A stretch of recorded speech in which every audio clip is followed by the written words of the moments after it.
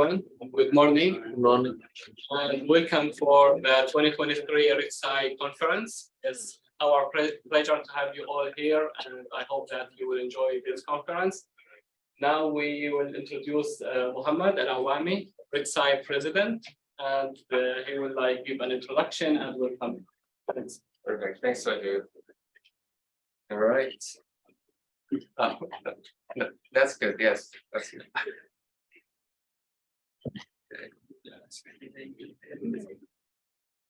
Let me share my presentation. But first of all, can you hear me all right? I just want to make sure the online audience can hear me all right. Yes. Is it here? Okay, perfect. I can't hear you well. Yeah. Oh, okay. So even all right. All right. Let me. I think it's slightly easier for you to see the screen. Oh, okay. It's full screen. That should be. I think they can see this. Oh, they can see it. Oh, I see. Okay. Thanks. All right. Well, thank you all for attending. It's good to have you here. It's our first in-person conference, and it's really good to have you. I think we have about 400 people registering, but let's see how many turn out online.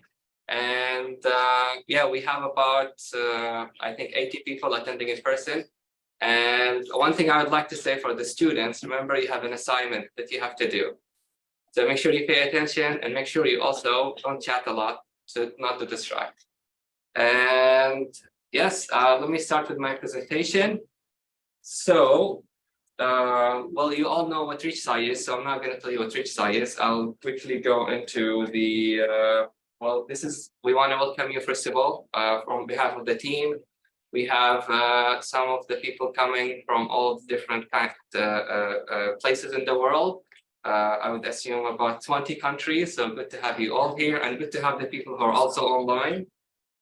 And also really appreciate all the efforts that has been put by the organizing team. A lot of people told us it's going to be incredibly difficult to do this in about 3 months. People say it needs about a year to organize such conferences, but this team worked really hard to make it happen in a short time. And really appreciate all their efforts. I would also like to appreciate our advisors who helped us start the program, which most of you is part of it, and also appreciate our collaborator, WaterScope, for their efforts to help us achieve the first program. And as you may know already, we have done 4 different programs this year. We included 20 countries. We had more than 80 professors, more than 30 universities, and more than 220 students, which we're really, really happy to have many of you also who participate in this program here. And we hope that was a good learning experience for you to introduce you to what research is like. So ReachSci is not just about this program that you have attended. We have many different programs. We have programs all the way from school, so middle school to high school, where we call it Reach School. And this is a program we're really excited about. It's a really, really simple program where we want to introduce students to research in a really fun way. It's a 1-week program, and we're starting it this week. The first country we're starting is Iraq, so let's see how that goes. And then we have our mini PhD, which most of you have been part of. Now we have even more programs that are a bit more advanced. So some of you who have been successfully finishing that program, you can go to the next one, which will be a lot more challenging. So if you thought that this program was challenging, this is the next level. And we have our career development programs. We're starting next month with the hackathons program. It's more to build your skills for your career. And finally, something we're really excited about, we started opening branches of ReachSci around the world. We have 6 branches now in 6 countries, and we're aiming to open 20 by the end of the year, and hopefully by next year in 60 countries. And something we're also really excited about, we're starting a new program called ReachAble. It's basically all of these programs tailored to students with disabilities. And the first program we're going to do with the department and also down in college, where we aim to train about 50 students. And this is a program we're really, really excited about because we believe there is no any other, this is probably the first program ever that's tailoring to disabled students to help them train and research. So we're really excited about this. So next year, our programs, we have 3 different programs. We have the more advanced program for postdoc and PhD students, which we'll announce later. We have the sport and nutrition program similar to yours, but now we added more components like lab-based and office-based. So people even who don't have access to an office, they will be able to, a lab, they will be able to join a program and work in the office. And finally, a program I'm really excited about that we're going to do with 2 programs here, the Sensor CDT program and also the MPhil program, where we want to get Cambridge students to help us design a program that is accessible anywhere. And we hope to deliver this program in 60 countries by the end of this year. This is our team that is going to monitor our first program, and we're really excited to have all these organizations now supporting us and these people. And I'd like to mention also we have our first graduate volunteer, Matthias. He's the first person from your cohort to actually start volunteering with us. So excited to have him because he's also going to bring more expertise since he has been a student. Now he can also bring more insight into the program. With that in mind, if anybody is interested to help us make a global impact, improving research around the world, you can always volunteer with us to make this happen. And the program today, so we're going to start with Professor Clement Kaminsky, the head of the department, with the introduction, and then we're going to have the panel discussion led by the chair, Assistant Professor Hussein, and then we're going to have the students' presentation. So the presentation are like a competition. So it's not just about presenting, it's about delivery, it's about the design, it's about being on time, and it's only 2 minutes. And why did we do this? Because there are many competitions out there. It's called 3-minute thesis, where you present as a PhD student your thesis in 3 minutes. But because your project is simpler, 2 minutes should be enough for you. And with that, we're going to have the break, and then we're going to have another panel discussion, but it's going to be online. And then we have 2 other student posters, and we have a talk also online. And anybody who's going to present in the morning session, if you could please go to the end, just because we want this to be really fast, so it doesn't take you very long to try to move.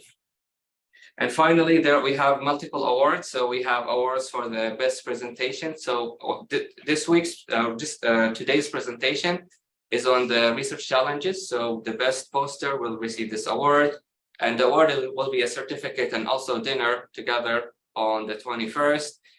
We have also best poster for tomorrow's presentation. We have the media, so people who make the best picture, best video, same with the best social media, post, video, or picture. And we have also from yesterday's winner of the scavenger hunt and also winner of the best video. Some of you haven't sent your video yet. If you want to send it as soon as possible, and we'll announce the results tomorrow. With that, yeah, I really like to welcome you all. Really happy to have you, and we'll hope you will enjoy this conference.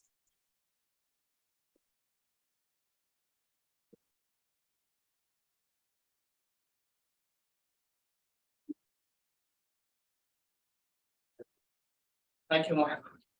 Thank you, Mohammed. Now we will introduce Professor Clement, the head of the CEP department and the director of the Sensor CDT.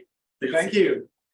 Well, it's a real pleasure to see so many of you here. It's a fantastic success story. I'm extremely proud, very happy.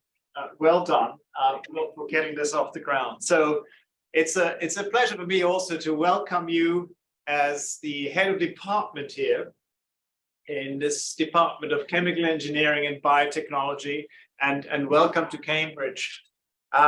It's a real honor for me to stand here and to start this conference on global challenges in STEM training and research.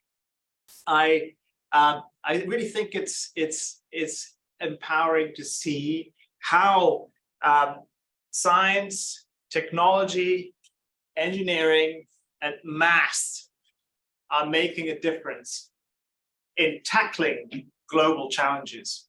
And the ability to tackle global challenges requires people from different cultures, from different countries, with different perspectives to come and work together. And this is something that we here are trying very hard through initiatives like this to make happen. So what I want to do is I want to briefly tell you about our department here, what we do, and then just say a few general words on how we're committed to trying to find solutions together for pressing problems. So our motto at this department here is that we're driven by curiosity, but we're driving change. And what we mean by that is that we have a fundamental interest and desire to understand processes, the fundamentals of processes from the molecule up to full systems. And the driving change bit is that it's not just enough for us to understand how things work. We're not just physicists or chemists or mathematicians, although we are all those things too. But we want to translate this knowledge into technologies, processes, materials that benefit society. And so in this ethos, we have two themes, two impact themes that in this department we think we want to drive. One is in sustainable processes, in sustainability, so that's sustainable processes, sustainable materials, and sustainable industrial systems. And the other is in healthcare, affordable healthcare, impactful healthcare, both in diagnostics, formulation of drugs, and also in actually making these available to as many people as possible, which is a big challenge. And so if you have a chance to see the department, you will see there are research themes all ranging, all the way from photovoltaics to clean hydrogen production, to the design of drugs that help against Alzheimer's disease.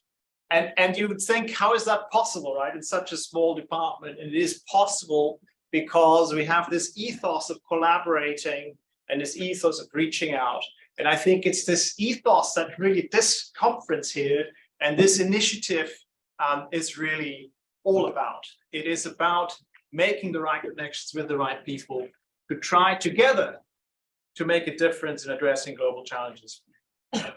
So in running our research, we recognize that really if we want solutions that benefit societies as a whole, we need to bring these societies into the work that we do.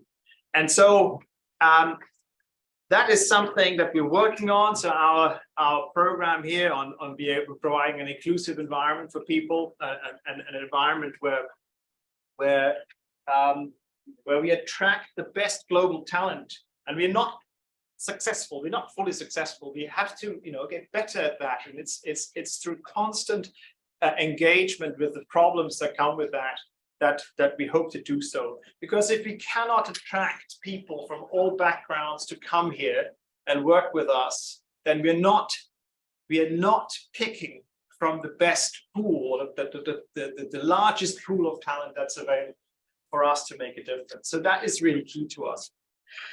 There are other things that are important.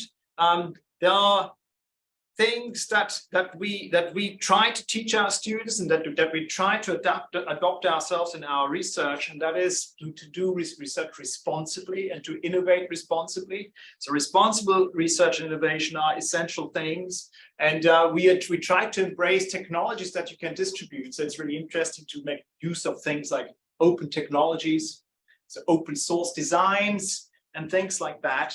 And if you have a chance, you may see that actually we've invested here in a so-called maker space, a facility here, which is really modern and large, and where we actually try and get students to use rapid prototyping technologies, additive printing things, and so on, and open technology hardware designs, right, so that they can actually be distributed and taken to other places and replicated in the spirit of sharing and in the spirit of making stuff available. So these, I think, will be very important as we go forward, right, to make these innovative research ecosystems, right, which make use of these new powerful technologies. I also am standing here as the director of an initiative which is called the Center for Doctoral Training in Sensor Technologies for a Healthy and Sustainable Future. And that actually brings together students from all over the world. And Mohammed is one such student here. And he is, of course, the founder of this fantastic initiative and its director. And I must say I'm incredibly proud that we are able to attract such talent to this place here, who drive these things. It's quite remarkable. I don't know, actually, I didn't know you made such a venture of it, Mohammed, and I hope your PhD program isn't suffering as a result. But it is fantastic. So I wanted to say that one aspect that we have pioneered within the Sense CDT, that is in the ethos and the spirit of this conference here, or this venture, is the so-called team challenge. It is a project that we give all students to tackle as a cohort. So it's that idea of actually leveraging the power of many people and the ideas of many people to try and address a big problem. And whilst this was initially just merely an academic exercise, I think partially due to laziness, because we didn't want for 15 students to design 15 individual projects, we thought, get them all together, give them one project, it'd be less work. Actually, this was the best idea we've ever had. Maybe fortuitous in some way, but the results have been spectacular. Within the space of a few months, our students were able to make technologies, create them, develop them, budget them, and actually take them out to the world. And there were, for example, technologies on air quality sensing projects, on soil sensing projects, on water sensing projects to get good quality water, which were taken out to many countries and have led to global initiatives. One of those initiatives is Open Seneca, this air quality sensing system, which has been taken up around all the world. And that was purely done by the minds and the works of the students working together to create such technologies. And I think these experiences did something else. I mean, they're a wonderful experience and enlightening, but actually in working with people from other countries, we also saw problems, of course. The problem of other researchers in other places to gain access to technologies, to infrastructure that we here take for granted. And that actually is something that we absolutely must address. And I think this is very much part of what ReachSci is all about, actually making sure that we provide the best possible access to all people to do and to aspire to be able to do the best things that they are able to do. I think, and that is essential for us to change, make a change in tackling global challenges. So I don't want to say much more, because I noticed that Mohammed gave you an enormous range of things to do here. So you have a really action-packed a couple of days ahead of you. And I think there was already quite a lot that you had to do yesterday, if I gather from here. So I wish you all a very, very interesting and engaging and a fruitful couple of days together. And so huge thanks for coming. It's empowering to see this. It's great. Thank you.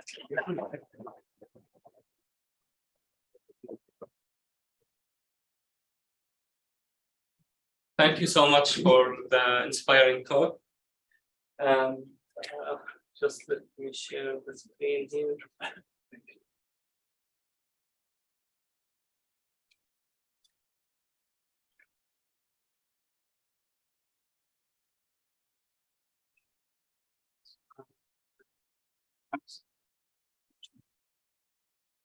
Just the chair.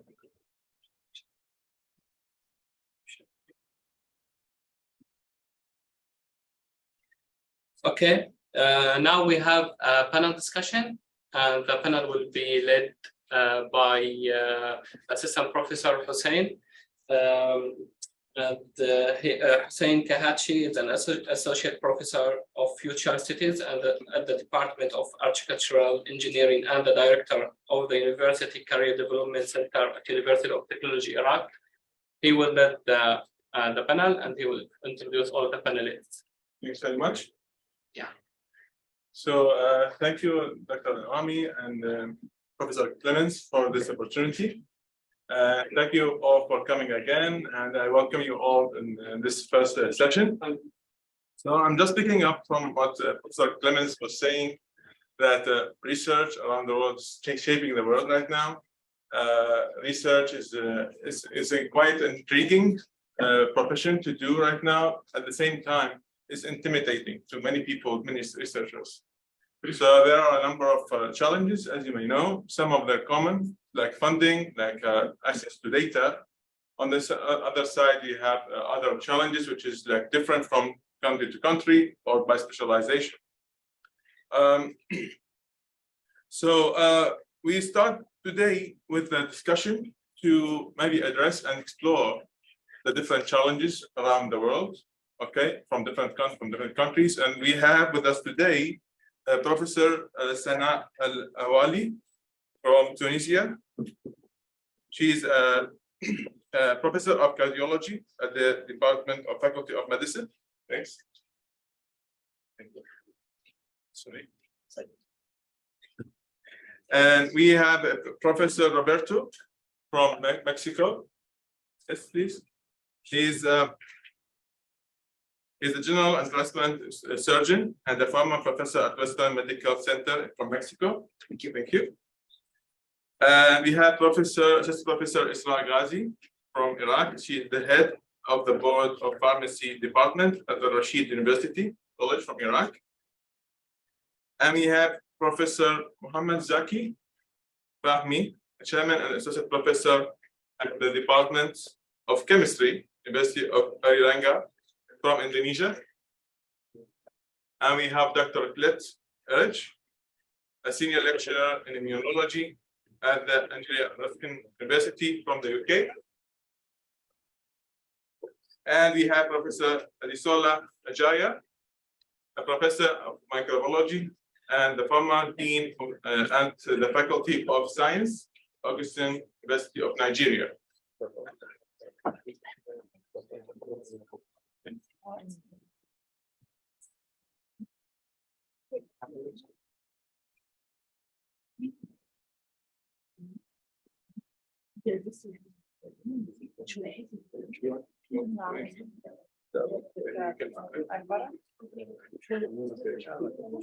Please have a seat.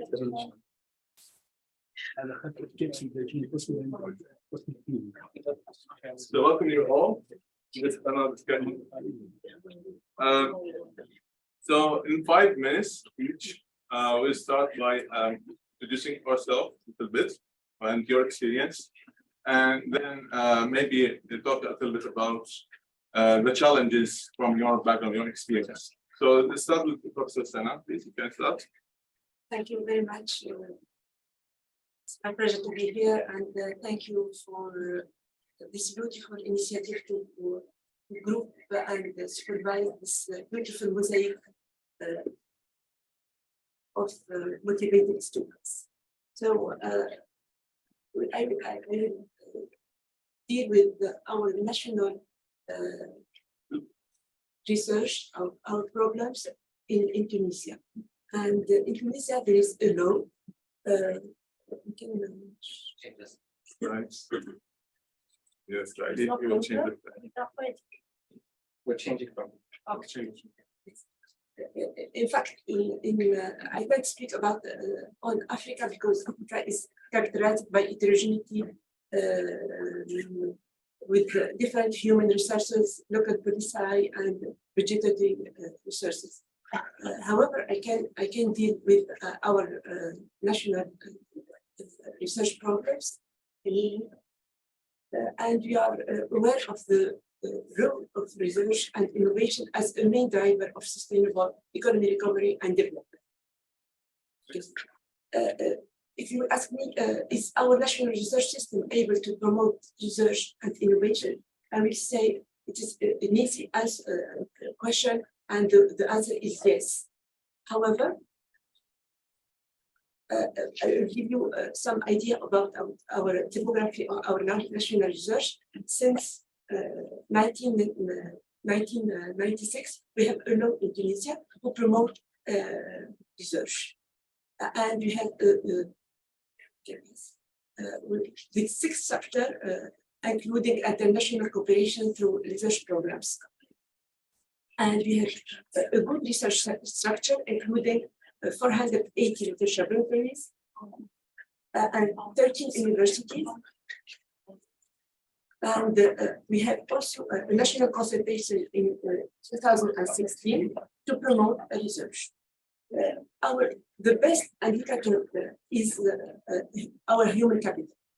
We have in 2021 22,000 of full-time researchers, and almost 60% are women. And this takes Tunisia the first place in Africa and Middle East, and the first place worldwide.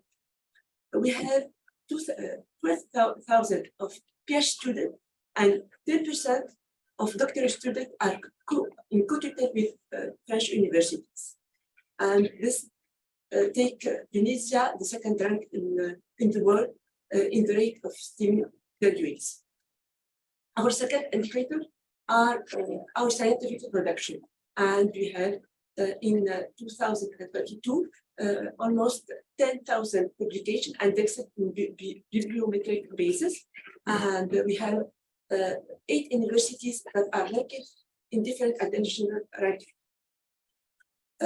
However, we are not good in innovation. We are the last in the world. And our global innovation indicator is not good. We are almost 73. And there is a technological maturity scale, the TRL, and we have what we say the valley of death. We can't cross the TRL 4 and 6, and this is the problem. We have two words, the research and development within the universities, separated from research and development within companies. And this is the problem. We can change, and we are aware of the importance of the relationship between the economic and academic worlds. Innovation is not a linear consequence of scientific research. Innovation is the whole ecosystem which involves several actors. And we have big problem in Tunisia, independent of budgetary restriction and financial reasons. We have a problem with the migration of experts. And we, in 2019, 8,200 people left the country, including 1,000 doctors and 450 computer scientists. This is our big problem. We try to resolve this problem. We 2 weeks ago, we had 3 days to try to resolve this problem and to promote our research and particularly innovation. Thank you very much. Thank you very much. Roberto, would you like to tell us more about research in Mexico? Sure. Thank you so very much. My name is Roberto Anaya-Prado. I come from Mexico. I am professor of surgery, nutrition, and research at the School of Medicine and Health Sciences at the University Tecnológico Monterrey. And I happen to be also director of research of education and research at a corporate called Hospitales Puerta de Hierro. It'll be on time, don't worry. Next one, please. Thank you, Professor Mohammed. It's been a wonderful experience, and you're going to love this. I guess you're going to love this. It's an honor meeting you all here. The question is, how do we make resources more accessible to around the world? And in order to answer that question, all this may be important to all of you and common to all of you. But the bottom line is simple: funding, resources become a problem. Resources is what we are lacking in our country. That's one thing. And in that regard, industry and universities become key elements. When industry wants to perform an investigation, they come to us, and we're glad to go and proceed, and everything goes smooth. But when we ask for help, it becomes rather problematic. But the solution is rather simplistic. If we want to perform an experiment that requires, run special tests, the use of specific devices, advanced appliances or something, we ask for help with a friend in another lab that happens to have that resource. And we share information, we share resources in that regard. When he or she asks for help, we act in return in that regard. Next, please. But the challenge is, there's another challenge I'd like to bring about. But before, let me tell you that in my country, there's a good number of masters and PhDs,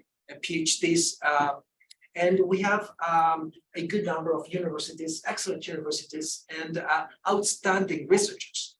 And we contribute to science humbly with many investigations, but again, resources become a problem.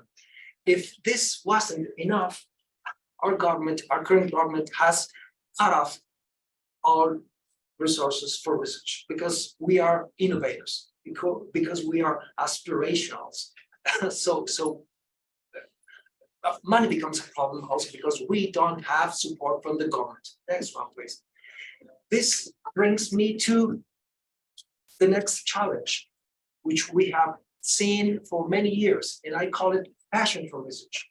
I believe that we are not, as a country, we are not motivating undergrad students. We motivate postgrad students. We bring them, they want to get involved in research because they want to build a CV, and that's good. I'm not against that. But there are also those who really love research, and we should go for them. We should pick up those who really love research. And that brings me to the next one, please. I believe that we should make a catalog among all of us of universities, research labs, devices, appliances. Why not? Even reagents or something, so we can share information. But the most importantly, professors willing to cooperate to receive students, especially undergrads. Next one, to live the experience of research. And even why not perform experiments in our labs between all of us, among all of us, so that we can share information. And in that way, the student can share and live the experience. Maybe why not, get into the line of research in that lab, in that research unit, but why not maybe perhaps perform an experiment. And that way we can share resources. Looking forward for the other discussion. Thank you. Thank you very much. Dr. Isla, can you tell us about your take about the research challenges in Iraq? Yes. Good morning. And I'd like to say, Salam of my Lord be upon you. I have the honor and the pleasure to be with such lovely people in such place. And I would like to express my deep thanks and appreciation to Dr. Mohammed Al-Awami for such invitation and such a program. And I'm going to talk about some challenges that face Iraqi researchers. And I'm a head of pharmacy department in the university, Al-Rashid University College. Yeah, please next. First of all, I'd like to give you some historical background about my country. From the ancient times, Iraq was known as Mesopotamia and was the cradle of the first human civilization known to man, when it arose on the banks of Euphrates and Tigris. Sumerian, Akkadian, Ashurian, and Babylonian civilization witnessed a flourishing of the first forms of social, political, and economical organizations. Baghdad remained throughout the ages the lighthouse of culture, civilization, and ingenuity bound for the seekers of education from all places, attracting men of thought and literature from all around the world. Next, please.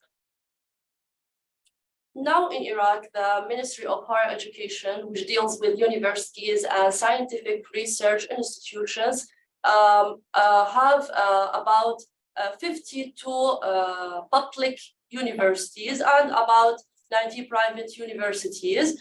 And these universities offer different or various fields from the undergraduate, graduate, and postgraduate programs.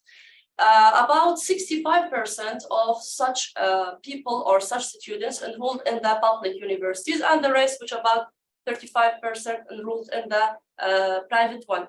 Here, I'm going to compare between my country, the private colleges or universities and the public ones. Despite many challenges, we are in situations and conditions we suffer from in Iraq, as political, as economical instabilities, security instabilities, but the Iraqi universities starving to improve the quality of the education they offer and expand access to higher education for students throughout the country. Many universities establish partnership with national and international institutions and universities in order to enhance and improve the academic programs, research capabilities, and to facilitate student and faculty exchanges. Now, I did a case study. I took about 164 participants.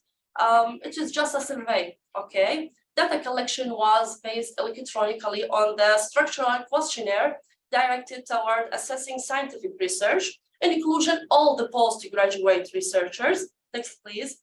And the aim of such a case study was to assess the opinion, practice, and the attitude of the Iraqi researchers toward the scientific research conduction in Iraq, and the similarities and differences between both public and the private universities. The results and finding, ages distribution was about from the 29 to 74, okay, about 51.8 male, and the others or the rest is the females, and the academic degree was from the bachelor to professor. Yes. Specialization was human medicine, pharmacy, scientific, and others like humanities. Next, please. Education type, as I said, between the private and the what and the public one. And we divided the survey into 4 parts. The first part was about the funding resource.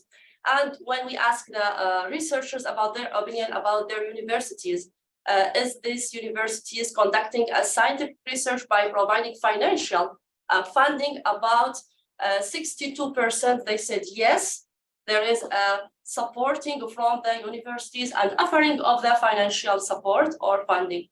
And here, if we compare between the private one and the public, we see that there is statistically, there is a significant similarity or a significant difference between the public and the private universities shows that the private universities offer more support or more financial funding to the researchers or to the researchers. Next, please.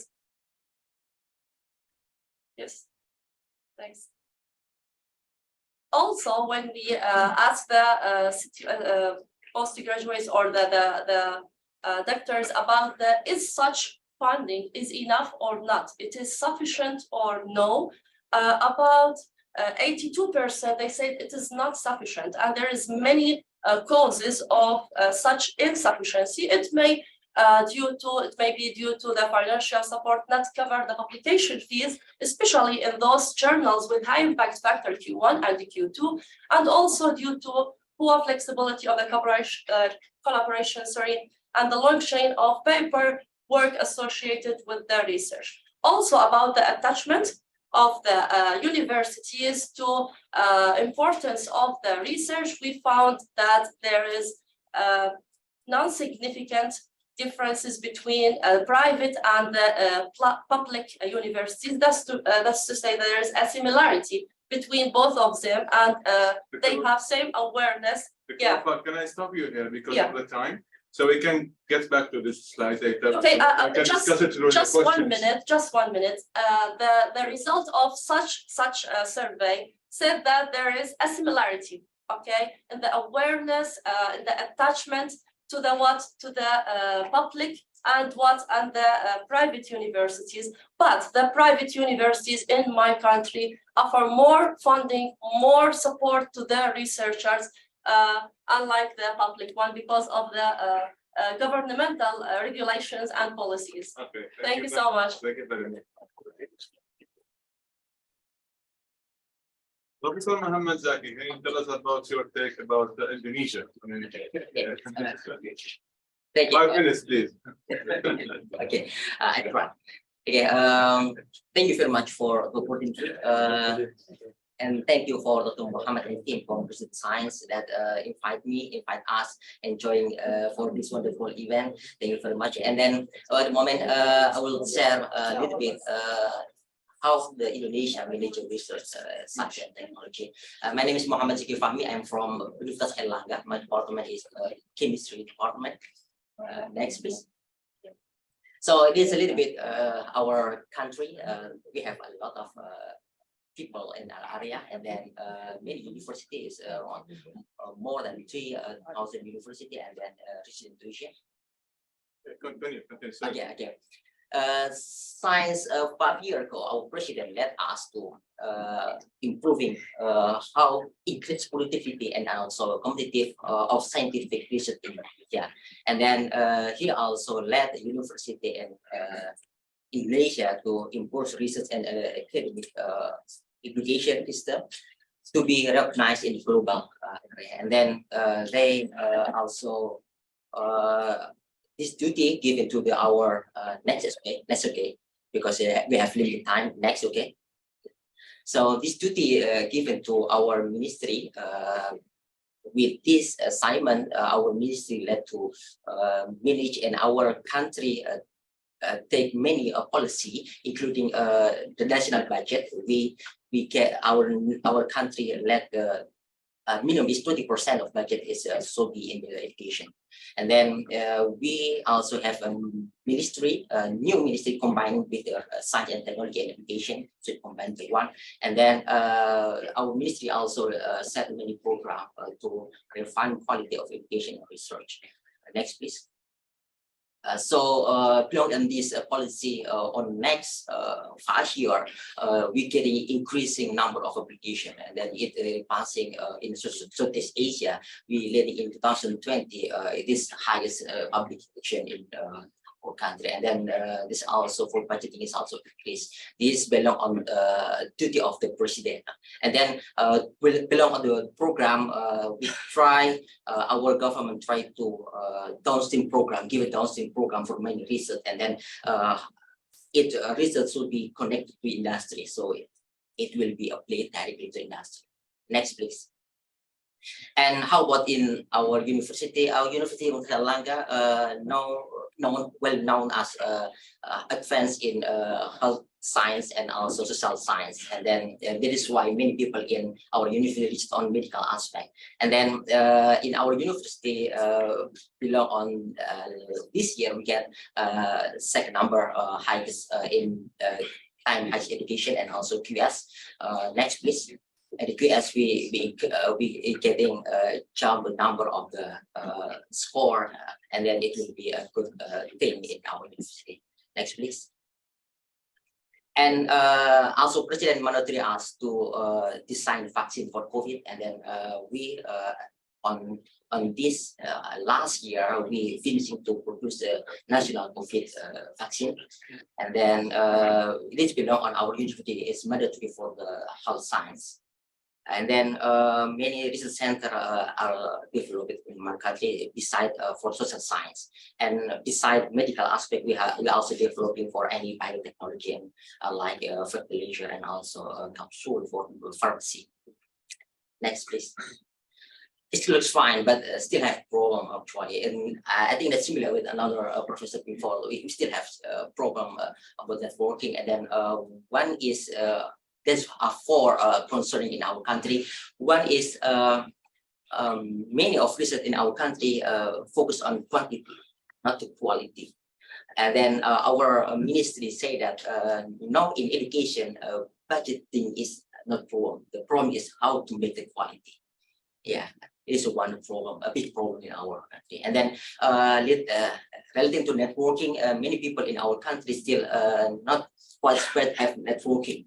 And then major in Southeast Asia, and then in America, and then in Europe some, but not quite. Next, please. Sorry. Okay. And then we have limitation in chemical equipment and also culture of science and education. Next, please. Should be last one. So we have performing some strategy. Basically, it's related to how to make networking, increasing the quality, and also how to improve the people and to be advanced in academic as well as research. Okay. Thank you very much. Thank you. Thank you very much. Dr. Eclipse, you came from the UK, and UK is one of the top countries in terms of research.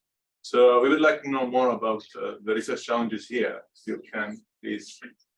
Okay, thank you very much. So my name is Colette Erridge. I am a researcher and lecturer at Anglia Ruskin University in Cambridge. So Cambridge actually has two universities. One and the other one is just 1 mile away from here. It's called Anglia Ruskin University. And I thought I would actually talk today about the challenges of training students on this very difficult journey that many students find it difficult progressing from undergraduate study to becoming an independent researcher. So I thought I'd talk about some of my experience of teaching students how to best go about this journey. So next slide, please. So we do research at Anglia Ruskin University, and we try to get our students involved, and we try to instill in them what research involves, not just the skills and the techniques, but also the research culture, and trying to give them that independence they need to push things forward. Now, when you get older, as I am, we recognize as educators, as scientists, that it's a big responsibility to try to help the next generation to improve their scientific skills. And realistically, if we do our job properly, we want you guys to be better than we were, right? So if we do things properly, then you guys will eventually be doing better science than we have. So at Anglia Ruskin University, like Cambridge, it's a very diverse university. We've got a lot of international students. So at undergraduate level in my own faculty of science and engineering, we have maybe 10% of students from all over the world. We get students from everywhere in North America, South America, Brazil, everywhere in Africa, particularly Nigeria, Central Asia, Uzbekistan, India, Pakistan, obviously then, all over the world come to ARU.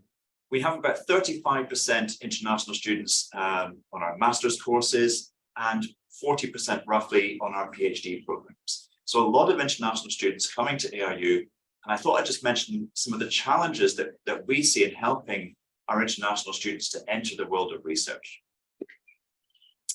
So these are the modules that I teach at Anglia Ruskin University. So I teach the second year undergrad students about metabolism, and I teach them some research skills in the lab there. And I also take undergrad project students in their third year. And I do a lot of help for the master's course teaching laboratory techniques. So it's specifically in the areas of molecular biology, biotechnology, helping those students to learn those techniques. And of course, I've had lots of PhD students along the way as well, teaching them skills in the areas of innate immunity, atherosclerosis, and cancer. Okay. Right, so the main thing I wanted to talk about today was this journey of becoming an independent researcher and how many students find that challenging. And the first thing I want to say is that some of the challenges we've seen as educators is many students come to us with a very different background from us. In the UK, in our universities, we have a strong tradition of practical work in the laboratory. Students get hands-on experience. Many of our international students, when they come to us at master's or PhD level, we find out they haven't had that much practical experience with actually using equipment, using pipettes and so on. And we have to train them from that level, if you see what I mean. So we have to recognize that limitation and help people to catch up with those practical skills. The next thing we find is, sorry, go back. The next thing we find is this idea of the research culture. So students often struggle with this idea of having their own self-reliance, their self-confidence to do their own research. And part of our job is to help build in you that confidence, that self-reliance, that you can then set out on your own research program and understand that it's your own research that matters and you have to drive it and you have to understand the rationale for every experiment that you're doing. One of the challenges we face is that many international students that come through our doors, and many UK students as well, have an idea that research should be very similar to the way that lab studies were taught at undergrad level, where you're told what to do. You do this, then you do this, then you do this. Research isn't like that. You must take the direction yourself. You must have the confidence to do that. You must understand the direction you're going in and why you're doing it and what approaches need to be taken. And that has to come from you. We will support you in that, but it has to come from you. And then the conceptual. We also, sometimes some students struggle with this idea of what is the aim of the research. The aim of research is to understand the natural world so we can use it for our benefit, right? It's not to arrive at a specific result. So often my PhD students come to me and they say, oh, my studies didn't work today. I didn't get the result that I wanted. And I say to them, no, the natural world is telling you what the result is. You have to modify your hypothesis accordingly. We are not trying to achieve a particular outcome in an experiment. We're trying to find out what the truth is. Okay, next slide. So our students then, once they've learned these research skills, I just wanted to very briefly say that it makes you very employable. So no matter what direction you want to go in life, if you want to work in academia and become an independent researcher working in the scientific, in academic science, that's great, but there are lots of other opportunities as well. There's the research skills that you develop during these studies. They will be of benefit to you no matter what direction you take. And that's it for me. Thank you. Thank you very much.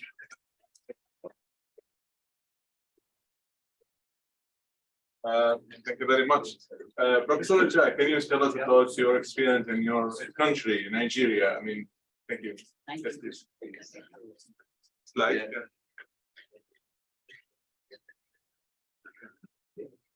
I will just take this time to remind all the students about their assignments. So please take care.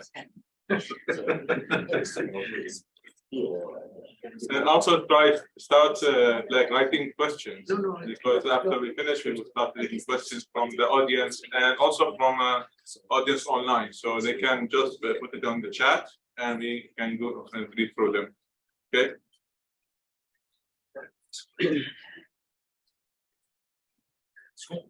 Professor, great. Just know what happens. Motivation. So I missed the question. No. Okay. So I would like to say good morning to everyone. It gives me great pleasure to be here. I am really excited about the ReachSci project because we actually have all these challenges we're talking about in my country. And talking about that, we spent a lot of money coming for this conference because we weren't even sponsored, myself and my team from Nigeria. We had to spend all the money on our own. So I will just talk about some of the challenges of research training in Nigeria. That's This will be my presentation outline. The next slide. There are different definitions of research that I got while trying to put together this presentation. Research is formalized curiosity, it is poking, it is prying for a purpose. And Herbert Hastings said, if we know what it was we were doing, it will not be called research, would it? Then there was one I got, and this is very funny, involvement in research, stress, and it is poverty. Next slide, please. And so I will just talk briefly about my experience about research. I've worked with 3 universities in Nigeria. I started from a public university. I moved on to Covenant University, which is a private university. And now I'm in another private university. And, Bafemi Awolowo University in Ife.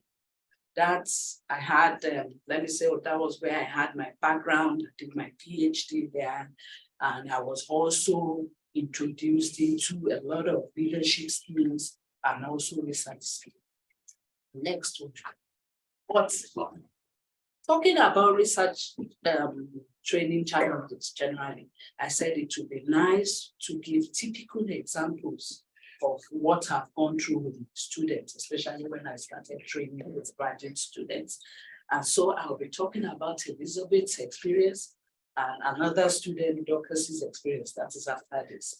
Elizabeth worked on chitinase, which is we try to get from chitinolytic bacteria. And we isolated from the clarias, that is the catfish, which is a delicacy in most African families. And she got out the organisms and was trying to isolate the enzyme. And in the process, we had problems with getting the substrate, which is chitin. We ordered from the USA, from Sigma Aldrich, and they promised to send to us. We were sending emails, we ordered, we paid. Then for about 10 grams, they said we had to pay 72,000 naira. This is Nigerian money. And then we said, fine, we paid just to be able to complete. This is a master's student, and she was working for a master's degree. And somehow they promised us, and they said, send the address after ordering. And I said, I have a sister in the US that will be coming to Nigeria. Please, could you please deliver to this particular address in Texas? And that was how they said, no, we don't do that. And we just realized that, what do? We went back to literature, and we got different ways of getting chitin from shrimps, waste, and all of that. And we had to go through the process, reading up. We've never done it before. And when we finally got our chitin, all the extraction, all the trying to deproteinase and all of that, I started praying that I hope this works. Finally, it did. And we were able to get the zones of inhibition, all of that. We knew, okay, yes, we have the right material as our substrate. The next slide. And we continued with the research, and the work finally got the best paper presentation and content at an international conference in Malaysia. And this was very interesting, and we were so happy because this was something we didn't know before. I'm just trying to say that we improvise a lot when it comes to research. Next slide. This is the paper, Research Journal of Microbiology. Next one. And for Dorcas, we tried to fix this for tomatoes. Our tomatoes, they get easily deteriorated. We tried to do this post-harvest storage machine to be able to.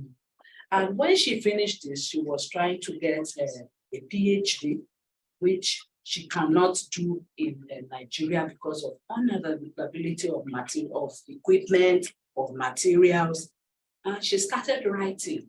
She wrote almost 75 emails before she lost count, not able to get a host to take her in other countries. Some will start with saying, okay, what are you doing? Give us the proposal. At the end of the day, due to maybe lack of trust, see them not interested anymore until she got somewhere in Thailand. Next slide. That is, now she has this paper, next one. I will just rush through. And so that was why when we got this collaborative project with ReachSci, I was really, interested. And I gave all the support to my students and said, we just have to be part of this. Next one. Yes, this is what postgraduate studies is like in my country. Next one. And these are the challenges, you can see all of them that we go through when we talk about research. Next one. Then this same report is talking about what it is, the about research, what people face trying to do research in Nigeria. Next one. And in conclusion, I would like to say the challenges associated with research training in Nigeria, they are so diverse, but there are solutions that can help, that can be helpful to researchers. The government will have to double up. Next slide. You can see this. This was a promotion I got in 2015, and because of the rigors of research, you can see that I'm the only woman getting promotion at that time. Next one. But in all of this was a typical day after research, and my students, you can see them, I'm the one there. They all said, the mom with the biggest heart in the world, Dr. Mrs. Adeshola Ajayi, they appreciate me even for the little support that I give from time to time for research. Thank you very much. Thank you.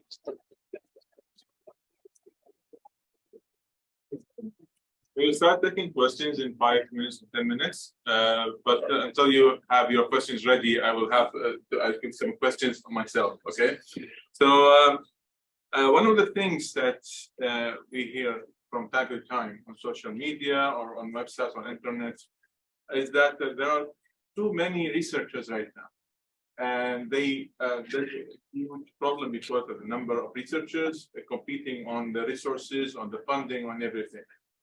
So to what extent do you agree with this statement? Let's start with Professor Mohammed, please. Yeah, actually, in my country, it's had similar problem, limited of. Sorry? Okay, sorry. So this is similar in our country. We still have a problem limited of resources and also scientists that working in specific aspect. And then even have many programs that try to combine not only in a country, university to university, but also with another university that's funding that promoted in our country and also in outside country. Let's say like Newton Fund. Some people in our country receive credit of a Newton Fund. This kind of try to solve the problem of the funding. I think like. Okay, thank you very much, Dr. Blitz.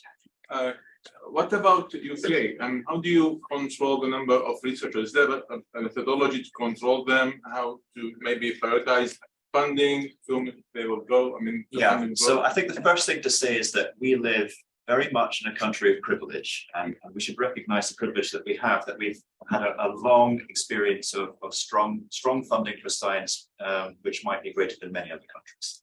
Not as much as South Korea or the United States, but still good solid funding. Even so, scientists always want more funding for research. And we do have a lot of PhD students now coming through who are looking for postdoctoral positions and struggling to find something. That has always been the case. But what I will say is that in our particular niche here in Cambridge, we have another opportunity, and that the biotech companies and the pharma companies around Cambridge are desperate for graduates and for master students and for PhD, people who've just got the PhD, to enter those companies. And they're really looking for people who have got those research skills. So there is a market for it here around Cambridge, but elsewhere I recognize that there is a problem. Okay, thank you very much. Professor Jaya, I mean, you mentioned that in Nigeria, there's a problem with the funding as well, and problem with access to resources. So have you tried maybe having like communication or collaboration with other universities to such as the one you had with ReachSci? Yeah. What was the problem with that? I mean, were we able to manage and have collaboration with the other universities or not? So many of our graduate students have been able to do part of their research with in other places in India, in South Africa, in the UK. I'm so happy when I heard Prof saying from here that they take a lot of Nigerians too, and they need to train them all over again to be able to do the kind of research they do. So from time to time, you get that. So just training, or is it the funding for research that happens in Nigeria as well? So are you getting just funding for training, or also for research doing? Most of the time, people get from other places. They get grants to do, and they also get places where they could use equipment because unavailability of equipment is a major problem, and that is why, like you said, they are not even used to the equipment. They don't know what to do because they don't even have it in most cases.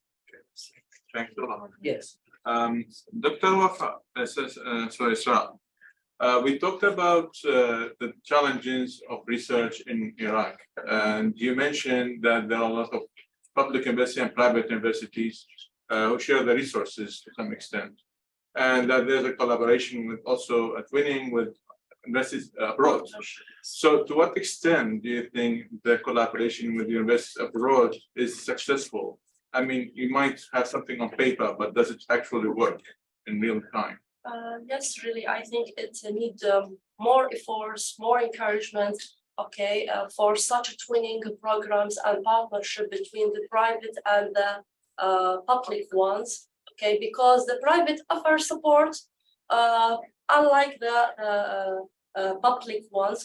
So more effort should be focused on such points in order to get good researchers. By the way, we have a good quality of researchers. Professor Zaki talking about the quality of the researchers, not funding. We have a good quality of researchers, we have innovations, but we have a shortage or a failure or in funding or in financial support. Yeah. Thank you. So the other question which I might ask also to you and then to Mr. Roberto is about the collaboration with maybe universities abroad. So to what extent this is successful in like acquiring like the funding or acquiring support to the research? So start with the. I will answer a part of such a question. Yeah. The reputation of the universities is so important, and a partnership and programs of exchange visitors or doctors or even the exchange the students is so important, to get such goal. Yeah. Thanks a lot. Yes, we do. Actually, that was the whole idea of my presentation. We do have a good collaboration with many universities around the world. And that is good. That happens. That has solved a little bit the problem of funding. But the other idea that I love with Professor Zaki, is that precisely we have lots of students who, when finishing their career, they feel they lack something. That they have to do something else, and they go into masters and PhDs and so on. And but when going back, we feel that those students are looking because they feel that their masters and PhDs are going to answer their emptiness of knowledge or something. And then we have lines, not literally, but lines of students of masters and PhD asking, "Hey, professor, I finished my PhD and I want to do research, but I don't know what to investigate." Then the masters and PhDs correct me if I'm wrong, but they are not teach us how to think and what to investigate. That's the problem. Okay, thanks a lot, Professor Sena. You mentioned that a lot of researchers are in Tunisia, but there was a problem that research itself in Tunisia is not in the top countries, maybe it's in the last countries or something in Africa. Is the problem is that it's not linked to innovation, it's not linked to the market? Do you think this is true? To what extent? In fact, we have a good scientific publication. Almost 65% are published in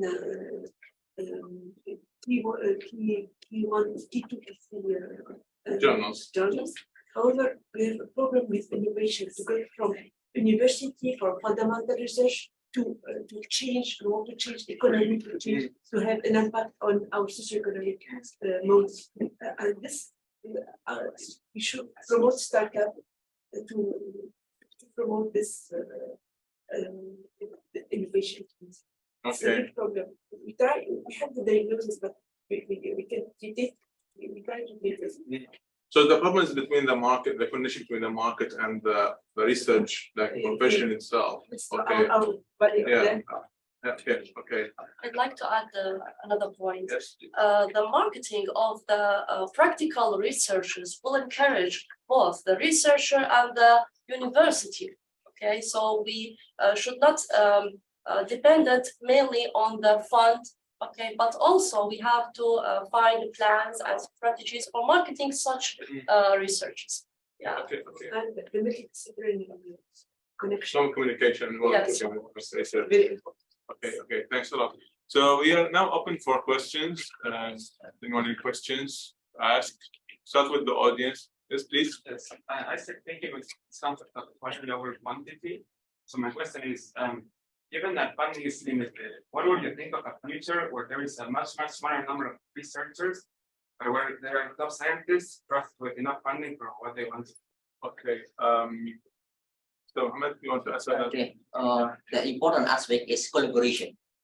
We have a limited of funding and then limited of resources, but we still need to do.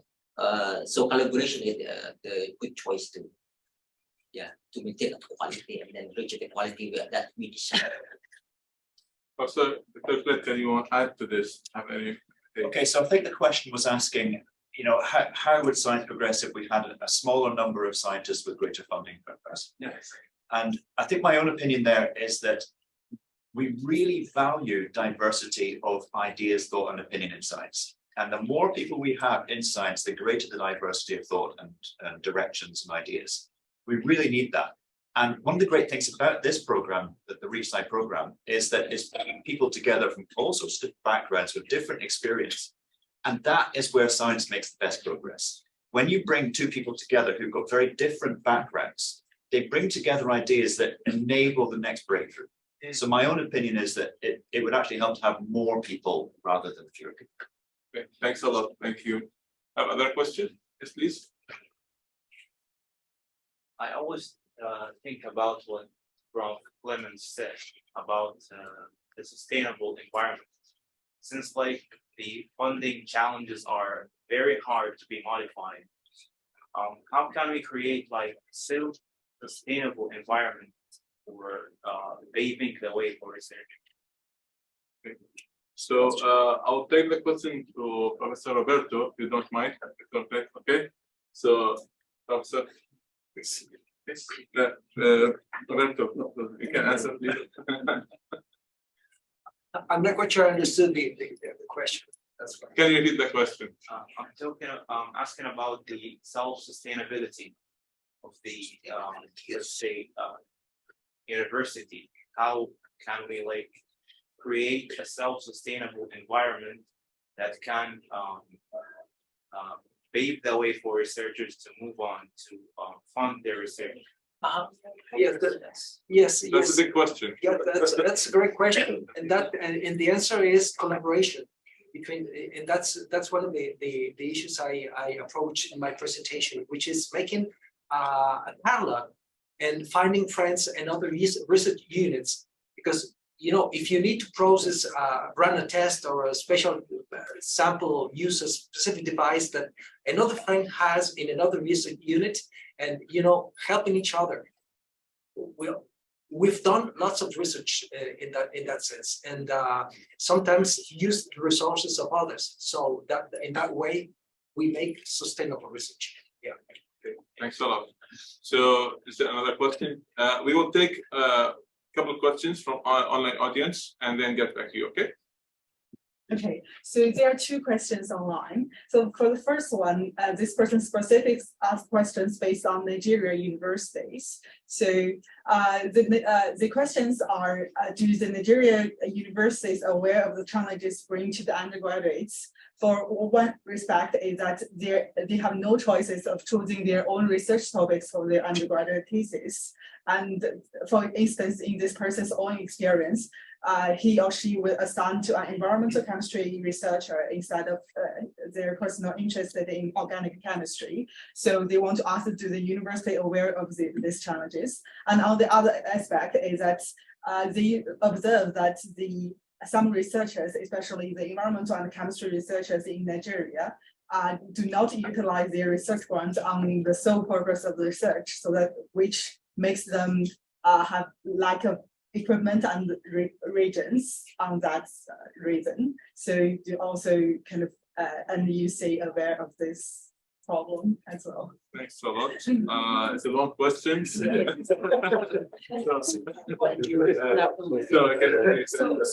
think the first question is the undergraduates are not allowed to choose their research. Yes. I think I agree with that in so many cases, not in all cases. In some cases, especially in the private universities, you have students discussing with their interests with their supervisors. But in most places, the public universities, they don't allow them because we find out that they don't even have what is necessary to carry out the research. And in most cases, they group them, you know, put them in groups, you know, maybe the aim is looking at the same thing, but now maybe using different organisms, doing exactly the same thing, just to ensure that they can work together and be able to manage the resources that are really needed. That is I don't really believe in that because it's not really good. You need to at least be independent, to have your idea of what you want to do and so on. It just does not work that way in most, cases. Yes. Thanks a lot. The second part of the question? Yeah, it's just like they just said that they noticed most of the researchers do not utilize their research grants on the sole purpose of research. And that's the reason why the Nigerian university lack equipment and the regions. Do you agree with that? I do, because if you look at my presentation, it's just that I'm not able to talk about the challenges one by one. Yeah. You will see where I have corruption. Okay. So Okay, I totally agree with that, but it does not mean that it's all the researchers that will not utilize what is given to them. Okay, thanks a lot. Another question? Yes, so there are two more questions. Okay, so give me one and then go back.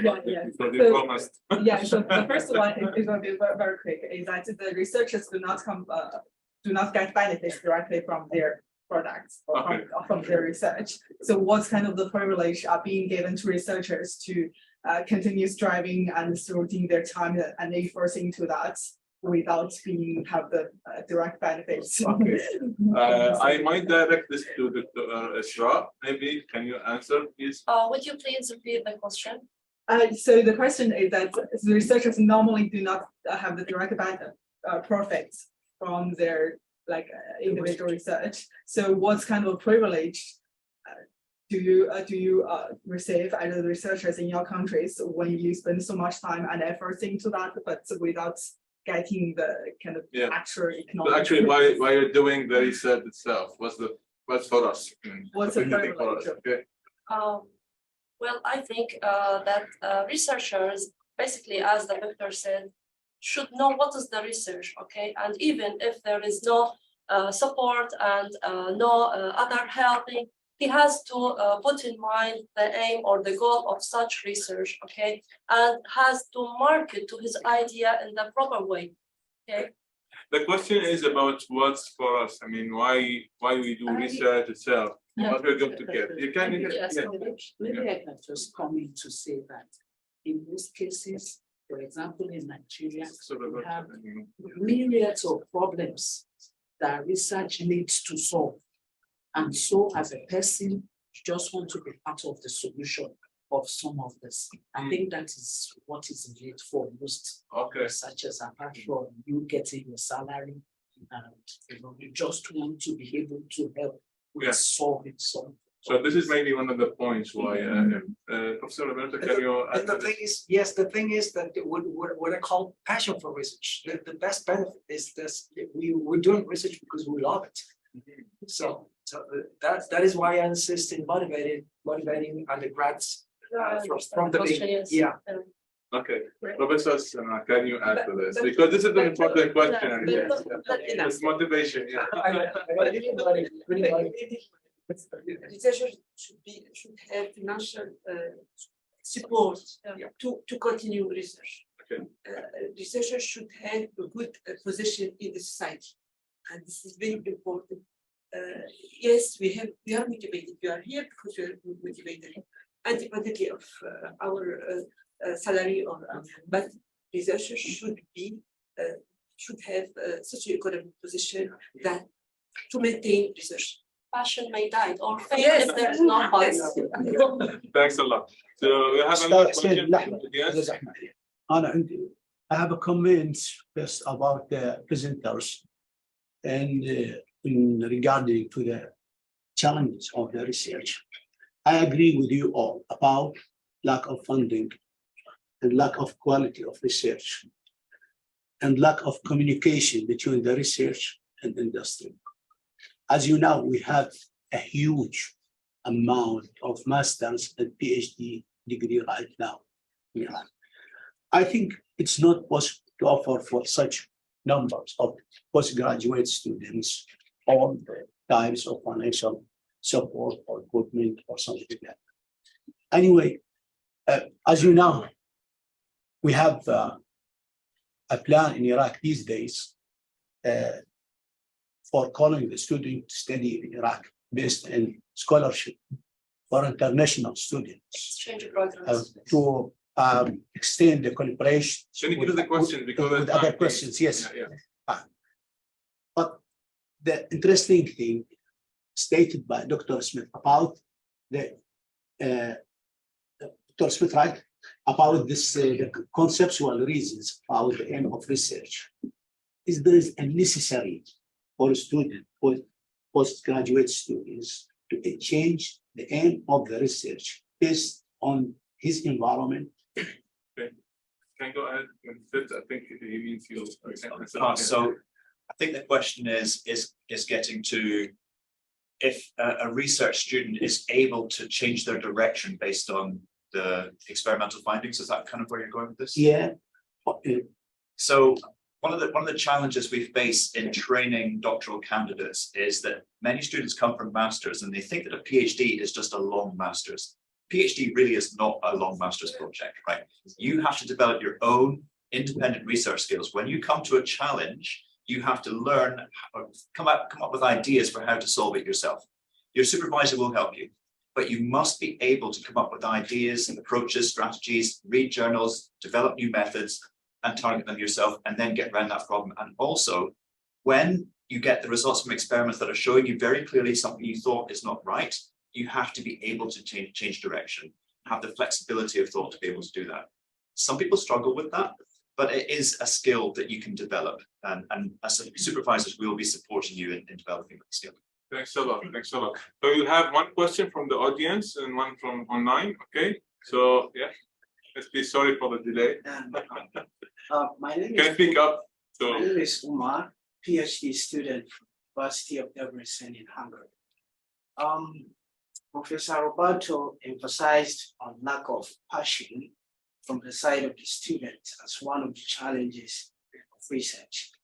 So is it possible to make it compulsory to undergraduate students to make at least one publication through their education years in the university? Is it that possible? Beautiful question. Thank you very much for that beautiful question.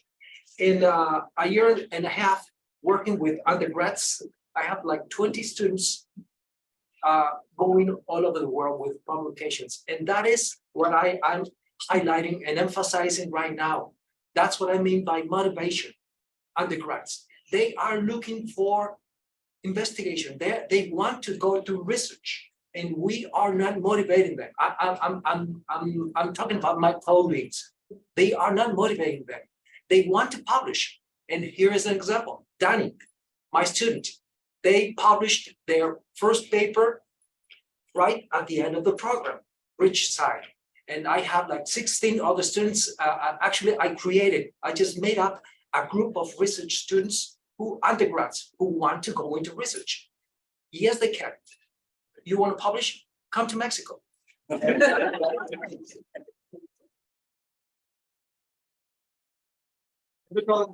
you add to this? I mean, what do you think about this question? Yeah, this is based on in our university, they have. It's question about is it good to make it compulsory for students to publish papers? Yeah, some policy in our university, some faculty, they do like that. For undergraduate, they must, it's mandatory to publish paper. And then in other university, they have another policy. So this based on how the objective of each university to encourage and also how improve performance of the research. Yeah. Okay, I see. Well, in my department, yes, I'm talking about my experience in my department of pharmacy, University, Al-Rashid University College. We encourage our students to publish papers, undergraduate. We have a graduation project, such a graduation project being done practically under the supervision of the doctors, professors, or have a PhD. And then we publish such so is it compulsory to publish a paper? It is not compulsory, but we are encourage them, yes. And today, my colleague, Dr. Ahmed and Dr. Ihab Al-Khalifa, also assistant professor, they published many papers many papers from the graduation project from the undergraduate students. Thanks. So it's nice. We have one question from online audience. No. You can go. Yes, there's one question from online audience. So the question is, what's the problem when you try to push the research towards the market, and what's the problem when there are some problems raising the market and try to push back? Okay, thanks a lot. I think Professor Tana, can you answer this question because it is very related to your. This is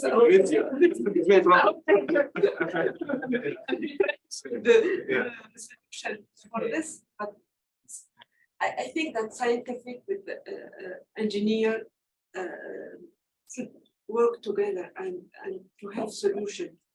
Teamwork. Yes, to have a good teamwork, and I think that we will have. We should have the ecosystem, a good ecosystem to integrate all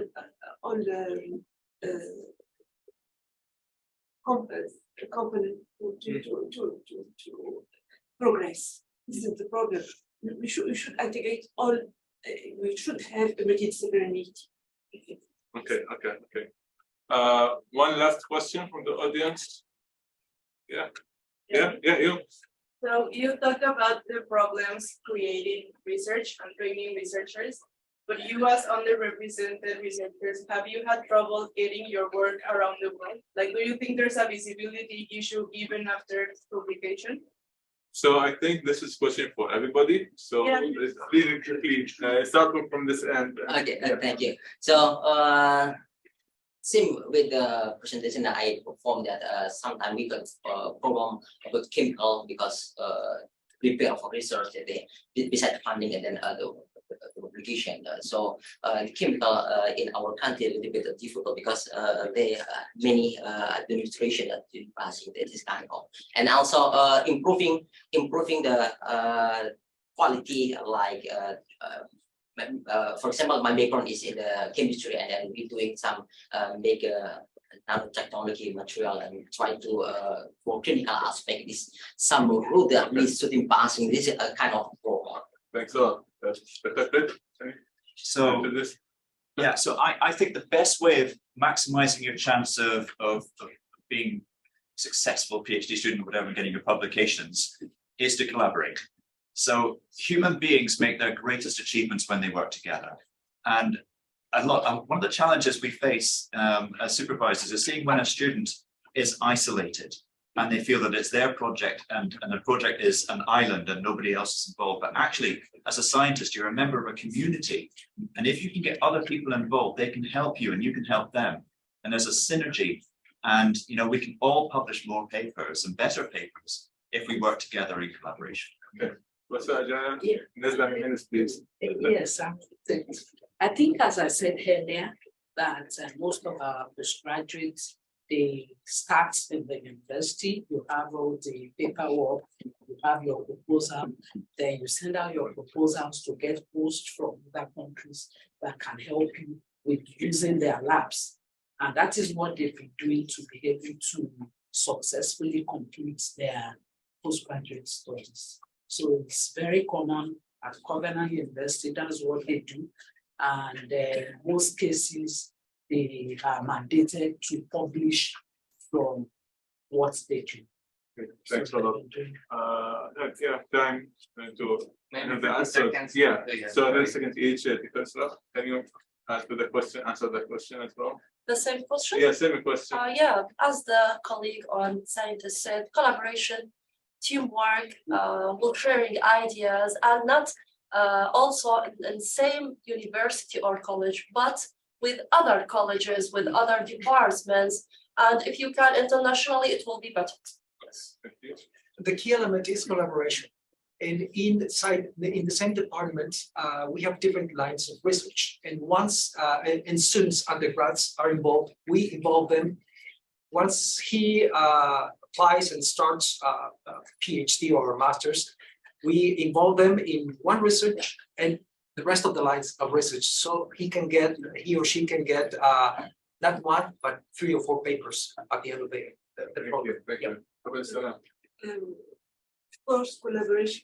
I'm now, for the first time, I'm collaborating with engineers because we have a lot of data, but what to do with data? You should integrate them in artificial intelligence. And I am working, for my first time, I am working with engineers. And I think this is the, to progress, we should collaborate. Okay, thanks a lot.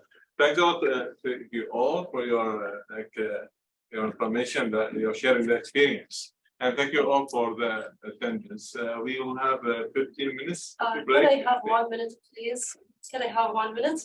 Sure. The 3 slides, I want you to show the 3 slides. The last 3 slides, just 1 minute or less. I would like to express my thanks and appreciation to my students who cannot come and attend this conference because of visa problems. Yes.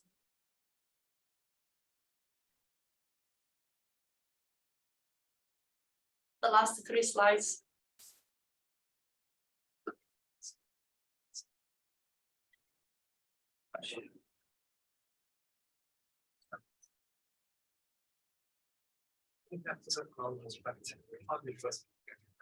Maybe. As a correct passport, I don't know. Yeah, this slide. Okay. These are my 2 students, just like you, smart, but they could not come here. Zainab, Imad, and Farah Hashim Hamas. Also, they will present online from Iraq. And the other slide, please. Yes, and here I would like also to express my gratitude to Dr. Mohammed Al-Awami for let us starting the ReachSci program with Cambridge, and also they are the presenter, especially Zainab, the president of the first Iraqi pharmacy club for students, and because of they are not coming, I'd like to thank them online, abroad. Thank you so much. Thank you very much.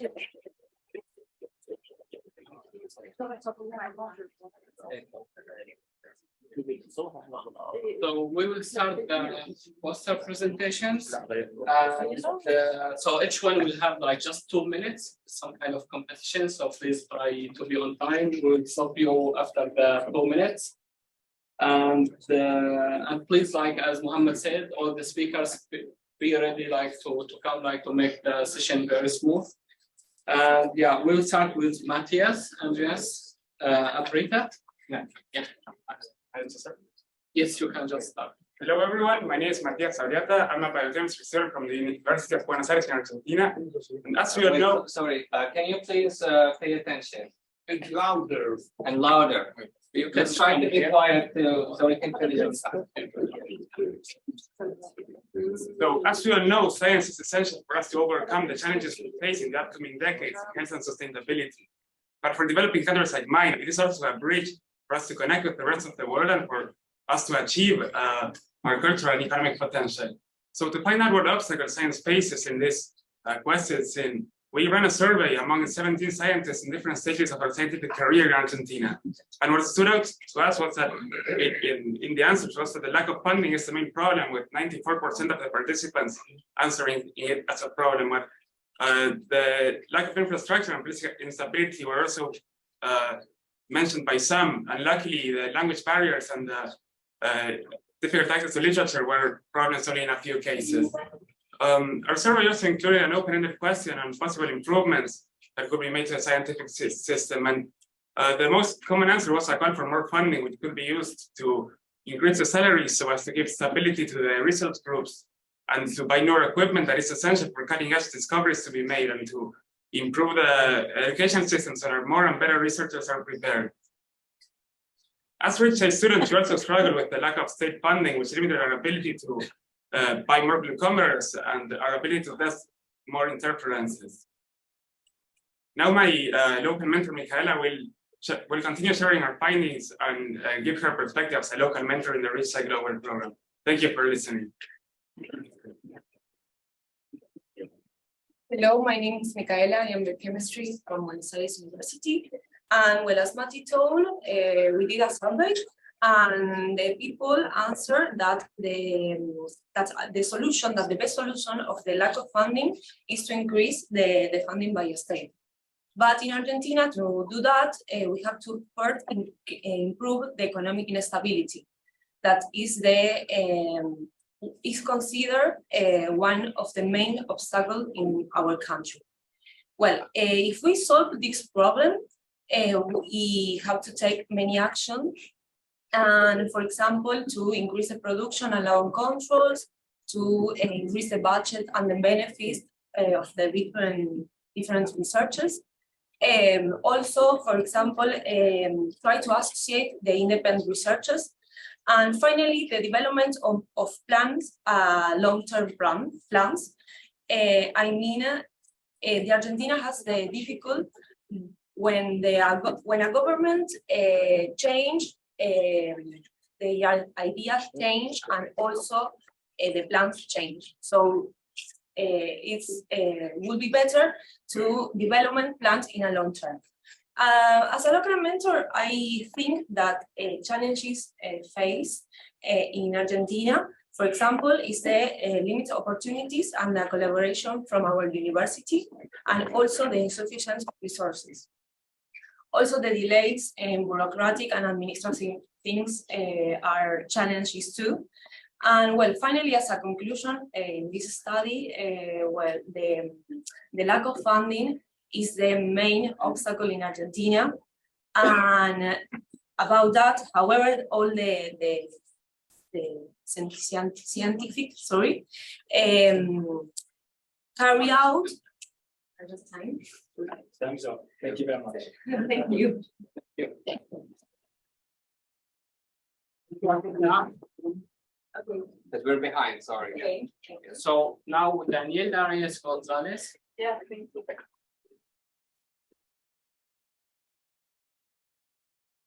Okay, so my name is Daniela, and I'm going to present the results of a study regarding the research problems faced by Mexican graduates and undergraduates.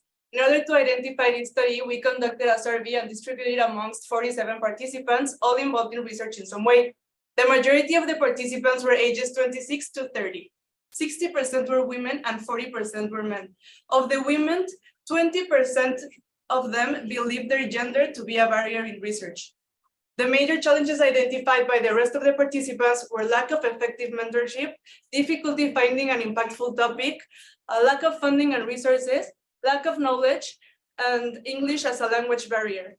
So we asked the level of agreement on all these variables to the subjects, and we found that agreement was higher on variables such as lack of knowledge regarding statistics and data management, and difficulty choosing an impactful topic, in which over 60% of the participants agreed or strongly believe these variables to be a barrier in their research. Agreement was lowest, but still significant in variables such as English as a language barrier. It's important to consider that this survey was mainly distributed among students from a university that has an English prerequisite. So this language barrier may be underrepresented. So besides the challenges each researcher faces, Mexico funding for science is extremely insufficient. Its GDP, or expenditure for domestic and science experiments, continually falls below 1% of the GDP. Those of domestic or more developed countries goes over 3%, and some countries like Israel go over 5%. So Mexico is lacking of a training pipeline for researchers, in which even the most basic abilities are only available for master or doctoral students. Some of the challenges faced by my local community were this knowledge gap, the paywalls in journals, and the lack of effective mentorship and funding. Thank you. Leave the questions, so right, if you have any question for anybody, write it down, we'll leave it all at the end just to save some time. Yes, because we're running a little bit behind schedule. So now Martiza and Rian Ayusha.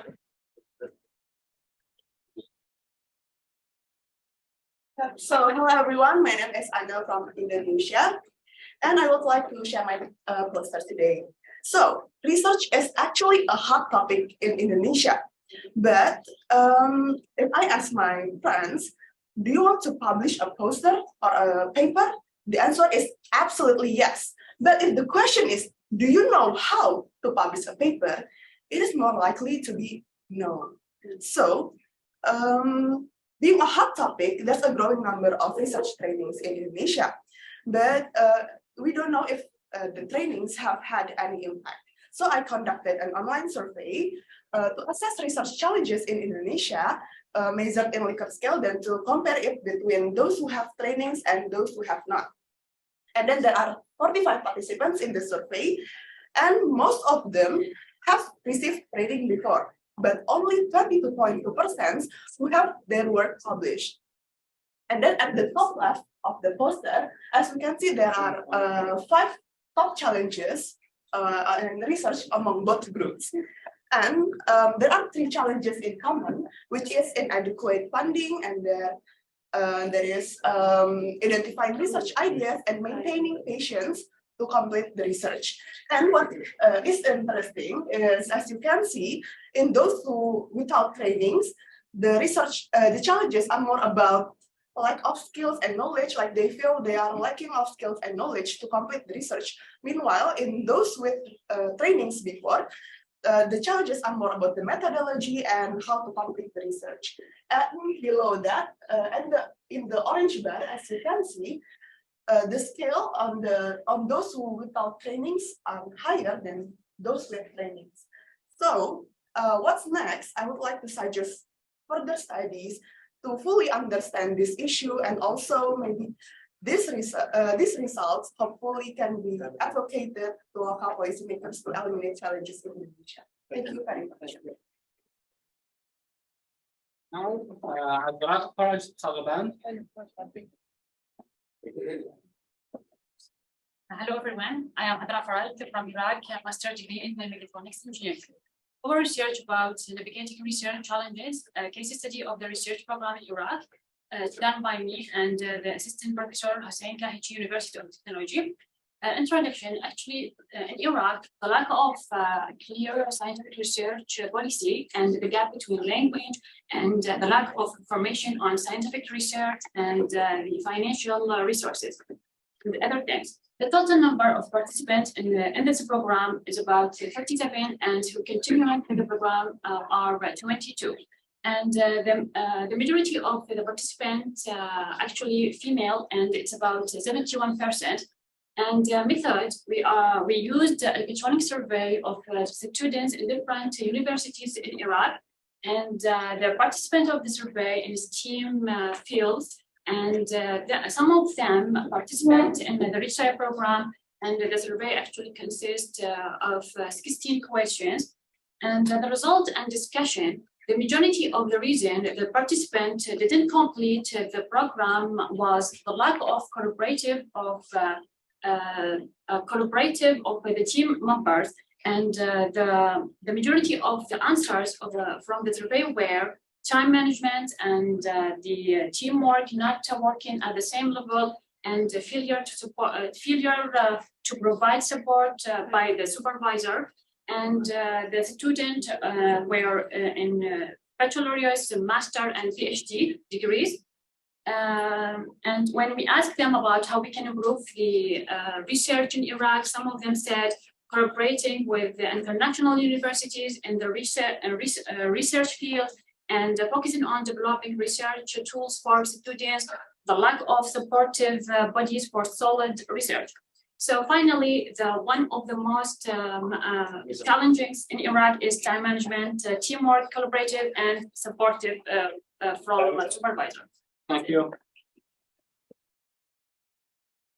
How in Yushia Oita? Oita.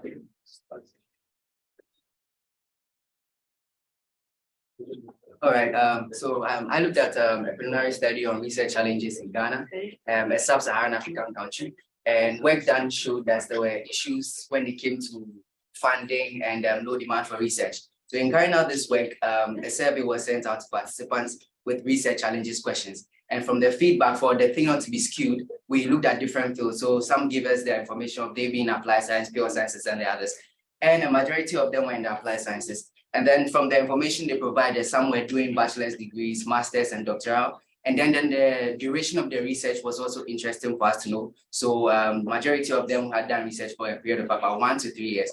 Now, from the feedback obtained, we realized that the major issue was with regard to project funding, albeit the presence of access to testing equipment and materials. The participants made mention to us that for things to be easy, they will really have to have access to easy funding, tools, and then materials for their project.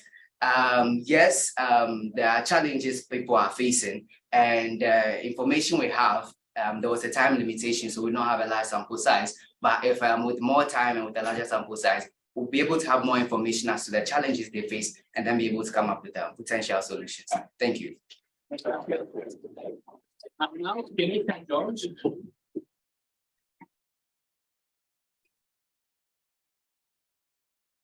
Good morning.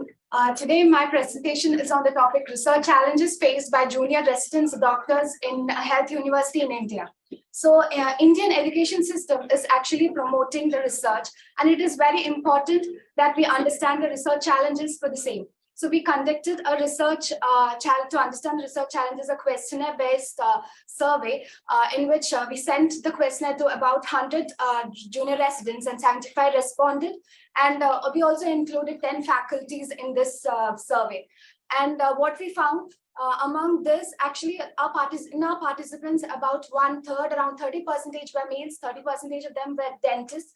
And the main problem which is faced in an individual level, in an individual domain, was statistical treatment of data. That is about 80% of them.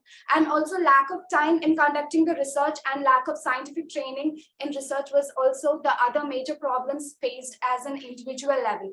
So when it comes to the group level, the major problems which were faced were difficulty in approaching a supervisor or a guide, and difficulty in working out the dynamics like the first author, and the issues of contradicting ideas between the research partners.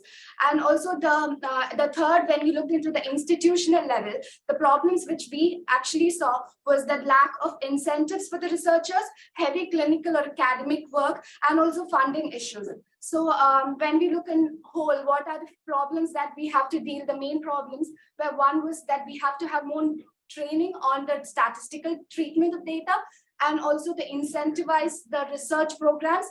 And also it is important that we give dedicated time for research so that we can improve more on research.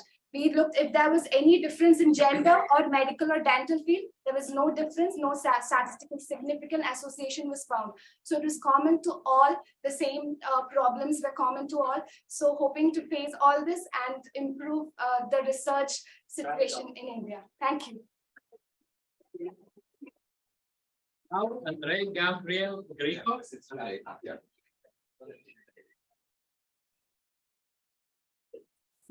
Okay, so first of all, hi everybody, my name is Andre and I'm from Team Romania, and I'm going to be presenting the results of a questionnaire that was distributed to university professors and researchers from the University of Bucharest regarding current trends and challenges in Romanian STEM research. So to preface the discussion, I have to mention that Romania has been quite unequipped at keeping researchers in our country and providing a good work environment for them. As reported by the OECD, Romania has the 5th largest diaspora in the world. So I think that can provide some context for the work conditions in our country. To start, in this study, we distributed an online form to researchers and university professors, and then it consisted of standardized questions, and we collected the data anonymously. So what we found confirms some of our previous beliefs and concerns, and we heard this one a lot today, lack of funding.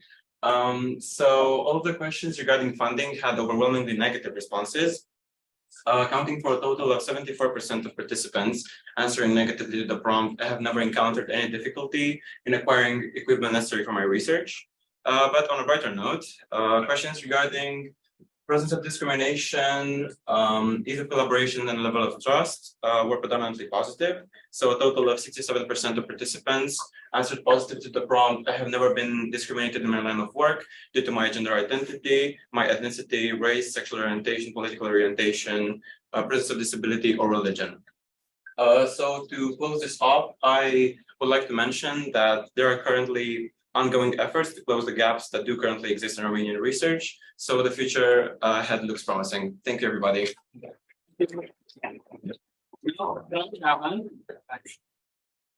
Before I start, everyone can hear me? Okay. Okay. Hi, everyone. My name is Isra, and today I'm representing Research Challenge in Jordan. And I think I will focus in the healthcare system research. So there is a research from Jordan University, which is #1 university in Jordan, from 82 participants, they are in 42 years old, the average age. And 42, this means they are professors, postdoctor, so they are qualified people. Although from 100% research published, the third of them, they were unable to publish because they were like challenged in data collection. Third of them, they stopped during the publication because they were unable to publish because the quality is low of the research, the writing. And third of them, although they published, it was like low quality, they get a lot of notification. So there's a question mark, you know? And I think the question mark is representing in the title. It's like STEM and Jordan, because I'm Jordanian, I'm studying in Oxford University now. And the longest thing I wrote in my life during my bachelor degree in Jordan was my full name. I never heard about research or like booster or anything. So the main thing for us is the student. We don't know what is research during the bachelor degree or the master degree. We never hear about it. And then we come to the institution. They don't give us time. We don't have money, you know? So this is like both of us, it's like making close circle. It's the same problem. Like the students say it's the institution problem and the institution says the student. From my point of view, after experience, to break up this, we need to give the student the first step, rather than asking the baby to run before teaching them how to make, you know, the first step. Just teaching them in the bachelor degree how to write, how to do research. Let them do mistakes. And then after this, if we acknowledge these students, they will able to make a good institution, and they will able to bring money to Jordan, which are like we say, we don't have money, because we will able to apply for grants and stuff. So the student is the #1 solution for the research in Jordan. Thank you. Now, Victor Nana Luigi.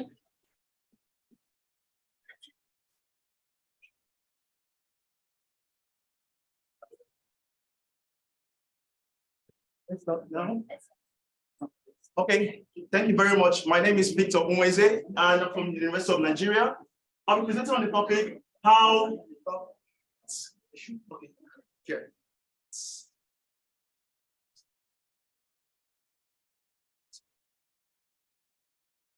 Yes. So I'll be presenting on the topic how COVID-19 has affected research productivity in Africa, lessons for the future. In COVID-19 pandemic, we all know that researchers were heavily impeded by the pandemic of itself, causing delay in research productivity and all manner of issues. This is not far-fetched from what has happened in the United States by research conducted in 2020, where the male research productivity was far higher by 13.2% than the female. However, there are no studies to show that there are some level of research assessment in Africa. Hence, this study tends to, I conducted a study to assess the effect of COVID-19 on research productivity among African researchers and to further understand the key social demographic factors behind this. As you can see here in the method and materials above, I sent some online questionnaires to some of my partners who are the co-authors here to help me distribute across various African countries. And we're able to get about 311 respondents from 19 countries in Africa. The study showed that, just very quickly to this colored graph, red and blue here, the one below, the one above and below. The one above shows that the data before COVID, and all of them compared to the one below here, which is after during COVID, it showed that there was a significant increase in the number of hours, by 22 hours increase, and in terms of the number of hours researchers spent during COVID-19 compared to before the COVID. And this could be as a result of the fact that, of course, the organizations were closed down, and of course, most of them had to work at home. But regardless of that, most of them from this data here did not show any form of mental health service to them. And in conclusion, what I could say from what we could infer from here is that more research productivity improved in Africa during the COVID-19 as compared to before COVID-19. Thank you.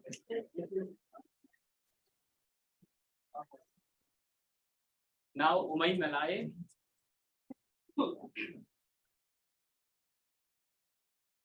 Hello, my name is Umay Malay. I'm a pharmacy student in University of Monastir. So Tunisia has been ranked first in the Arab world and Africa according to female participation in the scientific field. But despite this honored fact,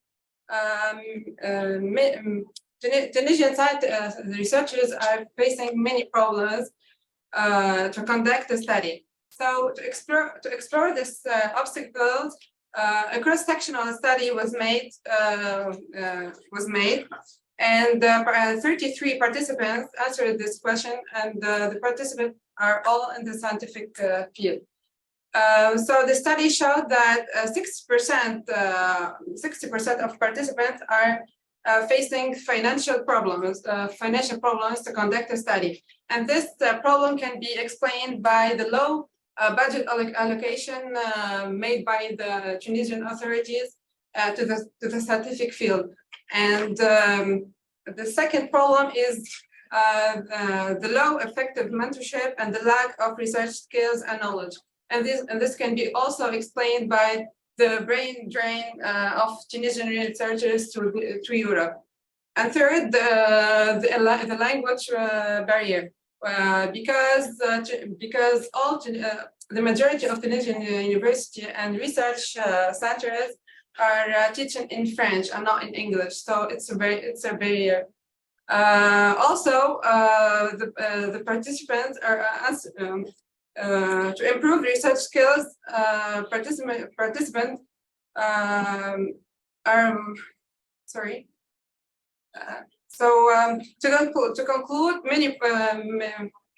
many efforts should be done, especially by the Tunisian authorities.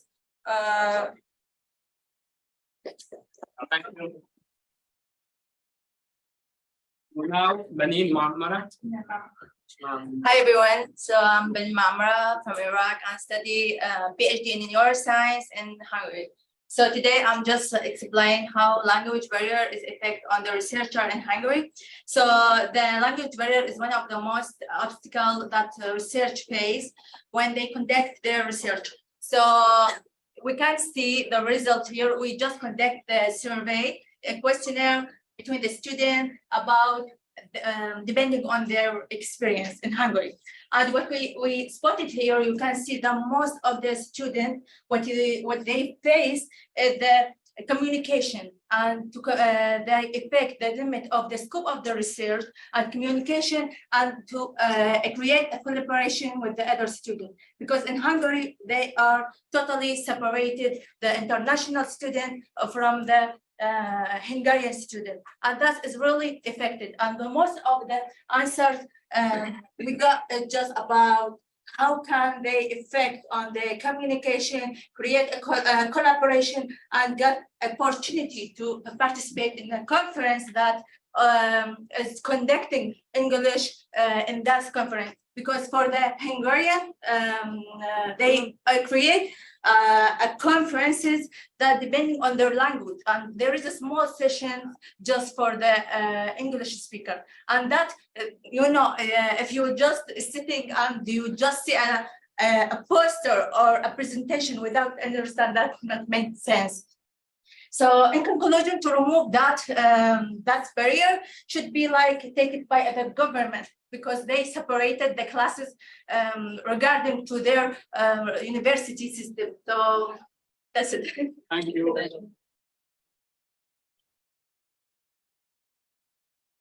So now, do we have questions for the speakers?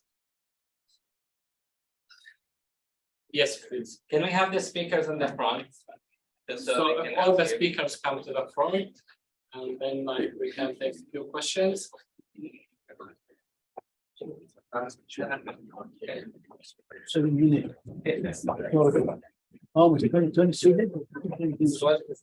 Well, they have the one phrase. You can discuss more. Yeah.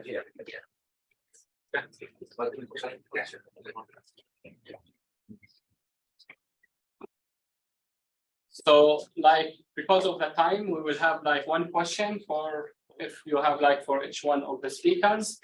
And yeah, please, if you have any questions, you can start. If you have more questions, there is always networking sessions. There is the lunch and coffee break. You can always take advantage. Yes, please. Thank you very much for the opportunity. Can you just like your voice a little bit louder? All right. Thank you so much for the opportunity. My name is Shasan. I'd like to ask a question specifically to answer. Is that okay? Basic presentation, by the way. You talk regarding how students are the key. They are the key on making research, especially, and you talk about the relation between students and institution. My question is, what about the actor of government? Do they play a role in this aspect? For example, government giving quality of education to universities of extra funds for the students. Does it play a role in your country of Jordan? Perhaps you could give a more elaboration. Thank you so much. So I'm saying the student. When we say the student, we mean the government, the university have to give them the opportunity, by give them like lectures or like workshop, etc. Regarding funding, they have to secure funding from Jordan is like very poor country. This is why we should depend on some people who outside Jordan. So people who doing research abroad, they can teach these students Jordan and teach them how to get funding. So it's like just making connection, because I believe we have a good Jordanian people, but unfortunately they are outside Jordan. But the government, of course, they have a rule, but it's not a good, or it's like funny something I would say. It's sad at the same moment. I think it will be, if the student will keep waiting the government to do something, we will wait for another 100 years. So I think we need to approach by ourselves, connecting with people outside and do the first steps.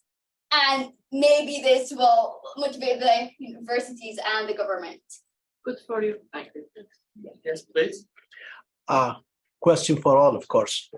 Do you think the requirement of research publication before submitting your thesis is as stressful for you? Remember, research publications will help before submitting and before defending your thesis project is a very tool help for you to pass. Yes. Yes. Can I? Yeah, it's depending on the supervisor, to be honest. There is a lot of supporting from the supervisor.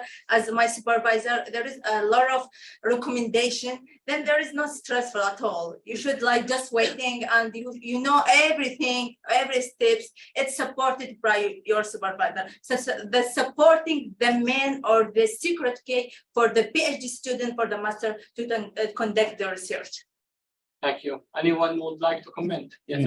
So just in addition, I also support the case of the supervisor.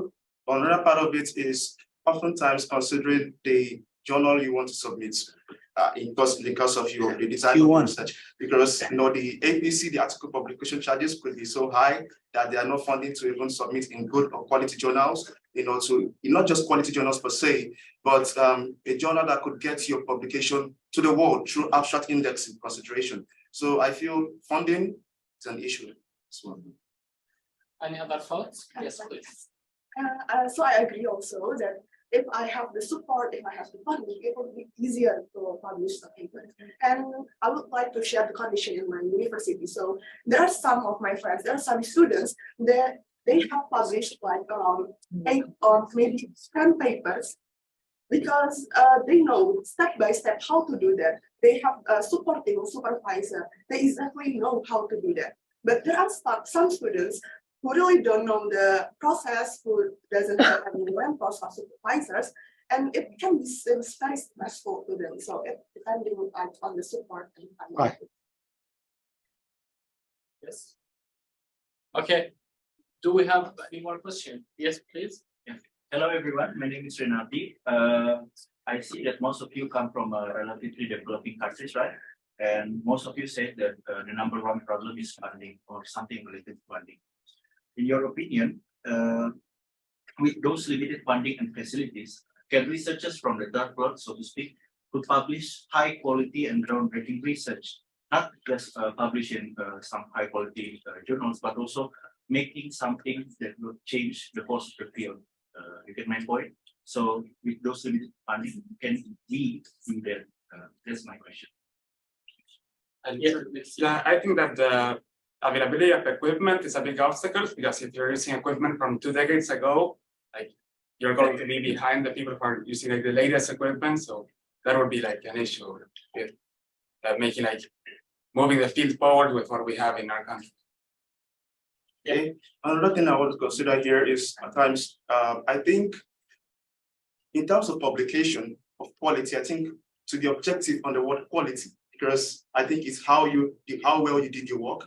And at times, journals themselves could be very, very funny, sometimes in choosing papers that they accept. So I think sometimes the problem still comes from journals themselves, because it's as though if I did a novel work, which is nice, because it is not in vitro, but just in silico, nature won't accept my paper, right? So I feel sometimes journals have this problem themselves of accepting what they call novel and quality work.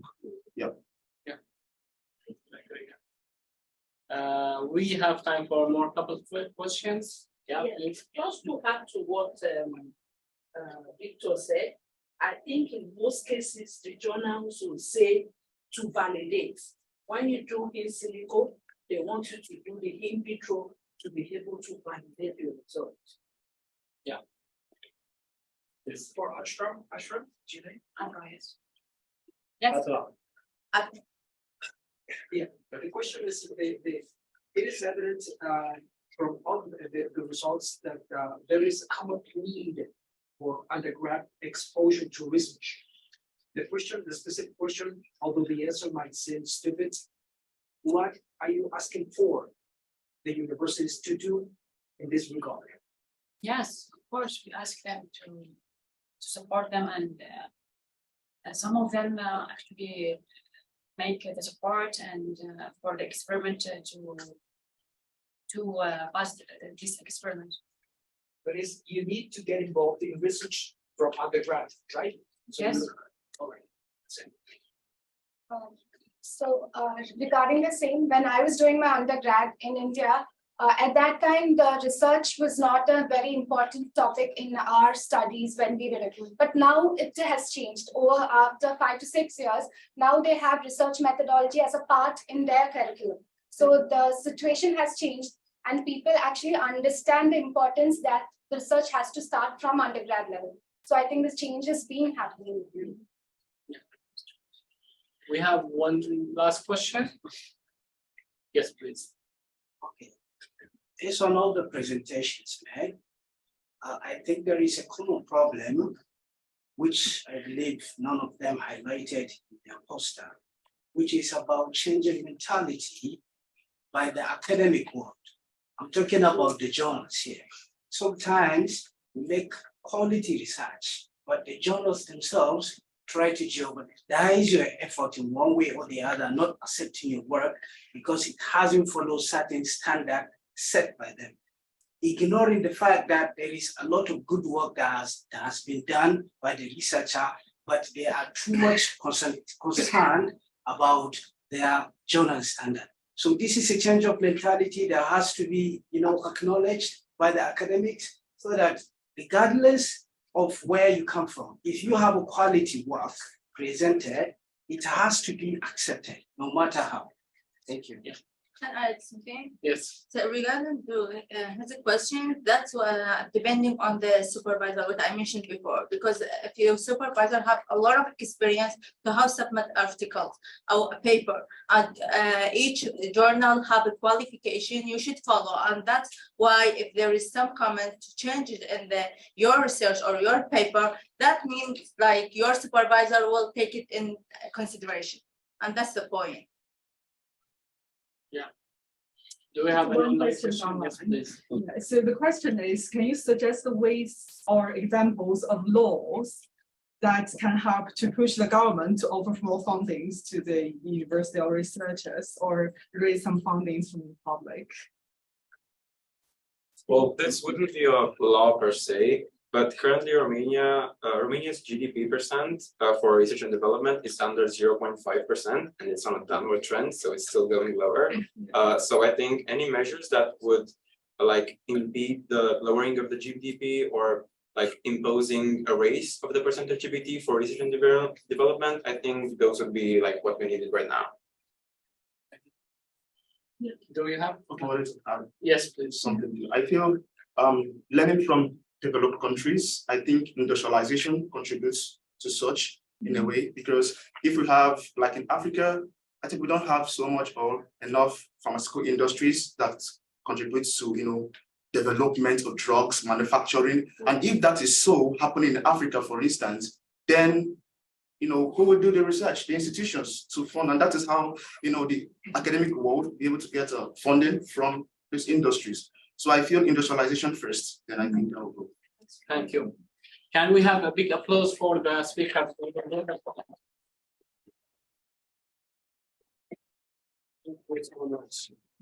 Okay, so yeah, thank you everyone for joining. I'll just introduce our first speaker, Professor Maria Fernanda Troncosa from Argentina. Maria is the director of the Laboratory of Tumor Glycobiology at the Institute of Biochemistry and Biophysics, and is Professor of Biological Chemistry at the School of Pharmacy and Biochemistry at the University of Buenos Aires. She received her Master's in Biology and her PhD in Biological Chemistry. And she obtained her postdoctoral fellowship from the Argentinian National Research Council and has been a member since.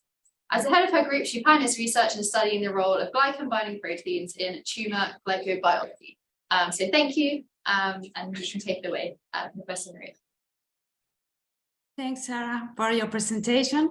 And I would like to thank the ReachSci Society for inviting me to present on this conference. I don't know if you share my screen. Okay. Well, so I am delighted to talk about the challenges in STEM research training in Argentina. Next, please. Argentina is located in South America. Buenos Aires is its capital city. Next, please. It has a rich history in science and technology. Bernardo Hussey, Luis Leloir, and Cesar Milstein won Nobel Prizes in Physiology and Medicine chemistry, and medicine, respectively. And next, please. And Argentina was one of the 10 wealthiest countries in the world in terms of GDP per capita at early 20th century. But it has suffered political instability and economic decline during the recent decades. So although STEM education, yes, it's okay. So next, please. So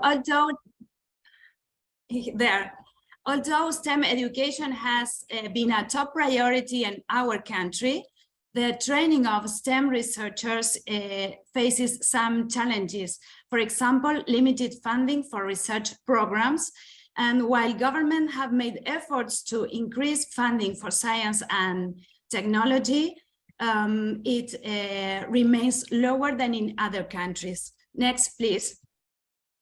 Many universities and research institutes lack adequate STEM research infrastructure, such as equipment, technology, devices, and facilities, and this limit STEM research quality. Next, please. Educational inequality with disparities in access to quality STEM education based on socioeconomic status and geographical location also limit the opportunities for students who want to pursue STEM careers. Next, please. Educational infrastructure also needs to be performed.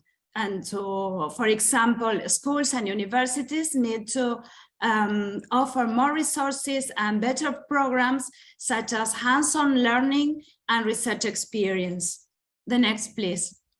Collaboration between universities and research institutions and industry is often limited in our country, and this limits STEM research development and innovation. Next, please. And finally, brain drain is a challenge in our country because many talented scientists leave the country for better opportunities abroad and they don't return. So this limits the development and training of STEM research. Next, please. Possible solutions may be increased funding for research programs and to attract and retain talented scientists in the country, improving educational opportunities to create a larger pool of interested students in pursuing STEM careers. Also, increased infrastructure investment to improve research quality and incentives for researchers, such as salary increase, tax breaks, or financial support to encourage talented scientists to stay in the country and to contribute with quality and training of STEM research. The next, please. University of Buenos Aires, UBA, and the National Research Council, CONICET, are public institutions that strongly support STEM education and research in our country. UBA is one of the most prestigious universities, and CONICET supports with grants and fellowships. There you can see the School of Exact and Natural Sciences, where I obtained my Master in Science degree in biology. After, below there is the School of Pharmacy and Biochemistry, where I obtained my PhD degree, and now I am a professor of the Advanced Biological Chemistry course. And turning around, there is the School of Medicine, and there you can see those two windows where there is my lab, and this is my, there is my group. Under researchers, PhD students, and undergraduate students. And in the next, I show you some beautiful landscapes of Argentina. Next, please. And thanks for your attention. That's all. I hope you heard me, okay? Thank you very much. And we're just going to field questions at the end after we've heard all the talks. So if you have any, just jot them down and keep them in your mind. Thanks very much. Okay, thanks. Next speaker, we have Professor Saptilia Innovati Fernandi from Indonesia. Professor Staptili is a professor in the Department of Biochemistry and Molecular Biology at the Faculty of Medicine, University of Indonesia. She pursued her medical degree at the same institution and her doctorate degree at the University of Marburg in Germany. She then took a postdoctoral program in the Department of Biochemistry and Molecular Biology at the Faculty of Medicine at Hokkaido University in Japan. She is a member of numerous medical research committees and consortiums and serves as the head of molecular biology and proteomics in the Indonesian Medical Education and Research Council. Her research interests are involved in oxidative stress and hypoxia mechanisms in the development of cellular senescence in cancer, in which she has experience of filing patents and intellectual properties. So thank you very much. If you would like to start your talk. Thank you very much, Sarah. Can you hear me clearly? May I share my PPT by myself? Can you speak louder a little bit, please? Can you hear me now? Is it okay? My voice? No, it's a bit difficult to hear.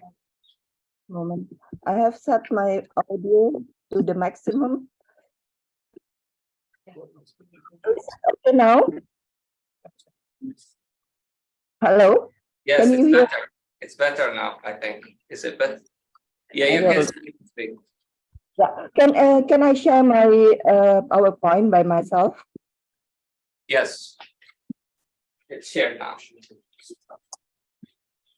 Can I share by myself? We prefer to share it here just to avoid technical difficulties. Sorry? Is it okay if I share? We prefer to share it here just to avoid technical difficulties. Oh, okay. Okay. Thank you very much. So first of all, I would like to thank the ReachSci organizing committee for inviting me to talk in this prestigious events. I will talk about the exploring research challenges in Indonesia. So as I already introduced, I'm from the Department of Biochemistry and Molecular Biology, Faculty of Medicine, Universitas Indonesia. So first of all, I would like to introduce about Indonesia. Indonesia is an archipelagic country with 17,000 islands. We're struggling to hear you quite a lot. Is there any way that you could change the settings on your? Sorry, is it not clear, my voice? Yeah, we're struggling to hear you at the moment. So, is it good now? I don't know, can you hear us at the back? No, it's very hard. You have to. But I can hear you very good, actually. Hello? Should I louder? If she has an external microphone. Do you have an external microphone at all? No.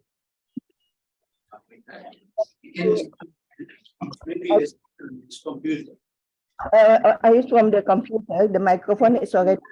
I click for 1 minute presentation first. Change it. Don't. Yeah.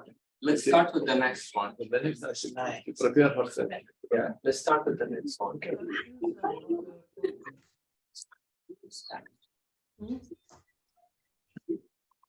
Will I start? Can you hear me fine? Okay, yeah, I think we're just gonna, for the moment, Professor Staptili, we're gonna come back to you to see if we can arrange a better microphone. And in the meantime, we'll just move on and then we'll come back if that's okay. So I'm just gonna quickly introduce Assistant Professor Wafa Raji Mohammed from Iraq. She has graduated from the chemistry department of Baghdad University with a bachelor's degree in chemistry and a master's and PhD from the same university in clinical biochemistry. She's currently working as a lecturer in the applied science department, and she has over 20 years experience in teaching biochemistry and scientific research. Thank you. You can start.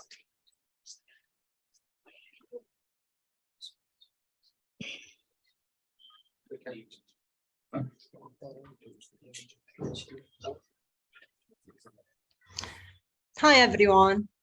I would like to present my presentation in association with Cambridge University Society that they holding the global conference about the challenging and solution in science STEAM research training. We would like to introduce presentation titled Challenges to Medical Research in Iraq, introduced by me, Wafa Raji Mohammed from University of Technology. Next.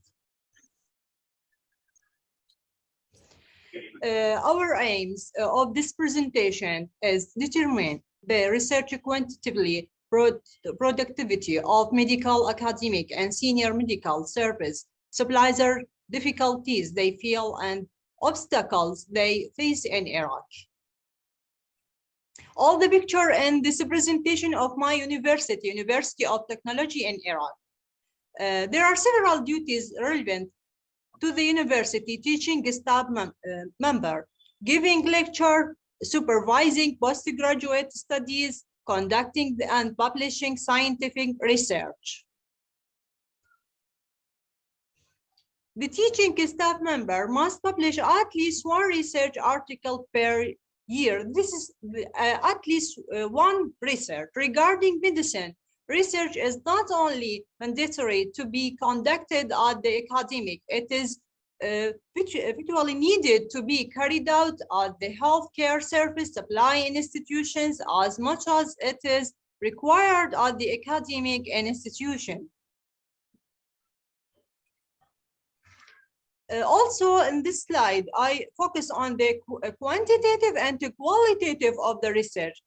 The qualitative and the quantitative variability in the publication output, scientific productivity between scientists differ. The globally smaller percentage of scientists are the major output of the scientific publication. It was explained by that it is matter of self-prioritizing professional activities. Okay, the study design, its questionnaire was structured, many question for the purpose of the study. The target population were medical, academic, and professionals in Iraq. They work in almost in the hospitals. This figure shows the gender, male number of female and male participate in the study, and Ministry of Health and Ministry of Higher Education, Scientific Research, and other population. Also the qualification, baccalaureate degree or postgraduate, MSc or BOLD or PhD or subsequent specificity. Also, this is the figure mean the question, have you ever conducted research? Number of answer yes and no. Obstacles, this is the result: shortage in financial and moral support, shortage in the research center which support researchers, incompleteness and or ensuring the routine documentation process in the health institutions, also shortage and spare time that can be allocated for research, non-interest of the institutions in many research results, difficulty in getting official approval. Also, this question, I don't consider conducting research as something important, and other answers. Also, this figure explained the last slide. Discussion, although almost all the respondents conducted researchers, mostly these were for the purpose of getting a postgraduate degree or academic promotion. This reason is totally understandable and logically expected. However, other reasons like real problem solving, example, controlling health problems through health promotion and primary, secondary, tertiary, and quaternary prevention and social and international recognition don't seem to be effective. It may show weakness in teaching research and is perceiving its importance in solving problems.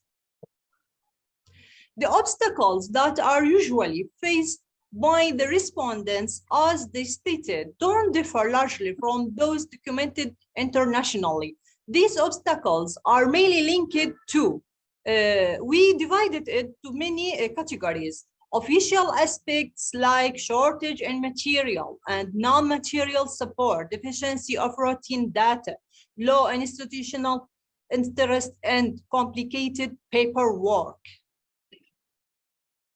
Technical aspects like difficulties in the population, process, and research team construction, personal aspect like shortage in time management is very important, and is in research conduction experience. Professor, just to let you know, you've got just about 1 more minute left, if that's okay. Thank you. Okay.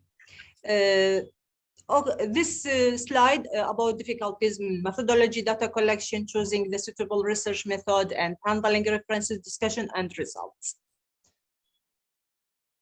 Causes of the different responses, weakness in handling, teaching, and training of the research methods topic in the under postgraduate studies curricula. And conclusively, there is low medical research productivity among Iraqi academics and other medical doctors. There is a considerable shortage in funding medical research. Actually, funding is both scarce and sporadic. Institutionally, there is a considerable shortage in education, training, other kinds of support. Personally, there is low efficiency in both time management and research conduction experience. And this is the reference that I depend on this presentation. And I think the last slide, the acknowledgement to Dr. Haider Abdullah, Deputy Minister of Scientific Affairs, and Dr. Mohammed, many thanks, and Dr. Hussein Al-Kahaji, University of Technology, and Associate Prof. Dr. Mohammed Abdul Jabbar, Nahrain University. Thank you. Thank you very much. So my presentation is about exploring research challenges in Indonesia. Slide, please. So I will introduce about Indonesia. Indonesia is an archipelagic country with 17,000 islands divided into 34 provinces. In 2022, Indonesia has more than 275 million population with GDP per capita of about 4,700 USD. Indonesia is the fourth most populous in the world. We have 718 different local languages and more than 1,300 tribes, comprising 633 major ethnic groups. So there is a huge diversity in indigenous natural resources, especially in ethnics, cultural, plants, animal, and also microorganism. That is very interesting to explore for the research in multidisciplinary sectors, not only in STEMs, but also in social science and humanities. Slides. So why is research important for us? Research can change policy, professional enhancement, helps in promotion, promotes critical thinking, and also support a strong and competitive economy. Slides. I will divide the research challenges in Indonesia into 3 sectors. The first is infrastructure, then knowledge, and also attitudes. Slide. In the infrastructure sector, the main challenges is the limited research funding allocation, as already mentioned by 2 other speakers. Indonesia has only 0.08% of Indonesian GDP for research funding. So this certainly affects the research facility, especially the facilities with advanced technology and AI, and also affect the human research capacity for research, especially the incentive and salaries for the human resources for the researchers. And the other challenges is the research environment in the university. especially where teaching is more prioritized and also rewarded. So the limited research environment or the conducive research environment is needed. The other challenges is the collaborative network, triple helix or maybe penta and N-helix between academician, government, and also private sectors. So there are needed in investment from the private sectors. And the last is the bureaucracy that will be one of the shortage in developing research in Indonesia. So in one word, research is under-researched in Indonesia. Slide. In the knowledge sector, I mentioned here the capacity building for research skill and experience, which is important, and also the challenge in developing research topic and innovation to produce higher research quality. Also, the challenge in developing the research focus and roadmap, which is aligned with the national research strategy and agenda. And also a challenge in interpreting the research and data analysis, as well as the publishing capacity. And also, as mentioned in the infrastructure sectors, there are regulatory constraints on knowledge production. Slide. In the attitude sector, there are challenges in time management, as I mentioned before. The researcher in the university, students and faculty members in the university has to share their time between education and research. So there is limited time, and they have to manage their time to do the research. So they have to be very motivated to be a researcher in the university, since there is no career path for researchers in the university.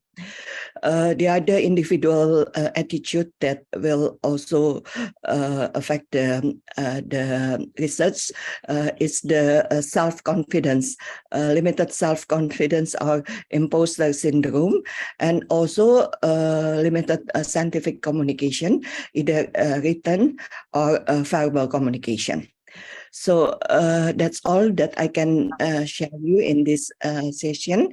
I'm open for the discussion and input. Thank you very much for your attention. Thank you very much, Professor. We'll field questions at the end, and I'll just introduce our final speaker, who is Professor Wendy Itzel Escobedo Hinojosa from Mexico. This professor is an industrial biochemical engineer by training and hold a master's degree and PhD in biotechnology and biomedical sciences. During her postdoctoral stage in Mexico, she specialized in molecular microbiology and biotechnology of marine bacteria and joined the European consortium MPower as a Horizon Fellow. Later, she joined the Institute of Technical Biochemistry at the University of Stuttgart in Germany to specialize in methodologies for protein evolution. And currently she's professor at the chemistry faculty of the National Autonomous University of Mexico, and her research is focused on the discovery of marine products and enzymes for the development of antibiotics and anti-cancer drugs. So thank you, please take it away. Okay. Can you hear me fine with the headphones? Yeah, perfect. Headphones? Yeah, we can hear you, it's all good. You can carry on with your talk. Okay. So, thank you so much for the kind invitation. It is a big pleasure for me to be part of the ReachSci community. And today I'm representing the National Autonomous University of Mexico, which is the largest university in our country. Next, please. There is no doubt that Mexico is very rich in natural resources that should be exploited by STEM research. Next, please. To accomplish that, besides the obvious financial struggle, there are many other challenges to overcome. Next, please. Firstly, I will focus on the advantages of the undergrad and graduate programs related to STEM research in Mexico. Mexico harbors around, Mexico harbors around 5 million students enrolled in higher education institutions. Around 55% of such students selected a STEM career. That represents a considerable quantity of human resources for the short future. Next, please. Many graduate programs offer a scholarship, and there are also fellowships for postdocs. Undergrad, graduate, and postdoc programs are focused on excellency to guarantee high academic and training levels. Next, please. We count with a few STEM research programs for undergrad students. For instance, the short internship research program, PESI. I want to highlight this program because, next please. Next please.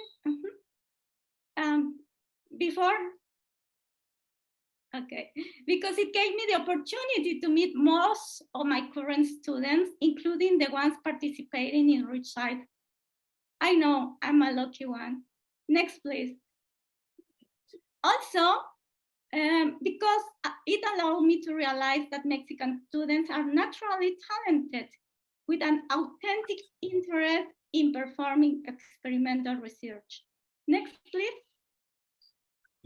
Considering all the good points I mentioned, let's make a reflection and think. Then, what is going wrong? What is it failing? Why, despite having all these advantages, we are not highly efficient and competitive in STEM research in my country? Next, please. We can talk about the bottlenecks at two levels: institutions and students. Next, please. The core problem at institutional level is the lack of interinstitutional collaboration. It is true that our budget for STEM research is low, but it is also true that if we combine the infrastructure, equipment, and resources within institutions, we become more powerful and more efficient. Regarding students, the main problems are the lack of self-confidence and poor English language skills. Such obstacles hamper our students to face challenges, such as moving to other places and participating in a STEM research program. Next, please. Another interesting topic about levels, institutions, and students is gender inequality. Next, please. In Mexico, for every 100 researchers, only 32 are women. In 2022, women earn 14% less than men. To close the gender gap, STEM workshops were created for women. Moreover, universities and research institutions have implemented protocols to decrease sexual violence toward researchers and students. However, these have not been effective. Next, please. Where should we center our attention first? In the institutions or in the students? Next, please. My personal opinion is that to improve research efficiency, firstly, we should focus on building synergies inside of our institution, other Mexican universities, and abroad as well. Next, please. We need to adopt the teamwork philosophy. It is essential and a matter of human rights to balance gender equality as well. Next, please. Students and universities together should collaborate to push forward the generation of institutions to attend the needs in orientation and in training programs. Therefore, better guidance and more spaces to host students interested in STEM research will be available. Altogether, we'll help to build a stronger confidence in our students and a noticeable progress in our institutions. Finally, I want to acknowledge ReachSci for being an outstanding example of this synergy I was talking about. Thanks. Next, please. Thank you so much for your kind attention. I'm open for any question, comment. Everything is very welcome. Thank you. Thank you very much. I'd like to thank again all of the speakers that are participating in the session, and I'd like to open the floor to any questions from the audience in person and online. If anyone has any questions they would like to ask any of the professors.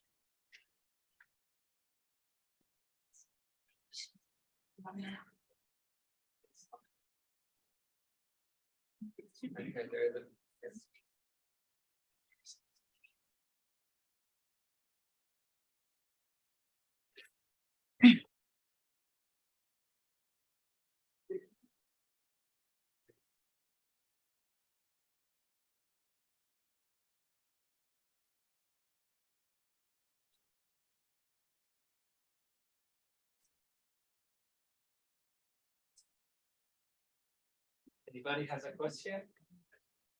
Yeah. So, hello everyone, distinguished professors. My name is Renardi. I come from Indonesia. I have a question to the professors all over the world. In regards to high quality research output, how, what do you think can countries from the third world with limited funding and limited facilities do to produce high quality research, high impact ones that great review? And secondly, in your opinion, what kinds of high impact publications or high impact findings that you professors have discovered in your countries? Thank you. Okay, so we had a question from the audience. I'll repeat so that you can hear. So the question was particularly from third world countries. How do you think there could be a solution to producing world-class results or world-class data? You know, if you maybe don't have the resources for that. And secondly, if you can give any examples of world-class research that's come from your region. Thank you. If any of you would like to maybe take it away. I can answer something with my experience. Here, different laboratories try to collaborate. Can you hear me? Yeah. Yes. Yeah? Okay. Here in Argentina, to overcome that problem, we try to collaborate between the distinct different departments or different institutes. So, for example, in each laboratory with experience in particular technique. So, well, we collaborate in that way. So we can have a good work or an excellent work and minimizing efforts and funding. Yes. Or a collaboration with an international university or collaborators. That's what one way we found here. Thank you very much. Do any of the other professors have any thoughts or ideas on this question also? May I add also? Hello, can you hear me? I can hear you all fine. Thank you. So yeah, also similar with Professor Maria, the collaboration is the key point, but not only with the national research institution, we also collaborate with international acknowledged reputable research institution, so that we can share, we can use the facilities and also share the expertise between institutions, so that we can increase the impact of the publication. So like that. Thank you. Thank you. And then Professor Wendy, I think you'd also like to comment. Yes, I would like to add to these both valuable comments from Maria and Septilia, that that is from the institutional point of view, but what about the student? So I think guiding closely the students is key to establish such collaborations, because when we are trading between institutions is pretty fine. But let's think that the end result is positively affecting students. So when they don't know where to go, who can address them properly or orientate them properly to perform research in such places where you are collaborating, then I think we are missing the human resources part that we are building every day. So I consider we should consider as part of the question also the students and get in close touch with them. For example, in my country, many mentors are not willing to adopt undergrad students. They only want graduate students, master, PhD, postdocs, because in our system that is recognized. Undergrad students, direction is not recognized, but I think it's a good point to start building these collaborations and also building the performance of the future in these students. For it's coming the next question, to achieve that high impact factor research. We have to start early and really be close to the students. Thank you. Thank you very much for your answers. Okay, any other questions from the audience? Yeah. First, I want to thank everyone for this. I have a question regarding Dr. Wendy. There is a graph where it says diffusion. What does she mean by diffusion? Diffusion? Yeah. This is specifically for Professor Wendy. One of your graphs was titled with diffusion, and they wanted some clarification on what you meant by this. If I understand well, she wants to know what I'm referring about diffusion. Yes. Okay. So, as I mentioned, in my university, we have this internship program, but it turns out that only a few students are aware of it. So that means that our institution is not doing a strong diffusion about this program, and also to other many programs available around the globe. So with diffusion, I mean that is a weakness in our institutions. They have the information somehow, because I have found it after clicking many web pages, but they don't transfer all this knowledge to the student. Therefore, they don't know when the calls are open, when all these training opportunities are available. So I think we are failing strongly there in that point. Did I was clear? Yeah, perfect. Thank you very much. So by diffusion, we mean transfer of knowledge and transfer, open clarification of opportunities available for the students. Thank you. I think there was another question. Yeah. Thank you for the opportunity. So a lot of governments or private sector or something else like that are related to the research findings give us limited resources. And I'm not saying that it's a bad thing, but I do believe that that thing is limiting us to get a quality research. And as a researcher, what should we do to convince them to probably give us more access to these resources? Thank you. Thank you. So the question was, as researchers, how can we convince governments to allocate more funding for like developing research projects when those fundings themselves are quite limited? So I guess kind of how do we collaborate better with governments? Yeah. Does anyone have any thoughts on that? I consider that a strong point that can convince government to support us better is when we build strong human resources and competitive, but that they are willing to stay in our country. Because I'm an example, I was abroad for a long time, and it was very difficult for me to come back to my country because there are no working opportunities. So I think when we show, like in the picture I show you with all my students, that they are productive at very early stages of their career and that they can give back to the country profit, then I think we can manage. It's like a trading with industry, actually, with we need to convince with numbers, with indicators is what we need. Unfortunately, government doesn't look at the personal side, they look at numbers. So when we can show off that we are really competitive, then we can demand. I think so. It's my opinion. Thank you. Okay. We have that online. I think they're just going to add. Professor Stettina, would you like to add something to that point as well?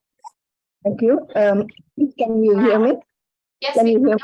Yeah, we can hear you. Yeah, first of all, we have what is the national research agenda made by the government, so that we have to align our research topics or research innovation to the national research policy, so that what we design for the research will be recognized, and we can convince that we will produce research result that will support the national research agenda, just like that, in my opinions. Thank you. Thank you very much. Would any of the other professors like to add anything before we move to the next question? Yeah, Professor Maria. Perhaps, well, I want to add that sometimes when there is a specific need, governments and policies take more attention to science and funding for science. And I think that COVID pandemics showed us that scenario. For example, here in Argentina, the funding was increased and in that moment for some laboratories who were working hard, for example, in the development of a specific kit for testing COVID. And well, I think that we should take that as an example and show governments which are the necessities of the country and the people. Thank you very much. Thank you. Okay, I think we have a couple of questions online, and then I'll come back to your question at the end. And yeah, we have 5 more minutes of this session, so I'll build these couple of questions, and then I think any more we can discuss. The question is, what is the greatest challenge that you have faced through your STEAM career, and how did you overcome it? Okay, so quite an open question is, what is the biggest challenge you faced in your career, and how did you overcome that? Yeah. Would anyone like to start off? Yeah. We have Professor Wafa Mohammed. Would you like to give your answer?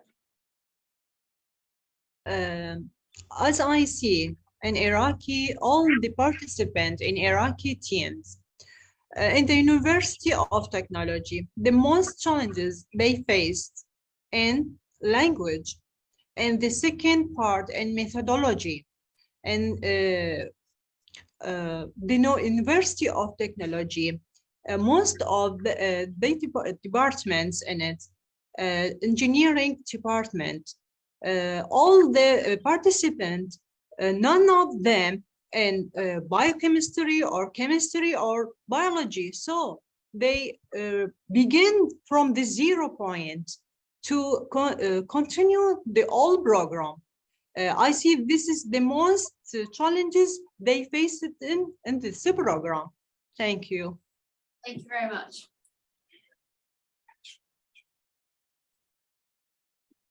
Would any of the other professors like to comment on a particular challenge they faced around this subject? Professor Maria? Yes, I would like to say that at this moment, one of my personal challenges is how to stimulate undergraduate students to follow a STEM research career. And I was very fortunate to meet Mohammed and all the ReachSci Society, because I think all this program is very, very good for us and as professors and mentors to show our students other things, and this opened our visions about STEM results in other universities. And well, I think it was something good and for all of us, for all of the Argentine team. So well, this is my challenge right now. I hope my students there in Cambridge, there are 2 students with you, and the other students in Argentina, I hope they are more close, they are closer to pursuing a STEM research career now. Thank you very much. Okay, we'll just hear from Professor Wendy, and then I think we'll move on to one final question. We have another question from the online audience. Yeah, first we'll just hear finally from Professor Wendy for that question, and then we'll have one more question. Okay. Just to complement, actually poor language skills, especially in English, is an issue, of course. I have to face it myself and overcome it. In Mexico, it's difficult to learn proper English unless you are really, really willing to do it by your own, not with the lectures, but by your own. Another problem now in my professional stage, I recently started as a professor. I have only 2 years of experience, but I have faced that, and the system itself is quite rigid, because we are forced to give numbers in publications, students, and projects, so forth. But in order to get that, we need to sacrifice research freedom. We have to focus on hot topics, as Professor Maria mentioned. It was COVID, a hot topic, then you get resources, and you have to adapt to such trends. So I think it's another issue that we are facing currently, that we have to adapt to the current environment in order to succeed, but we are not really involved in our research topics as we would like. We don't have that freedom, unfortunately. Okay, thank you very much for your thoughts. I think actually we'll have one, there's a question up here in person. Yeah. Thank you very much for your presentations. My name is Victor, and I'm from Nigeria.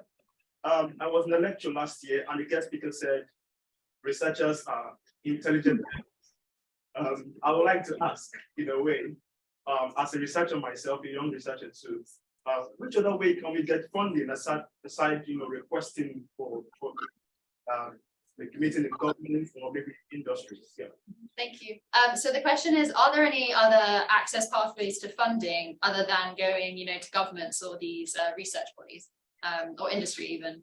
Have you experienced any other ways to allocate or get funding?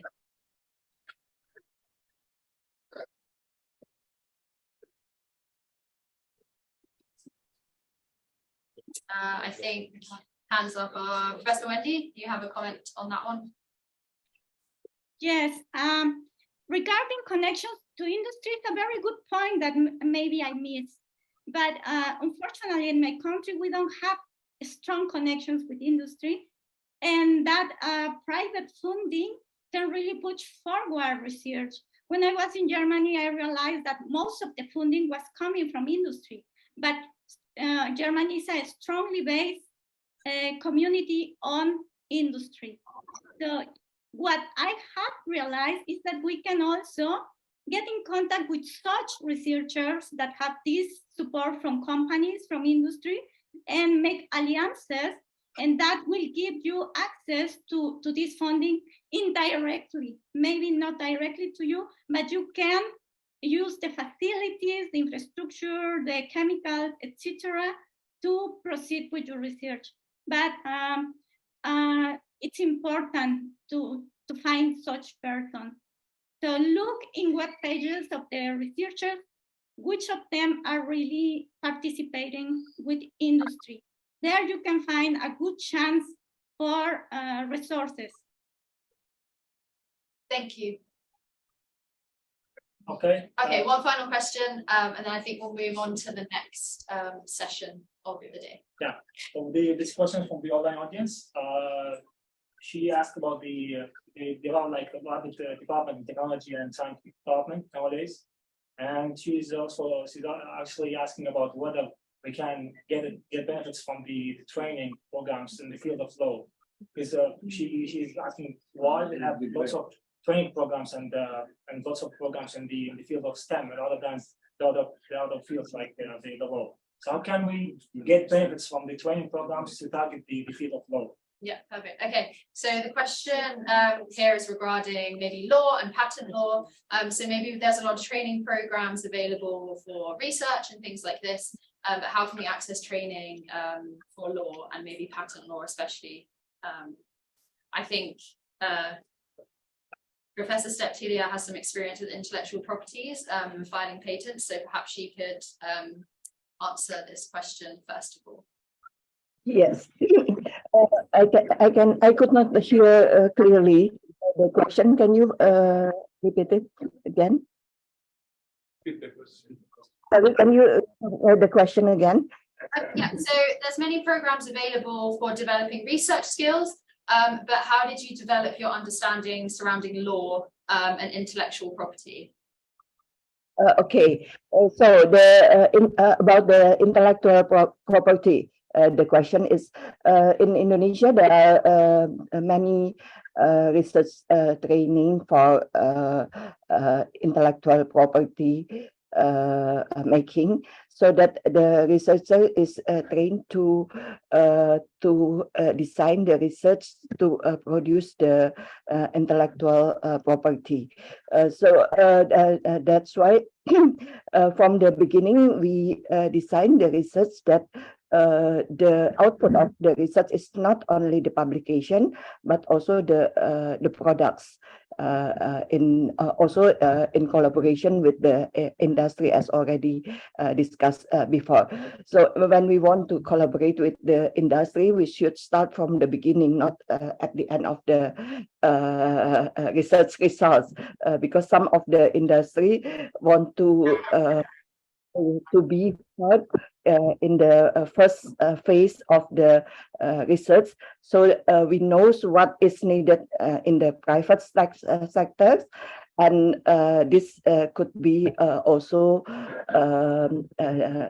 applied for the intellectual properties. So like that. Thank you. I think with that we will move on to the next session. If we'd like to thank again all of our invited speakers, and yeah, thank you for your questions.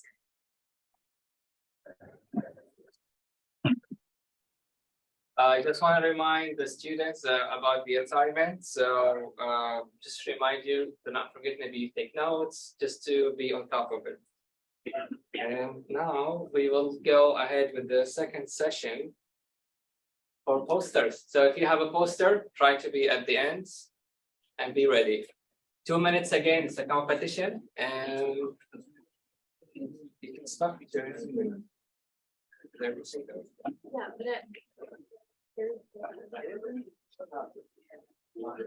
Yes.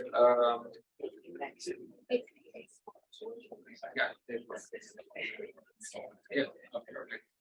So we have Shiba, if you are around, because you're presenting online, we need to promote you to presenters. And thanks a lot, Professor. It was really good to hear from you, and I look forward to talking to you afterwards. Thank you very much. Thank you. So, Shiba, are you around?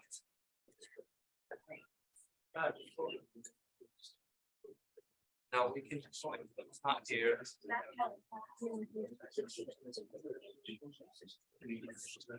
Shiba, you can raise your hand.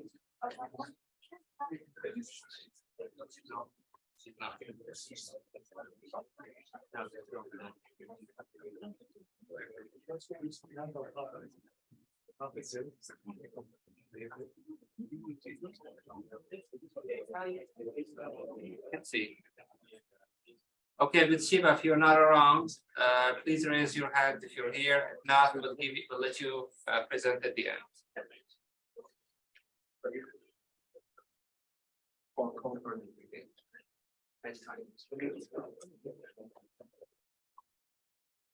Okay, so we'll start now with the students' poster presentations, and we'll start with Jones Johnson. Good afternoon. I am Dr. Jones. I am working as an assistant professor in the Department of Endocrinology in one of the teaching hospitals in southern India. So I would say that I'm more of a clinician than a researcher, in fact, taking my early steps in the field of research. So the aim was to see whether this is a common scenario among all the doctors in India. So is it important that a doctor is both a clinician and a researcher? We definitely feel yes, because most of the knowledge gained can be translated for improving the clinical practice guidelines of the country. So we had an online questionnaire which we circulated to the postgraduate trainees in the hospital where we are working. They are all in the clinical field, and research is definitely not their primary concern. So when we looked at them, we definitely found that we do have a problem with funding. We have a problem with publishing our findings.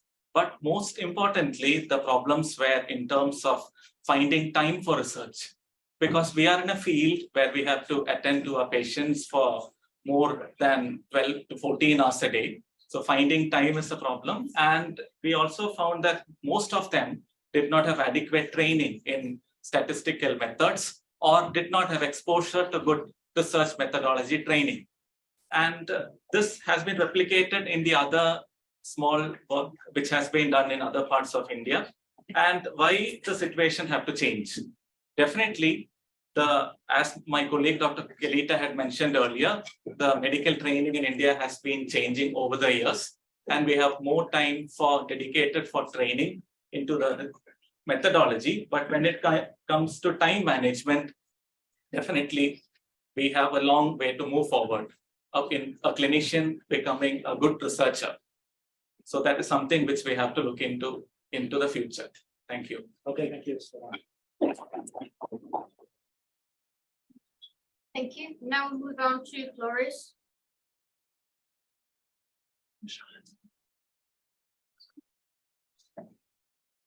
Hi everyone, I am Esmeralda Flores. I belong to chemistry of faculty of the National Autonomous University of Mexico. The poster I prepared for you is about a short research study program called PESI.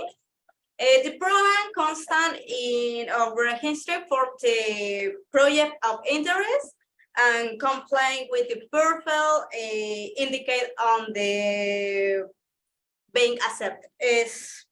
Students usually work 4 hours a day for 4 weeks to acquire skill in practical work and laboratory, and reinforce the internship student background. At the end of the internship, student will prepare a poster present in the session in front end of a study of Faculty of Chemistry and interesting companies. PESI is a great introduction of the world of the research. However, the program is very limited regarding the participation of the researcher and student. One of the main restriction is a very researcher counts only 3 students. Thank you very much for your attention. Thank you. Now we move on to Brianna.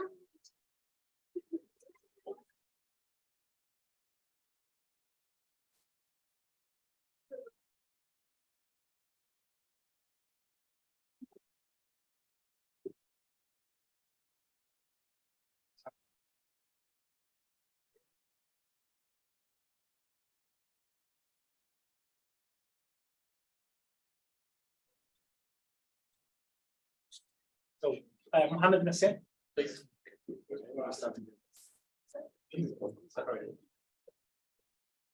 Thank you, everyone. It's Mohammed Nassim from Tunisia. My post today is about challenges that faces graduates and undergraduates in Tunisia. Many of the problems that faces other countries, we don't have, thank God.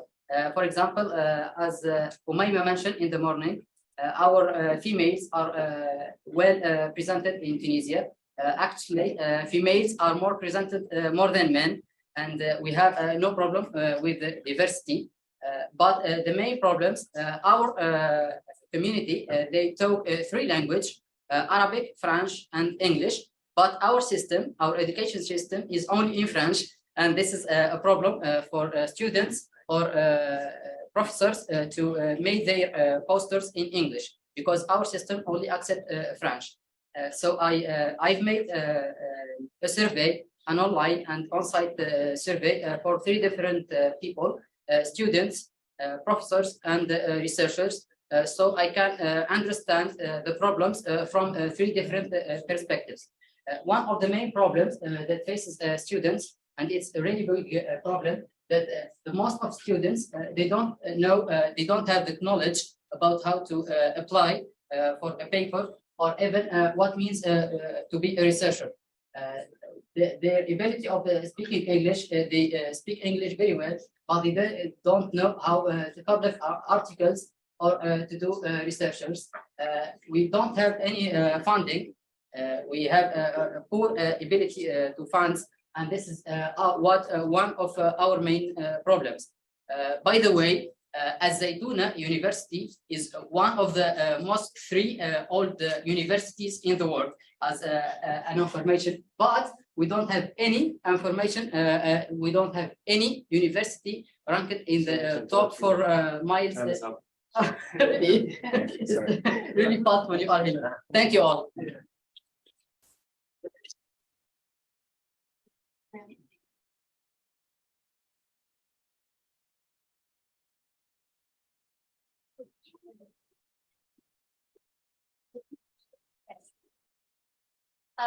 Okay, hello everyone, and I hope you can hear me. First of all, I was supposed to ask, like, have you ever seen Indonesia from a map? But clearly, Prof. Septilia has already given you the map, so you've known that Indonesia is actually made out of many islands, big and small, and actually 17,000 islands. But our development is majorly concentrated in our capital city, Jakarta, on the Java Islands. And this creates lots of barriers, and that also includes research. And here, it also includes medical and healthcare research as well. So if you could see there, you could see that there's a lot of challenges that we assessed. And the top 3 were actually lack of funding, which is infrastructure, and then the inability to produce ideas for research, which is knowledge, and lastly, actually, our patience in actually doing the research, which is attitude. But if you see the respondents' attitude, they actually think that research is a good thing. You know, we have a positive note on research. So actually, we want to do research, but we just have a lot of barriers on it. And if you were to compare with the Jakartans and the non-Jakartans, there is actually a higher barrier on the Jakartans rather on the non-Jakartans, and therefore a less positive attitude. And this could mean a lot of things. Maybe the Jakartans are exposed to more complex research, so they think that there is lots of barriers in doing research, or maybe the non-Jakartans are just very research friendly. But we can see that for another day. But yes, this is this research. This is just only like a preliminary. Oh yes. Okay. Yeah, this is a good start. But yeah, thank you. I am Brianna from Indonesia. Thank you.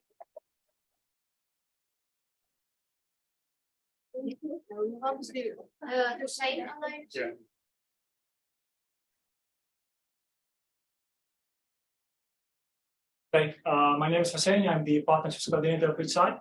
And I'm also a petroleum engineer who have been working in the oil and gas industry for almost 7 years now. Today I'm going to take you through the work that we have been done in the ReachSci and the challenges that we have faced. So first of all, as you all may know, building a partnership is the key to address the global challenges.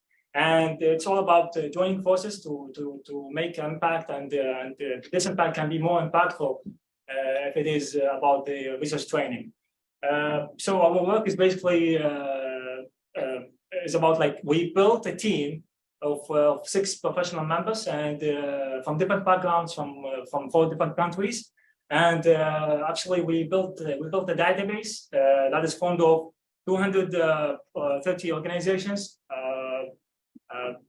around like 30 companies, and more than 85 people in different organizations. And actually, like, we have like lots of challenges, and I'm going to start with them one by one. So out of 100 people, or 100 organizations we contacted, we got like really few replies, and very few of them were interested in building a partnership. And we think that the reason why is that happening, which is most of those organizations think of a partnership as a source of fund rather than a collaboration in making an impact.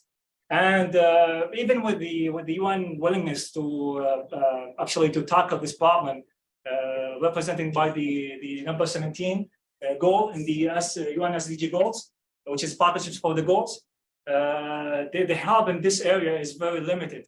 And also the process of finding an organization is really time-consuming, because there is no organizations that gathers all these organizations that are looking for partnership. So to sum up, building a partnership is the key to address the global challenges. However, this can be very challenging. And here in ReachSci, we actually, our vision actually is to build a platform that can facilitate, that can help facilitate building a partnership among different organizations. And this is our plan for the next years, and actually this is our main goal as a partnerships team. Thank you very much.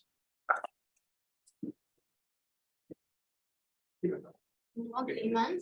Thank you.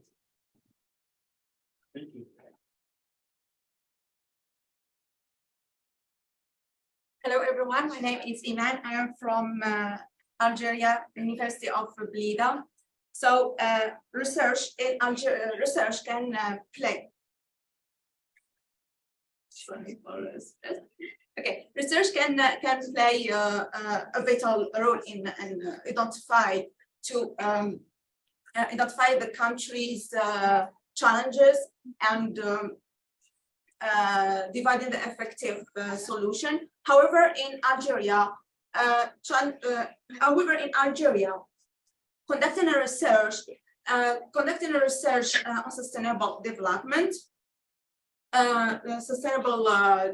development in Algeria is handled by a number of obstacles that can affect the quality of research, as well as the research ability to communicate their funding effectively.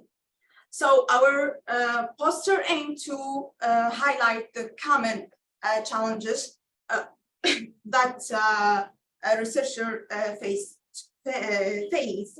to achieve the sustainable development in our country, and also a suggestion to overcome their obstacles. So as a method, a survey questionnaire was created in Google Form, and the form link was emailed to 50 PhD students and 50 professors from different universities. The survey was conducted to gather a qualitative and quantitative question. And the survey include different challenges like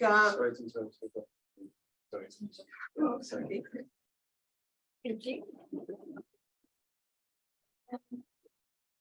An online participant who should have a poster, which is Sheba. Are you there? If you're there, raise your hand, please. That's Sheba. You can ask for you. Yeah, with Sheba, if you're there, please raise your hand. No. You want to talk? Okay, so I think we'll skip. We have this one. Yeah. Okay. The next is Christian Roberto.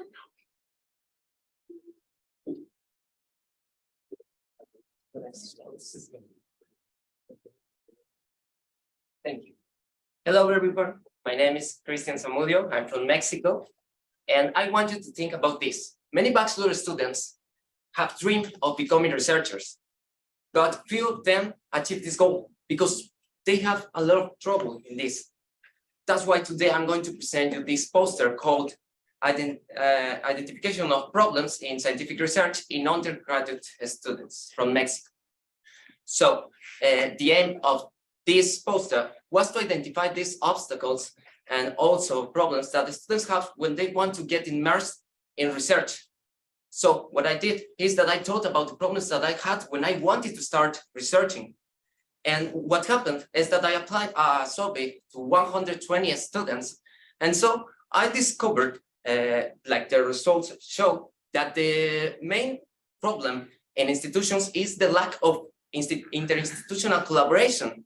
And also for students, the main problems are first, the lack of international mobility, and then the lack of self-confidence. So students don't trust on themselves.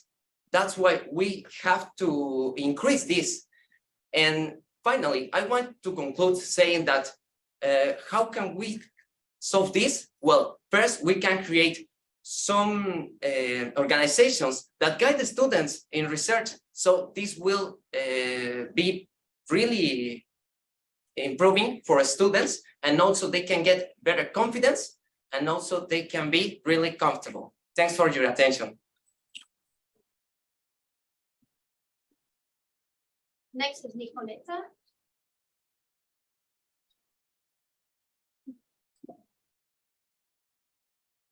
Hello everyone, my name is Nicoletta. I am part of the Romanian group and I am a PhD student at the Faculty of Chemistry at the University of Bucharest in Organic Synthesis group.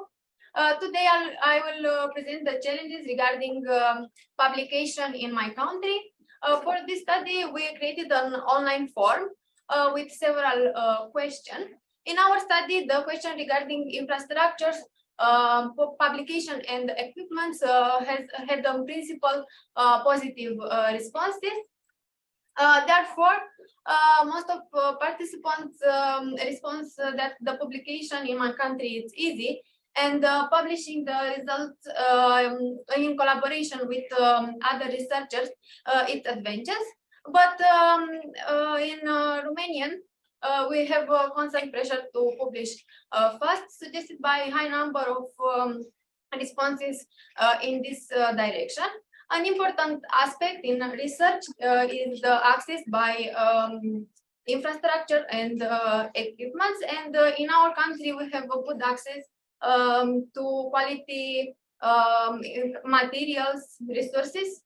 More than that, currently we have a project developed with a Romanian pharmaceutical company, Microsin. In our project, we studied the optimization of the synthetic strategy of on API on large scale. In conclusion, in our country, we have the resources for good research, and we work constantly to improve our working condition, and the collaboration is very important in our country. Thank you.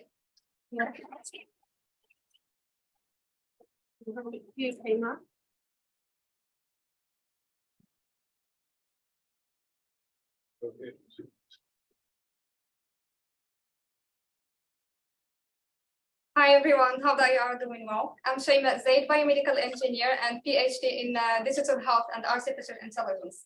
Happy to see you all in person today and to discuss the challenges, the research challenges that are basically driven or often driven by the competitive and also the challenging factors that exist basically in the societies that are thirsty to do the research sciences, but still doesn't have more or they have limited resources.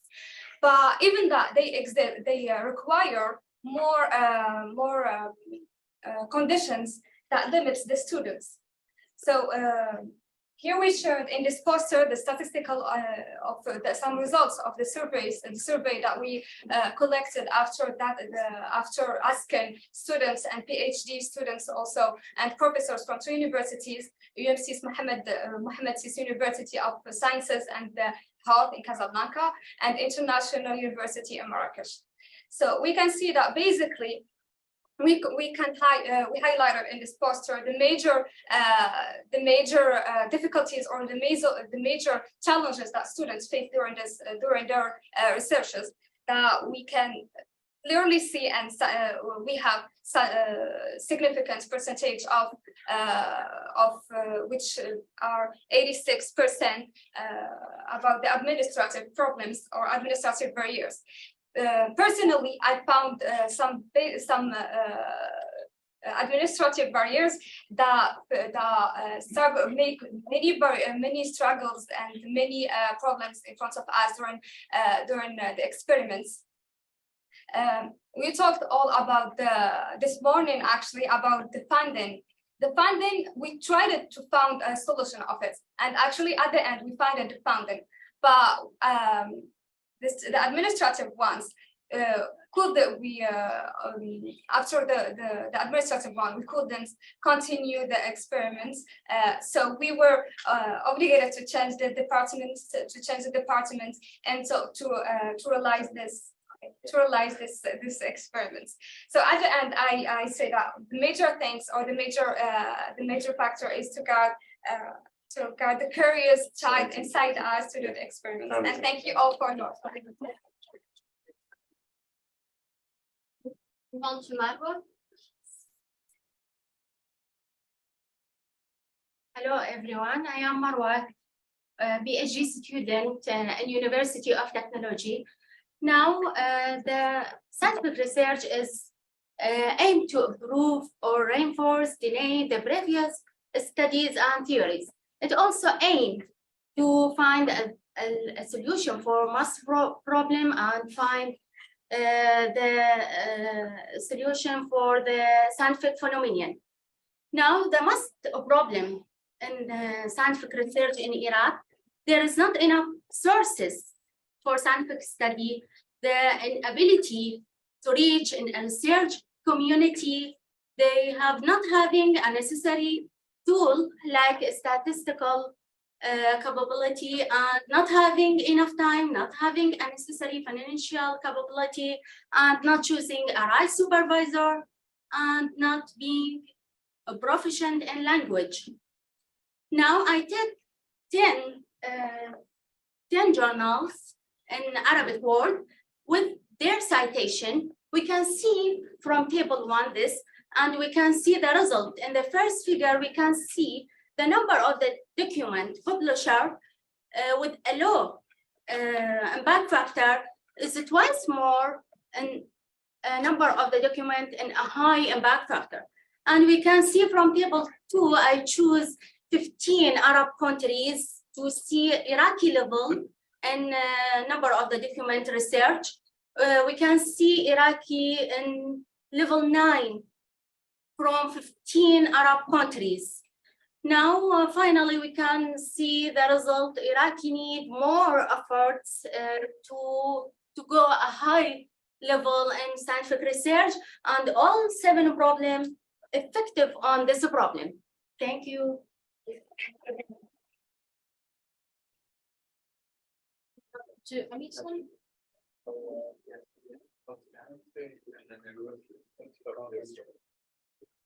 Amirsan is here. Yes.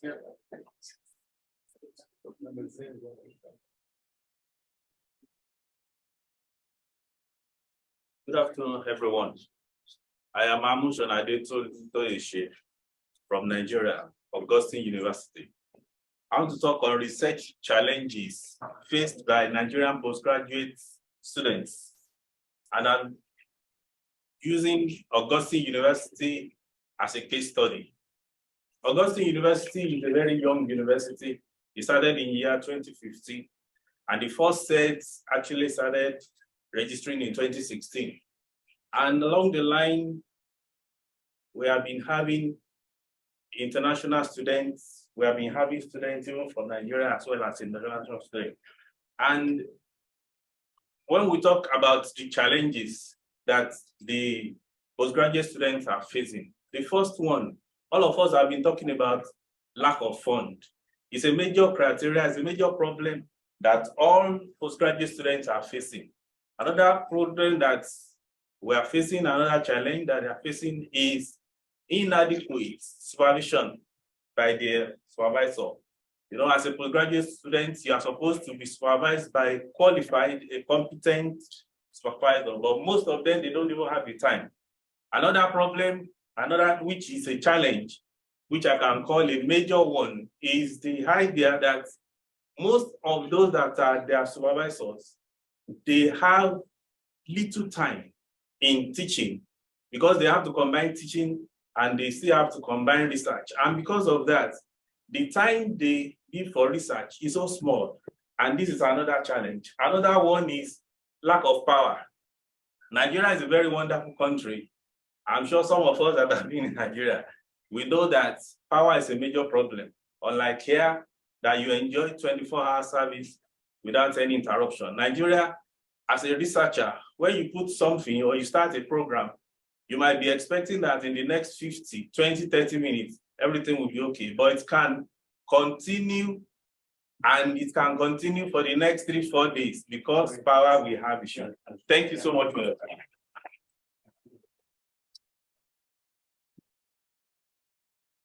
Okay, so thanks to all the presenters, and now it's time for questions. So I would ask all the presenters to come here.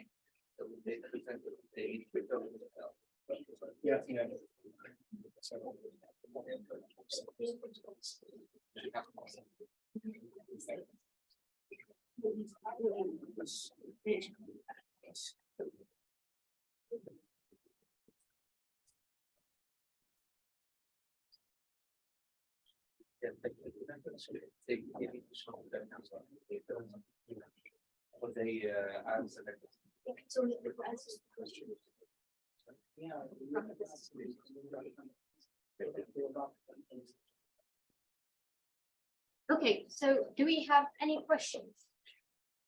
Yes, my question is for the Mexican team. One of the obstacles to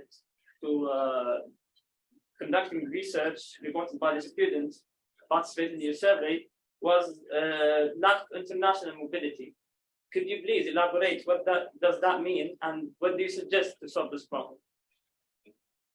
Yes, thank you for your question. What happened is that in my country, you want to go to do research, for example, in another countries, or you want to study in another country, you want to make this intercultural probably exchange, but you can't because you don't know when can you do this, you don't know who to ask this, and that's a big problem in my country. Probably the programs exist, but you don't know who to ask for. So what we can do in order to solve this problem, I think that it's mainly start the diffusion that, for example, my teacher mentioned when she was exposing. We can start doing this diffusion in order to keep all the students informed about what you can do in international mobility. I hope this answered your question. Thank you so much. Welcome. Have more questions? Yeah, following up on this question, I would like to ask you the following. Why should an undergraduate student who wants to immerse himself or herself into research and is only a beginner would like to go abroad? I know that going abroad is a very interesting story and you gain experiences from coming into contact with other cultures, with other ways of working, but I think that if you are an undergraduate that wants to immerse yourself into research and to learn about research, you should stay in your institution and try to learn from your instructors, from your professors there, and then at the next stage, you can go abroad if you wish to have the international experience. Can you elaborate on this? Yes, thank you again for your question. And yes, I would like to answer this regarding on the lack of opportunities in my country.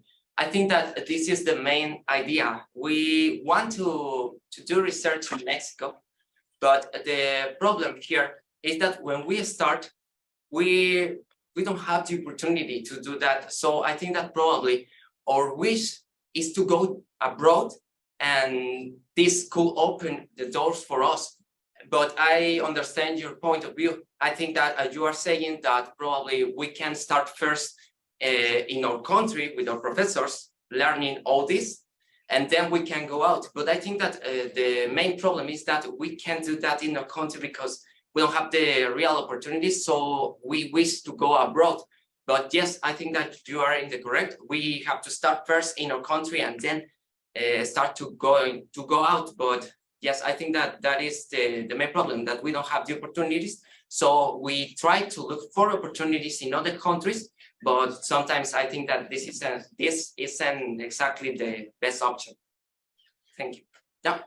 Thank you very much. And if I may advise you and the rest of the students, if it's not an established program between the country or your university with another country or another university abroad, why should I accept a very young undergraduate student who needs to learn to my lab and spend my time and my resources to train him or her? It's a very difficult issue, and I think what we should look for is to establish real agreements and collaborations at the university levels from your institution or any Mexican institution with other institutions in other countries, so that if we can do that, like in the European Union, there is the so-called Erasmus program that gives opportunities to students from all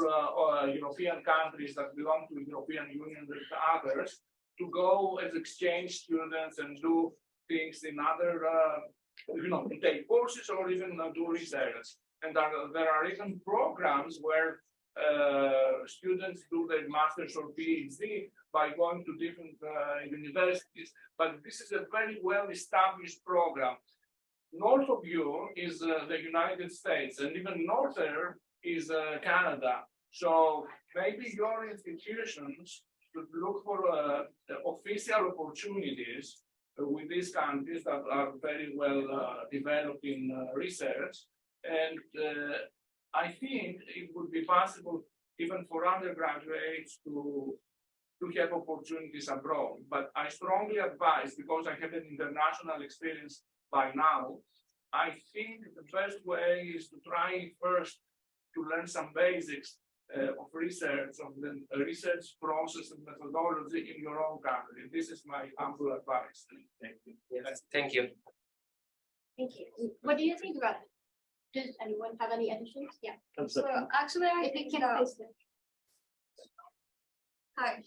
Actually, I think that we have, as you say, to mix the knowledge that we have we learned basically in our countries, and the knowledge that we have in our countries or the developed countries, it's not enough actually. As after that we learned that we participated in the ReachSci program, so we need more mentoring and more experience from the professors, from other professors or other mentoring that can help also to complete the knowledge that we have already.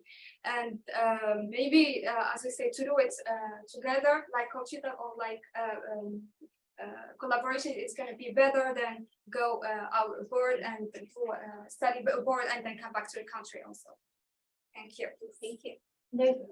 I would like to add something with that. So one of the main goals in ReachSci is to which is the local handover, and that is something we need to achieve, because when we deliver training to students or to researchers from different countries, we can help them gain the experience, and then they can apply that in their countries. So I think it is good to start or to help those researchers or students to go to these countries, the developed countries, and then they can bring the experience in their countries, and then they can help more students to gain the experience. I think this is the quickest way to help the researchers to develop themselves.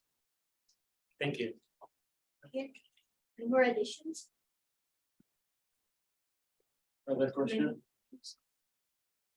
Well, you can always ask you can always ask more questions in the networking session, coffee breaks, and so on. Okay. Good. Well, thank Thank you for the sleep. Yeah. Thank you.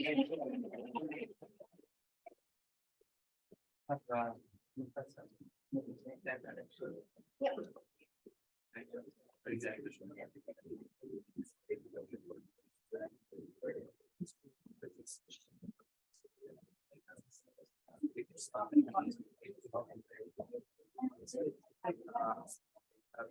Pastor Attacklet, are you here? Hello, Professor. Okay. Can you hear me? Yes, I can hear you. Okay. So now,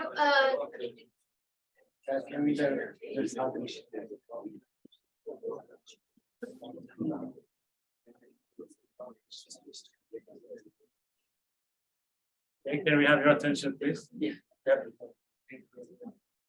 okay, so now we'll start with a talk with Professor Attacklet, and he's a professor who attended Edith. Excuse me, sorry. Attention, please. Start again. Yeah. Okay, so we'll have a talk with Dr. Ataklit Apep, and he's a professor who attended Addis Ababa University in Ethiopia, has a bachelor in chemistry and master's and PhD in inorganic chemistry. Welcome.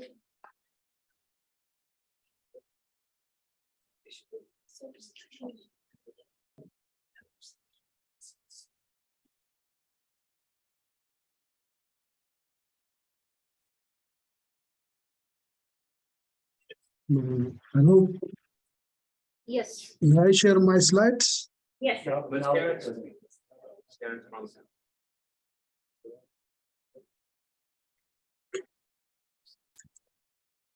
May I continue?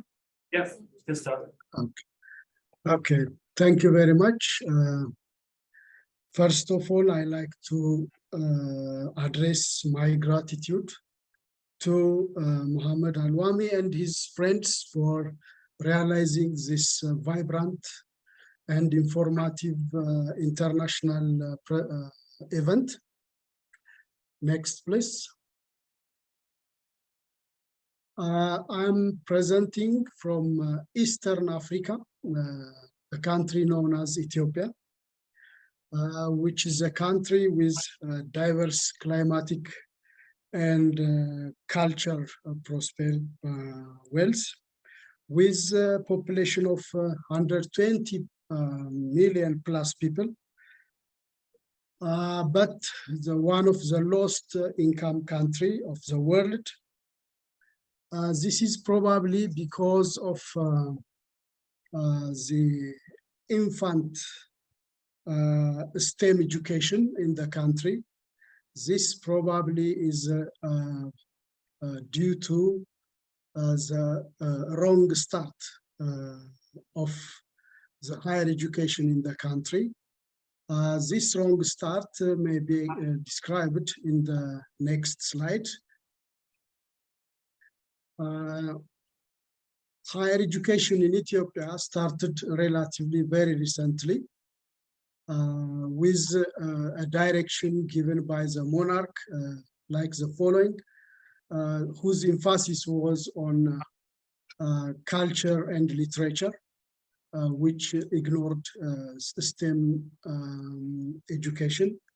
A fundamental objective of the university must be safeguarding and development of the culture of the people it serves, to study the wellspring of our culture, trace its development, and mold its future. Here we can see no mention of STEM education. Thus, the cornerstone on which the edifice of modern education was to be erected was the heritage of literature and learning, which our fathers have preserved for us. You see, the literature and the culture left for us was dictated by the teachings of the religious institutions, which are shrouded in mystery, equivocal, obscure, and discourage curiosity or the study of science or creativity, innovation, which discourages these important aspects of science. To support the first established university, an American university supported $25 million for the building of the classrooms and so on. Among with this, teaching staffs were sent, whose purpose was just to interpret the history, culture, and customs of US to the people of Ethiopia, not to disseminate STEM education. Next, please.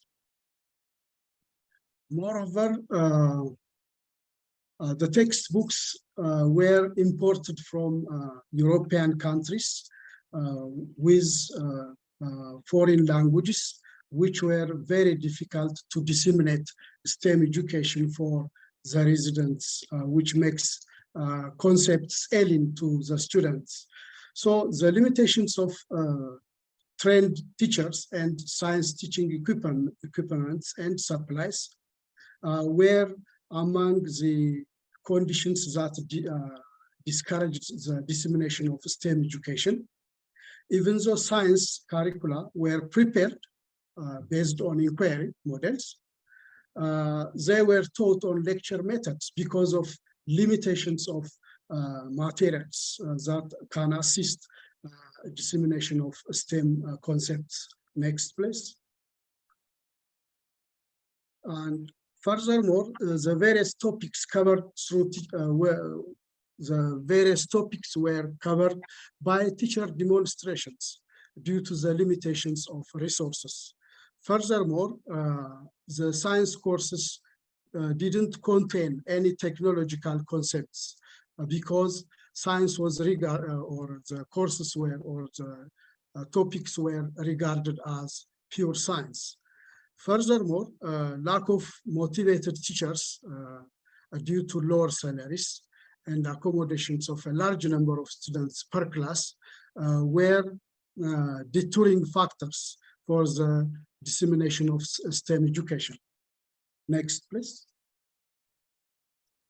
The other bounding or deterring factor was lack of autonomy for higher institutions, which were led by civil service administrative styles, which resulted in poor resource management, poor enrollment, and staff recruitment, which results in the deterioration of or the not advancing of STEM education.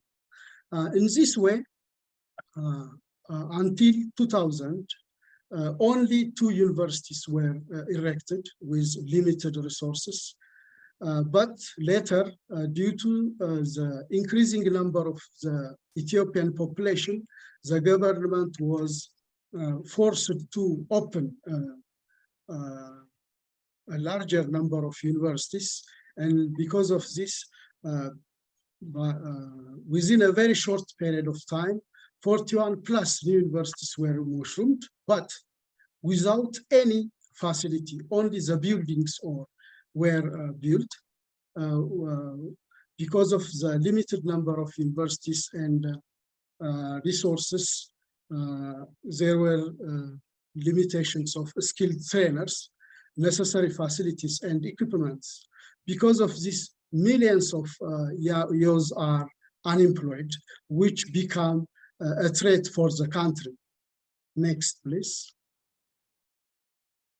With increasing enrollment, because of the opening of these buildings without sufficient trainers and facilities, a large number of students were enrolled, which deteriorated or contributed for the low quality of STEM education in higher education.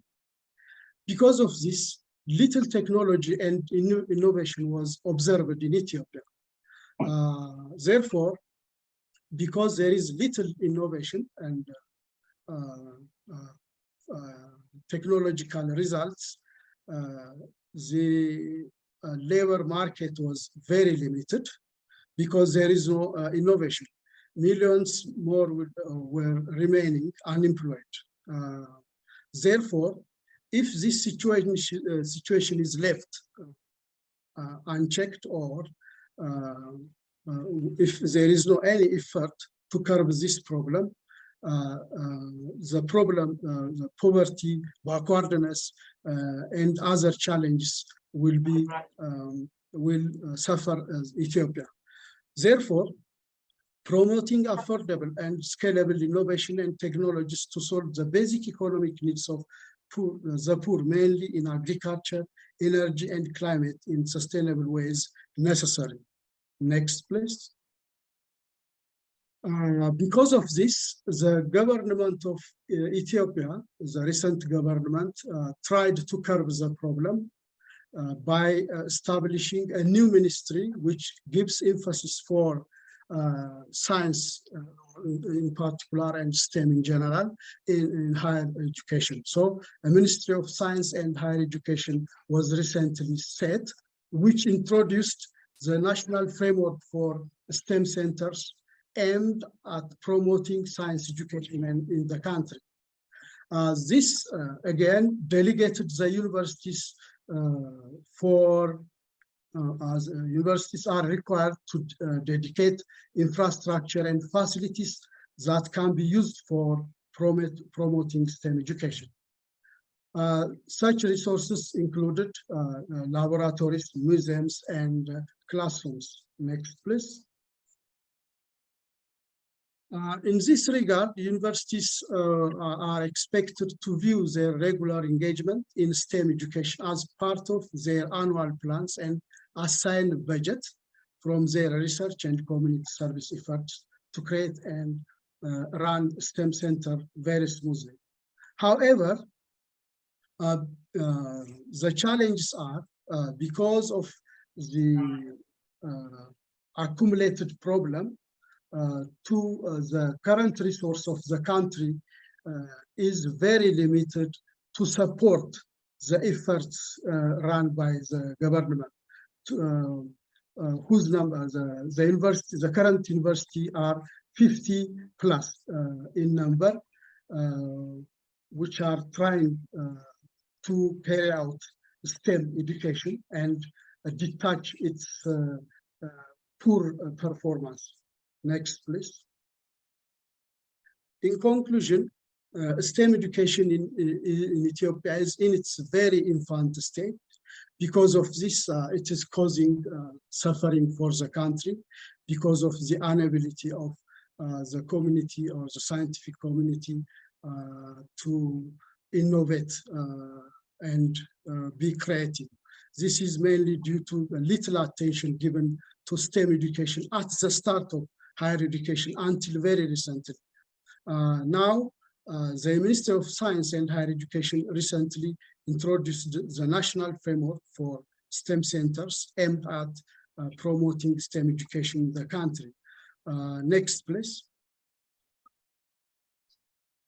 So universities are expected to view their regular engagement in such activities as part of their annual plans and assign a budget from their research and community service offers to create and run STEM very smoothly.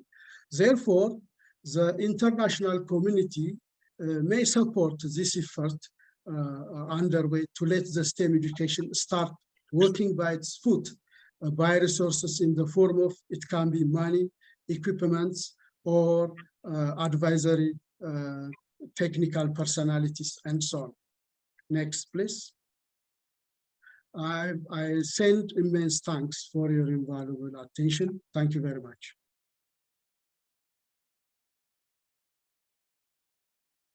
Thank you, Professor, for this very informative talk. Now it's time for questions. Does anyone have any questions?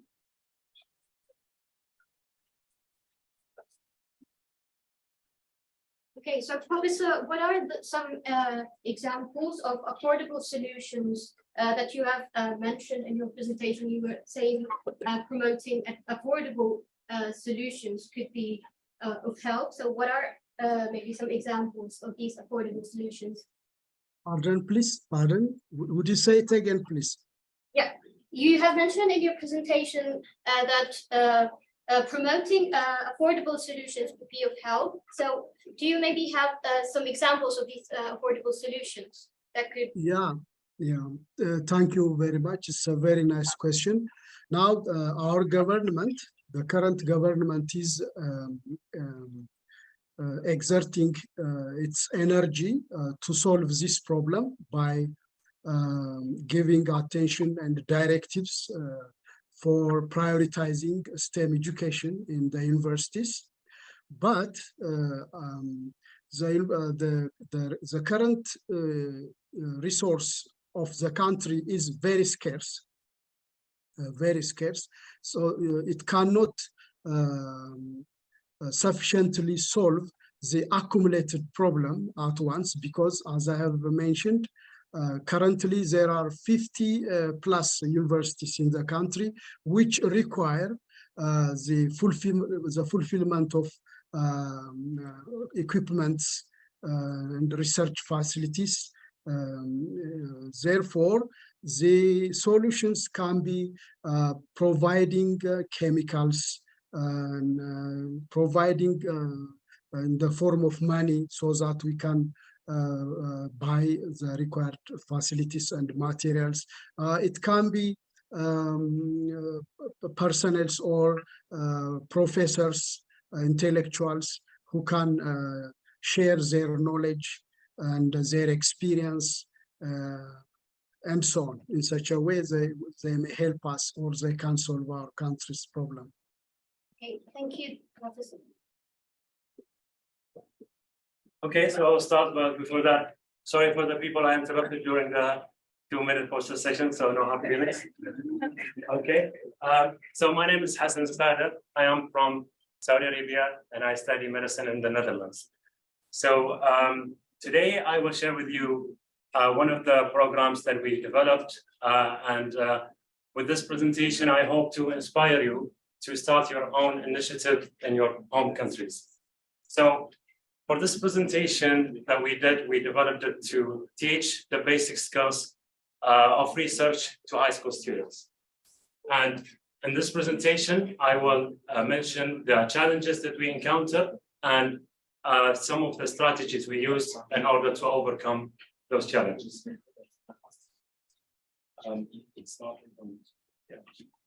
Okay.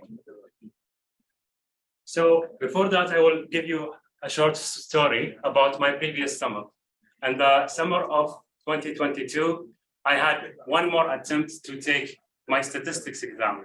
And to be more clear, I failed the previous attempts, so I had to take this one. Statistics is quite a fundamental part of medicine, and more specifically in any type of research.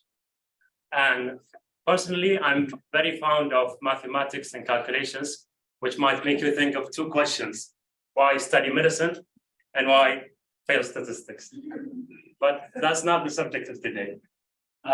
So in the previous summer, I was already working with the amazing team of ReachSci to organize the mini PhD program. But in that summer, I was introduced to a new program that is developed for high school students. And our aims and goals and criteria for this program were clear from the very beginning. Our aim was to improve the accessibility to research to high school students. And we also had a couple of ideas on how we wanted the content of the program to be. So a couple of sessions and each session is per week. And there are assignments in between that we would give the students to do. So we thought that we had a clear vision, but it's not as easy as it sounds, as visualization is not as experimentation. So we had a couple of challenges, and one of which I would mention today is how to build a strategy in order to start and execute your program. So I'll give you my thoughts on about how to run your own program, and I will use ReachSci as an example here. But I have to also let you know that I was organizing this program while I was studying abroad. So if we use ReachSci in this case, ReachSci can try to find the organizations in the desired country. And this is a helpful way so you can start your own program, and it has many advantages, one of which is that these organizations are much likely to have local experience. They also might have some connections which might make your life easier. But there is one downside, especially if it is a non-governmental organization, is that they might face some difficulties in terms of legalizations, especially that each and every country has their own rules and regulations when it comes to teaching students. Another way, which I find very effective, is to reach directly to the teachers. This would be very helpful as they already have the legal capacity to teach students. They might also have some connections, but it would be sometimes really difficult to find ambitious teachers that are really willing to take your program and start it and execute it in your country. And lastly, you could reach to ambitious volunteers, but this also has its downside in terms of the regulations. So let me talk about how we started the program and briefly. So briefly, the start was, we thought we should start very easy. These are Arabic words, by the way, for the ones wondering. So about the start, we decided to start very easy. That's because you are already, or you're just piloting with the program, you're just testing it. So instead of making it complex, you could try to do something really easy just to test the content of your program. So what we did, we invited a couple of students in Saudi Arabia for attending online Zoom sessions. And honestly, we learned a lot from this experience. But as you can see from my face right up there, I was confused. So it was really a challenge to communicate with students, especially when it's an online session. So the second challenge that I would like to mention today is getting to know your audience. So since I passed my statistics exam, this is the normal distribution curve. Okay, and I would use it here on my presentation as the population of the students. So as you can see, in the middle is about 68% of your population. On the right and the left, these are called the extremities. So I will use the middle as the average level of students, and on the right, these are the students with high academic performance, and on the left, these are the students with low academic performance. So first step is to choose the target group. And choosing the target group, we decided to choose the average students. And this is because if the students with high academic performance are more likely to have opportunities to do and learn about research. And that it would be very hard to start with students with low academic performance, especially in the beginning of your program. So after choosing the target group, it's wise to have the right balance. So when you develop your own program, it's good that you try to meet your criteria, but at the same time, try to see what fits the student's interests or your target group interests. And you can add more activities or tools that would help to make your program interesting and attractive for the students. And we hope in the future that we have these two circles more coming together, but this would need a lot of testing and experimentation with the program. So in terms of testing your program, you could test over and over again with the same type of content, and this would indeed give you a lot of insights. But if you try to change your content and the difficulty of your content from one round to the other round, this would give much more insights as well. So what we did, this is just a very like one example of a schematic overview of the difficulty of the content that we decided to do. So just for as an example, the first experiment has an average level of difficulty, then you could increase the level of difficulty or decrease it depending on the input and how you want to test with the students. You can try to find students that are willing to be tested upon for a couple of times, but in order to see if it would fit them or not. But keep in mind, if it fits one population of students, this wouldn't mean that it would fit other populations of students. I always say, with experimentation comes realization. So we tried our program for several times, and honestly, what we found is that it was really difficult for a lot of students. So instead of stopping our program and starting over again, we developed a couple of more programs that has different content and different level of difficulty. So what we did is we did a step-by-step approach. So the students can start with us with the first program, which is the junior citizen scientist, and then be qualified to the second or the third program, which is the junior researcher and the junior research champion. It's worthwhile mentioning that our first program and the second program are in form of volunteering. So the students help us to collect data while a bit learning about how to collect the data. So we thought that this level of difficulty wouldn't be that much of a high level.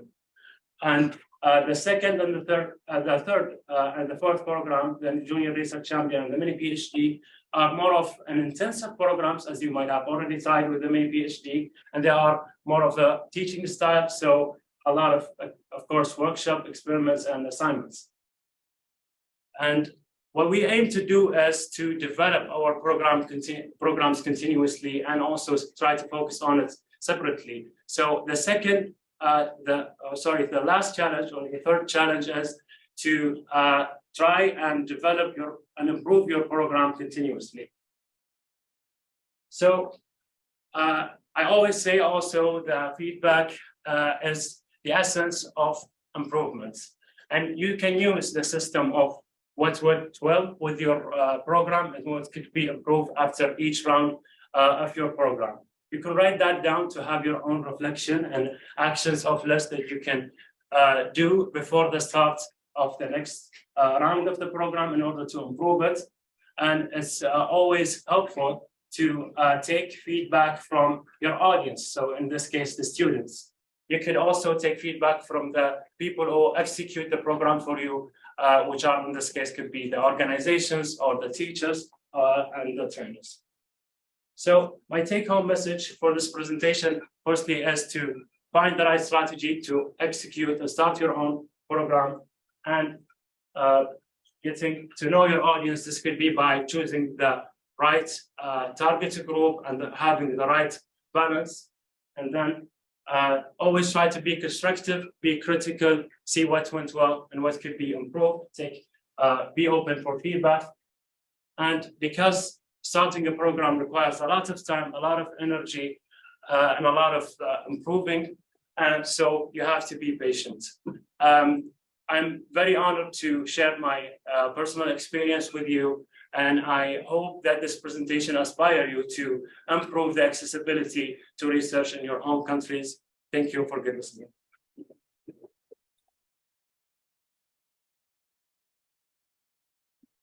Okay, Hassan, thank you very much for sharing your experience. It's indeed very inspiring. And now it's time for you to have any questions. Yeah. Thank you very much for your excellent presentation. I want to ask you, did you implement this program while you were in Groningen and so you did it through Zoom. You instructed the local teachers. Yeah. So he said, I'll have to repeat the question for the audience on Zoom. What I was doing in Groningen, he said, to make it very clear, that's the city in the Netherlands he knows that I study in. So I was mainly trying to reach to an organization in Saudi Arabia, which is called Mustaqbali. So we found this organization to be very helpful because they have the same aims and goals as we do. And they were very excited to take this program and give us a lot of feedback as well. So we started with testing with an online session, and now for the next couple of months, we will start the junior citizen scientists. So they are the executors of our own program, and we just meet with them like weekly to see how the progress is. Okay. Yep. So you are implementing this program to Saudi citizens' schools. Yeah. We first thought that it's better to start with high school students, but now that we found that it's really hard, so we developed new programs for Saudi students, but also this would be implemented in other hubs of ReachSci, so other branches. This week it's implementing in Iraq. Yeah. I think the first program in Iraq this week. And now that we have 4 programs, so we have programs for intermediate school students and high school students, and as well as, of course, university students. So, yeah. Just to mention this, in the UAE, the Ministry of Education has developed a similar program targeting the Emirati national students, and in the framework of this program, we have students in our laboratories because there is an agreement between the Ministry of Education and our university, and we try to have them for a week in our laboratories, and we do different experiments so that we try to introduce them into the engineering disciplines. And to inspire them to follow the engineering careers. Yes, so there is a program like this in Saudi as well in other countries. The problem is it's limited in terms of accessibility. So what we're trying to do is a program that can reach hundreds and thousands really easily. So that's what we have been trying to develop. Because this is also really common, where the people who are really privileged, they will find a way, or there is something in the country. But we try to target, so if you remember the bell curve, the people who are at the top, they will find a way. Actually, the students that are selected in this program are the top. At the top. Yeah. Yes, so we want to go to these, the most, about 70% of those students, and we want something that can reach them really, really easily. And you are doing this to all Saudi national schools? Now we're doing it, we're just starting small now, but once it's ready, but this is not just for Saudi. We started in Saudi and Iraq, but we're starting soon to go to more countries. Okay, very nice. Yeah, so 6 countries hopefully by the end of this month, and then we're planning to go much more by the end of the year. Excellent. Very good. That's why we support the ReachSci. Thank you. Thank you. Any more questions? Maybe last question, yes. Okay. With your program, you're targeting the majority of people which are under the big part of the curve, which is logic, but are you thinking about targeting the extremities, whether the low or high academic performance? Because as our professor, Dr. Ali said, your students are your assets that you invest in. Yeah. And I assume that the high academic performance students are your best assets. So do you think about investing in them somehow with your programs? Yeah, of course, with the programs, as I said, you go step-by-step approach, but if you find very excellent students who you think that they can tolerate the other levels, so the 3rd level, for example, so you make those students go into your program and start from there. So when you start program, for example, in Saudi Arabia, you have public schools, you have private schools, and you have international, international schools as well. So these 3 different types of school, they have different levels, and sometimes even in the public schools, they are different between one school and another. So it's hard to really know the the excellent students, you try to find the people who are interested in your program, whether they were excellent students or average students, but you want to give the opportunity to each and every student to join your program. But we said we want the average student as a metaphor that this program is for everyone that is interested. Yeah. Thank you.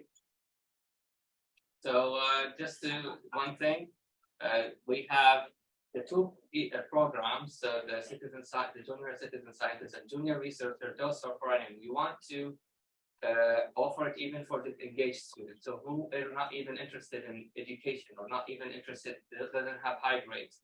But people who are really motivated, we have programs that are difficult, like you, right? You took the mini PhD, but if you bring the average people to a mini PhD, they will fail. This is incredibly difficult. They need a lot of preparation to get to this stage. So we're trying to offer for different levels. Yes. So are you planning on something more advanced than the mini PhD? We have two programs more advanced. The mini PhD Pro is more, and then the senior citizens, the senior research champion. This is okay. PhD postdoc. And when will they start? This year. Follow us on our social media. You have an iPhone Mini, iPhone Pro, iPhone. So it goes like that. Last question. Oh yeah, thank you. My name is Renaki, and thank you so much for the good presentation. Actually, I am very inspired to start your program. But I have a few questions. First of all, what was the research program that you will give to the students? And secondly, perhaps you can answer the first one. Yeah, sure. So in our first test, we try to make the students by themselves choose a certain topic that they want to investigate, but in the same time, they try to investigate this topic at their own homes, because it's we don't want it to be something that's really dangerous or takes a lot of time. But after experimenting with that, what we found is that students are struggling to find an idea that is suitable for research, to have qualitative or quantitative data from the research. So now we're trying to choose a specific day, for example, the World Health Day, and then we try to ourselves, like as a community, develop a certain idea that fits a research around this day, and we let the students collect the data for us as being a volunteer, and they can also learn a bit how to collect the data. Okay, thank you. Second question, final question. Did you get any funding and grants from where? Sorry, can you repeat? Did you get any funding? That's what we do on ReachSci. We try to do things that doesn't require funding. Because once you require funding, there is no accessibility. Funding is always a hustle, so try to start really easy. And I would like to make a comment, because today I hear always funding. Yes. It is an issue, but we do need good ideas that don't need money. Yeah. Okay, this is very important for the young generation to understand that. And of course, I'm going to ask the two medical students in Groningen how they were getting to that. But I really have to congratulate you, because I think it is a big offer to your country, Saudi Arabia.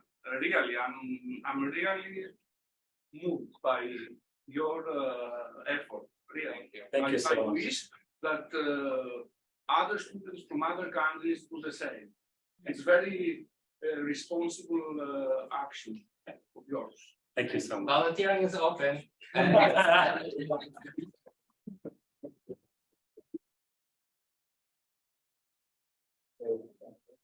Okay, so now we move on to the presentations again.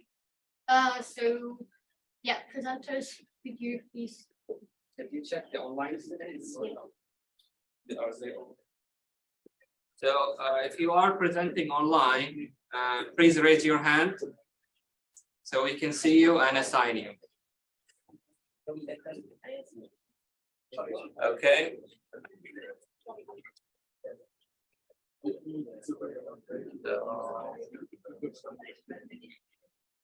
Okay, I'll do it.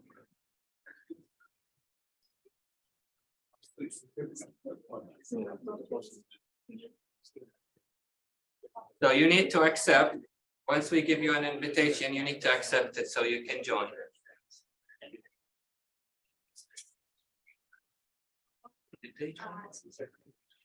Okay, so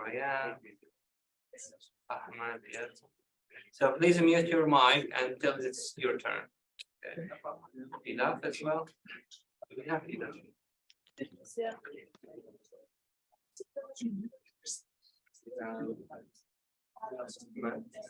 We have Riyadh and we have Ibrahim and Sanita. Yes. Yes. Oh, that's it. These are just so you can show if you can please accept so you can join. Please accept the promotion. Do we have Sanita?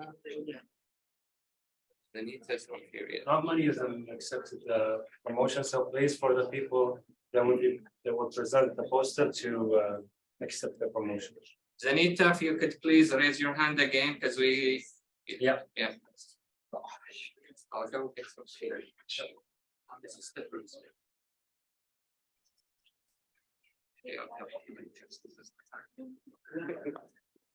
have to try to answer. Yes.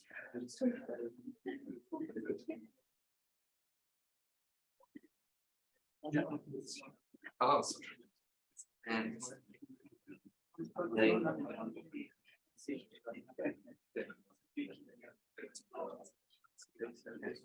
all right, are we ready for the final session? Good. All right. Okay, so let's start with Rini Yardi. I hope I pronounced it right. Yeah. Yeah. Okay. Thank you.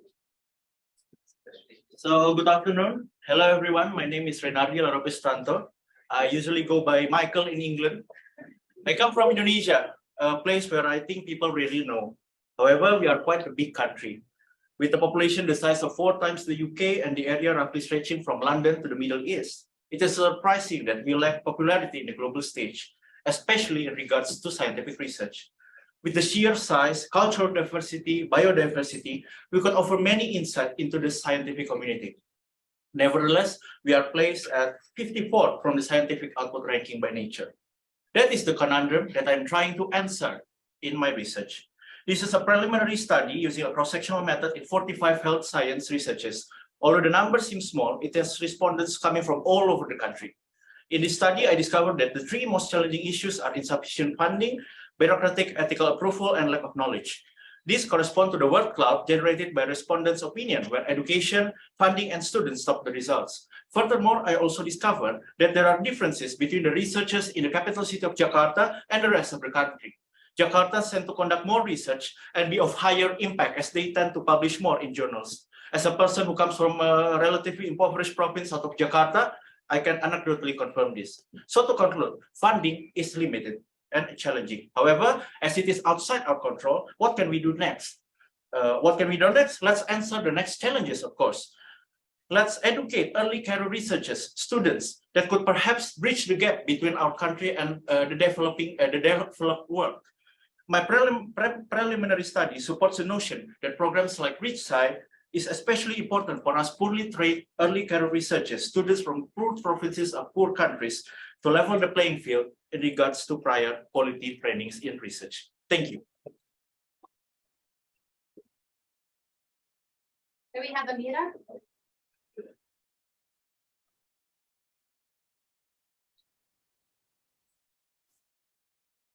Can I start? Hello everyone, I'm Emira, and these are the challenges faced during the research experience in Tunisia with ReachSci. Tunisia had prioritized education since gaining independence in 1956. Tunisian women have played a significant role in the development of the country. They are ranked first in the African and Arab women's participation in scientific research, although there are still long-term challenges facing Tunisian researchers. We conducted a cross-sectional study where 50 participants answered an online survey about research. All the participants were in the field of medicine. We also reviewed literature to identify the most common challenges to Tunisian researchers. So the general obstacles in Tunisia are mainly related to limited access to information, the teaching profession with lack of training and under-evaluation of pedagogical skills. the finance system, and also the methods of institutional organization and resource allocation that do not promote openness to the outside world. The number of full-time researchers in Tunisia is limited due to the pressure of the higher education system. The results of the survey showed that 84% of the challenges are related to limited resources.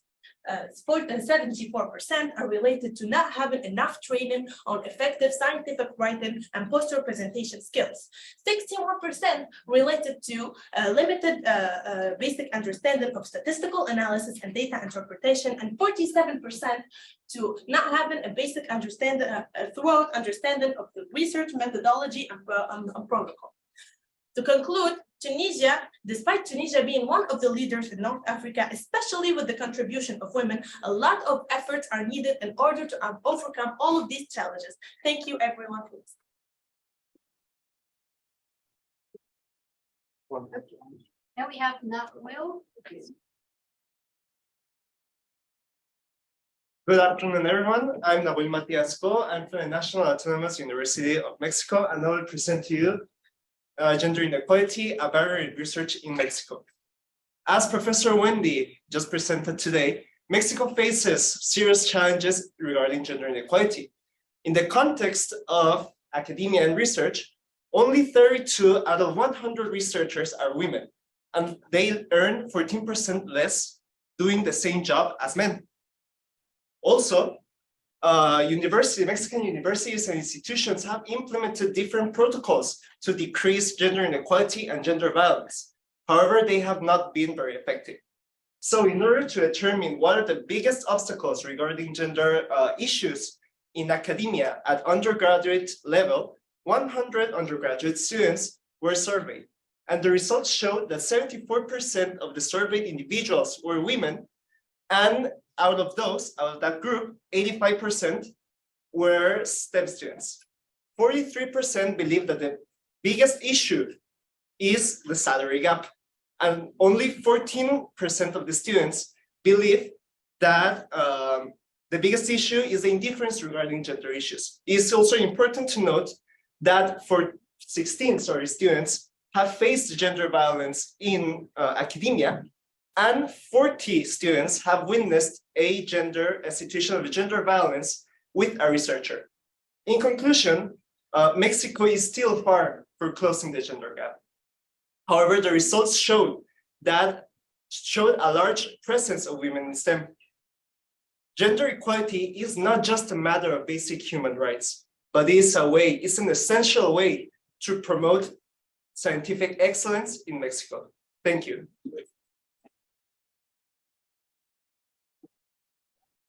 Thank you. Now we have Malik.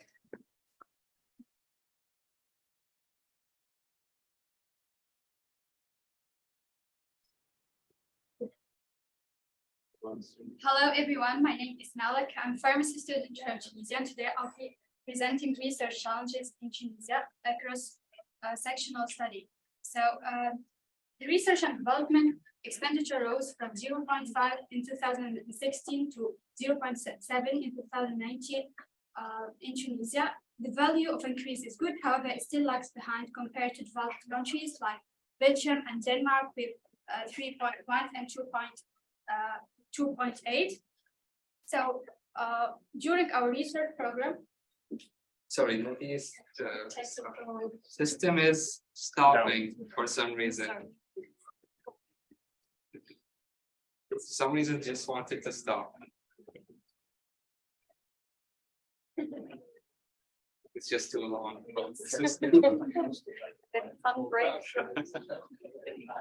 We didn't forget you. sorry.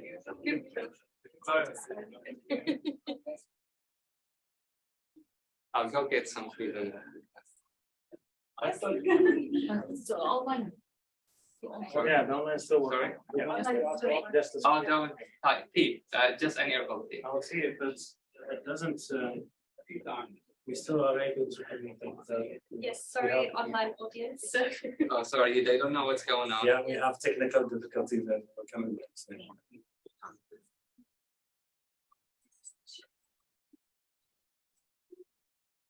we're not, we can, yeah, oh, okay, perfect. Okay. What, how do we do that?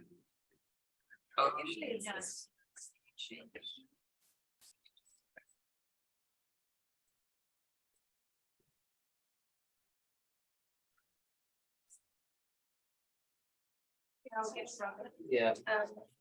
Sorry. Oh, it was scared from Can start over, that's fine. Yeah. May we have your attention, please? Yeah, thank you. Can I have your attention, please? Hello everyone, my name is Malek. I'm a pharmacy student from Tunisia. Today I'll be presenting research challenges in Tunisia across sectional study. So Tunisia is a North African Arab country. The research and development expenditure rose from 0.5 in 2016 to 0.7 in 2019. The value of increase is good, however, it still lags behind compared to developed countries like Denmark and Belgium. Belgium with 3.1 and Denmark with 2.8. During our ReachSci program, we faced some challenges, and we related to the challenges that researchers faced in Tunisia. However, the mentorship role of the ReachSci team and our local mentor, Professor Kemal Tira, helped offset these barriers. So in this study, I have three different figures. I used electronic survey. So the collected data are presented in the P-charts in the first figure. So the percentage of profession are making, the majority of them are students, and they are aged between 25 and 30, and they are basically most of them women. The challenges listed are mostly lack of trainings and courses in research and financial problems.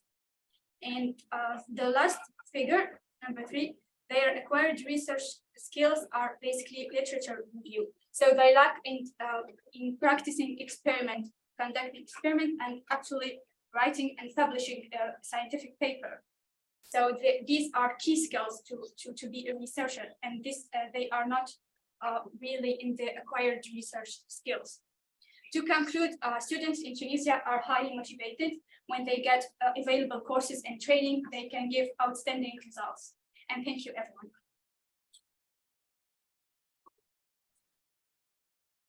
Now we have an online presenter, Rayan. Rayan? Yes. Okay. Good evening. I am Rayan from Team of Palestine, and today I will present a poster about the challenges we face in Palestine during our research. First of all, we start about Palestine, which is a small country located in the Middle East region, which has lack in research, especially in science and medical field, as there is only 770 publications between 2002 and 2011.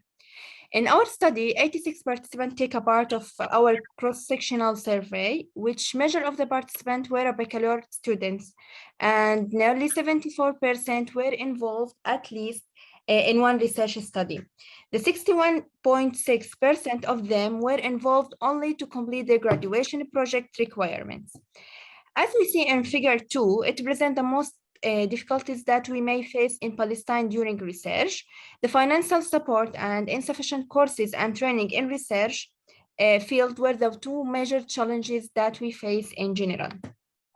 Also, in our survey, the participants evaluate their research skills, such as the ability to choose research topics, to write a good proposal and a good research report, which most of them have intermediate skills and need to be improved more and more. As a participant in ReachSci project, we conduct a study at Al-Najah National University at Palestine.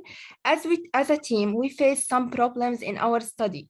That's due to the occupation, which affected our access to the labs easily and the influence connection between our teammates. Other limitation we faced was the insufficient studies in Palestine for our research topics that affected our study negatively. So finally, I think most universities must increase their efforts to close the research gaps and encourage students more to lead to increase the research quality and quantity. Thank you so much. We move on to Ilan. Igor Choco, I think. Yeah, Igor Choco, you can start.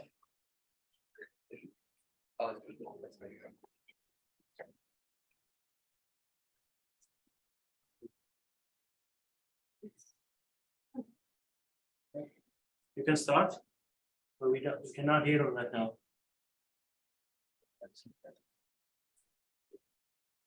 Can you try to speak?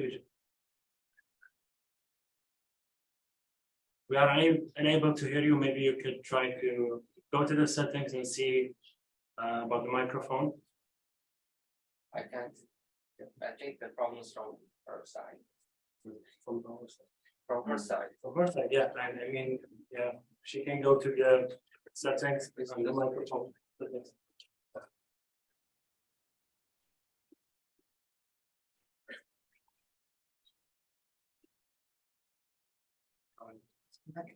Yeah, she's unmuted as well, but I think there's a problem in the your microphone. Maybe go. Do you want to change the microphone, maybe, or just use without a microphone? Yeah. No. Yeah. Now it's working. Okay. So Ochukwu Ezwande, I'm here to make a presentation on pharmacy graduate students' perception on barriers to research in Nigeria. As we know, research and education is like two sides of a coin. It goes together. So this study was carried out on postgraduate pharmacy students, about 46 of them, and it was carried out during a seminar result presentation that takes place usually at the faculty. And apart from that, I also use the online tool, an online questionnaire tool, to assess those postgraduate students that I couldn't reach out to on that day of the seminar presentation.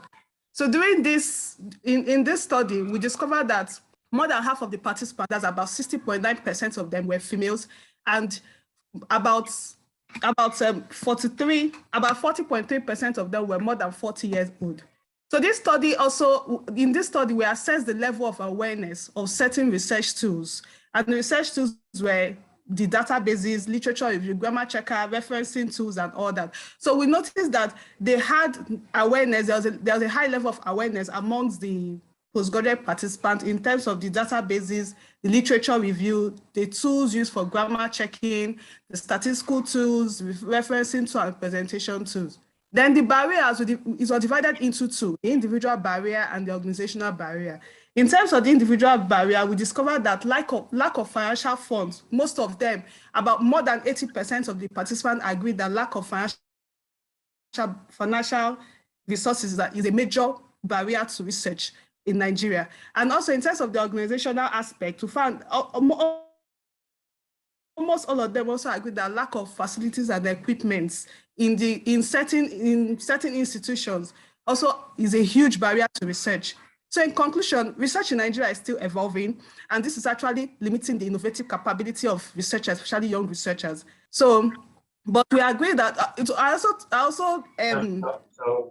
willingness to employ the research tools, and then discovered that if trained, they are willing to use those research tools that they are now aware of, such as the research tools to conduct analysis, referencing, and presentation.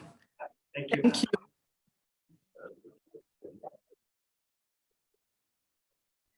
Yeah. Next we have Ahmed online as well. Ahmed, can you hear us?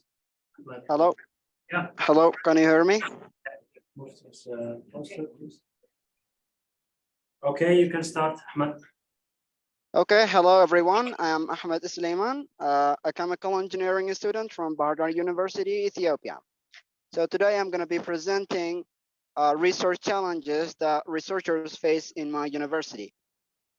So as Professor Atakel told you before the coffee break time, STEM education in Ethiopia is just in its infancy. Now, as we know, African countries in general have a lot of different research challenges in being a researcher for scientific students. Only 1.8% of the world's publications were produced from African countries between 2000 and 2004. And some of the challenges that have been faced by most of African researchers have also been faced by researchers in my university. Now, in this research, I've interviewed 10 researchers, 3 of whom had a BSc degree and 7 of whom had an MSc degree.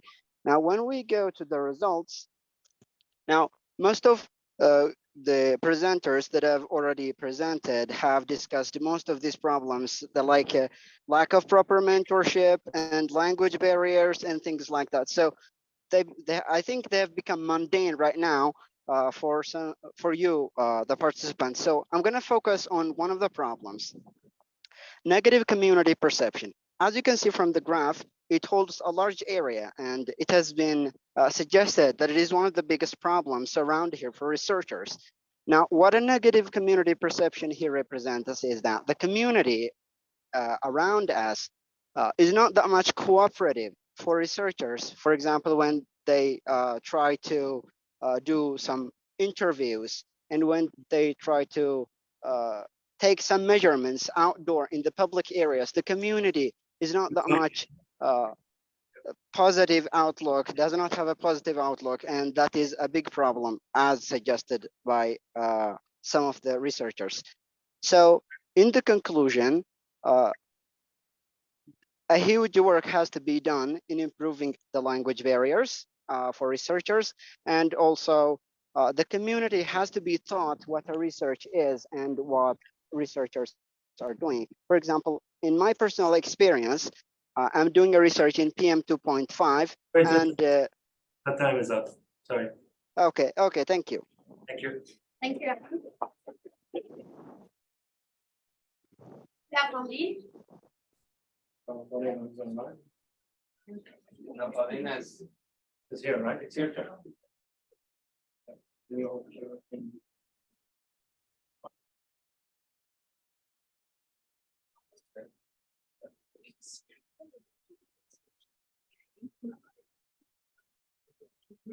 Good evening, everyone. I'm Paulina Tanley from Nigeria. I'm going to talk about research challenges and hurdles in Nigeria. I am a postgraduate student in a public university, and I'm also a lecturer in a private university. Now, research challenges are the same in these universities, but prominent in our public universities. I'm a PhD student in the public university. One of the research challenges I face is the lack of equipment and devices to carry out research in Nigeria. When I carried out this research, I had to travel miles. During the rainy season, I took my samples to a different university for my analysis. And during the dry season, I had to take my samples also. It was during the COVID-19, and there was restriction of movements, but I still had to take my samples to the same university for analysis. That is one of the challenges. Two, we also have the challenge of power supply. In Nigeria, we don't have like a long period of power supply. Sometimes when you're carrying out your analysis, the power will go off. So you have to remove your samples and place another one. It has to be, if you're carrying out your samples for about 4 hours, within 30 minutes, the light goes off. You have to remove your samples and replace with another one and take the whole sampling over again. Also, we also have the challenge of funds. Sometimes we have limited funds or grants. And sometimes some of our supervisors divert these funds for personal use. Also, we spend too much time on our programs. For instance, this is my 7th year on my PhD program. It's not as if I'm not serious or available for the program. I'm serious and available, but our supervisors are not like ready. Sometimes they're on sabbatical leave. Sometimes, thank you. Continue. Okay. Okay, the last one. So then in public universities, you want to carry out a research, but your supervisor is telling you no. Your supervisor is enforcing a topic on you. So these are part of the research challenges we face in Nigeria. Thank you.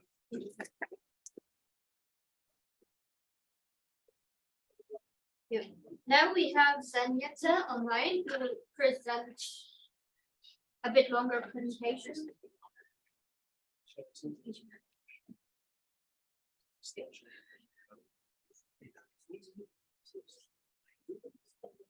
So we're done with the posters. Now just one final presentation, a short one. Zanyeta, can you hear us? I can hear you. Can you hear me? Yes. Yes, yes. Am I clear? Am I audible? Can we please? Yes. Yeah, okay, you can start right now.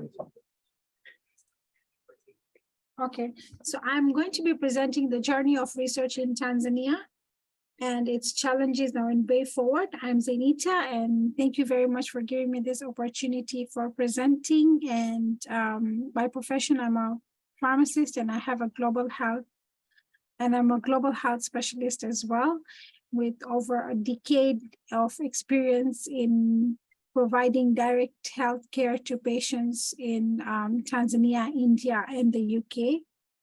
Next slide, please. So about this presentation, I'll give you a brief background, methodology, and the challenges, the key challenges that I faced in conducting research in Tanzania. Next slide, please. From the background, I come from Tanzania, that is located in the eastern part of Africa, and it's surrounded with very beautiful landmarks and very beautiful cultures and animals, and that is where I conducted my research. Next slide, please. So the methodology that I used was my own experience of conducting research in Tanzania. I also did surveys and interviews over 30 organizations around Tanzania. And I also did a text-based literature search. Next slide, please. My findings from my surveys were most of it was insufficient funding, like most of other countries also face the same thing. Inadequate digital infrastructures, weak coordination and partnerships, and limited research skills were among the 4 key challenges that I faced. And in my next slides, I'm going to elaborate more on the causes of such challenges and the key recommendations. Next slide, please. So the first and the most challenge, the most common challenge that most of us face is, of course, limited sources of funding. And the main cause is because government does not prioritize research in my country. And thus the research fundings are not allocated. Also, there is an excessive reliance on external fundings. So the research objectives of the country are not really aligned with the local objectives. So that's why the fundings just goes mismatch. Next slide, please. And the key recommendation that I came up with was to demonstrate, researchers should demonstrate to the local and the national authorities the potential of translating those researches which they are performing into commercial opportunities, like, for example, creating new drugs, medical devices, and this is how they will attract more government fundings. I realize my colleagues, one of the colleagues had asked this question in the previous presentation, that how can we convince governments? And this could be a very potential way of convincing governments by telling them how these researches can lead to commercial opportunities. Also, setting up industry and academic knowledge that can transfer programs to enable commercialization, just like the previous one, but it's like more like academics and industry should merge together in performing those researches. I also feel that there should be a focus on international partnership, that the researchers, the local researchers and the international agendas should align together. And more importantly, researchers should be more creative to find different incentive schemes.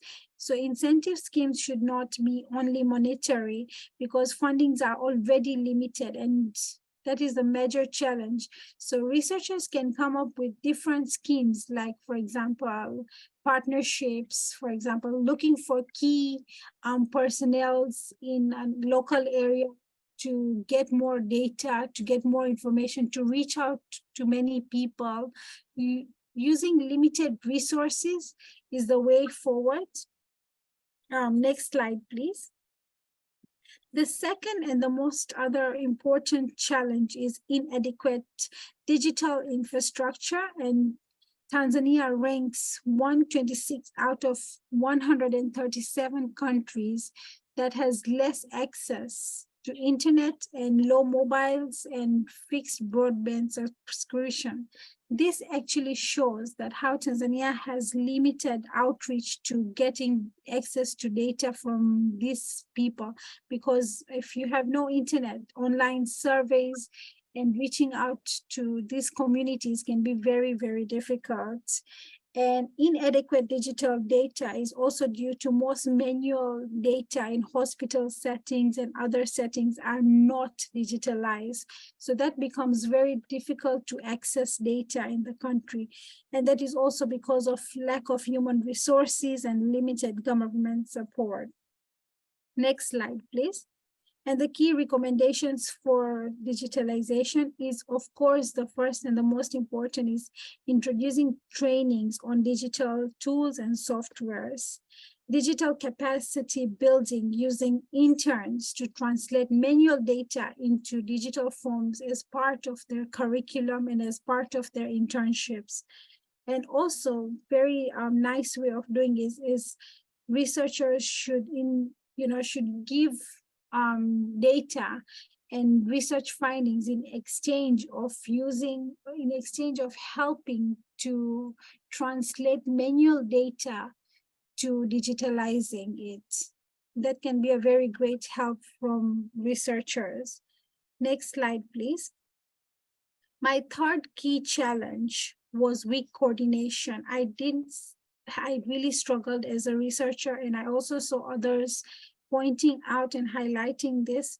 Coordination amongst researchers, local authorities and communities, and research implementation body like hospitals was a very big struggle. And this, I think it's mainly due to this culture of being inquisitive, where researchers and policymakers, they want to just work as individually rather than as a team. And lack of incentives and common platforms to bring researchers together.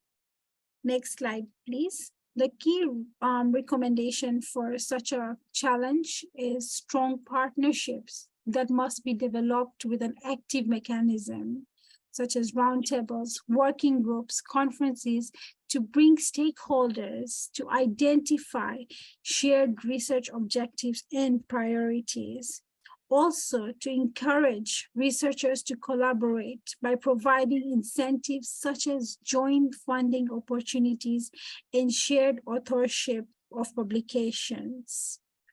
Next slide, please.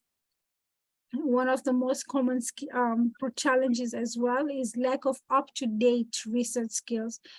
Tanzania is growing with a number of universities from 100 to 137 from 2007 to 2019, but this do not support the modern research system that is recognized internationally. So the curriculum is very slow to adapt to these changes. Next slide, please. The way forward is creating partnerships with international research and educational institutions to deliver training and a state-of-art research methods. And one of the greatest examples is how ReachSci collaborates with other universities around the world to bring new research methodologies in place. Also allocating funds for upskilling of researchers. Next slide, please. The next steps are writing the final report of the study and publishing it, disseminating the findings to academia, research institutions, and implementers, and also convening a roundtable discussions to implement the recommendations. Next slide, please. Thank you. Any questions or comments? I'm open to that. I have a question for everyone. Okay, thank you very much. And now we'll have questions for all the presenters. So if you can give please. And also the one on the hands. So we have a question while you come down. We have a question from Professor Obaka. He was asking, why don't we offer a program for senior researchers to help them publish in top journals? And this is something we're working on already. We have a program called Senior Research Champion. It's for people PhD plus. And also there is a collaboration that we're working with Nature BMC Medicine, one of the most prestigious journals, to try to provide programs for senior researchers to help them publish in such journals. So we're working on that, but these things takes a while to hopefully you'll see some fruitful projects coming out of it. All right, now you're. Any questions? Only four. Yeah. And the one online? Yes. Yeah. All right. Thank you very much for the opportunity. So my second question is specific for Malik. A quick presentation. So my question is, within your chart, there was 75% of women from your data. So as we know, the fifth sustainable goal development is gender equality, and contrary to other posters, most of them talk regarding how women there's a lack of representation of women in research, for example. But in your research and your poster, there's actually a more abundance of women. So my question is, in your point of view, what's so special in Tunisia? How is there more abundance of women in your country? And how could we employ this idea, this reasoning towards the world to create a more sustainable goal for our future? Thank you. Thank you for your question. Actually, my also friends Umayma and Amira talked about this, like women are very included in the research career in Tunisia. And actually, this goes back to a late president called Bourguiba. Bourguiba actually helped women to be implicated in research and into different universities, and to be independent women, not dependent to men to get their money, and and this is actually goes especially to Bourguiba, the late president. He did so many work to help women in Tunisia. And the law in Tunisia also gives so many rights to women, and yeah, they give them so many rights, especially if they are divorced, they have a problem with their husband or anything. The law is very supportive to women. I would like to add something. In Tunisia, in fact, women in Tunisia are very special. They are very implicated, more than men. If you ever visited Tunisia and you go to universities there, you will find out that more than half of the universities are totally women. They are more likely to participate in research. They are more interested in men. I don't know, but Tunisian women are very special, and the feminist movement in Tunisia is very high and supportive for women. All right.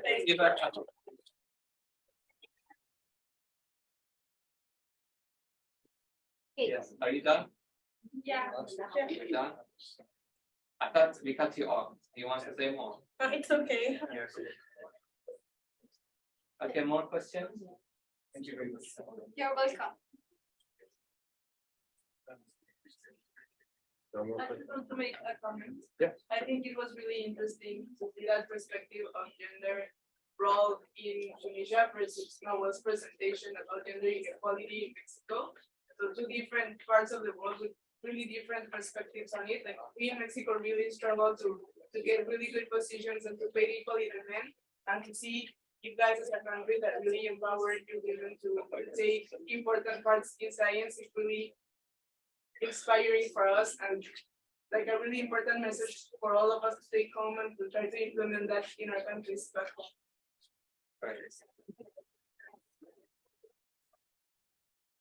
No, so it's just one comment. Yes. Like I say, even though it does seem like too good to be true, there is one downside to this.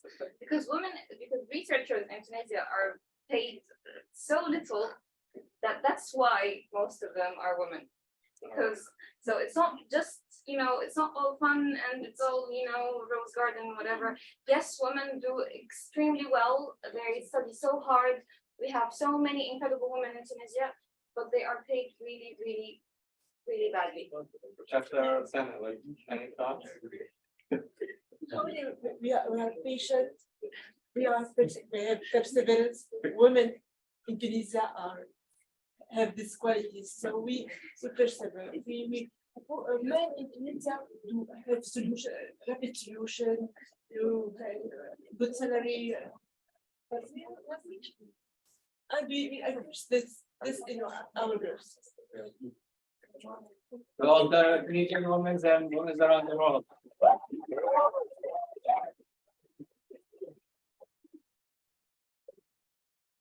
The majority are women. Yes.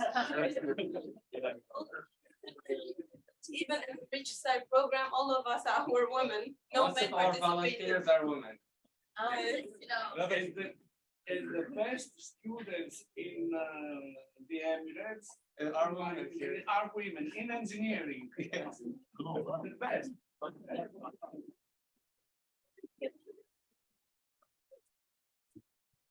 Okay, I think this is a nice end. There is a question, yes. Since you're talking about the inequality, we understood why there are more women in research in Tunisia, but why do you think there is less women participating in research in Mexico? I mean, is there something to blame, or it's from the females? We should empower females, or we should educate researchers if they are, for example, preferring males over females when they are choosing their team members, research team members. What do you think? So if we return to our background, so I only mentioned two of the reasons that I posted there. So there was a section that was called misogyny, right? So what I asked for that question was that why wouldn't you work in a STEM workplace? And 26% of the surveyed women, they answered with, well, I wouldn't work here in STEM because the environment is very misogynistic. So I believe that's a key component to that. Mm-hmm. Okay, now you address this problem. How would you solve it in the future? Oh, so in Mexico, it's not that easy. Okay, so it's a 100 years long problem in Mexico regarding their gender inequality. So in my perspective, we need, first of all, better protocols, because protocols now they're slow, and the punishment given to the abusers are not that strong enough to make an impact. Okay, so we need better protocols, and for better protocols, we need, well, I believe that we need experts regarding the subject so that we can make those better protocols. And also, no, I think that's that. Yeah. Yeah. Last question. Okay, last one. Last two. Okay. Oh, Adriana, go ahead. No, I just wanted to answer. So I'm just speaking about, let's say, I've studied in Germany and Denmark and UK. We also have, like, it's a bit more invisible gender inequalities, and what I've seen is that a lot of people, a lot of women drop out because not sufficient pay, and at some point when they want to start a family and they are away for 2-3 years and then going back. There are now a few scholarships here in Cambridge trying to support women to get back into science, and there's some really inspiring stories, but it's a really challenging thing. Once you're out, sometimes it's really hard. So I think that's something that we really need to change is the system itself to accommodate to, for more people to be able to do that, because we are allowed to have a family and we shouldn't, we love science, but there's also more than that to life. So I think changing the system is something that we should strive for. Thank you. Last question, please. One of the presenters from Nigeria have discussed about the problem of constant unstable electricity supply in conducting their lab researches. So I think we are in a STEM conference and it's about science and technology, engineering and math. I think there is a gap here. Why can't we start thinking of providing such equipment that require less energy? So that this problem cannot be, discouraging their research. So that's my contribution. Okay, is it a contribution? Yes, how can we? Okay, actually, all this still goes down to funding. Even to get these equipments that requires less energy, it still requires funding. For instance, I'm a lecturer. All my salary I put into my research. Sometimes if I want to publish a journal, I have to use like 3 months of my salary to publish a paper. So how will I gather enough funds to get an equipment if there is no funding? So that's still the problem of funding, either within the country or from outside the country. Do you understand? Yeah, sure. It's Nigerian, by the way. Yes, he is. Good. All right. Is that another Nigerian? Yes. Contribution to that. So it's not as though we don't have the technical know-how or the brains to design these things. Come on, all over the world to check off Nigeria. There's awesome, and great things, especially in the field of technology and engineering, right? But oftentimes these things could be government factors. No matter how brilliant you are, no matter how good you know how to design these things, once the policy does not favor you, you're shut down, right? So oftentimes, especially for the fact that we don't have this level of industrialization again, they're coming back. So often they won't even prioritize it as something important that would drive industrialization for a revolution, right? So I think the whole thing boils down to the government. In putting this as a priority in their budgets. Yeah. Good, thank you. I think we have to end because the department closes at 5. One thing. Go ahead. All right. I will do something fun. Just I'll record a story. I'll say reach, and you have to say out loud "sci." Okay. That's the test. We have to say out everyone. I'll say reach, and you have to say "sci" out loud. Can you just combine it? Sorry.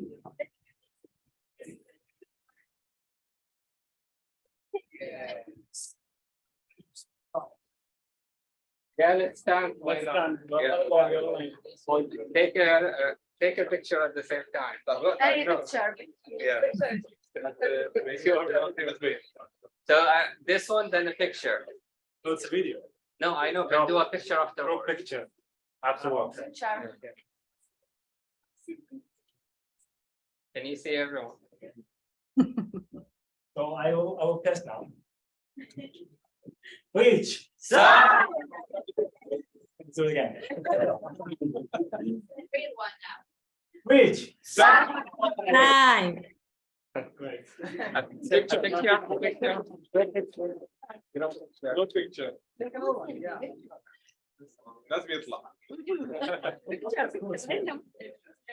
And one without you.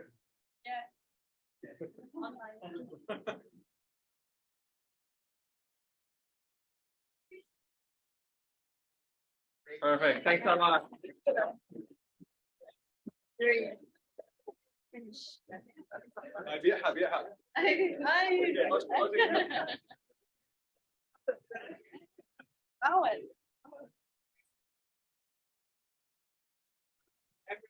been for about 10 minutes if you want, but we have to leave by 5.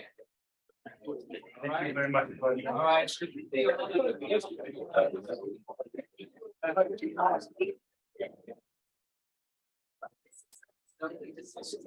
Yeah. Thank you everyone for attending. Yes, Bye. See you. thanks, professors, Maria, Anita, Osman, and Bye. see you tomorrow here. Okay. Bye. We will see you here in Thank person. you. Yes. Bye-bye. Bye.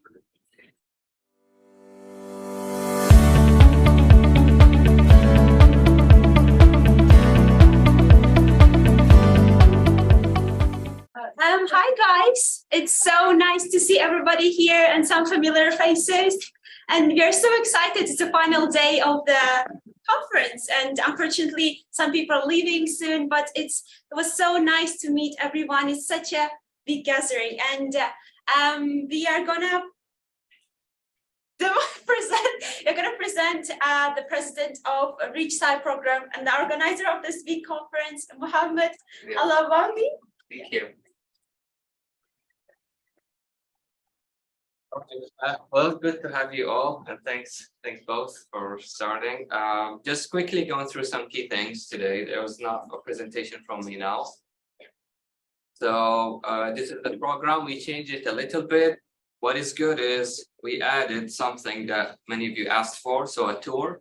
So hopefully you're all gonna participate. We're gonna break you into 2 halves. It's gonna start at 3, and you can tour you're not gonna tour the labs, but you're gonna see the lab area. So that is hopefully gonna happen. We're just waiting for the final approval. So that will be good.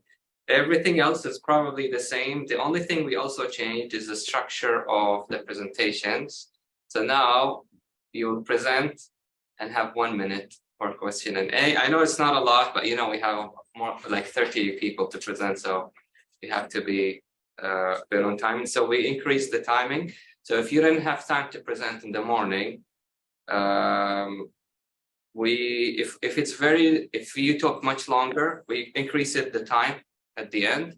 But we have Thomas who has to leave. So if we realize that the time is very limited, the last people who are going to present, we'll just move you to the end and we'll have him present because he has to leave at work. And a few things that I forgot to mention yesterday. So just the safety in the event of fire or anything that is, dangerous, you can leave from these doors and just leave everything. The brochures, we still have some left over, so you can just take them with you and put them in your university. Prayers, if anybody needs to pray at any time, we have a person. He was actually waiting yesterday, but nobody asked me. But some people asked me before. So if anybody wants to pray, there is a person who can take you to a prayer room. The competitions, if you haven't sent me the pictures, please send them. We already started voting and we have people's in mind already who are going to win certain things, but we have multiple awards. Just to remind you what they are. Oh, sorry. Yes, let me just remind you. So you can start now. And some people ask me when should they start with their social media and so on. You can start from now. So we already chose who is the winner of the best poster, and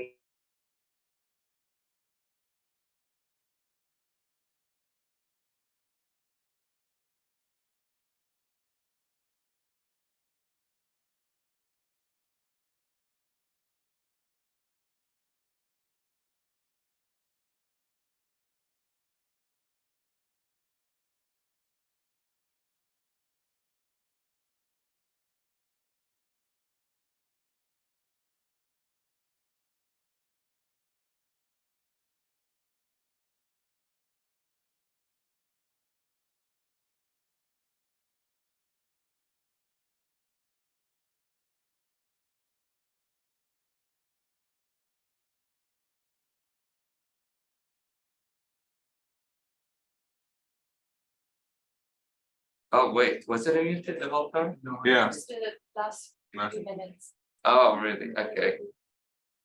So I don't know where, okay, let me just start, the awards. Everything else I think is related to people who are here, except the competition.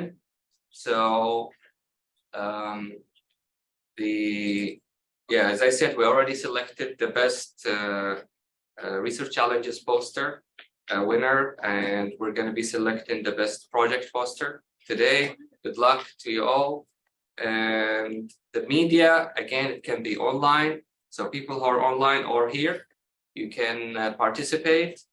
And basically, there is no rules, just anything that shows some creativity. And then the best social media post, again, it's the same. There is no rule, just something that shows the conference, but it's more interactions. So it can be something very simple, but you get more interactions. And we have someone who's really making it to, seems like it's going to be the winner. So if you want to compete with this person, you just get started. And then the assignment, remember everyone who is a participant of ReachSci, you have an assignment to do. So remember the assignment, take notes. And then the tour, as I said, this is not related to people online. And also the final thing is that informal chatting. So at the end of the conference, I'll be sitting here. If anybody has a question about Cambridge, about the assignments, anything else, they can ask. And pictures. And oh, actually, should we do the picture now before people, or let's do it later? Yeah. I think because there are people who are late. There are people who are a bit late. So I mean, during the coffee break. During the coffee break, yeah. I think. Yes. Good. All right. So that's it for me. Thank you. I hope you are good. So now we'll address research challenges in university team course by Dr. Adriana, who did PhD in nanoscience in 2019, and she's a senior scientist in Cambridge-based startup in the development of diagnosis and antibody-based therapeutics for Alzheimer's and Parkinson's disease. Dr. Adriana, please welcome her.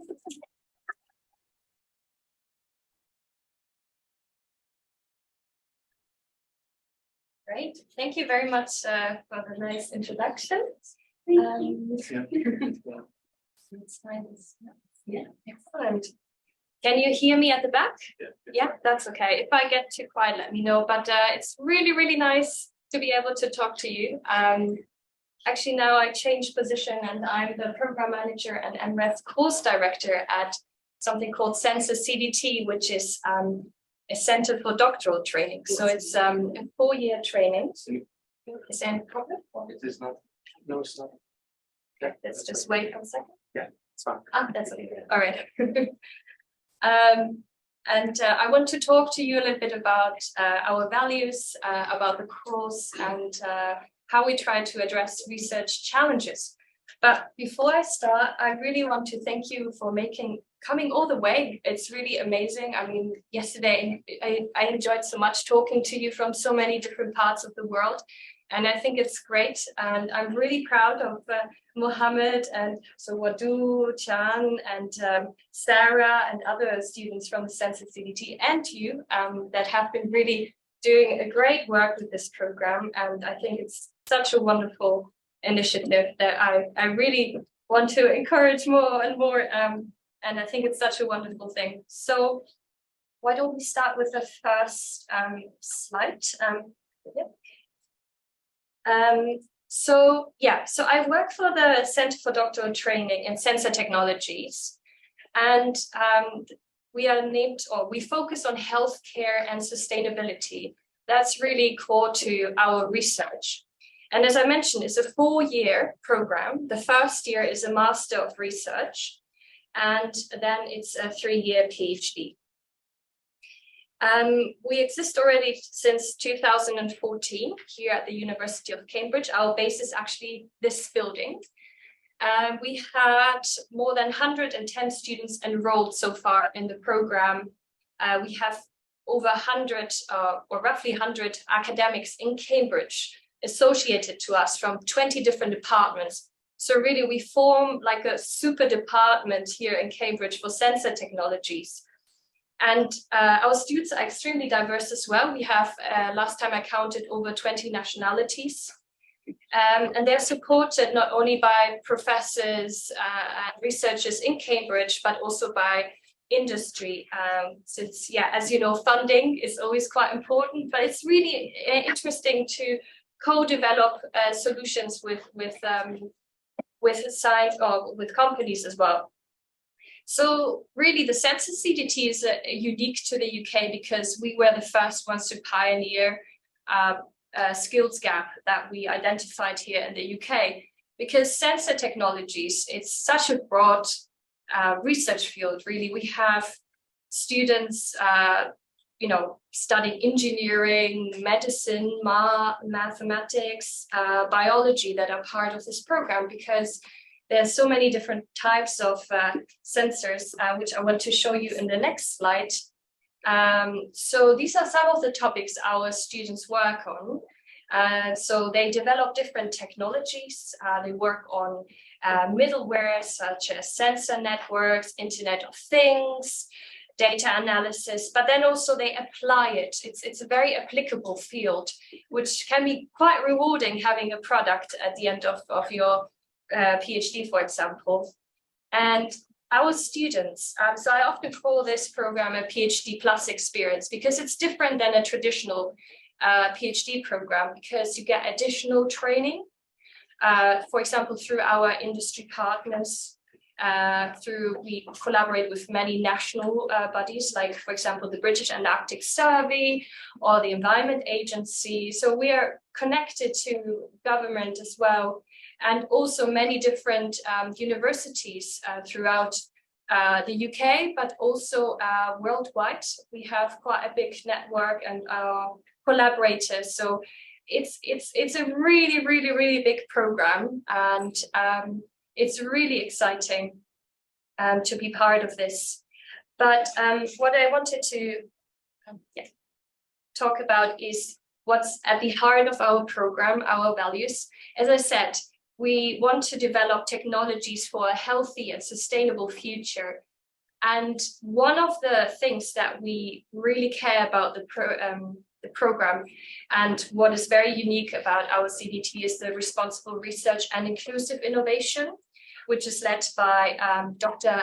Lara Allen. She will later give a talk about what she does, but she works for the Center for Global Equality, and we established an inclusive innovation hub within here as well.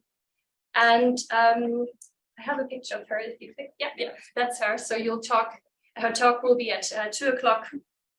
But really, this inventing and co-creating solutions with stakeholders, with people that innovations are intended for is really, really important. It's important to have a dialogue when you invent something, when you want to try to find a solution. And yeah, it's really essential to have that dialogue. So in the course, we really focus on teamwork. The first year, students have to work together.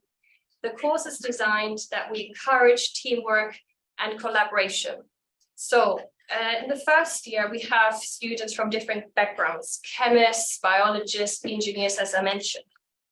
And we put them into, we give them challenges. So for example, they develop together a sensor. So that's one of the first things they have to do together. But really, what's Professor Clemens Kaminski, the head of the department and director of the Sensor CDT, was talking about is really the team challenges. The team challenges are really, really unique. And I want to talk more about it because in 3 months, our students have to work on a global challenge and come up with a product to help society and environment. So these students, obviously, around 10 to 12 students, they don't have, they have to work together to have the right skills. So we work together with Mindset for Program Manager. It's okay, I'm still in this. And the Center for Global Equality, and we try to address UN sustainability goals as well. So really, it's a project that should benefit society. And now I want to present to you a few previous projects. So probably the most successful project so far is called Open Seneca. What Professor Clemens Kaminski was talking about is, in order to measure air pollution, the students thought, why not stick it on a bike? They developed this prototype, and during their PhD, actually, they continued working on this, and they've been extremely successful. They went to Argentina, talked to the government, had different tries there with their technology. They went to South Africa as well. So they've been abroad a lot. They got the Women for Climate Change award as well. So this is really, really a great thing, which started from a 3-month project, and students brought it into a worldwide initiative. Solicamp is another invention they had. It's a soil health sensor that they co-developed with farmers in South Africa. And then OFSI is another project where they basically approved a ventilator and oxygen system for low resource settings. So yesterday we had a student talking about electricity shortages, and the students tried to kind of think about these challenges to make this technology more accessible to other countries. So they really try to implement what they learned from the inclusive innovation course and try to make it an innovation that many people can use. So that's really the core. And then I have on the next slide 2 other projects. So OcuCamp, Mohammed was working on this project, and the team was actually challenged by the COVID lockdowns. So it was really challenging, but they still managed to do such a fantastic job. So they invented a sensor that you can mount on the doors that monitors occupancy in different rooms, and then they link that to a live website. So if researchers wanted to do research during lockdown, they could see how many people were in the lab beforehand, before they entered. So that way, the risk for infection was reduced. So that made it possible that, you know, science could still advance in difficult times. And lastly, last year, we developed an early warning system to detect cyanobacteria in freshwater. Cyanobacteria infect loads of water resources all around the world. It's a global problem, and animals die. It's toxic for humans. It can be really life-threatening and decrease water quality. So they developed this early warning system, and the Environment Agency was really, really happy to hear about this. So they've done a fantastic job as well. So let me just look at the time. Okay, great. Then let's go to the next slide. So I really, really got inspired by your talks yesterday. And I was just thinking, how can we overcome research challenges around the world? And I think first thing I want to acknowledge that you are already making a difference by being part of the ReachSci. I think talking about this and, you know, raising awareness, and, you know, we started talking, trying to come up with solutions is really a great thing. So I wrote down a few notes. So yeah, I think absolutely amazing that ReachSci, you know, supports, builds confidence. And I want to address also women here, because we talked about it yesterday that, yeah, sometimes confidence can get quite low, but really believe in yourself, and, you know, you're doing something fabulous, which is getting extracurricular really skills. You know, you're not only doing your PhD, you're wanting to learn more. So you're adding to your career. And I really want to also, you know, say that's absolutely fantastic that you're doing this. And yeah, you are already in a network which is increasing. I mean, Mohammed is building this up, and yeah, try to network as much as possible. I think that's really key to a successful research career. Yeah, try to make the most out of this experience. And then we talked so much about the collaboration, right? That we need to shift the research culture and co-innovate together. And I think that's something that we try to do at the Census CDT. And that's why I really want to support this initiative, because it's important that the people that use the technologies, you know, that it's designed in a way that it's useful. We don't want to invent for the invention type of sake, or the same with publications. We don't just want to publish because we have to.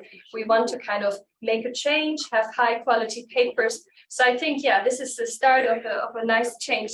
And the next point is also that, you know, by talking about your research challenges, you should make your voices heard more and more. As I said, we have to change kind of a little bit more the system, governments, funding agencies, publishers. In the UK, there's a lot of discussions and efforts done by the Wellcome Trust that is trying to kind of make science more inclusive. So hopefully we can see that more, because we need more opportunities for talent all around the world. And lastly, I kind of have an idea. So I click again. I happen to have a podcast which is heard by 35 countries worldwide. And I was thinking maybe this conference of findings that you all report, we could make an episode together and make our voice even more heard. So I think it's important that, you know, we overcome these boundaries and make science more accessible and inclusive. So this is just an idea. If you're interested to make your voice heard, feel free to contact me. And I think that's all I wanted to say. So thank you very much.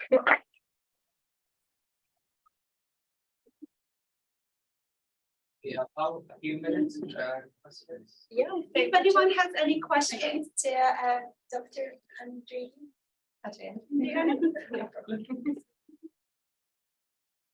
Well, you can also ask in the question and A, because I think we're a bit Yes. behind schedule. Sorry, I think there's or later? No? Yeah, you can. Okay, my question is about the Q count. What is exactly how it works exactly? I think for that you'll have to have a separate conversation with Mohammed afterwards. We can have that. We also have a few videos, but yeah, it won't take too much time to get. Okay, thank you. The Census CDT, is it under the Department of Chemical Engineering? Yes, so the first year, the master is here, and then it's 3 years PhD, which could be in 20 different departments in Cambridge. So yeah, it's not, this is kind of the base, but yeah, our students are all over Cambridge. So I guess given the time, thank you so much. Sorry, I just realized you have 5 more minutes. Thanks. Anybody In has case more I have questions? a question. So you know the one that you said there is in 3 months there will be a group. So what is it about? What challenge are you going to do? So for the next one, yes. So I'm not allowed to tell yet, but we want to basically tackle, you know, a real world problem. So we've been focusing a lot on, you know, the environment, but it's also a lot about people, right?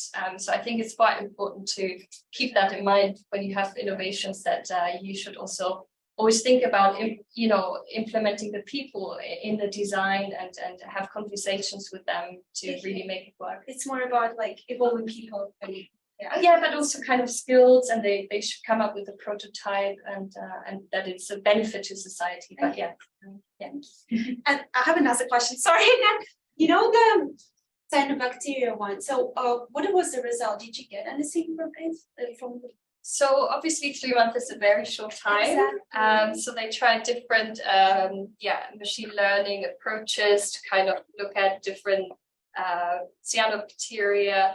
They try to distinguish different species of it. And because the training set was so small, it was a bit difficult. But I think, yeah, with a little bit more data, I think it would be really nice. Do you think you will further develop this? That's up to the students, Okay. right? So yeah, I think it would be really cool, especially because the Environment Agency thought it was a really nice idea, and it's a low-cost solution to a problem that could, impact a lot of people. Yes. Thank you. Yeah, excellent. Great. Does anyone have any more questions? Thank you so much for your amazing talk. I am really interested in these kinds of innovation that really helps people. But I think one of the key problems that could sometimes occur in this kind of innovation is in regards to translation. Right? I mean, how do we make this innovation available to lots of people, the public? In your experience, is there any innovation that you mentioned here that has been translated well to the public or the market? Thank you. So the thing is, it's all about open science and open technologies. So yeah, I think the Open Seneca initiative was probably the most successful ones, but it was still like an open science approach. But we did later have also a few students that started spin-outs. Actually, we've had 11 spin-outs so far from all the students. Yeah, and one of the students, he started working in a company called WaterScope, which uses 3D printed microscopes to also look at, water quality and things like that. But yeah, the students get training about commercialization and translation and all these kind of things. But these team challenges, remain usually open science. Yeah. So. Thank you. One thing I like to mention about the team challenges, we based our team structure based on the team challenge structure. So that is what inspired us to do the team projects. So that could be a different translation of the team challenge. So we have an online question. Yeah. How do students from foreign countries join your program? Yes, that's a good question. So we, on our website, every, I think October, we open up for applications. We currently, though, applied for, funding to extend the center for 5 more years, so fingers crossed. But yeah, it's announced on our website, so they can have a look at it. What do you do to protect the patent? So as I said, that's something that we don't deal with at the team challenge, but we work together, for example, with Mathis and Squire, which are patent lawyers, and Cambridge Enterprise. So in case like students come up with patents, there's a lot of support by the university. So that's something that, the CDT per se doesn't deal with, but supervisors, and there's a lot of support from the university. That helps students. Okay, great. Thank you so much, Dr. Adriana. So our another speaker is social enterprise for making research more accessible, and Dr. Jenny, who is whose focus on the better understanding problems facing researchers in biological research, tools in lower resource countries, and like Latin Africa, I think one of the countries. So yeah, please welcome Dr. Jenny.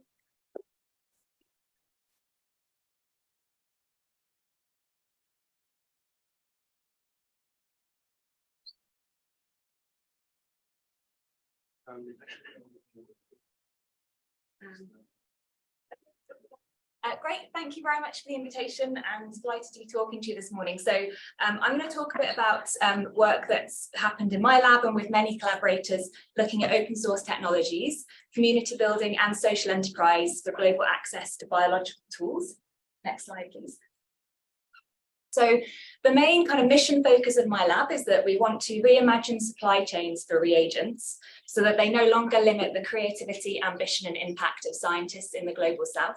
I'm sure many of you, and certainly many of my collaborators, have experienced challenges in having to kind of dial down their experiments or restrict the scale of what they want to achieve, and sometimes kind of pick low-hanging fruit rather than higher risk innovative projects due to a lack of the tools and resources that they need to perform the research and being readily available in a timely manner.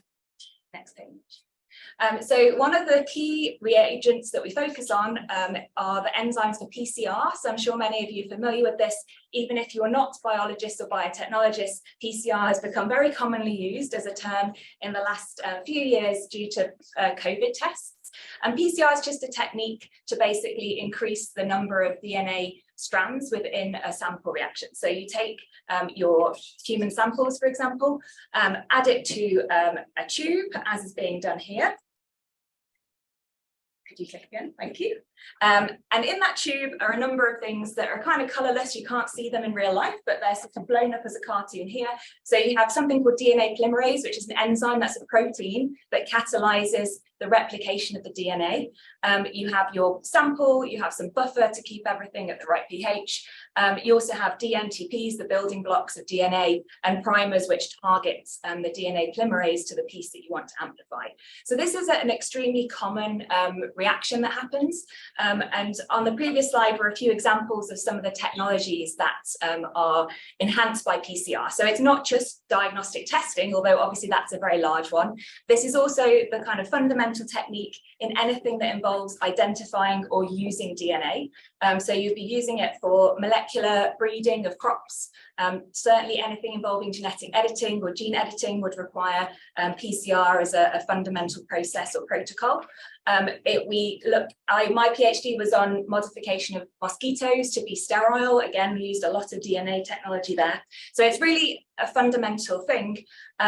But we found that many people around the world that we were working with were limited by accessibility of pretty much all of these things. And we picked enzymes for a particular reason.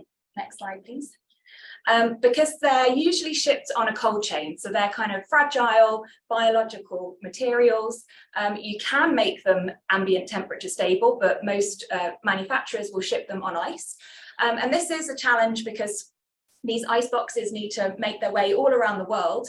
Not only does this take a while, but it can also end up with the enzymes getting melted, inactivated because they get stuck at customs. And so this is a map of export of laboratory reagents around the world. Export isn't an ideal proxy for manufacturing, but it's fairly close. You can imagine if you're manufacturing a lot of something in a country, the chances are that you're also exporting it. So as you can see, there's a real clustering of manufacturing and export in North America, Europe, and parts of Asia. The bluer the map is, the more export there is, and the sort of lighter green means less export. So you can see that there's kind of minimal export activity across most of Africa and parts of Latin America and parts of Asia. And so these are typically locations where there is no local manufacturing and a real dependency on supply chain from outside. Next slide, please. And so a key kind of consequence of this situation is the time to delivery for these reagents. Sitting here happily in the UK in Cambridge, I can order my reagents from my biology lab, my PhD students, and they'll arrive probably in about 2 days, give or take. But our collaborators in Cameroon are routinely waiting 4 weeks for their deliveries to arrive. And you can imagine this really kind of slows the pace of innovation. If you look at kind of other fields like hardware, for example, you'll find that a lot of hardware accelerators that are kind of, the sorts of venture capital accelerators will actually, instead of the US, which is where a lot of the software development is based, they'll move their accelerators to somewhere like Shenzhen in China. And the reason that they do that is because Shenzhen is kind of the home of electronic manufacturers, and you can pretty much buy anything electronic there in less than a day. There are huge electronics markets, there's same-day delivery. And so SOS Ventures and some of these other bigger incubators say that 1 week of hardware development in Shenzhen is equivalent to a month of hardware development in the US. Just because you can iterate so quickly. And it's that iteration speed that really kind of lets you try a lot of things and really innovate very fast. And we just can't do that in a biological sense anyway, because biology is slow and challenging and things don't work. But when we're also having these added supply chain delays, it's even more difficult to kind of pick really hard problems and really kind of innovative solutions that rely on these tools. So this Lenshina Agbour is a researcher who we worked with to set up a lab in Cameroon, and she's now a PhD candidate at Newcastle University. And this is just her reflecting on her experience of coming from the lab in Cameroon to Newcastle and talking about, the gap in terms of the research, the outputs, and the access to tools like enzymes and equipment couldn't be wider. And she was really inhibited in her research in Cameroon, which is on malaria, and particularly malarial infections in pregnant women. She just couldn't process the sample sizes that she wanted to deliver what she would believe is very high quality science. And partly that was a resource constraint. Next. But this also has huge knock-on effects for things other than research. So this is John Kengasong, who was the director of the Africa CDC during most of the COVID pandemic, talking about how a collapse in global cooperation shoved Africa out of the diagnostics market. So African countries have funds to buy reagents, but they actually can't. And that was a supply chain issue primarily, in that these diagnostics are not manufactured in Africa, they're manufactured outside. And many countries that were manufacturing diagnostics were buying them all up, of course, because there was the demand for the same product all over the world. So this kind of challenge in terms of a lack of autonomy for manufacturing of biological reagents has really been highlighted on a world stage now. And certainly on the diagnostic front, there's a lot of activity at the World Health Organization and other agencies to think about strengthening and initiating local production of diagnostic reagents. But there's still very much a need to have research reagents as well for innovating and trying new diagnostics and all of the many, many other things that I mentioned that fundamental biology can help with. Next slide. Thank you very much. So the goal of some of our research is thinking about increasing resilience and autonomy through a distributed supply chain. So instead of the situation we have right now, where a lot of this production is centralized in, as we saw on the map earlier, North America, Europe, and parts of Asia, that we have a much more decentralized mechanism of manufacturing. So people can produce the tools that they need to do their science closer to where they are. The idea is that this not only kind of increases the resilience and robustness of the supply networks, it offers more autonomy and agency, that you're not dependent on a supplier from outside. The idea is that it would reduce the shipping times and also reduce the carbon footprint, and also the lack of certainty that your enzyme will get there still frozen, by removing the need for an extended cold chain, and in many cases coming up with innovations that remove the need for the cold chain altogether. Thank you. So we do this in three ways. We think a lot about technology and how to make accessible technology and manufacturing. We think a lot about community. So how do we produce networks to drive out this exchange and distribution of knowledge around reagent manufacturing? And then we also think about enterprise. So how can we deliver access at scale through thinking through different structures for mission-driven companies or social enterprises? And I think all of these three things are really necessary to actually have global access to a specific research tool. And I should say that we focus on reagents and very specifically enzymes. There are many, many other challenges to doing science, and I know you're discussing many of these at this meeting, but each to our own where we can contribute. And so I felt this was something that my lab group in particular and my network could kind of take on as a problem. But of course, we have to work in step with people that are addressing other challenges with research infrastructure, with research funding, with policy. And so I guess there's kind of another bubble all the way around this, which is really kind of all of the other things that need to come together, but also thinking through the sort of broader scale policy aspects as well. That I won't talk about in this, but I'm happy to answer questions at the end. Next. Okay, so technology. What does it take to make something more accessible on a global basis? So we take a couple of concepts, one of which is open source. So the technology that comes out of my lab is to the largest extent free of intellectual property. So we go out and we find either enzymes or other DNA segments that the patent is expired, for example. So patents only last 20 years. Molecular biology has been around from the 80s, so we have this whole pool of technology that is no longer owned by any one company. It's actually out in the public domain. We also find new and novel parts that could also be interesting and were never patented in the first place. And the reason for having open source technology is it reduces the transaction costs of distributing all of this stuff. So the first thing is that it's open for anyone to do with what they want, whether it's research or commercial use. And that means a lot less worrying about whether you make something and then it becomes something you can sell and you have to go back and kind of get licenses from everybody. It also means that we can just kind of send it out without having lots of contracts and agreements in place. And we actually distribute it under something called the Open Material Transfer Agreement. So there's a sort of separate set of challenges with regard to materials. So a lot of the time when you buy these from companies, they maybe won't be patented, the patent maybe have expired, but they will send the material to you under something called the Material Transfer Agreement. And that often says you can't use it for commercial use, you can't redistribute it. And the redistribution fact is really annoying because technically it means you can't kind of give it to your colleague down the hallway, you can't give it to someone in a university down the road. And so we try and create a legal structure where basically this stuff can just go and propagate and be passed on, and there's as few restrictions as possible. So that's one of the reasons for the open source. Open source also normally involves kind of collaborations. There's like legal open source where you think about licensing and legal restrictions. And then there's kind of open source practices where you're working together and developing things collaboratively.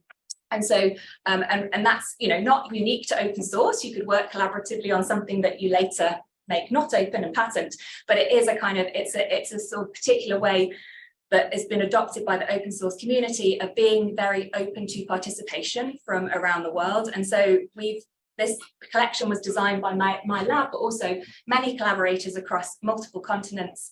My lab meetings typically have people from at least 3 continents on the line. And also we have other collaborators that join us for monthly community calls from, I think, pretty much Africa, Asia, Latin America, North America, Europe, and not Australia because the timing would be terrible, but we really try and kind of make not only the collections and the kind of process of building them, but also the sorts of collaborations together really open. So the Open Enzyme Collection has all of these parts in it. There's a lot of enzymes, there's bits of DNA for expressing those enzymes in bacteria. Thank you. Next question. So all together, we've got nearly 200 interchangeable elements. And for those of you who are not biologists, don't worry about the particular names of these blocks. But the point is that in order to express an enzyme, you need at least like 3 of them shoved together like Lego blocks. But you can also add in additional blocks that have extra functionality, like these green reporter blocks usually mean that you can see the enzyme as it's produced, which is very helpful to know that your process is working. So we have these available. Next slide, please. Thank you. And we've also made these into what we hope are kind of useful collections. So this is the Reclone Research and Diagnostics collection, where we've taken a subset of all of the Lego blocks, but particularly the ones that are really helpful for research in diagnostics, whether that's PCR or those of you who have worked on isothermal amplification, which is basically another way of amplifying DNA, but you don't have to have many temperatures. So PCR cycles up and down the temperature, which means you need more equipment. There are other techniques that work at a single temperature and are much more suited to low resource contexts. And so we have a lot of enzymes for different techniques with that. And they're all in a kind of collection together so you can get everything and try different stuff. And this has already been used in a number of projects. Thanks. And so just to give a brief slide on the bigger picture, we focused on a particular collection, but the idea is that, you or the recipients of the collection could find interesting enzymes or other stuff in your environment. Mostly we focused on molecular biology enzymes, but they don't need to be. We're working with collaborators in Ethiopia who are interested in enzymes for processing in the leather industry, for processing animal feed, for processing biomass. You can find those things, and the idea is that you would be able to, with the collection, slot your enzyme in and try it. We're also in kind of trying to set up the whole kind of cycle of processes like low-cost automation, rapid innovation using cell-free systems, so that you can really locate interesting biology, test it, try it out at high throughput, rapidly figure out which Lego block combinations work, and then kind of go on to use that in a useful application. Thank you. So that's kind of the tools and the type of tools and technology that we're working on, and I'm happy to take questions. That's just a very surface overview, so happy to take questions at the end if anyone is a biologist and wants to do a little bit of a deeper dive. But I'll move on to talking about community. So it's all very well having these DNA toolkits, and I don't have this. Oh yeah, here's the slide. Sorry, I thought this was before that. So it's all very well having the toolkits, and they've gone far and wide. So 500 labs in about 50 countries. As you can see, we're still a little biased, so we still need to work harder on getting these toolkits out to collaborators in Africa. Quite a few are kind of on the way at the moment, or we're figuring out collaborations. But they're openly available. Our collaborators at Stanford were shipping them totally for free for some time, but the funding's run out for that now. You can get them from AgGene, which is a non-profit DNA repository, and we're now working on setting up hubs in different areas. So we really need a community to kind of take this forward. Thank you.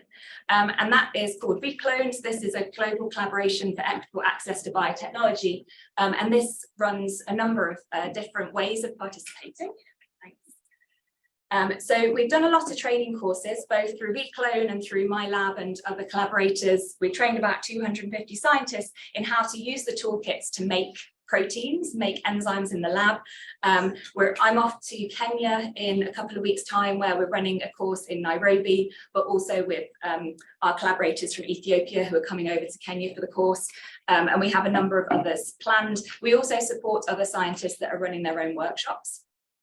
Next question. So for protocols, we obviously need those alongside the reagents. So we have a shared repository on protocols.io online, where we put as much detail as we can about the protocols, and people from the ReClone network also contribute their own. So when they've got a protocol working, we put it on here, including photographs and videos and some quality control information as well, so you can check that your enzyme is working.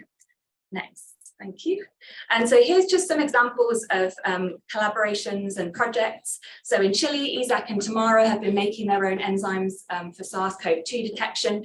Due to the challenges of getting this approved for diagnostic use, they've mostly been using it for research purposes, but it's working really well. It's very close to as good as the commercial reactions that they've been purchasing, and in some cases better. Next slide.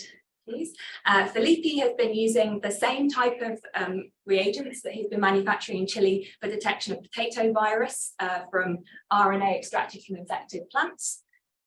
Thank you. And my team, Manette and Anna, are working on a lamp CRISPR diagnostic for typhoid fever in Cameroon. So just 3 examples. They're all kind of diagnostic, but as I mentioned before, there are other applications for this technology as well. And so the ReClone enterprise is really like a monthly community call. We also have a forum, so it's not just sharing of protocols, but also there's an opportunity to discuss. And we have people from the community come and present their research on a monthly basis. And then a couple of times a year, we have a slightly longer symposium. And so it's really just about bringing people together. I don't have so many slides in this presentation, but what we're thinking of doing with ReClone is setting up a national pilot in Argentina, where we have a hub that has all of the DNA parts, and we'll distribute them nationally. And then a couple of universities that will actually start producing reagents for use by their fellow researchers, also in schools. So the university in Argentina owns 9 high schools that they want to start supplying with reagents. And so the idea would be that we sort of see how that operates, and then potentially try and get a regional network also in Latin America. So we're trying to scale this up to kind of reach thousands of researchers through having these kind of distributed academic networks. Thank you. And then enterprise-wise, so this is the next stage of how do you make this available to people that don't have the means or do not want to manufacture their own? Because most of us who work in the lab want to do the lab work. We don't necessarily want to be spending all of our time manufacturing stuff for our work.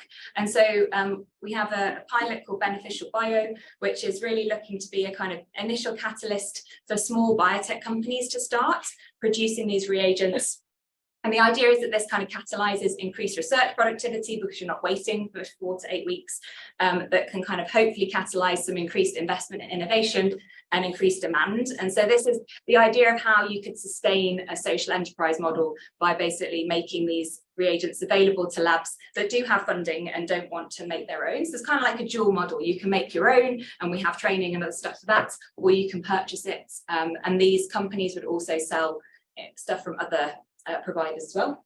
Thank you.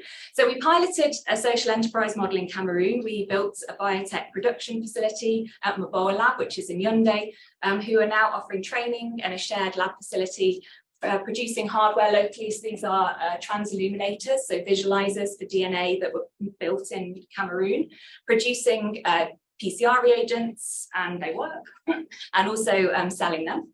Thank you. So these are some of the products that they're producing. We believe this is the first company in Cameroon to be doing recombinant protein expression, so that's quite exciting. Next slide, please. And this is some of the team from when I went to visit last February. So they currently serve 11 research institutes. They've got 18 lab users in their bioinnovation lab and about 50 research customers, and that's just the front door to the production facility there. And so we really think, could you go back? Sorry. And so the team is made up of scientists primarily, but also kind of marketing, salespeople, and operations people. And this was, we've learned a lot from setting that up, and are now looking to kind of scale that model to different countries. So this was really sort of the initial instance of, can we do the technology transfer? And I think what we've learned is yes. But the challenge then is like building a sustainable business is much more than just the technology transfer. And now we're trying to look at the sort of the business models to keep smaller companies like this sustainable. And part of that is having a network of companies that can support each other, whether it's through distributed product R&D or kind of marketing support. So I'll go to the next slide. Thank you very much. So it's a whistle-stop tour, but hopefully I've given you an idea that there's a challenge, which is access to research tools, specifically for biology and specifically enzymes, which are great because enzymes are biological things. If you have a bacteria that expresses an enzyme, you can grow more of the bacteria. And that the technology is important, and thinking through how the design and the licensing of that technology can enable access, but you also need community to kind of distribute both the technology and the knowledge, and also to think about how can you sustain this on a longer term at scale. And usually that involves some element of thinking through enterprise, but that doesn't need to be a classical model of business, but thinking through social enterprise and mission-driven companies and different models and networks that could perhaps work. I should also say that all of this is an experiment, and you can see that we're at an early stage with some of it. So we're still trying things out and really welcome feedback. Thank you very much.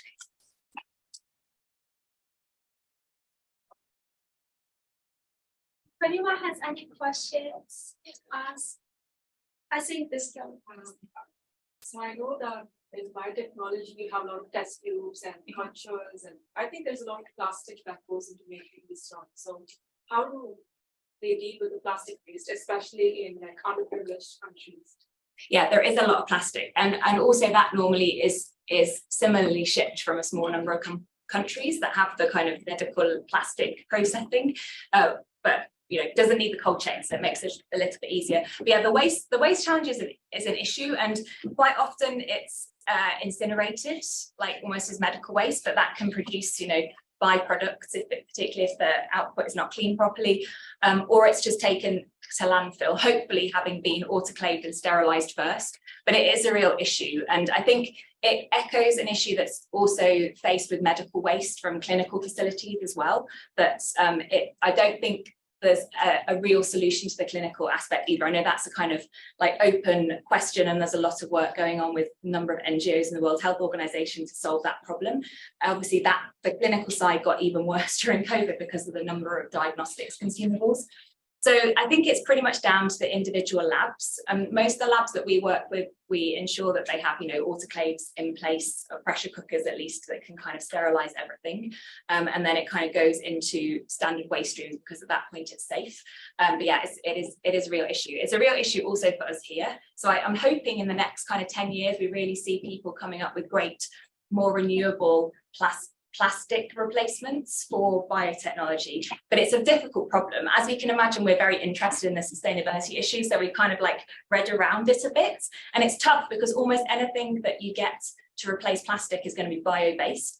And if it's bio-based, it probably interacts with biology, which is really bad when you're trying to do biology in it. So if anyone's got any solutions, it would be fantastic to hear more about that. I think there was another question. Yeah. Yeah, sorry, your work on the CRISPR technology. So can you just tell us about the challenges during this technology when you working on, sorry? Yeah, so we're working on CRISPR diagnostics for typhoid, although we have got some other projects that are at a much earlier stage. And so, I mean, CRISPR itself is a very nice technology. So for those who don't know, it's basically an enzyme that is guided by RNA to a particular DNA target.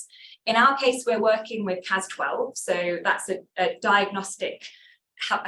It can be used for genome editing, but it's basically targets the DNA, and when it latches onto its target, it randomly starts cutting any single-stranded DNA in the region. So you'll be familiar with that, others may not be aware. So it's great because if you add in single-stranded DNA with kind of fluorescent dyes at the end, you can make a fluorescent output. So it's great for that. We like it. I think the actual CRISPR technology is reasonably easy to deploy, and we've done some work on kind of freeze drying and ambient temperature stability, as have others, and find it really nice. I think the main challenge with deploying CRISPR for diagnostic technologies is the amplification step at the start, because amplification steps typically in low resource contexts specifically have issues with contamination. You need to have a very structured lab space to avoid that. And most CRISPR requires you to do the amplification step first. So we use a technology called LAMP, which you may be familiar with, and it's got real problems with contamination. Did you get another result, like regarding your expectation for the result? Yeah, you can get, I mean, basically we get contamination. Pretty much all labs that we know that try and work with that technology, at some point you have to be so rigorous. It's very difficult for us even here in Cambridge to manage it. And we've talked to a lot of other labs who've really struggled. Like if you don't have the space to really separate out and have ideally multiple hoods, we change lab coats, we change pipettes, like everything is totally separate. But I think the same challenge is true of a number of diagnostic labs. I think it's you can overcome it, but you need one of two things. You either need those experiments to be performed in a lab that can cope with the separation, or you need a point of care device that just seals everything off and there's no risk of it being contaminated.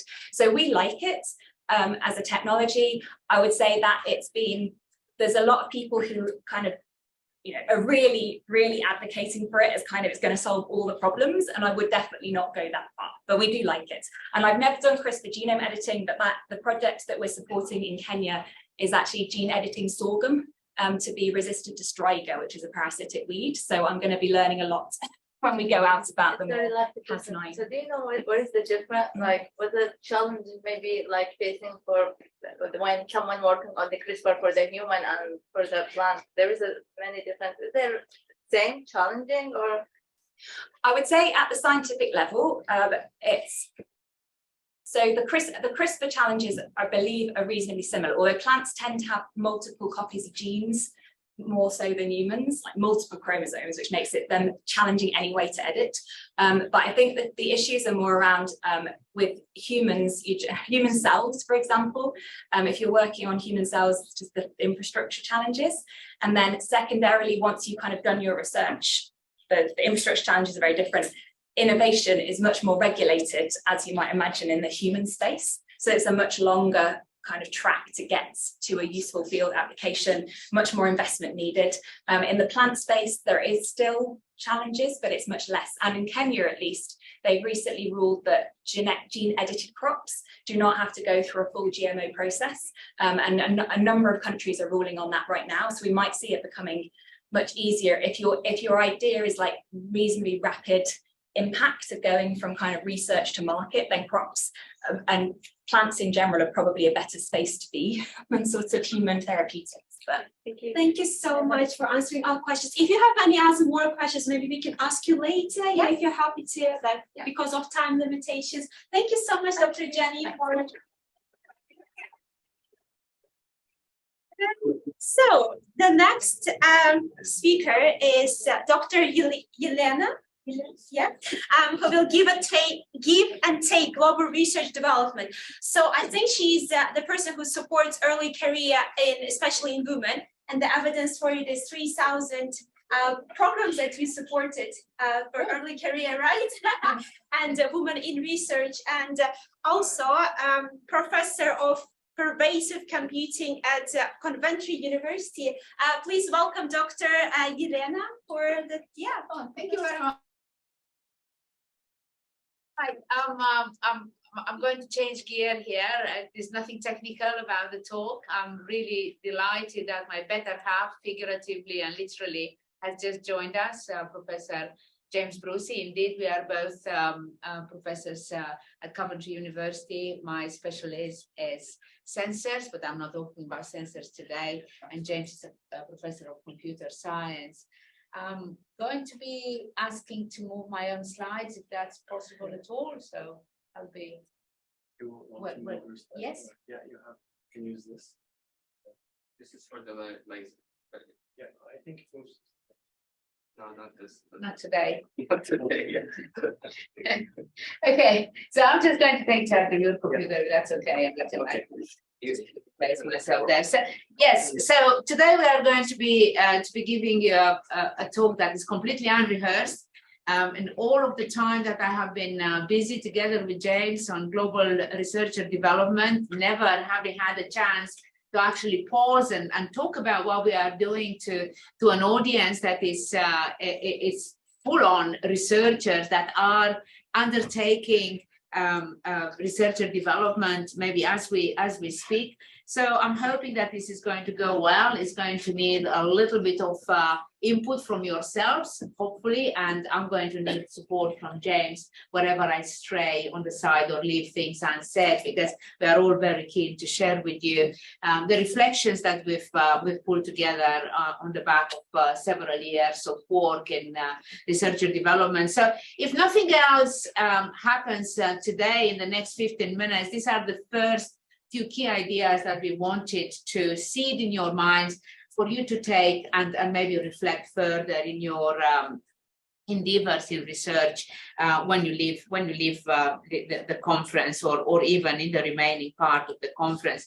Research and development is not a one-way transaction. Probably that's the main finding that we came to over the past decade. There is a circular training economy there that we need to understand, encourage, and be part of. And there is a wealth in every room of people, and I'm sure that we are going to already see today that there is a wealth in the room of people here. So here is our story.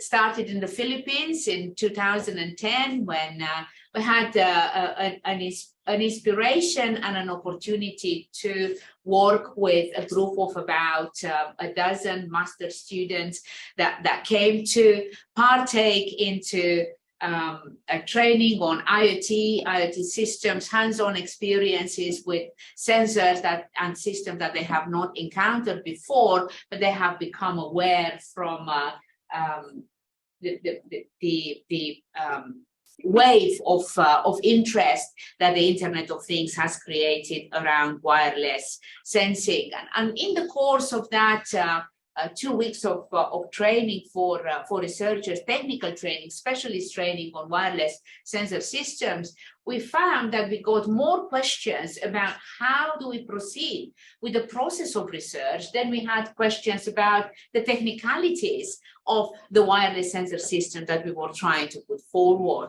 So the course quickly became much more training and educating and receiving and taking and giving on research and development than it was about Telos B modes and the sensors that it supported, or how to make networks work out of wireless sensors.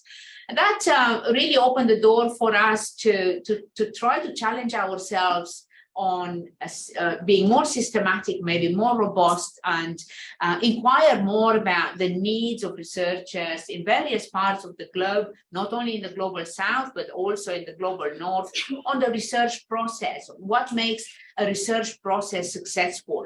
what yields in a research process, the impact from research, the rigorous research, the journal publications, maybe the grant applications that are successful as an output, as an outcome of that research process.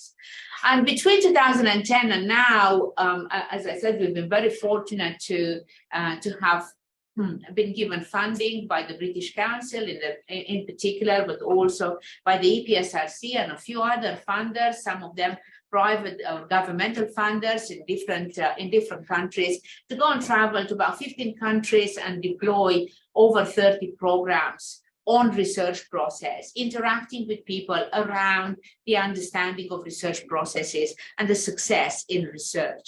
I think all in all, we have met with thousands of researchers. I think each and every of those researchers had a great impact on us and grew us as researchers ourselves. And we came to believe that it's very important indeed, particularly when you reach a particular stage in your career, as both James and I are most likely in our third trimester of our career. It's important to think of legacy, it's important to give, and it's important to ensure that we take every opportunity and advise others to take every opportunity to propagate good news and good practice in research processes.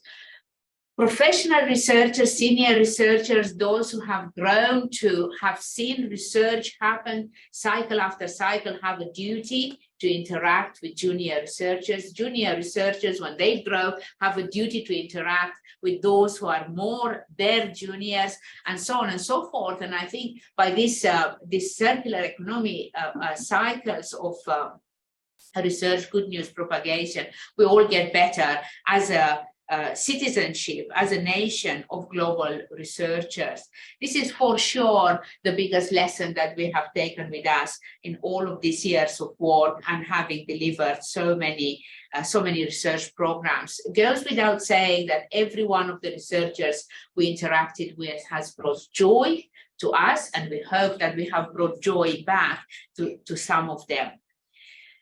When you think about researcher development, probably you will have two key ingredients there: the people that partake, the people that give, and the people that take, equally the trainers and the trainees, and the environment. And for the remainder of the talk, I'm probably going to refer mostly, if not solely, to the environment. The environment is created by the people that partake, that those that give and take. And it is, to my mind, composed of four big things, big holistic things: the mindset, the empowerment, the tools, and the love that we give to each other, the respect that we show each other, and the fact that we undertake training in order to better know each other, and maybe spread that the training is predicated by knowing each other and taking them in turn.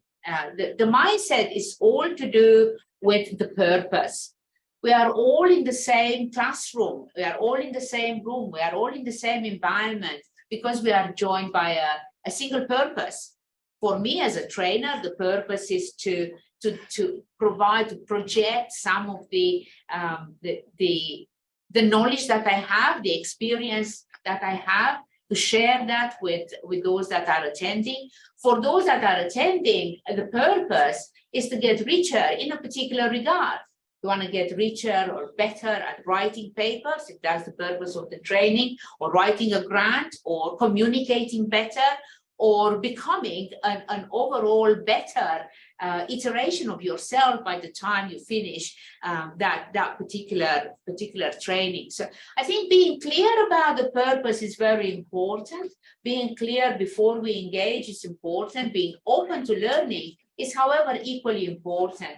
Because what we find is that many a time when you go and undertake a training program, what you gain is not just the skill in that particular area. It's not just those learning objectives that are ticked off at the end, but a much wealthier experience. We need to be open to that experience. So my mindset lesson here is that while we need to have a purpose and be clear about it when we undertake training, We need to open to learning in much more general terms. A good mindset makes a good experience for all that are involved in that training environment.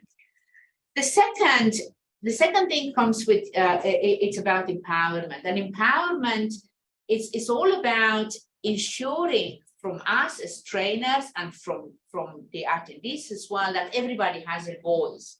That voice can be a voice with a name and a face. It can be at times during the training program, the opportunity and the space to express oneself, but it's also an anonymous voice. Many a time, particularly at the onset of training courses, you'll find that enabling that anonymous voice to come through is actually really critical to the community of learners coming together in the room for the duration of the experience, of the joint experience. And we found that enabling, for example, session feedback after each session, we probably break a training day into 4 sessions, enabling that anonymous feedback session after session, enabling people to express what they liked, what they didn't like, what could be done better, being mindful of that as trainers, it's actually really, really a critical ingredient of success, of a successful experience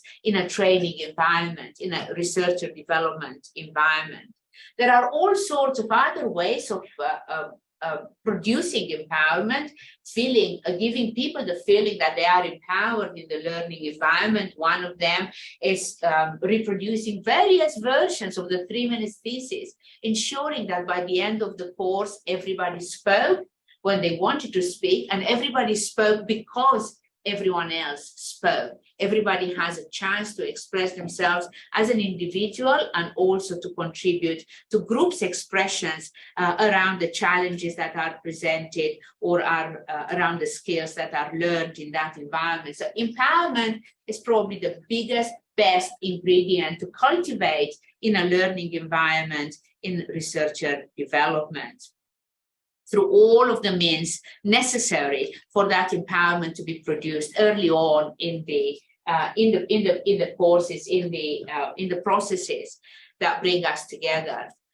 The next best ingredient is that of tools. We all work we all live in a digital society. We all work with tools that are maybe particular to our culture, to our education system, to the systems that produce us as researchers, but tools that can be used by everyone are a prerequisite of a good learning environment in researcher development. We all come with our cultural baggage, with our scientific baggage, with our discipline norms to that environment, and more often than not, that environment it's actually a mixture of disciplines, a mixture of cultures, a mixture of genders, a mixture of abilities. So it's important to situate the tools in a way that everything is accessible to everyone without any struggle. And we found that, for example, Google Docs and explosive use of Google Docs in our training has been absolutely critical. We introduced Google Documents and the master documents that hold all of the training materials, all of the opportunities for feedback, all of the announcements, all of the schedules. We introduced them very early. People take to them and use them as collaborative tools throughout the learning experience with much ease. Those tools are actually the first and probably most positive thing that brings the community together.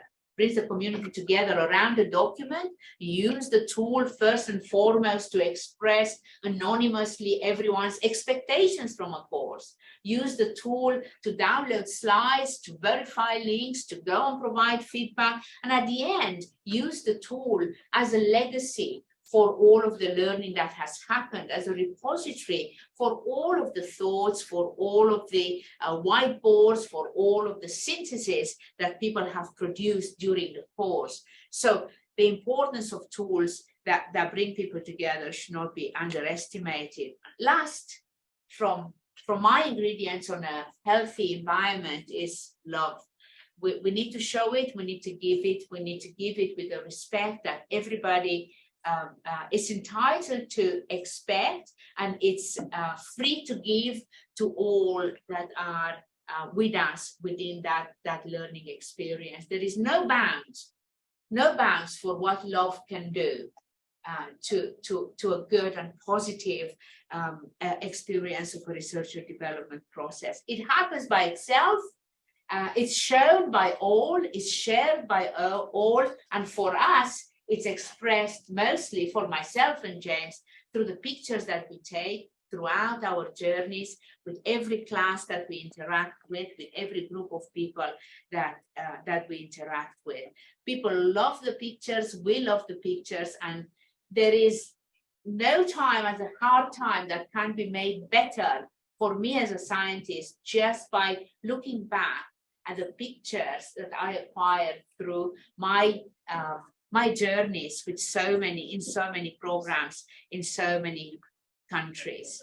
Pictures bring us together, they make for good memories, and with every picture we take, we actually take a memory of what happened in that moment, of what we learned, who we interacted with, and what good has been produced in that very moment that we picture and we treasure. So I'm going to close and maybe allow James to say a few words if he wants to, just by saying good stuff just happens. And for me as a scientist and a very disciplined person that needs a schedule, needs to know what happens next, all of the time, every time, it has been very difficult to let go. It has been very difficult to just believe that with the right environment, with all those 4 ingredients, good stuff just happens by itself.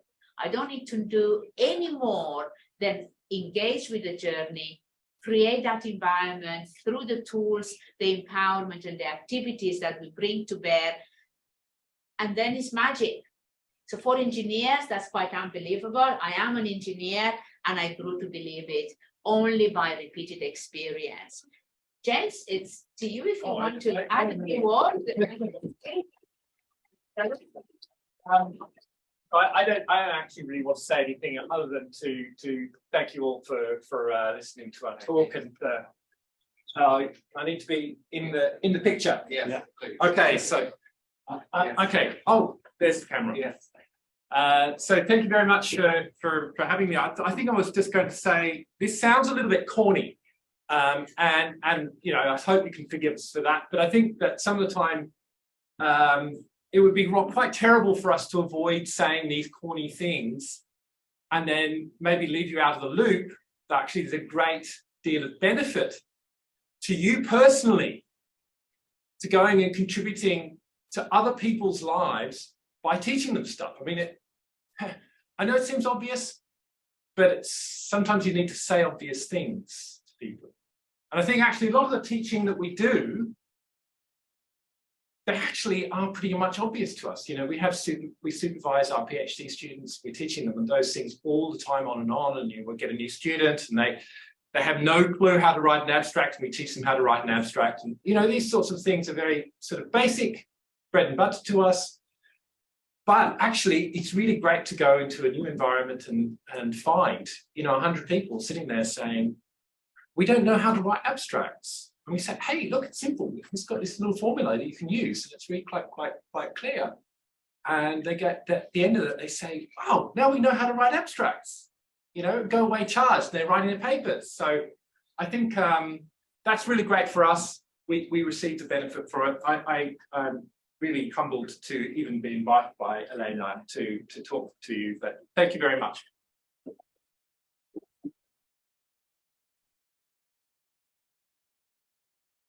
Yeah, if anyone has any questions to Dr. Yelena, yeah, here we go at the back. I don't know if this is not a scientific question, but then how do you, as a couple, how do you contribute to each other's role in your career? Wow.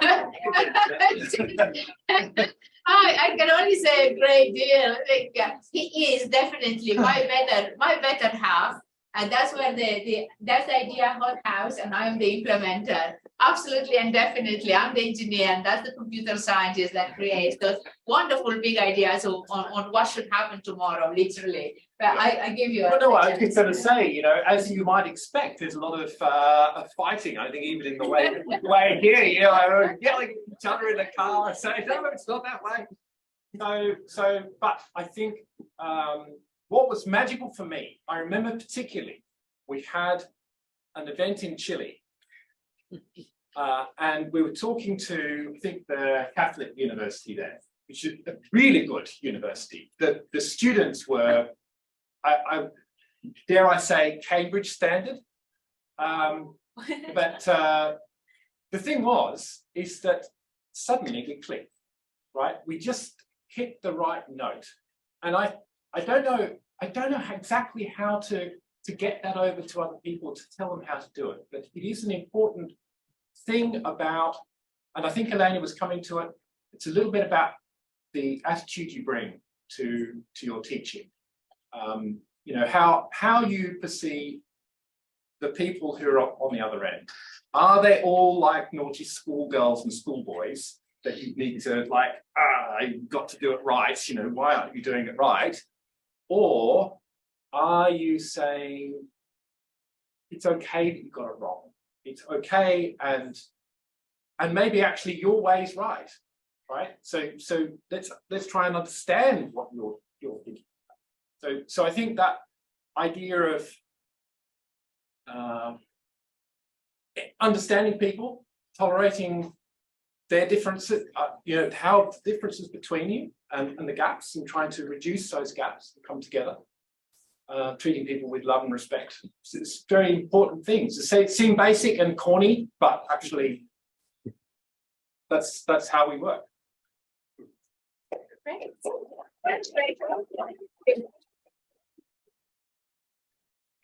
Do you have any more questions from the queue? Thank you, Professor Dylan, for your amazing presentation, and Professor James too. So I do have some question. How do you face people who you teach or train to when they say, yeah, I do understand, I know how to do it, but we know that deep inside them, they still confused to do something. How do you face them? Thank you.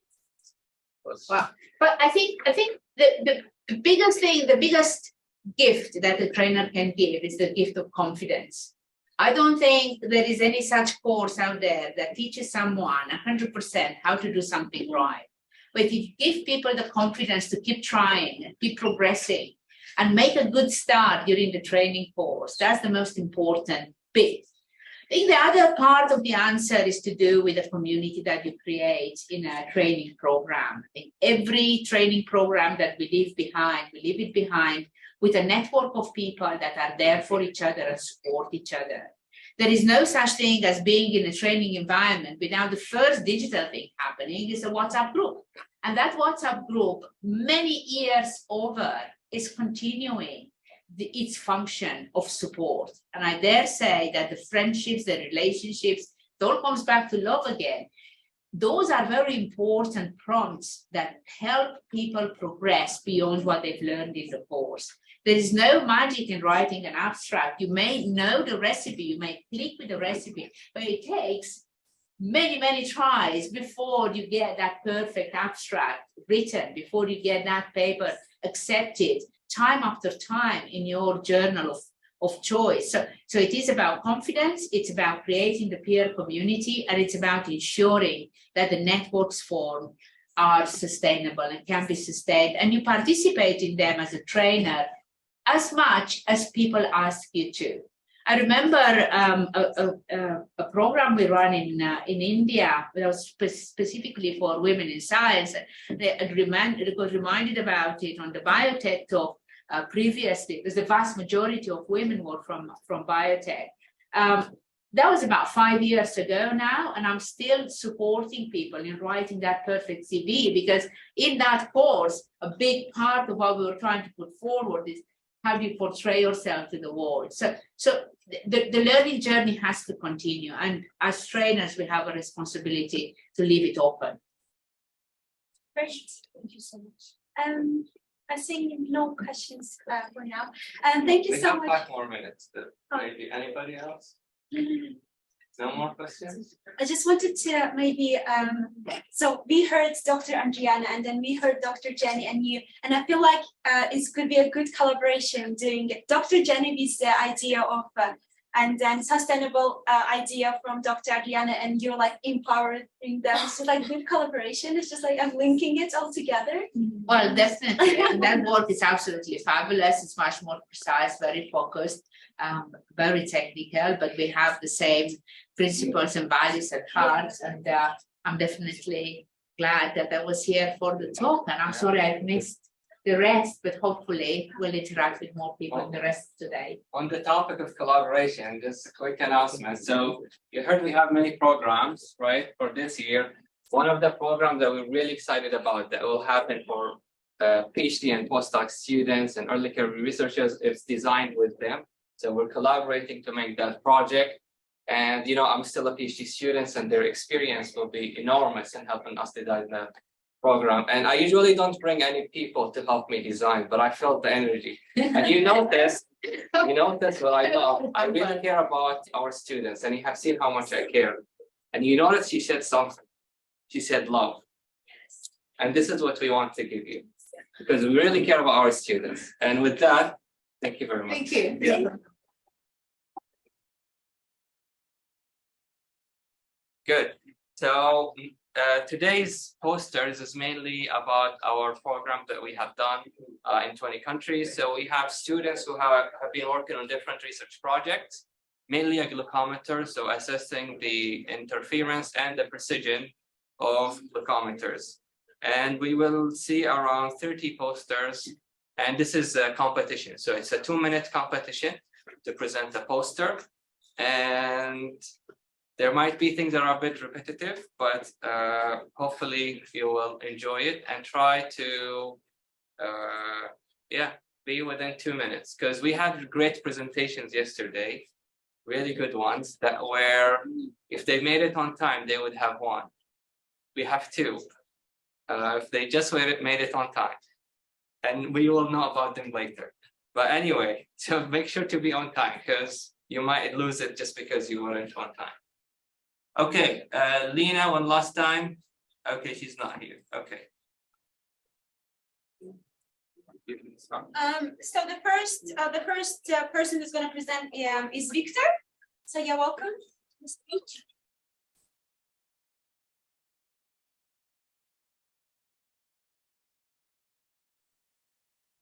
Hello, everyone. My name is Victor Onweze, and I am representing the team from the University of Nigeria.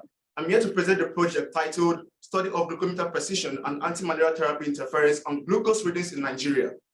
Nigeria is the topmost malaria-infected country in Africa, and currently there is a growing trend of malaria-infected diabetic patients that are under anti-malaria therapy.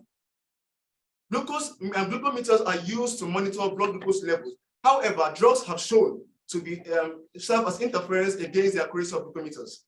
Unfortunately, there are no studies all over the world to show if anti-malaria drugs may serve as interferences. From our study here, we showed the figure 1.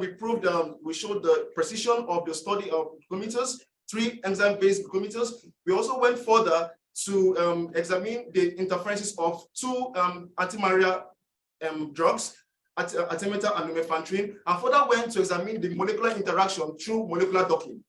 Our results show that AccuAnswer glucometers is the only precise glucometer among the ones we use. Furthermore, we examined and found out that artemether and lumefantrine showed mild interferences in these glucometers. And moving to molecular docking, we examined, looking at it fundamentally, that there are some key interactions with some of the amino acid residues that may have influenced these interferences. Therefore, this study is the foremost and the only research in the world that has proven that anti-malaria therapy may interfere with glucose reading, and also the key amino acid residues may also provide a new solution towards protein engineering in order to increase the specificity of these proteins for glucose detection. Thank you.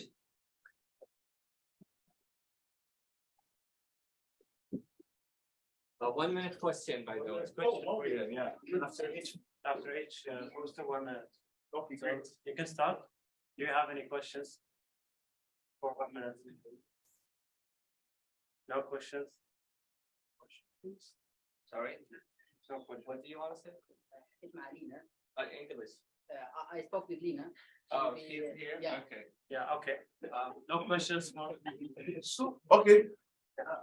this study, what contribution the study is going to give, in fighting the malaria disease in Africa? Okay, thank you for that beautiful question. We are not fighting malaria here. However, what we're trying to do here is to understand if, because this is the foremost and this is the only study that has justified in a way that an anti-malaria drug, which has been recommended by WHO, may interfere with glucose reading. That is the accuracy of glucometers here. And what we found out here was that artemether lumefantrine, which is widely used in Nigeria, showed some mild interferences in 2 key glucometers. Of course, what made these glucometers different is the fact that they all have different enzymes. Although just AccuAnswer and glucometers have the same enzyme. The only difference is just their cofactors. AccuAnswer has pyrrolquinone, quinolone, and the other one has flavin adenine dinucleotide. Yeah. So, but the thing here is just that. Okay, thank you. You can continue the discussion after. So it's just the difference. So much, Victor. So the other presenter, second one is Matthias. Matthias, please welcome.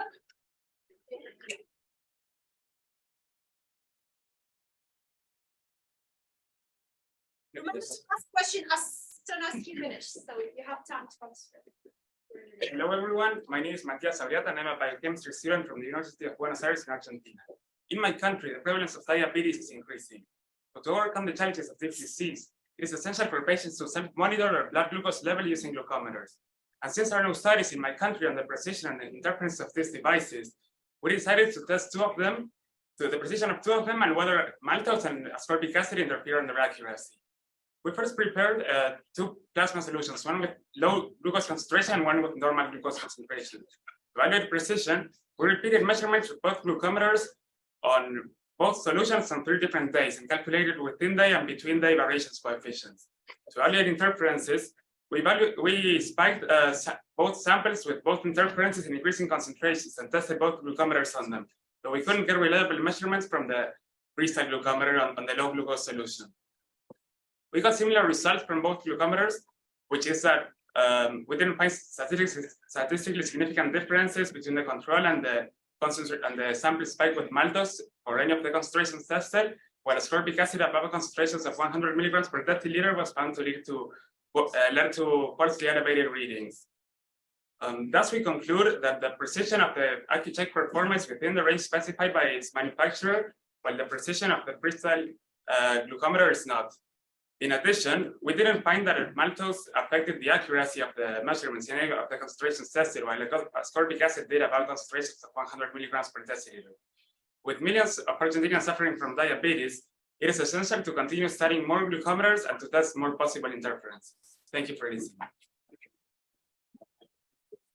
Any questions? 1 minute questions.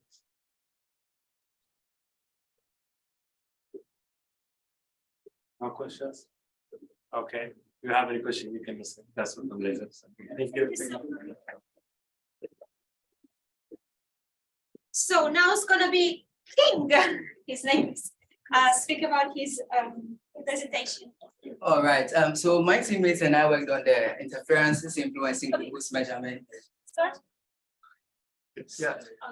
Yeah, so we worked on interferences influencing glucose measurements of 3 glucometers in Ghana, namely Galivia, Sinocare, and Encore. And in carrying out this particular experiment, we obtained blood from 6 participants and then partitioned the blood after going through the necessary protocol to obtain the blood plasma. So we partitioned them into low and normal pool. And then the normal pool was further partitioned and spiked with increasing concentrations of dextrose to have a high pool. Now the low and normal pool were spiked with interferences, and we had the following result. So in the first graph, if you can see clearly, you realize that initially when ascorbic acid was introduced, the readings were roughly around the same area. But once ascorbic acid was introduced, you realize that the graph begins to change, hence an interference. When you come to the maltose as well, for the normal pool of maltose, you begin to see an interference from the readings. But with the low pool, when maltose was introduced, there was no significant change in the readings. And this because the low pool already has a drop in glucose concentration. And then the increasing concentrations of maltose wasn't causing any significant change. And then again, in the last graph, you realize that again, acetaminophen is acting as an interference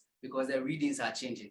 So yes, the ascorbic acid, acetaminophen, and maltose are acting as interferences. And then going forward, when a precision test was carried out with the high pool, we realized that Galivia showed better precision as compared to the other glucometers. So then moving forward, if we can have a better, larger sample size to check out accuracy and then find a way of inhibiting some of these interferences, we can come up with better glucometers. Thank you.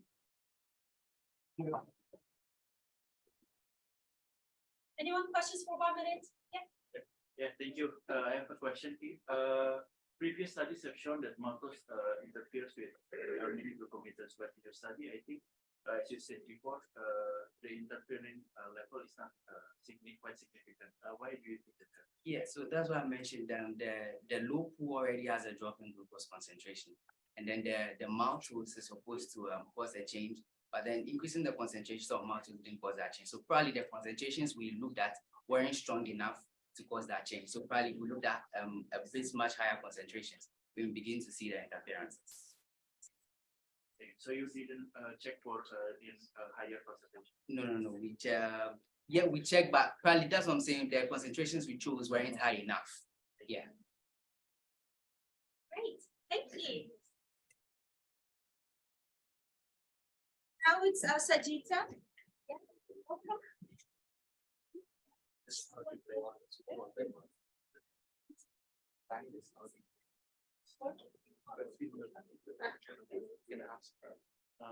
Do you want to? Yeah, she wants to use all of them, or you want to use the laser? It's fine. We can just click on this, right? But do you want it full size or like smaller size? You know when to scroll down. When I get to You have to scroll down. I can scroll down. Come in. Have a big phone question. Okay, then that's Yeah. So just yes.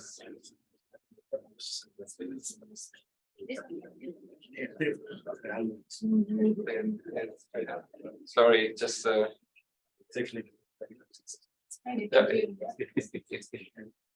just sorry because it's frozen. I think the size is just too large of your poster. It's like the resolution.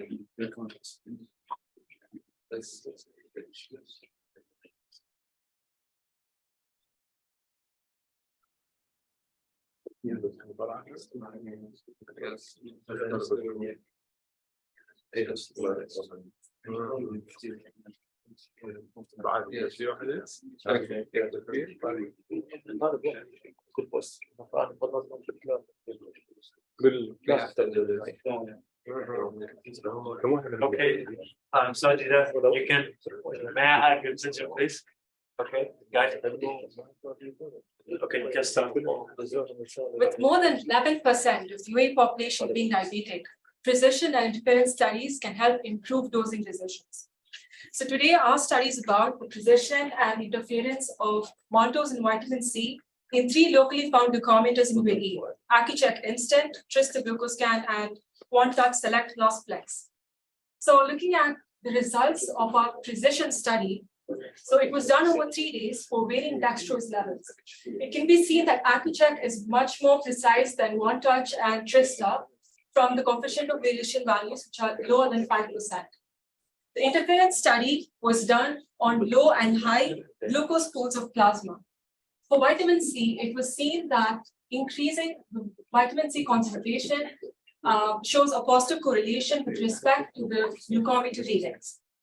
It is to be noted that for AccuCheck Instant, it does not show values above 5 milligram per deciliter of vitamin C, it shows around. A similar trend can be seen for maltose as well, but the degree to which it's biased is much lesser. So in conclusion, the mechanism of the glucometer has a significant effect on precision and interference performance. So it can be said that AccuCheck Instant, which works on glucose dehydrogenase mechanism, is much more better than the glucose oxidase based Trista and OneTouch.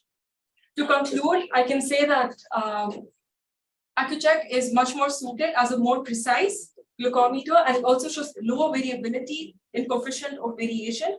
So we can use like a correction factor to account for the bias. A limitation of the study is use of plasma instead of whole blood because hematocrit percentage is important.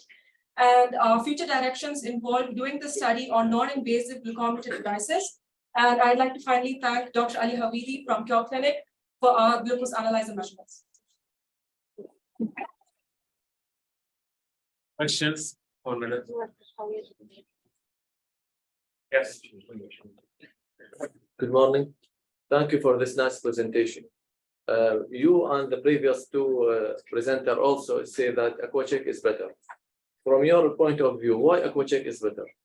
Okay, so when we see that glucometers are getting interfered by substances. Because of less interference?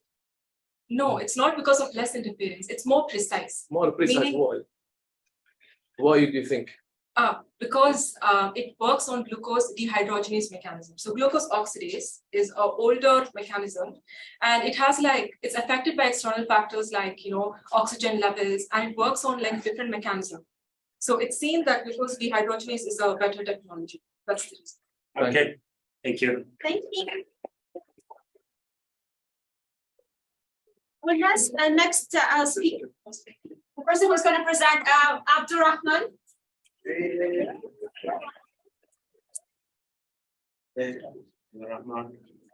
Go ahead. A glucometer like this one right here has paved the way for insulin administration for patients with diabetes. However, despite its intricate design that utilizes a redox reaction, inaccurate readings have been undeniably observed in previous studies. And this should not go unnoticed as it can potentially lead to insulin dosage errors. Good afternoon, ladies and gentlemen. I'm Abdurrahman Abdul-Azim, and I'll be presenting what my team and I have observed in regards to the 3 most commonly used glucometers in Saudi Arabia, namely AccuCheck Instant, OnCall Sharp, and Contour. To start off, we prepared 3 plasma glucose pools, low, normal, and high. And the experiment mainly involved 2 parts, the precision and an interference experiment. For the precision experiment, we spiked each plasma pool with multiple dextrose concentrations and measured the glucose levels over 3 days. As for the interference experiment, we repeated these steps for 1 day, but with samples spiked with vitamin C, acetaminophen, or maltose. Now we took the data that we collected and used the coefficient of variation percentage to measure the precision, to which we found out that only AccuCheck Instant had adhered to the ISO standards for precision. As for the interference experiment, we used bias or bias percentages to measure the degree of change in glucose readings, where vitamin C had led to the greatest degree of interference, especially with Contour. Like our study and many more, there are glucometers that do not fit recommended standards despite being in the market.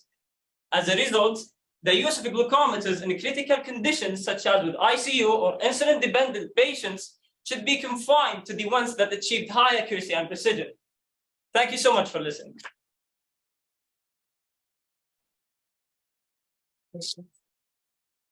Questions, please?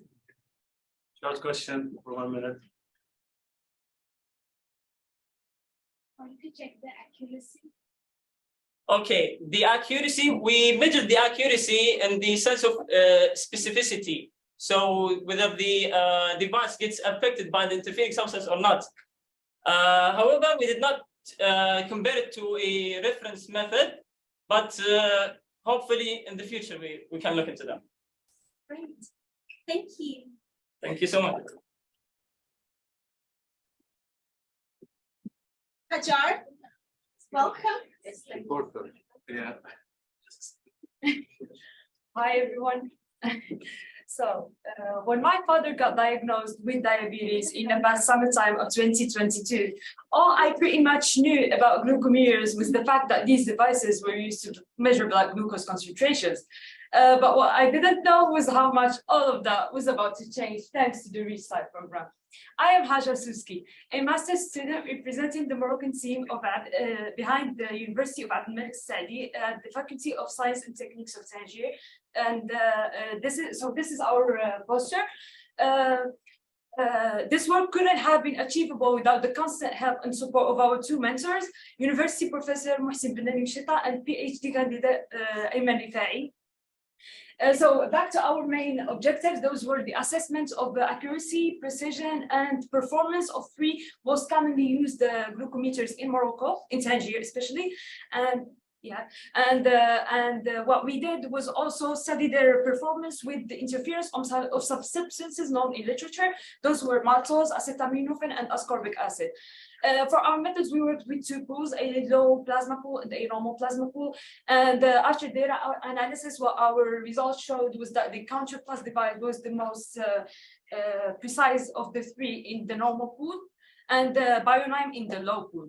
And for the regarding the interference study, what our findings showed was that the ascorbic acid was the only one of the three glucometers who had actually had effects increasing the concentration significantly, statistically significantly.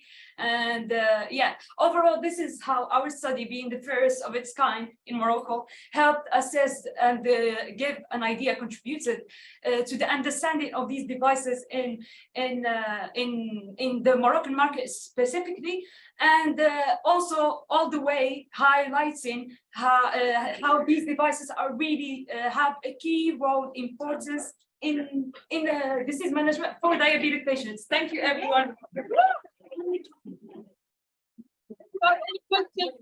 One small question. Yes. Thank you for the opportunity. Before you said regarding contact plus is the most precise, correct? Counter plus in the normal plasma pool, which is normally what diabetes patients use for monitoring on a daily. Yeah. My curiosity is, does this match with the pricing? For the pricing of the product, is it the most expensive, for example? Very good question. Our results are really relevant actually because BioNime is the one who is the most expensive usually, and in the results it showed a contradiction. Counter plus is a little like more affordable, and at the same time it gives really good quality with the standard error of means and all the statistical analysis that will be included in our reports, inshallah. You guys check that, please. Thumbs up. Woo, thank you. Thank you so much. So Paula is our next speaker.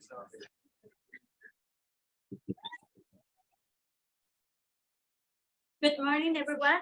I'm Carla Ortiz, and I'm representing the team from the National Autonomous University of Mexico. Today, I'm going to speak about the influence of acetaminophen, ascorbic acid, mannitol, and maltose in the glucose measurements from two glucometers.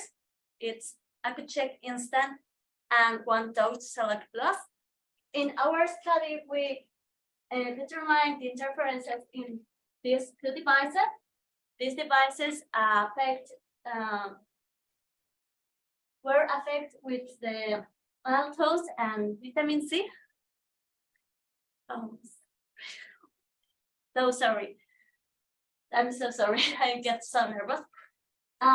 These devices were affected. Do you want to start again? Can you start again, please? You want to come after the next one? Just take a... Yeah, can I? Yes.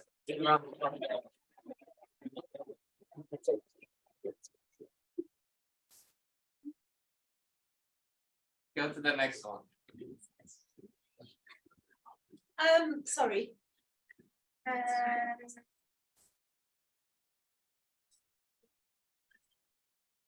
Our next speaker is Besasheba.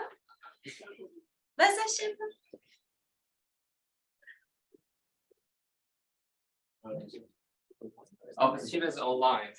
Online, right? I'm sorry. Yeah, good. You hear us? We have some speaker.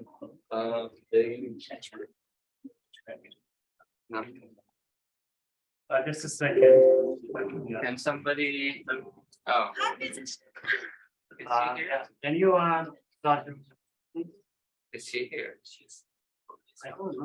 Shiva, are you here?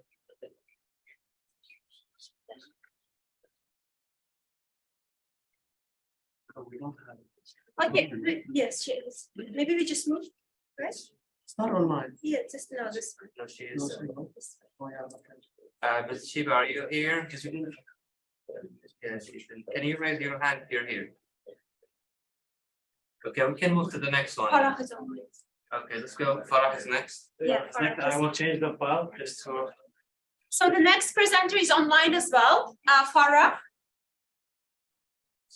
Good morning. I am Farah Hashim, a senior year at the Al Rashid University Department of Pharmacy, and the team leader of the Iraqi team led by Dr. Asra Ghazi. So our research is about interferences done to glucometers. This is very important because of the prevalence of diabetes here in Iraq, as it had rose from 5 to 19% in the last 35 years here in Iraq, according to literature. We're facing a huge gap in terms of diabetes and literature and research here in our country. Our method is basically extracting plasma from blood samples, spiking them with the interferences, and then checking them with 3 different devices. All the devices and the interferences have been chosen according to their popularity of use here in Iraq. The result varied widely, especially for on-call plus, as you can see from the figure, while methyl dopa cinnamic acid had the highest interference. Topical ethanol didn't really interfere as much. We observed a major change for all devices, and this is very vital because of the importance of monitoring glucose for diabetics and should always be kept in mind. This is the end of our report. Thank you for listening, and if you have any questions, please ask away. One question. Does anyone have any questions? Great, we move on. Thank you so much, Farah, for your presentation. Thank you. Thank you for having me. Thank you. So now, yeah, it's not. So now Indira.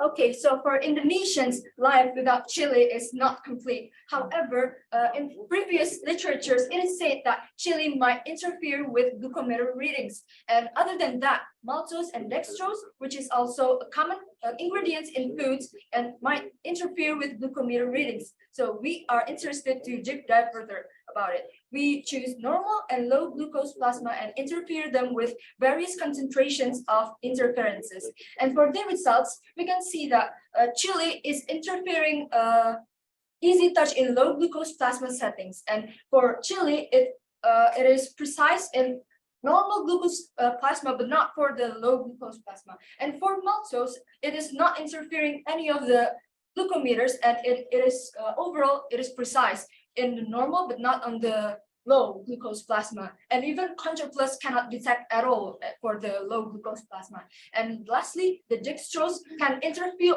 all of the glucometers in the normal settings, but not on the low glucose plasma settings, except for easy touch. And for the conclusion, there might be a little variations on the results due to different mechanisms on detecting the glucose readings. And also there are some limitations in our study, such as human errors, and we only use 2 data, so we only duplo on it. So for the further research, we suggest to use more samples and also different concentrations on it, so we can further know more about this topic. And there is also a spectrophotometer as a baseline for the this research. Thank you very much. Question? No questions? Okay, thank you. Next presenter is online. Aya. Can you open your mic to test it first? Can you hear us? Yeah. Hello, can you hear me? Yeah, you can start. Go ahead.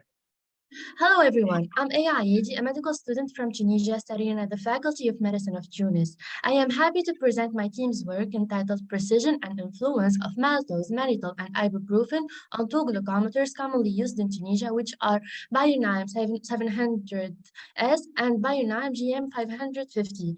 For our method, we started by creating a low and a normal plasma pool. For the precision experiment, we used the dextrose stock solution to create samples of increasing concentration for each pool, and we did 5 measurements for 3 consecutive days with both glucometers. For the interference experiment, we used stock solutions to create samples on which we did 3 replicates.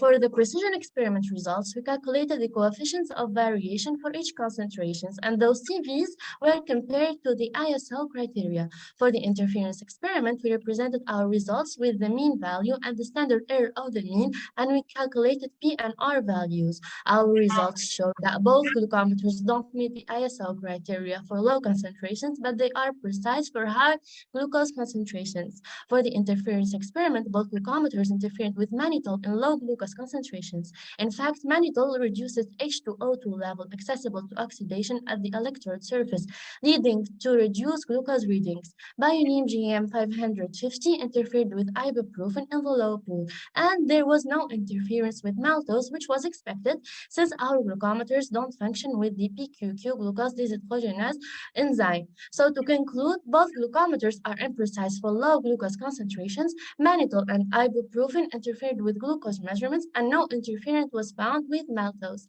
Thank you. Any questions? Aya? No? No questions? Thank you so much, Aya. Thank you so much for having me. And the next presenter is online as well. Rose? Rose, can you test your mic, please? Check.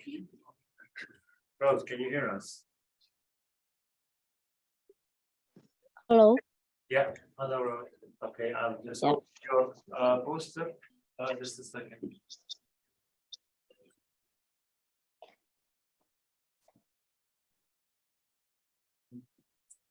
Okay, are you ready, Rose?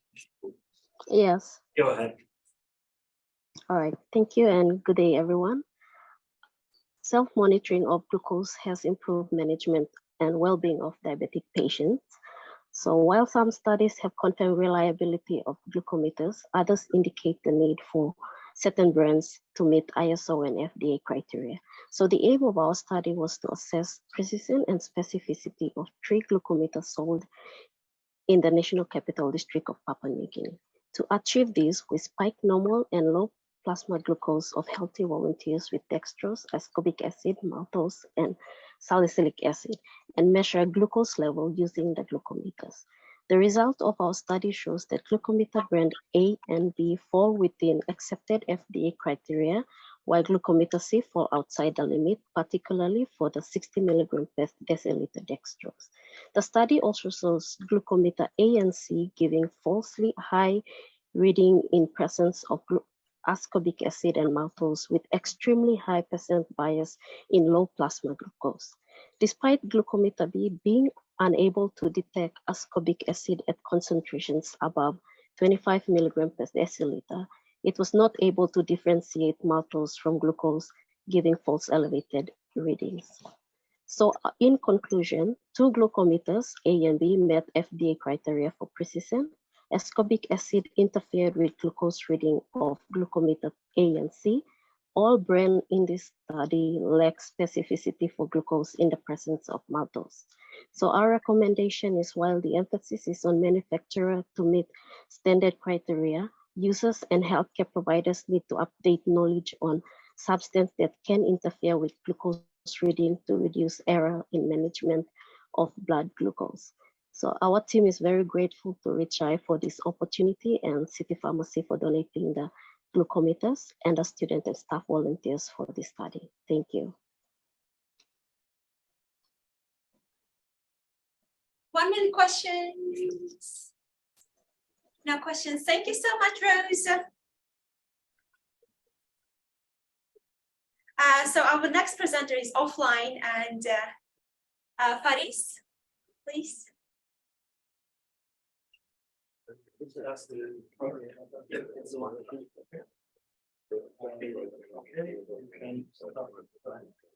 Indonesia is blessed with variety of foods, but with this blessing comes with a curse in form of diabetes. According to IDF Diabetes Atlas in 2021, Indonesia placed fifth with the most number of diabetics. So a lot of us uses glucometers a lot. But there's another problem where its precision is questioned, and it could be interfered with a lot of interference, which happens to be inside of most of our ingredients. For example, vitamin C in chilies, salicylic acid in eggplants, and galactose in tempeh. So, is it precise and accurate enough for us to use? We conducted research using human blood plasma, both in normal and low glucose level. We firstly checked with glucometers and UV spectrophotometer as a reference with the UV reaction, you could see it in here. And then we spike it with different glucose concentrations. We also analyze it using glucometers. And then each pulse also being given 3 different interference mentioned earlier. And then we check it and compare it with the reference. The result is the precision is poor, above 60 milligram per deciliter concentration, which means that the higher the glucose level is, the lower the precision. And the accuracy depends on the interference. For example, in vitamin C, it has a really high error up to 230% error percentage with linearity, whilst the galactose has a really low error with no linearity. We also found that the difference between the UVPs and the glucometers readings is around 18.96%. So it is kind of precise and accurate enough for us to use it daily. Thank you.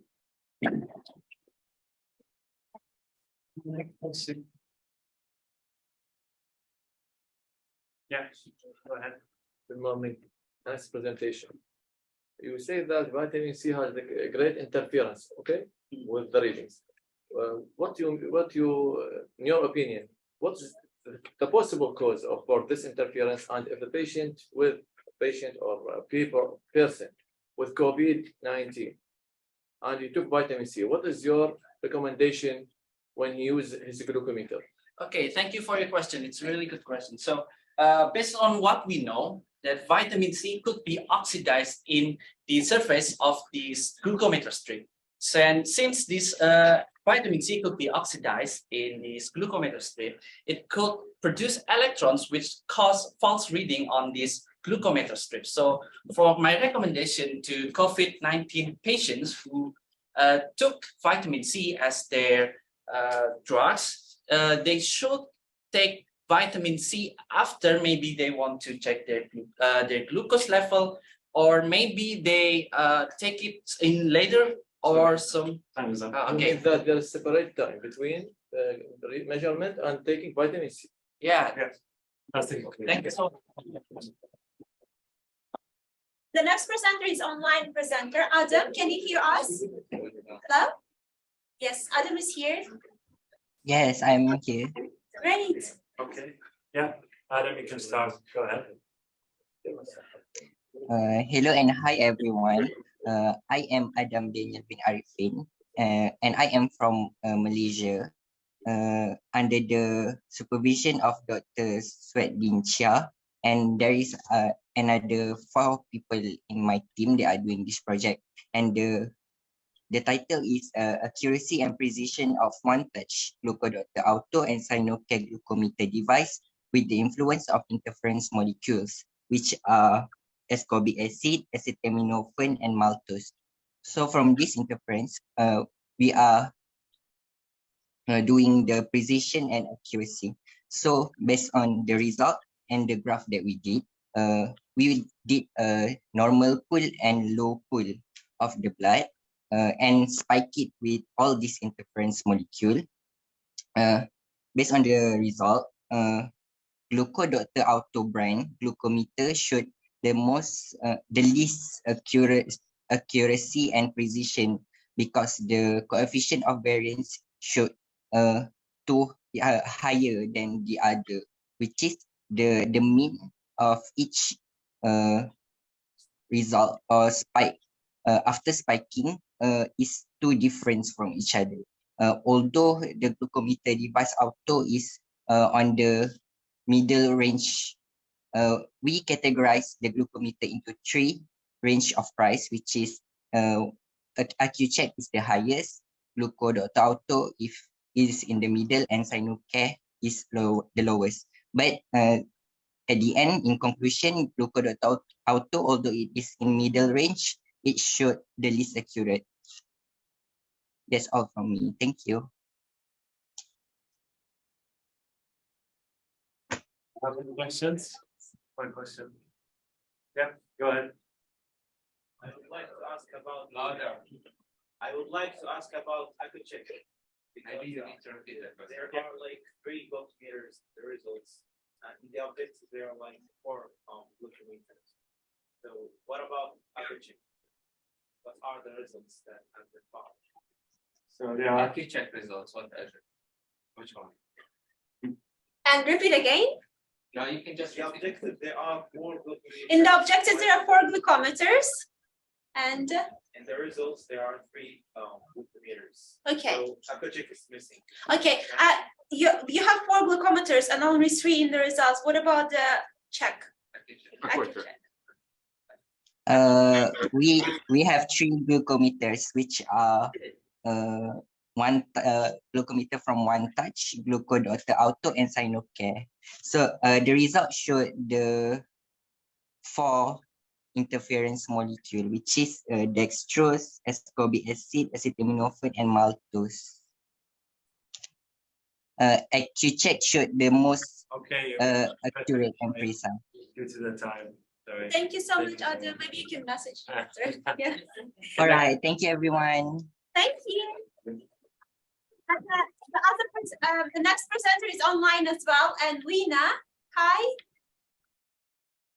Can you test your mic, Lena?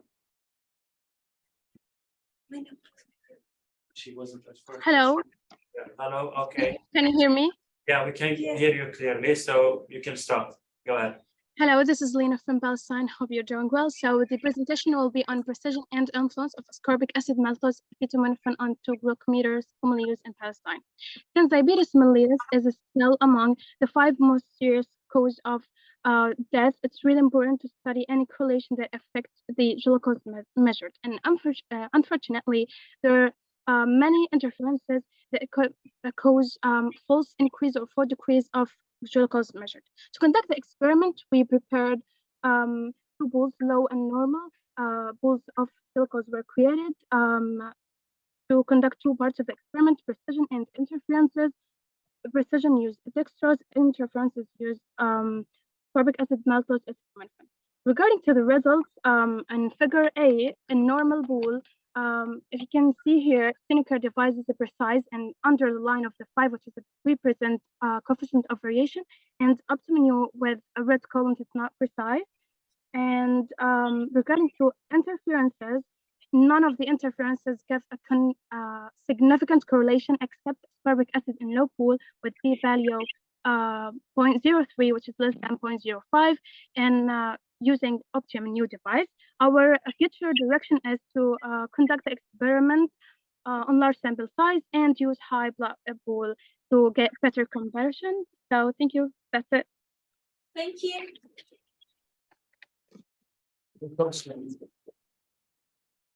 Yeah, go ahead. Louder, please. Why did she use phosphate buffer saline to dissolve the ascorbic acid maltose mixture? Why did you use? Did you hear that? Yeah.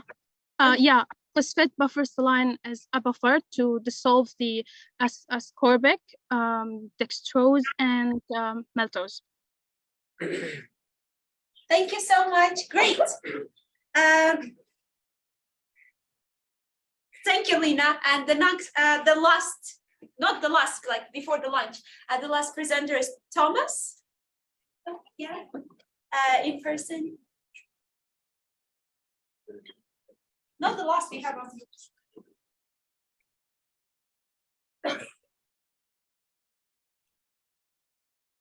Go ahead. Hello, my name is Tamás Teknes from Hungary, University of Debrecen. My study is different from the previous ones because of some circumstances, but I hope you will enjoy it. My research focus is on developing anaerobic and strength endurance in athletes. I examined the efficiency of high elevation training mask. 10 youth handball players participated in this research. The examination time was 6 weeks, while the half of the players trained in the mask and the other half trained normally. After 6 weeks of training on simulated 500-meter altitude, my results, both in VO2 max and strength endurance, shows that the high elevation training max contribute to increasing development. All in all, we found that the high elevation training mass is efficient in increasing the anaerobic endurance development. Due to my positive results, I consider it necessary and relevant to continue and expand my research to a larger number of cases and increasing the workload in a long-term study. Thank you very much for your attention. Any questions? No. Okay, great. Give an introduction. Okay, everyone. I hope you enjoyed your lunch break. Now we will continue, and first we will start with the challenges and implementing solutions with Fathiya, Prof. Fathiya. She's the chief of the department in the Faculty of Medicine of Tunis. She's the chief of the laboratory of echocardiography and intensive care unit in the cardiology department of the Rabta University Hospital in Tunisia. So yeah, Prof. Fathiya, you might start the presentation. Thank you very much. Thank you for the opportunity to be here. Thank you, Dr. Mohammed, and all the organization team for inviting me to this ReachSci Global Conference on Challenges and Solution in Research Training. So through these 2 days, you discussed most important aspects of the challenge and their solutions. So I will try not to be redundant and not to repeat what was said.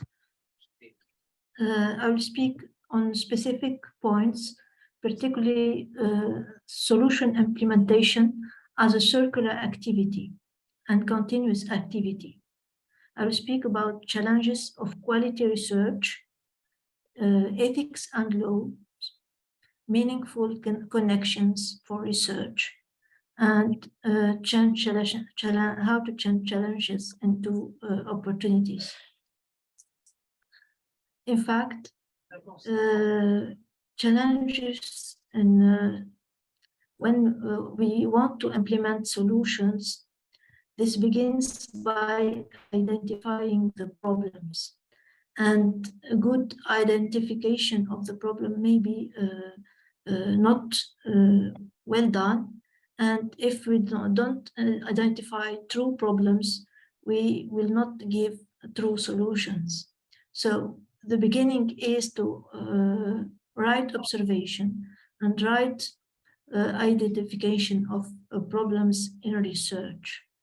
And through these 2 days, all speakers pointed the right problems, and as soon as they point the problem, they have the solution, and they give the solution with the identification of the problem. But when we speak about the solution in any situation, we must think about solutions as plural. So there is no one solution to one problem. And in every situation, we have to think about all possible solutions and to choose the best one, relying on feasibility, on adequacy, on acceptance of the solution by the community and all stakeholders. We can give the best solution, but if it is not accepted for a reason or another, maybe cultural, maybe many kinds of reasons, if it is not accepted by everyone, by all stakeholders, by all members of the research team, this will not be a good solution. And when we identify the problem, we choose the solution based on feasibility, acceptability, and we verify that everyone accepts and wants to go through this solution and wants to apply it. So we begin to planify, to search for funding, to planify also risk management.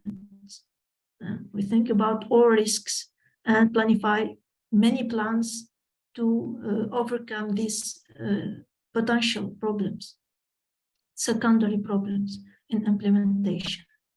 And to begin action. This is the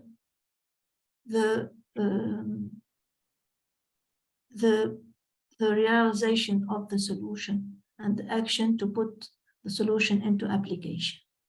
But it is a circular activity. And when we began to apply solution, many questions will arise. And we have to do continuous monitoring, evaluation, and feedback. And the solution will be modified based on this continuous monitoring, evaluation, and feedback. The first solution will be adapted through time to different modifiers. We have to get reactiveness because the complex system in which we are evolving is rapidly evolving and rapidly modified, and we have to get this reactiveness and identify rapidly the modifiers and modify our initial strategy. The solutions have to be sustained, and we see in our context of low or middle income countries, there is slow reactiveness, and low sustainability. And this is the problem of implementation of solution. Even if we begin with a good solution, over time, it is not sustained and the actions are stopped or not continued to address the problem until the end. And I think the most key word here is system thinking, because when we see a problem, usually we give a direct solution or a symptomatic treatment to this solution, and we not go to the origin, source, causes, interactions of this problem, and we don't take into account all the impact of the implementation of our solution. Implementation of our solution may rise new problems that we have to take into account. So we have to think big and to have a system thinking. Maybe this slide is like a summary or a final slide, but I prefer to begin with that. The researcher works in an environment, and the direct environment of the researcher is his institution. But there is other environments, political environments, and legal environment. And in every stage and every for the research or institution, and there is interaction between all these determinants of research. The research for the researcher to make a good research, a researcher have to have a good scientific knowledge and skills, not only clinical, but also fundamental, data management, biostatics. And it's all the universities and academic curriculums focus on this point. And usually they forget other soft skills and other skills that are very, very important, particularly in our actual context of research. And they are as important as scientific knowledge and skills, particularly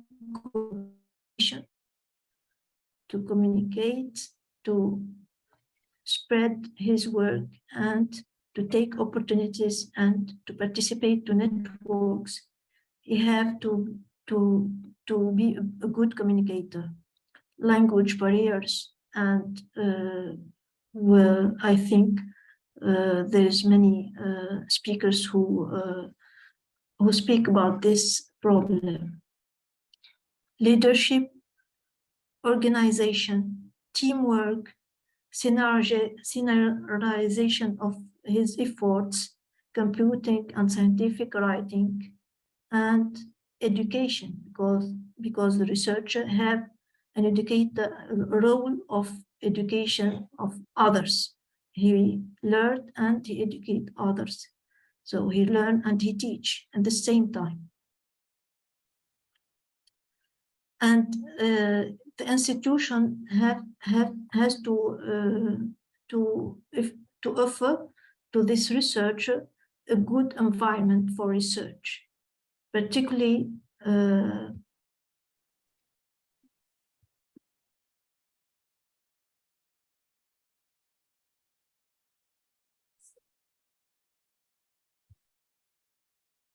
so the institution particularly has to set up research structures, technical platforms, procedures to purchasing equipments, and to give access to bibliographic data and other database, to raise funds, to monitor projects, and to support for setting up projects, to simplify administrative obligations, and particularly when to use funds. The institution offer also education and networking, but in middle and low income countries, there is no good environment for research, and institutions have poor capabilities to offer all these environment to the researcher. So the researcher himself have to raise funds, has to connect, to search for bibliography, to search for good projects, to talk to policy makers, to do everything by himself, to do much more efforts to achieve his goals of research. And maybe he will be tired doing all this, and he will not be capable of progressing as he wants in his research. I'll speak now about ethics and law. And there is no science without ethics. And as said François Rabelais, science sans conscience, c'est la ruine de l'âme. je l'ai dit I said it in the language, French language of Rabelais. And this is important to teach to researchers in the beginning of their curriculum, because many institutions don't pay attention to these aspects, first steps of learning for undergraduate, for example. It is not important now. We will focus on that when we have big projects, big research, but now we will focus only on techniques. And this is an error, because they will not be able to do it correctly, and they will be not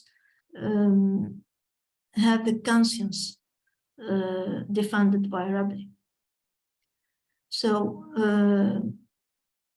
our activity, in our activity there is many codes and declarations, and students have to learn all this very early in the curriculum. For clinical research, we rely on particularly Declaration of Helsinki and Belmont Report for protection of humans subjects to research, but not only research, but also biological products, organizations, institutions, researchers. All these aspects are present in ethic guides. And there is the science, of course, for researchers, and different books that are edited in different aspects of research, but also economic, of health and medical educations. And is translated to many languages. Here, translation to Arabic in 2020 of a book that was edited in 2016. So there is a delay in translation, and this gap is a problem for people of different languages to make good research.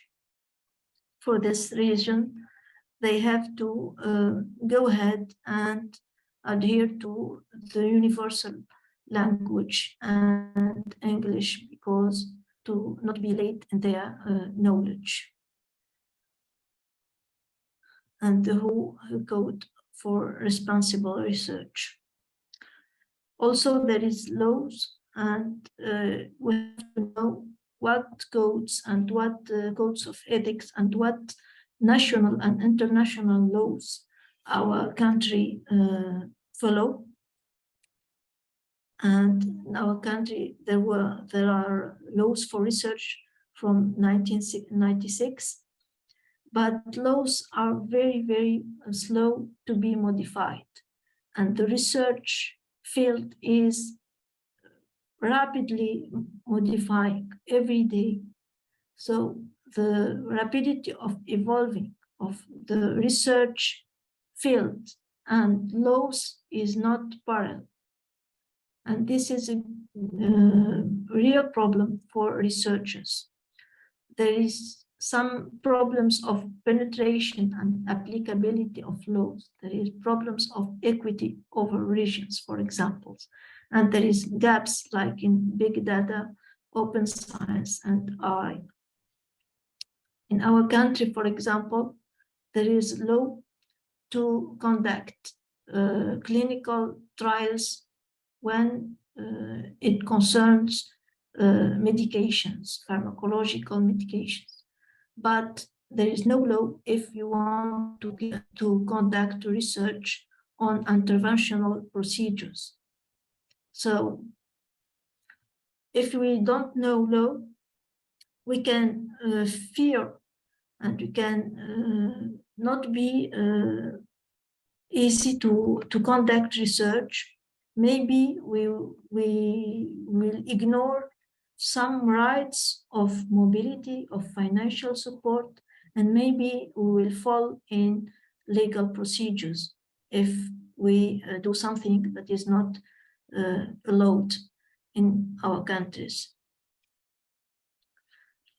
And for researchers, I spoke about sustainability, and for solutions to be sustained, they have to be institutionalized. So through because in our countries there is many good researchers and individual initiatives, but these individual initiatives are not sustainable. To be sustainable, we have to go through institutions and like this. I'm really proud about this agreement between ReachSci and our Faculty of Medicine, and we make it to have sustainability in this collaboration and education of students and research.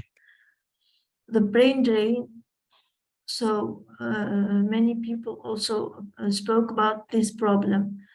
We can change the brains, and we can, for brain drain, we have to prevent, we have to encourage researchers to help them, to support them, but also we have to maybe to change our vision. These brains that are abroad, they can be helpful and very interesting if we collaborate with them. And we have to keep attached and communication with them and collaboration and set up projects through multinational projects, and they can help in that.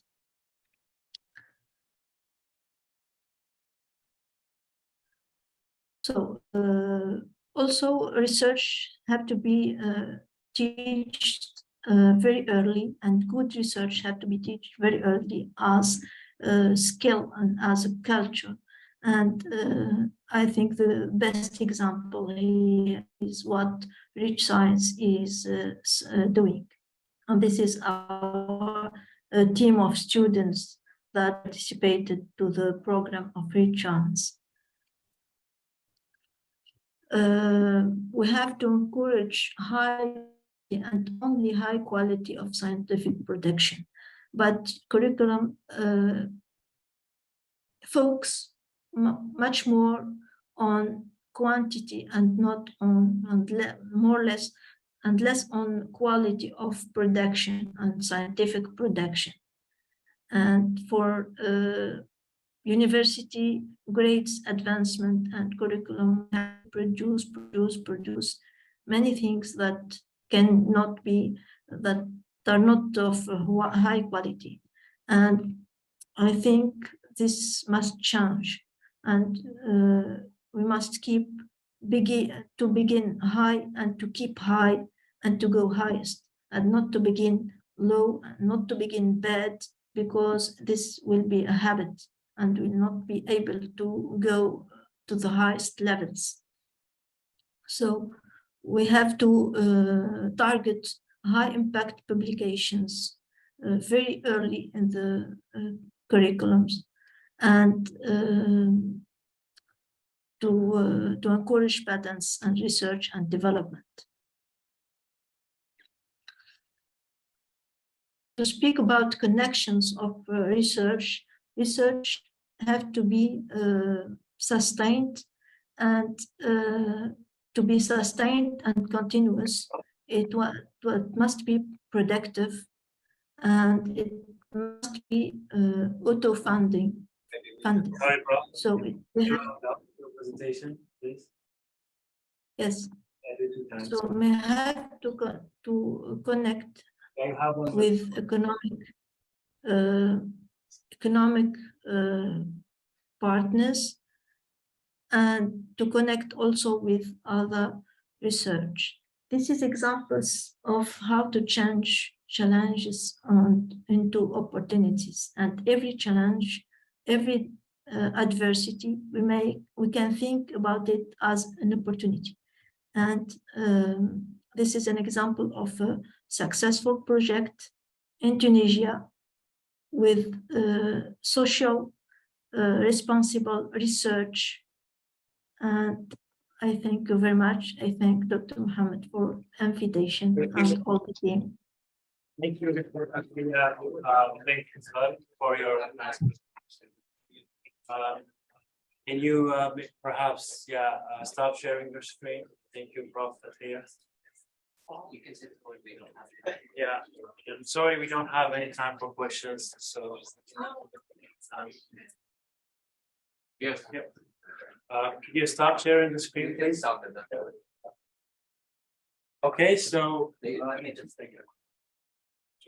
Yes, thanks a lot, Professor, for joining. It's really good to have you. What you mentioned is really interesting, and there are some novel things you also mentioned that nobody else did. And unfortunately, because we're really behind schedule, we have to not allow questions, but we can, if anybody has questions, we can send them your email. That's okay. Perfect. Thank you. All right, thank you very much.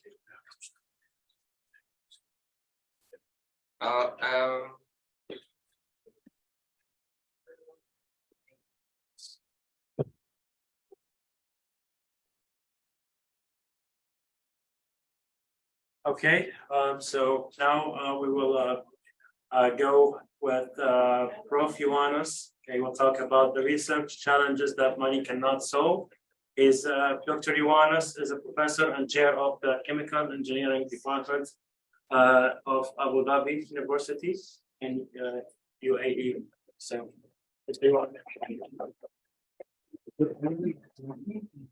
yeah.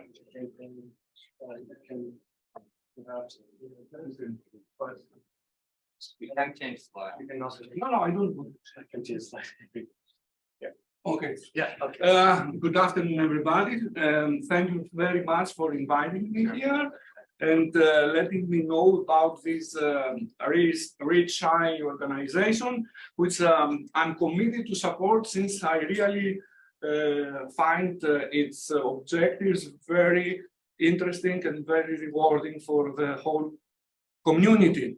So I'm Ioannis, and I'm going to talk to you about my research challenges in a relatively well-known country and in a rich country. This is the perception that all people have about the United Arab Emirates.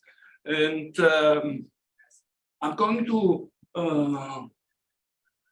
to first introduce. No, I'm going to introduce you first to my university, and then I will try to tell you what my experience in the UAE is, so that you can understand the things that I'm going to tell you afterwards. And before telling you my research challenges and experiences in the UAE, I will give you some statistics about the research metrics in the UAE, and you will see that, and you may think, is there a real problem? Is there any challenge in the UAE? I'll try to answer this and to elaborate on this.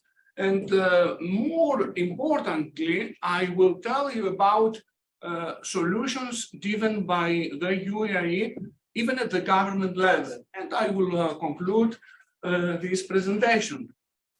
Remember that was an academic going from Greece at the rank of professor to the UAE. Okay, so let me tell you a little bit about our university. Abu Dhabi University opened its doors in September 2003, and we are celebrating our 20th anniversary this year. It has 5 colleges: arts and sciences, business, engineering, health sciences, and law, and offers 53 undergraduate and postgraduate programs, while there are 7,500 registered students, and we have already 24,000 graduates And we have 4 campuses. The main campus where I am is in Abu Dhabi City. There is another one in Al Ain. Al Ain is the birthplace of Sheikh Zayed bin Nahyan, the founder of the UAE. Another one in Dubai, and an academic center in Al Dhafra region. It has accreditations not only by the Ministry of Education in the UAE, but from prestigious accrediting bodies from the world. So each, first of all, we are accredited at the university level by WASC. WASC is the accrediting body of American universities of Midwest and West USA. And at college level, we are accredited by different bodies. For instance, I can talk about my College of Engineering, where I belong, and all departments are accredited by ABET. ABET is the American organization for accrediting engineering and technology programs. And all the famous American universities like MIT, Stanford, Princeton, and so on are accredited by the same body. And not only that, we have very good evaluations by various ranking organizations. And I would like first to show you, how do I go back? The time mode. Okay, first I would like to talk about the Times Higher Education. No, this is not the slide. I want the previous one. No, the other. This is the previous one. One more. Yeah, yes.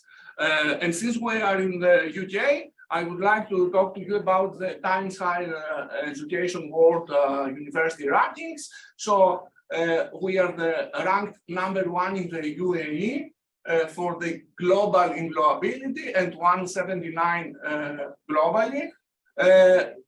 We are placed #1 in teaching in the UAE. And in terms of research, we are second in the UAE for research influence or citations. And in 2023, Times Higher Education ranked us as the 3rd best university in the UAE.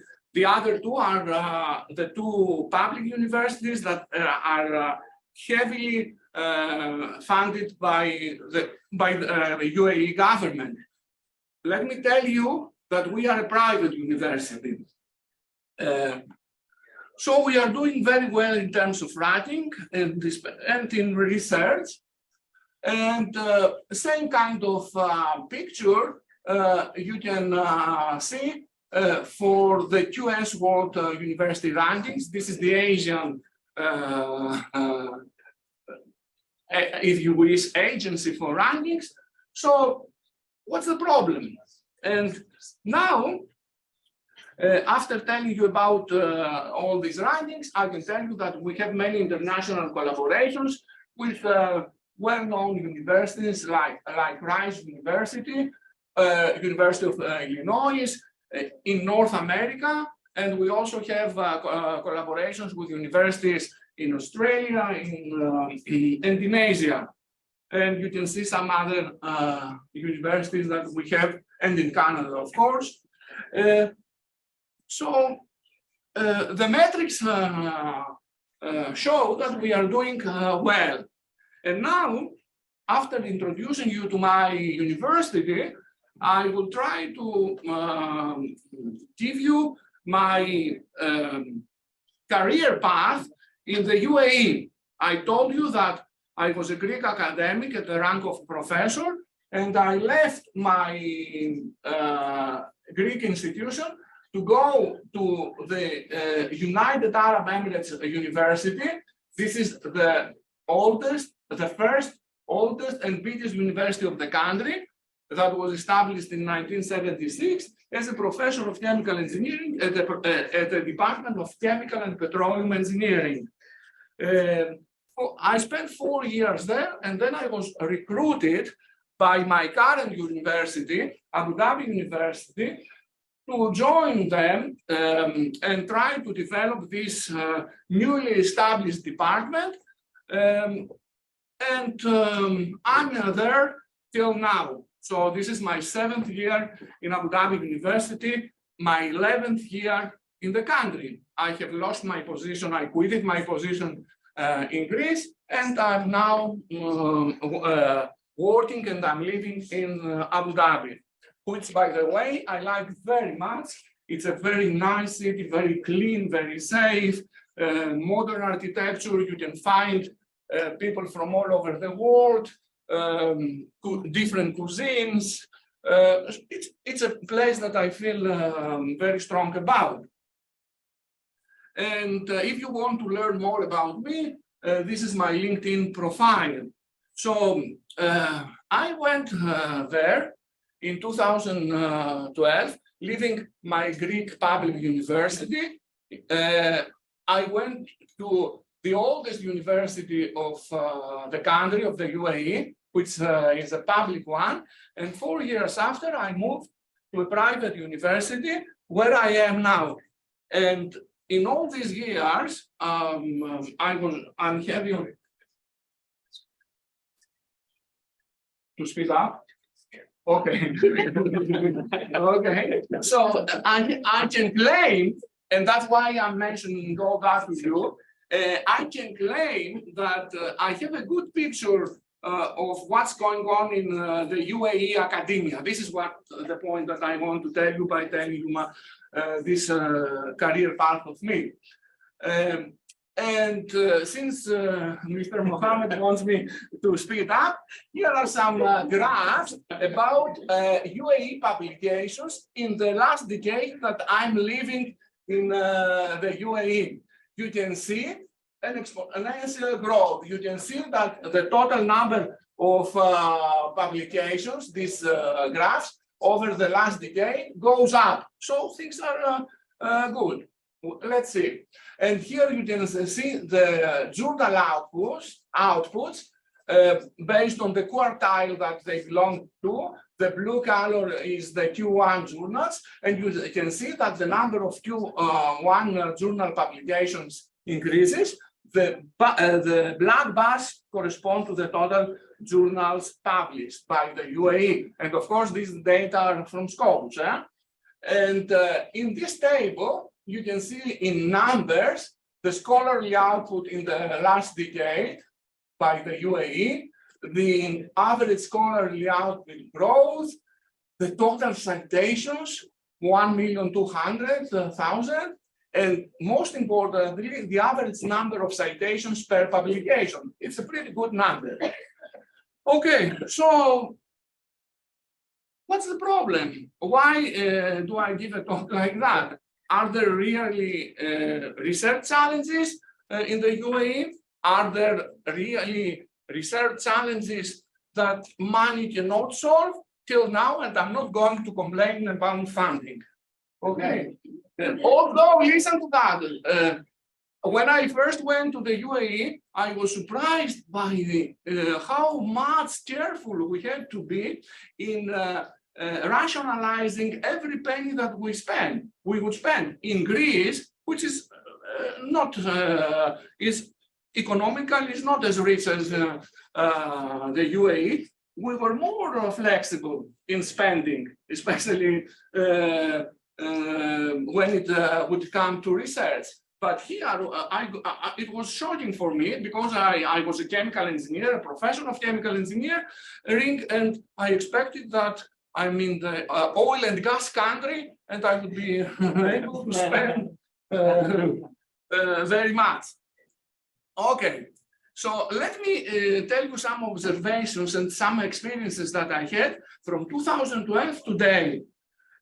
First of all, I want to tell you that the plethora of scientific staff in the UAE is non-locals.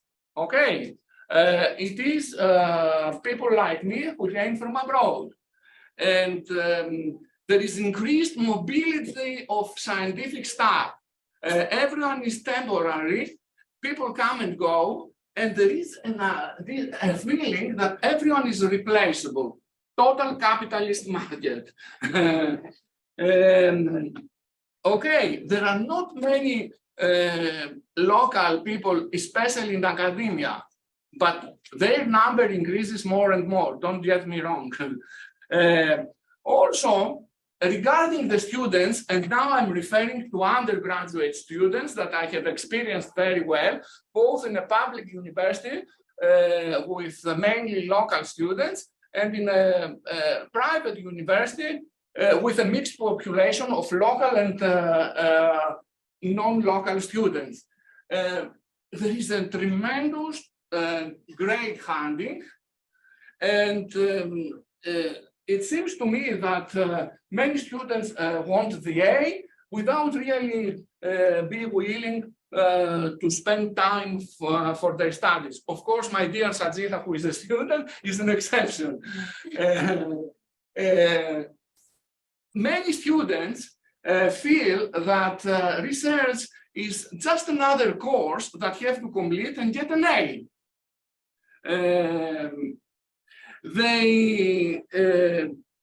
The focus over these 10 years I'm in the country, especially the first 5 years, was on undergraduate studies. You wouldn't hear so much about graduate studies in the country, and the good local students, Emirati students that wanted to continue, usually they would go abroad.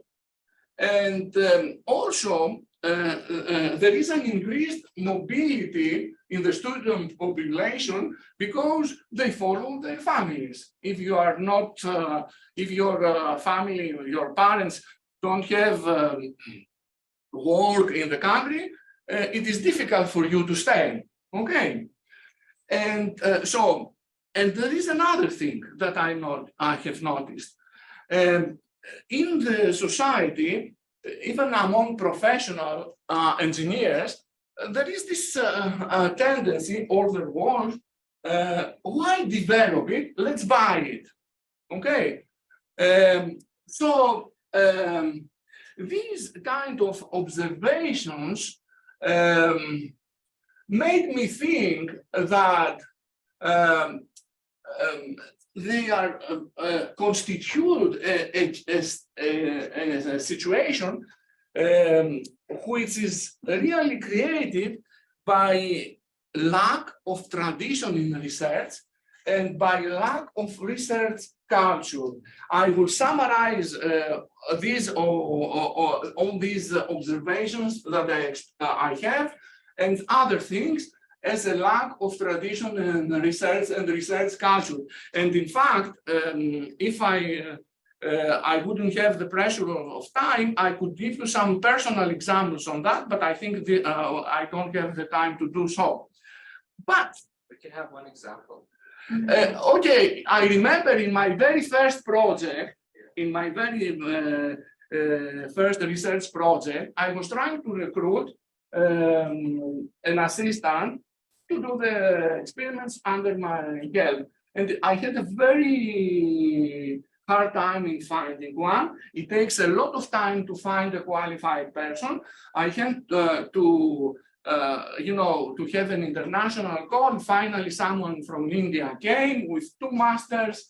And as soon as he found a job that gave him more money, he just left in the middle of the project and to go to take this other job. And I was curious, and then I brought my Greek PhD student. Okay, anyway, I can tell you other more, but no point. There was, I think that there was a lack of tradition in research and research culture, but hey, don't jump on the country. UAE is a 50 years old only country. It was officially established in December 2, 1971. It's not an old country. And the first university in the country was founded in 1976. Why should I expect from such a young country to have a research tradition and a research culture? Please have that in mind, okay?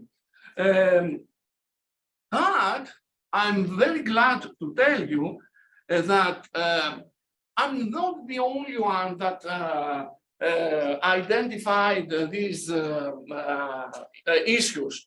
And I have to tell you that even at the high level of the government, these things, through the discussions that we have with academics and so on, have passed to the government and solutions started to be given. And I'm very glad about this and I'm very proud of that. And I feel that I'm contributing to the country.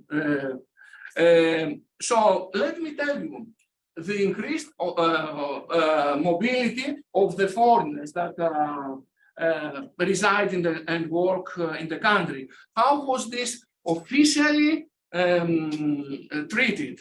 Well, very wisely in 2020, they established the golden visa. So all the PhD holders, all the medical doctors that want, they have the so-called golden visa. I'm one of the first that got it.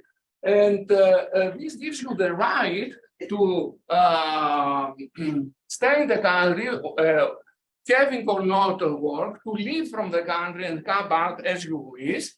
And this golden visa that has already created this sense of belonging and of staying, wanting to be in the country. You are not so temporary, and you can even buy an apartment, a house, usually apartments, okay? You can even, as a foreigner, you can buy it. So, of course, it's useless to say, I take it for granted that you understand that the government tries to to prepare its own people to get academic positions. Okay, and you can see the number of Emirati academicians increases day by day, and this is very good, I believe.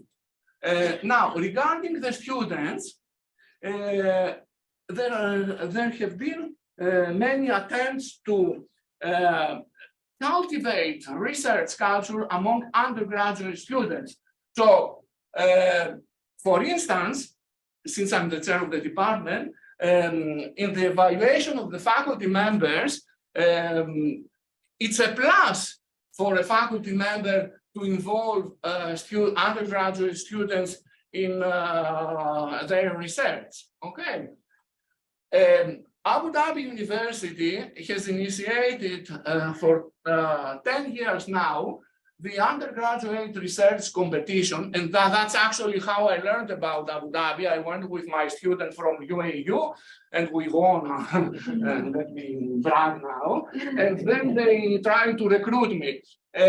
So this competition now is a big event all over the country. All universities with their undergraduates do come in, participate in the competition. And on top of that, we have students from the GCC countries, Saudi Arabia, Bahrain, Kuwait, Oman, and from the MENA countries, North Africa and Central Africa.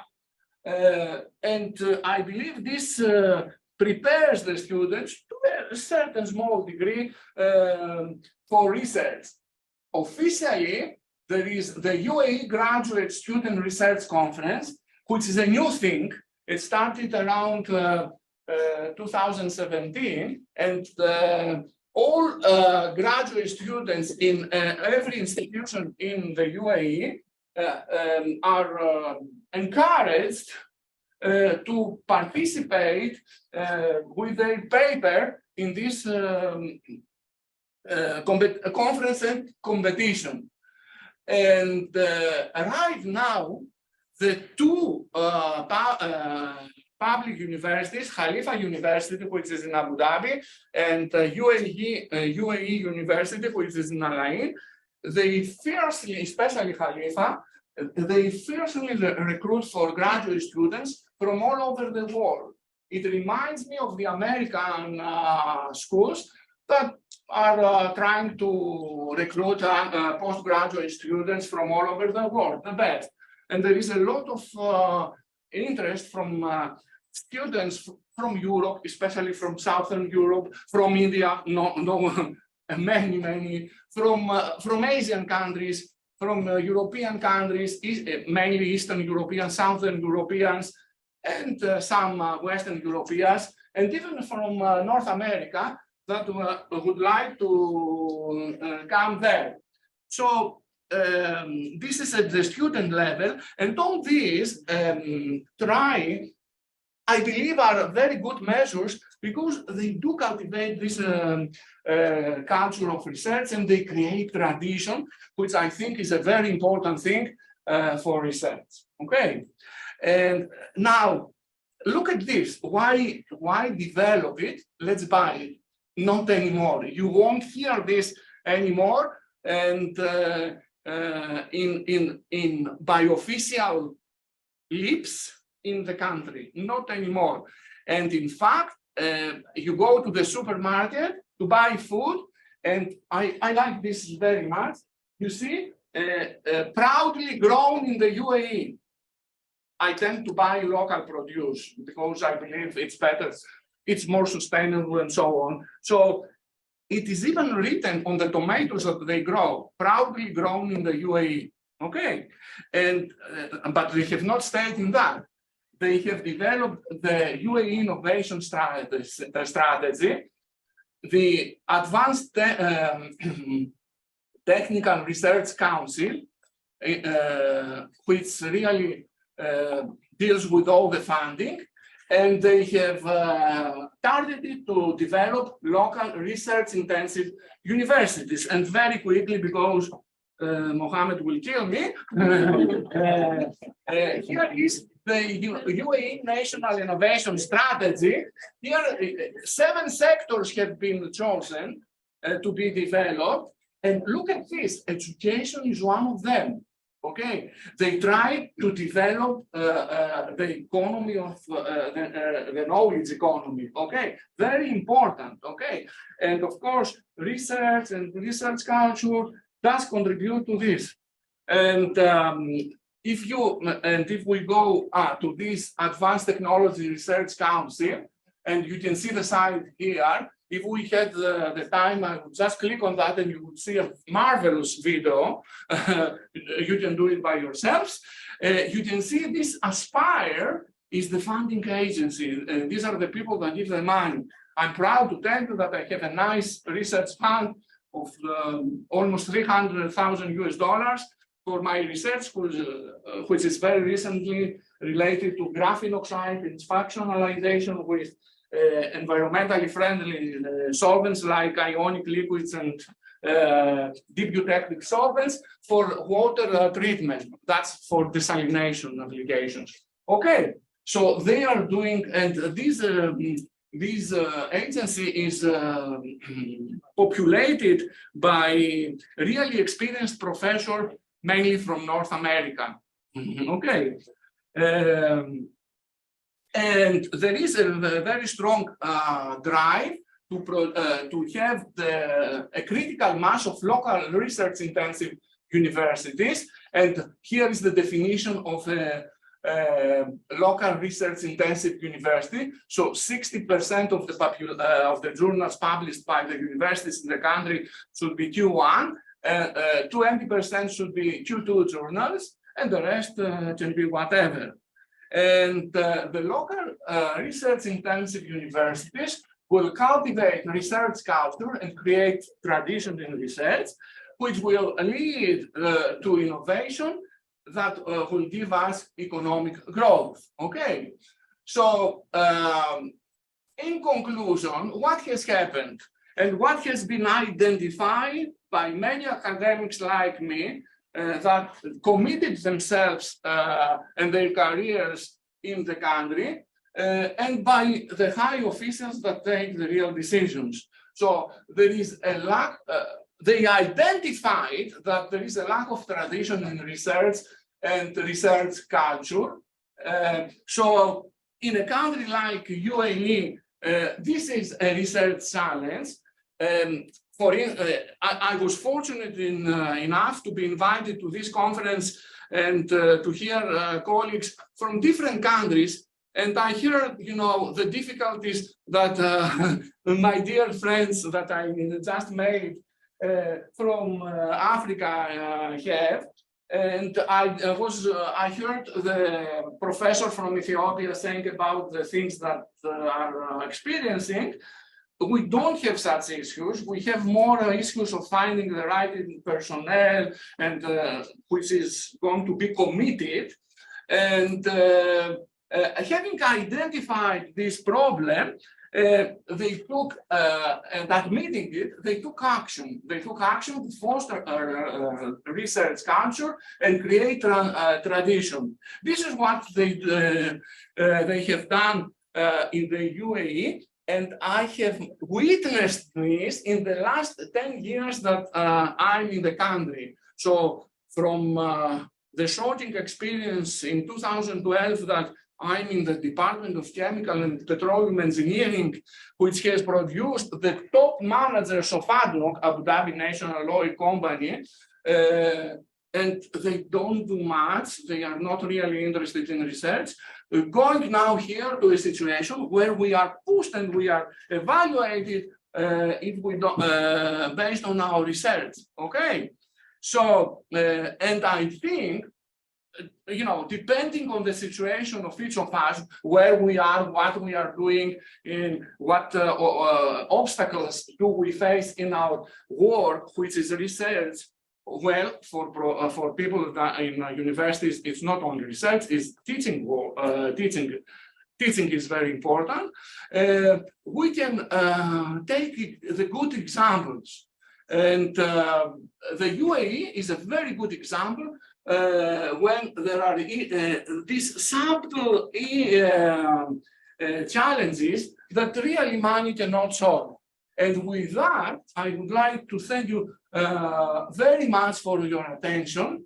And in case you want to find me, here is my information. Thank you very much. If I can answer any question, I would be glad to. While I upload your presentation. Okay. Yes, you can, while upload, so we can have a minute of question. So the professor is staying here. I think you can also meet him afterward. But anybody has a quick question they want to ask? One small question you have? Yes. Yeah. Thank you for the interesting take on research challenges in the United Arab Emirates, Professor. I have a question. You said before that the Emirates used to have a let's buy it mentality. Yes. And now you said that it's no more. It's management. There is a big change on that. Yeah, they try to develop technology. They try to do everything over there. It's not easy. But could you elaborate more on how this the Emirates overpass their they put certain targets. For instance, one I will tell you because I told you the example of the supermarket. For instance, they have put a target for food security, and they have started very diligently to develop these farms, hydroponic farms and vertical farms. Singapore is doing that very much. So now they are having all these products, and not only that, they are doing research on, for instance, how to grow crops in salty waters. That's one example. The innovation strategy that they have developed, and I showed to you the 7 sectors that are very important for the UAE, and also is something that it wasn't there before. And the fund that I have for graphene oxide is related to this, because water is one of the priorities of, so they are making very informed steps to realize the innovation strategy that they developed. Thank you so much. For the informative talk and also for the sense of humor. Now presenting to you a topic about supporting socially impactful solutions by Dr. Lara Allen. She leads the Center for Global Equality, which is a Cambridge-based organization focused on research and innovation for sustainable development. And she's also leads the Cambridge Center for Inclusive Innovation at the Department of Chemical Engineering and Biotechnology. May we have your attention, please, and round of applause.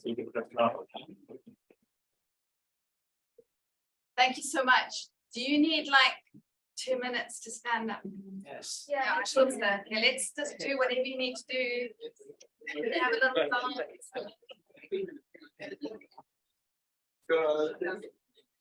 Stretching. Stick to brains.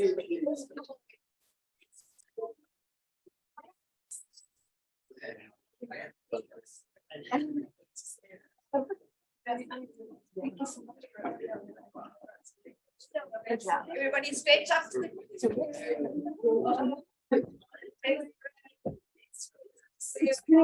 Waist or whatever it is.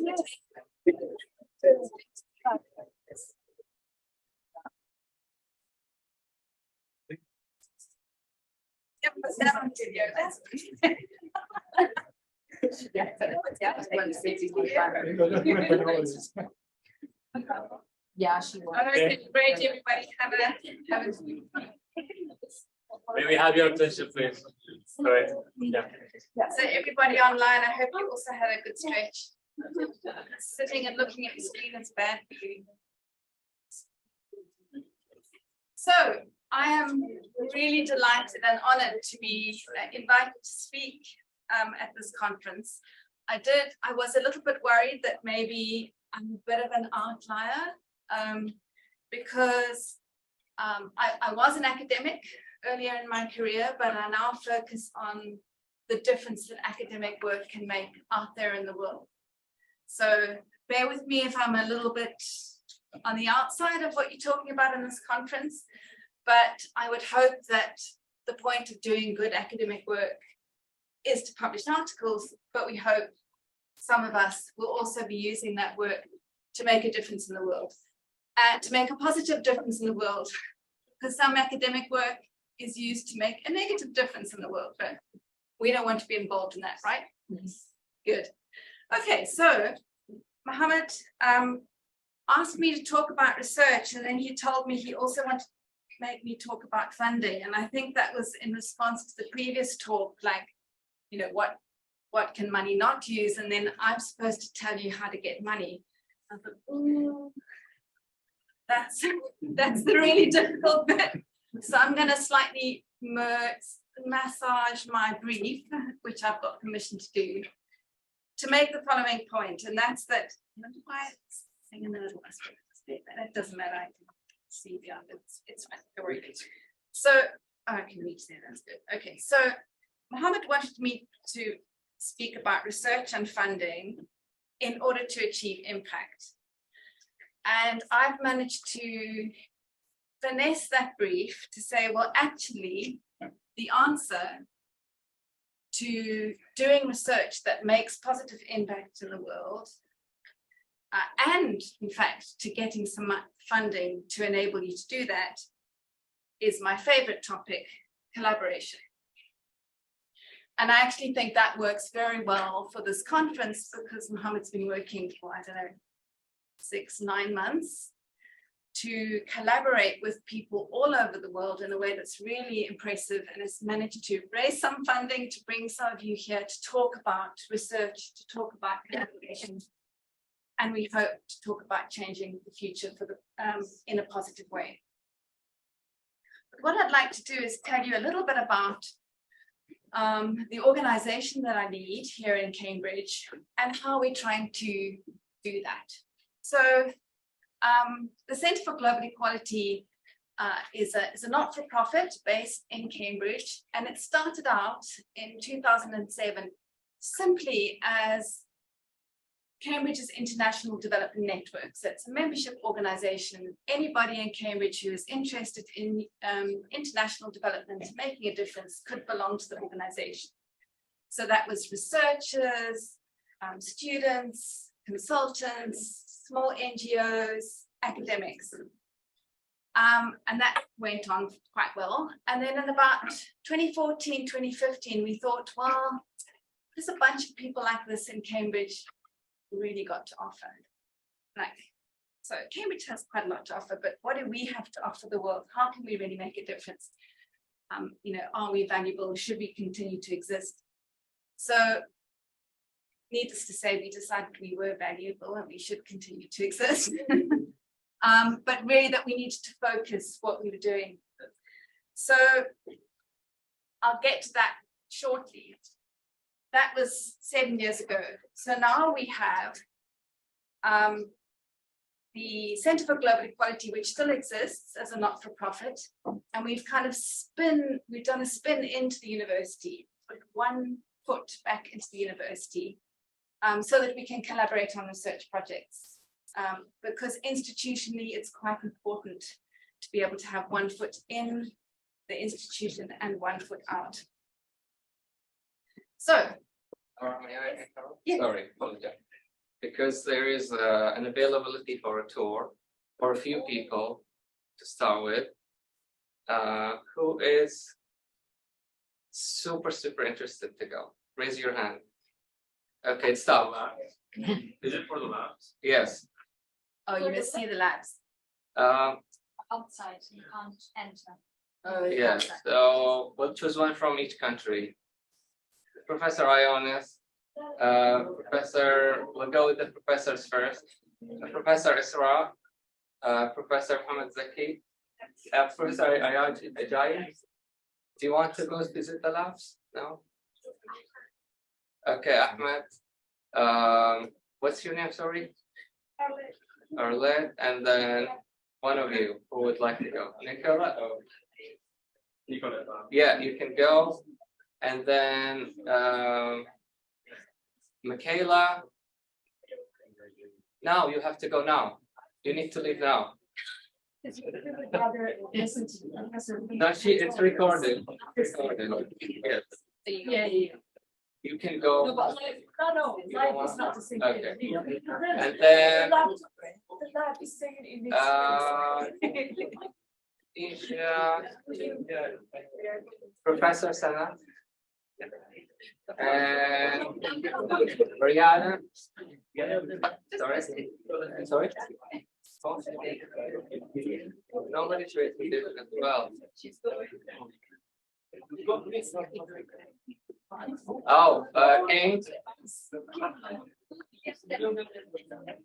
and Sajida. How many do we have? Okay, quickly, so we can go ahead. You can go if you want. Or no? Anyone from Iraq? No. Oh, yeah. Okay, that's it. Let's start. Okay. Yeah. All right. We can go back to. Sorry. No, you can go with them because we don't have anybody from your country, I think. Like a student.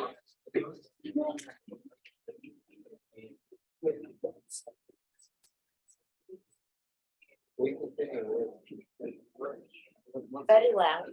Great to see you waiting for this. Nice to meet you in person. Okay. I've already seen this. All right. Are we ready to continue? After the presentation, we can also try to have another tour. Okay. Are you two going? Do we have another person from Mexico? Yeah, I can go. Okay, go then.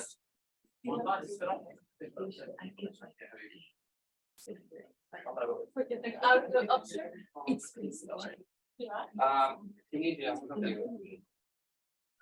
You choose one of you.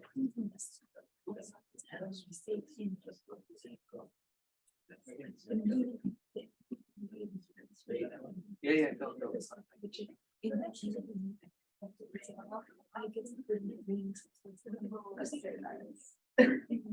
Sorry to remove somebody else. Because we tried really hard to get this tour and it just came in. So we were like, let's take it to pass it on because you have only 50 minutes. So we are all friends. Yes, yeah. Okay, we can continue the. Good. Okay, so the challenge we decided that we were going to focus on, this bunch of well-intentioned people in Cambridge, was that our observation that at present, the efforts of most of the world's best minds and academics, well, many of them, are directed towards making the top 10% of the world richer and more comfortable. We think this is a waste of good intellectual effort. Not completely a waste, but we think it shouldn't be quite like that. So we can't expect a fair or a sustainable future unless this changes. So what are we going to do about it? Our question was, what can the Cambridge community do to contribute to changing this situation? And my challenge to us today is, what can the global academic community, so all of you guys, do to contribute to changing this? I love it when people are not enthusiastic. This is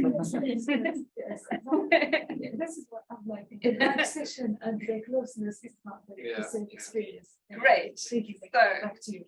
Yeah. So we have over the last few years evolved an approach. Don't worry, I'll read it here. It's fine. Sneaky. Great. So that we're calling inclusive innovation, and basically this is research and innovation for sustainable development. And for those of you who have followed the sustainable development debate and the growth of this trajectory of intellectual thought and of practice, will notice that our mission statement is very strongly based on the definition of sustainable development. But we've worked out the principles, the things that we really care about, how to go about doing things, the practices, and then programs and partnerships to make this happen.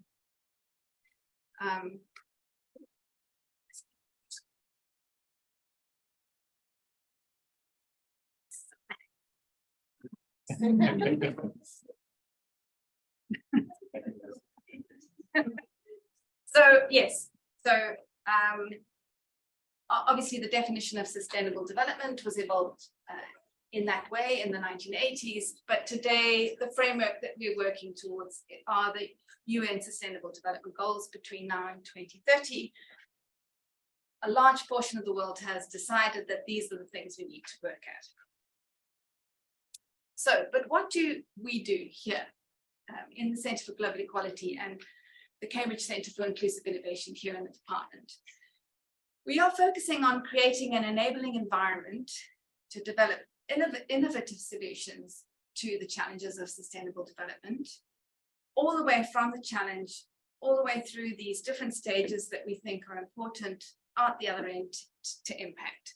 And for those of you who know the phrase technology readiness level, so we're going all the way from pre-TRL1 to post-TRL9, or kind of end-to-end innovation. And the one thing that is not is fast, particularly if you're going to be doing research, which can take, what, 5, 10 years to finish. But what we're doing that is a little bit unusual in the institutional sense is committing to these different TRL levels and committing to the idea of the innovation and the people who are carrying that innovation forward all the way through. So we're committed to this, but funding is in this, like this. There's a little bit of funding for ideation, and then there's funding for research, and then there's funding for innovation, and ideas and people drop between these columns of funding, which is annoying. But so we're trying to work on funding that goes all the way through. We haven't cracked it yet. That's one of the things to be working on. So a little bit more about the how. So one of the first kind of core bits of our approach is collaboration between people who don't normally talk to each other. So within a university, that's doing everything we can to encourage and enable interdisciplinary conversations. It's really important to work between sectors, between the public, private, third sector. And in this case, if the UN Sustainable Development Goals is what you care about, and you're sitting in Cambridge, you've got to be working internationally. So it's those working with those collaborations that are key.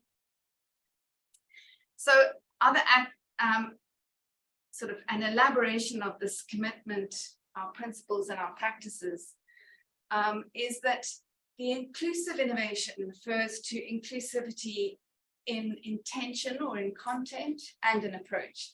So it's inclusive for people who live under $4 a day and for the people of the future and the environment of the future. That's the intention.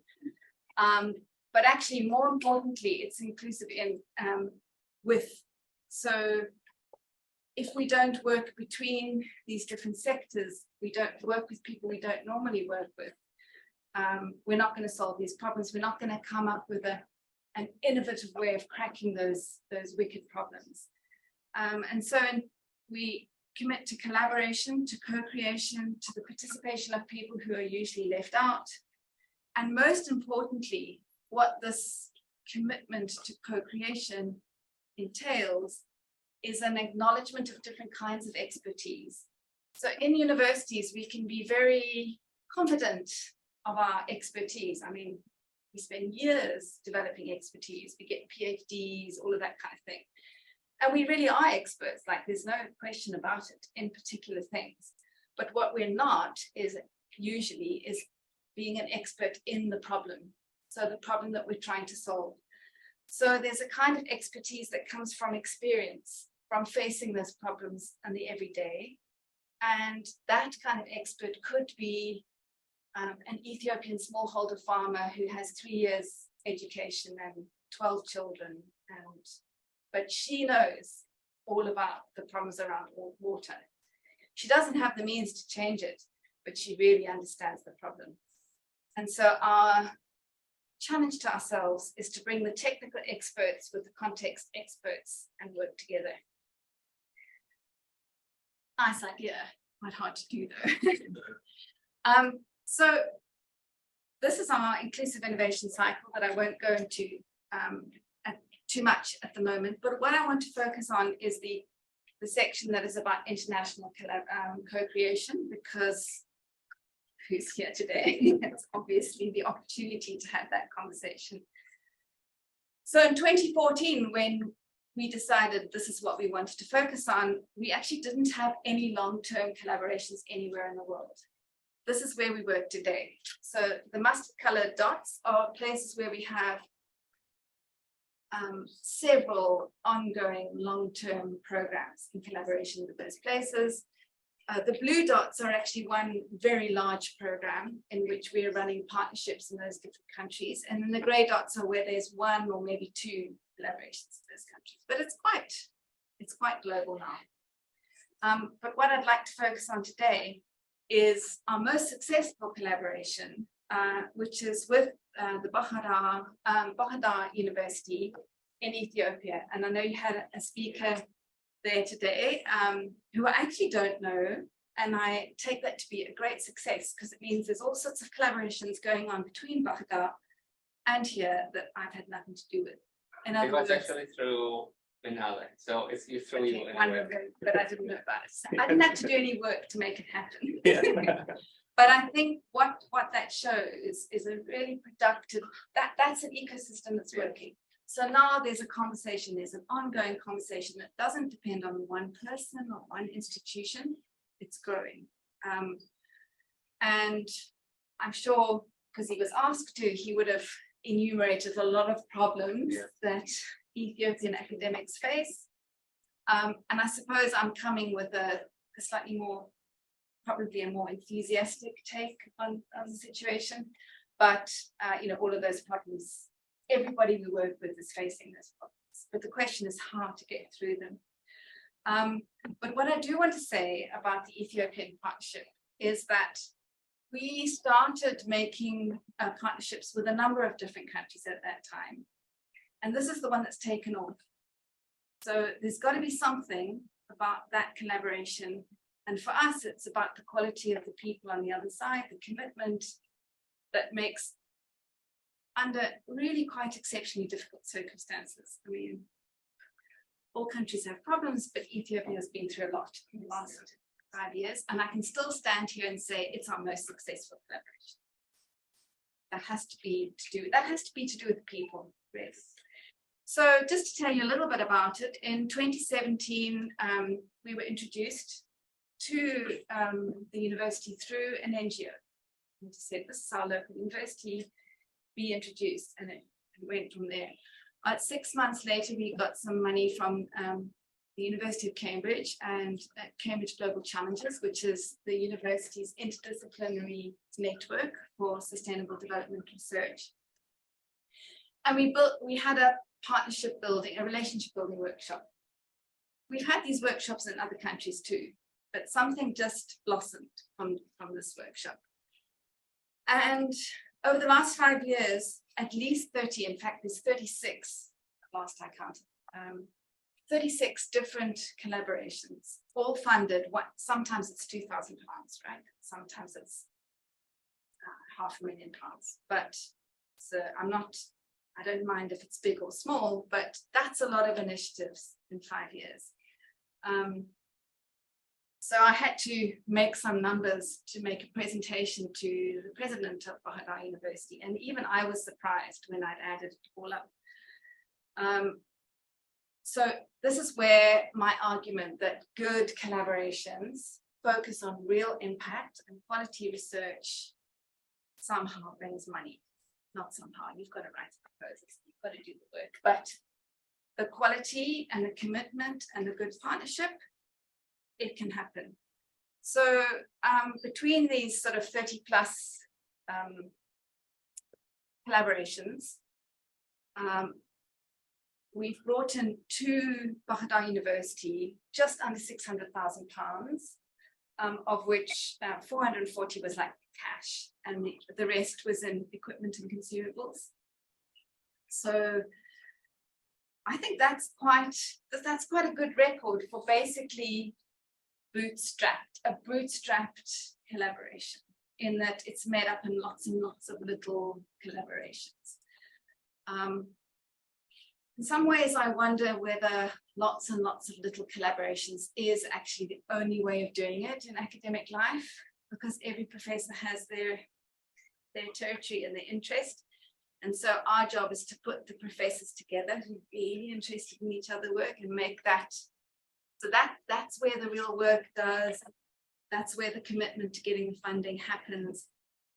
So maybe if someone had given us loads of money to like just do this all at once and we didn't have to try, I wonder, it may not have worked, because that's not how academic life works. I'm not sure. Would have been easier. Anyway, am I running out of time? She wants to give you 8 more minutes. Yes. Bonus points. Okay. Very, very fast, because I get, yeah, right. So a couple of things I just want to say about research and impact. The one is, I don't like the concept of knowledge transfer, because that infers that clever academics do work and then they transfer those clever ideas out there into the world. Now, I think that works if there's somebody out there like Big Pharma who's got loads of money to take the ideas, do the R&D on it and make something out of it. It doesn't work when what you're trying to research or invent is for people with very small amount of expendable income. Because the thing you invent needs to be exactly right, really needs to make the value for the people you're trying to work with, because there's no flexible room. Of course, if you do get it right, you can make a huge difference at scale, and that's the exciting possibility. I had some examples, but I just quickly go through them. So the kind of classic textbook way of getting this right is start with a problem that comes from the field, and this was case was Ethiopian smallholder farmers who looked at actually a research project and said, oh, this research project happening over here, we like those solar-powered water pumps. We want some of those, but about a quarter of the cost because we can't afford them. So out of that challenge given to us by the farmers, we put together this research project to try to address that. So we're doing it in a number of different ways. First of all, let's start with the great science and a really disruptive technology. A big way of dropping the cost on solar-powered anything is to make solar-powered panels that are cheaper and more efficient. And in this case, in Ethiopia, this new kind of solar panel made out of perovskite, which are only this big at the moment, so we're not anywhere near rolling them out just yet. But when they are ready, it will be possible to print solar panels, which means they'll be cheaper, they can be made in the country, which saves transport, which saves import duties and all those sorts of things. So yes, the exciting thing, disruptive technology that's going to entirely change it. In the power electronics part of the research, that's about efficiency. So, you know, making the whole system as efficient as possible. That's not new, but they're doing it in clever ways. And then the pump part of it is about making exactly what's being invented modular, so that it can be exactly shaped to the needs of particular farmers, so that they don't have to buy more than they need.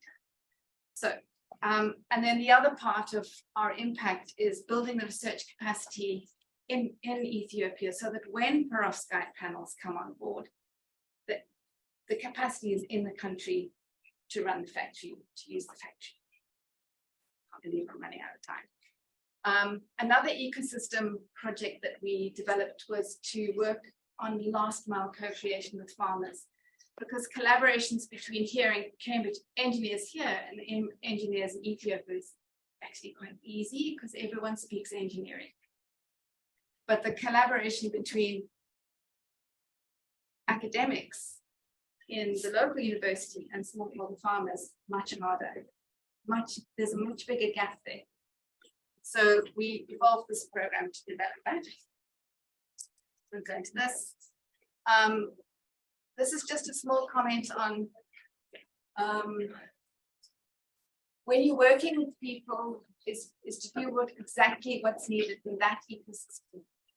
So when we first started working in Ethiopia, people said, what we really need is a place where our very clever engineers can actually make stuff. Because they didn't have one. It was only university labs and they were used for teaching all the time. We started with a very small makerspace, and within about 18 months, it started in this little like back garage. And within 18 months, it was so successful that it was given a building. So it's really great.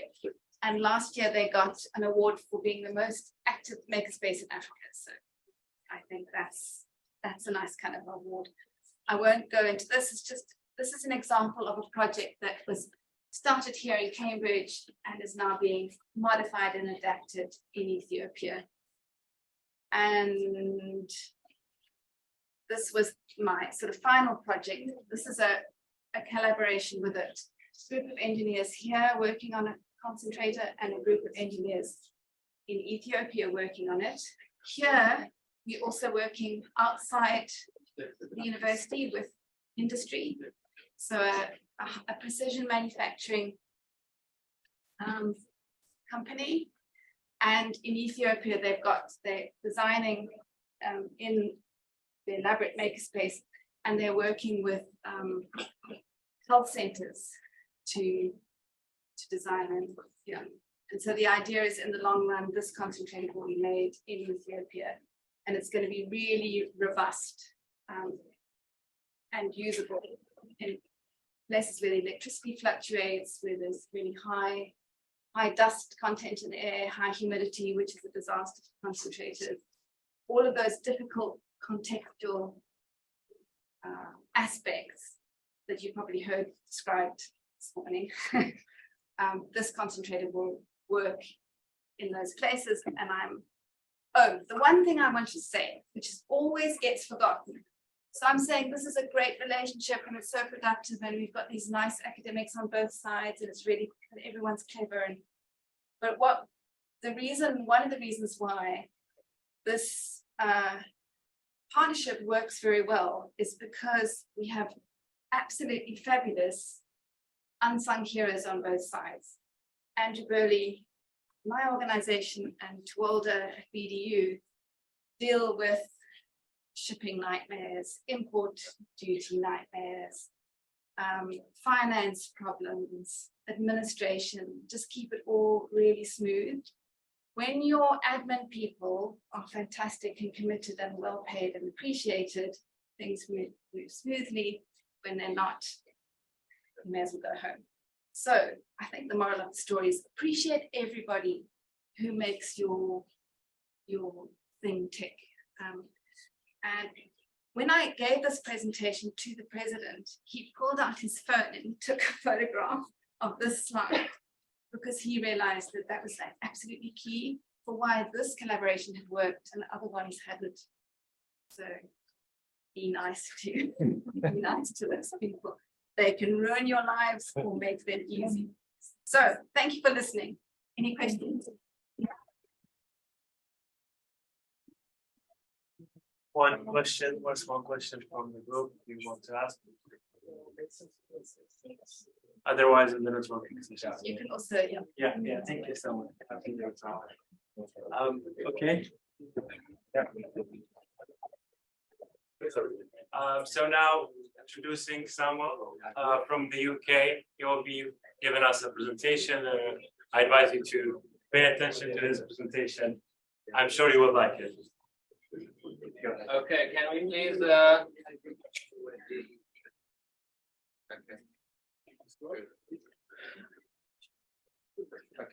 Okay, wonderful. So my name is Samuel Dada. I'm currently a chemistry PhD student at Cambridge University. So I'm just going to be talking through my journey through academia and just how I've been able to navigate through the whole space since 2007 to currently where I am right now. This is kind of a journey, I always say it's a journey of resilience, determination, and hard work because they all have to come together for me to kind of end up in where I am right now in this space and place. So my journey started in 2007 when my parents decided to relocate from Nigeria to the UK in Croydon. I attended school at Thomas More Catholic School. This might be irrelevant to you, but I feel like it builds up the whole journey and the whole picture to where I am right now. When I was in school, I was kind of academically versatile. I didn't really have like a particular subject I was good at. I was just kind of like just engaged in the kind of the whole aspect of school life and just involved in everything. So I did everything from sports to, being involved in, steel pans, football, sports, everything. But I just loved school really. And I think for me, growing up in Nigeria, it was like education was very important and gaining that experience and being, having free education as well was just like incredible and having access to so much technology and a lot of like, opportunities was something that was very encouraging for me. So I took hold of that because my parents had given up a lot for me to be where I was in the UK. So I had average grades at GCSE because I was slowly getting to grips with how the education system was working in the UK. And then I think the important point starts to come in 2012, where we all had to start thinking about, okay, what do you want to do for the future? So my career goal at that time was, I love art, I love science. So it was kind of like, okay, what can I do to kind of combine my love of art and science together? In my head, it was architecture, but I was thinking, okay, what can I do? Is it going to be feasible? Art took ages in school, in GCSE. So I was like, I'm not sure how that's going to work with, science. And people are always saying, I don't think you can mix both of them together. But I thought, okay, whatever, it's all right. I'll just do things that I'm kind of interested in at that time. So I did my A-levels in maths, biology, chemistry, and I also chose an extended project. So in the UK, you could choose an extended project where you do a research project by yourself. And I picked the Battle of the Sexes. So I loved tennis at that time. So it was kind of like looking into the debate between equal prize money between men and women in tennis, and I was able to delve into various aspects from, you know, the biological aspects in terms of VO2 max, and then also commercial aspects in terms of like money, prize money, all of that. So that was the first time I was able to, you know, fully just sit down there and, you know, research different areas all by myself, and I absolutely loved it. And I thought, you know, is there any way for me to kind of go further with this? But in school, I was, like I said, I was engaged in school life, so I was able to get awards in various aspects, being part of the community, but not really academically. And during A levels, I had an ordeal. So I loved chemistry. I really was enthusiastic about chemistry, but I failed my mock test. I was removed from the A level course, and I had to like study it all by myself. And I think in school, I'm actually dyslexic. So in school, everyone used to, well, at least the heads and the teachers used to tell me that science is not for me. It's not really the path that you should go into. You should do something a bit easier. But that wasn't really the path I was thinking about going, because I thought I really loved doing this. And I thought I'm still getting to grips with how, you know, education's working, and then finding out I was dyslexic. So everything kind of made sense. So I was just trying to find out how to, you know, learn in a new way. And I was determined. I was like, I'm a very stubborn person. So when someone tells me I can't do something, I always say, I will do it, and I can do it. So I did it externally by myself. It wasn't successful at the time, but I think I learned a lot about myself in terms of how to revise, how to, you know, push through, figure things out by myself. It was that time where I had that independence of actually learning things without the guidance of teachers. So I think in that period in time, even though the result at the end of it wasn't good, I felt like I was able to gain a lot about myself and develop as a person during that hardship and that experience. Uni choices for me, was my first choice was Queen Mary in London. My second choice was Kiel.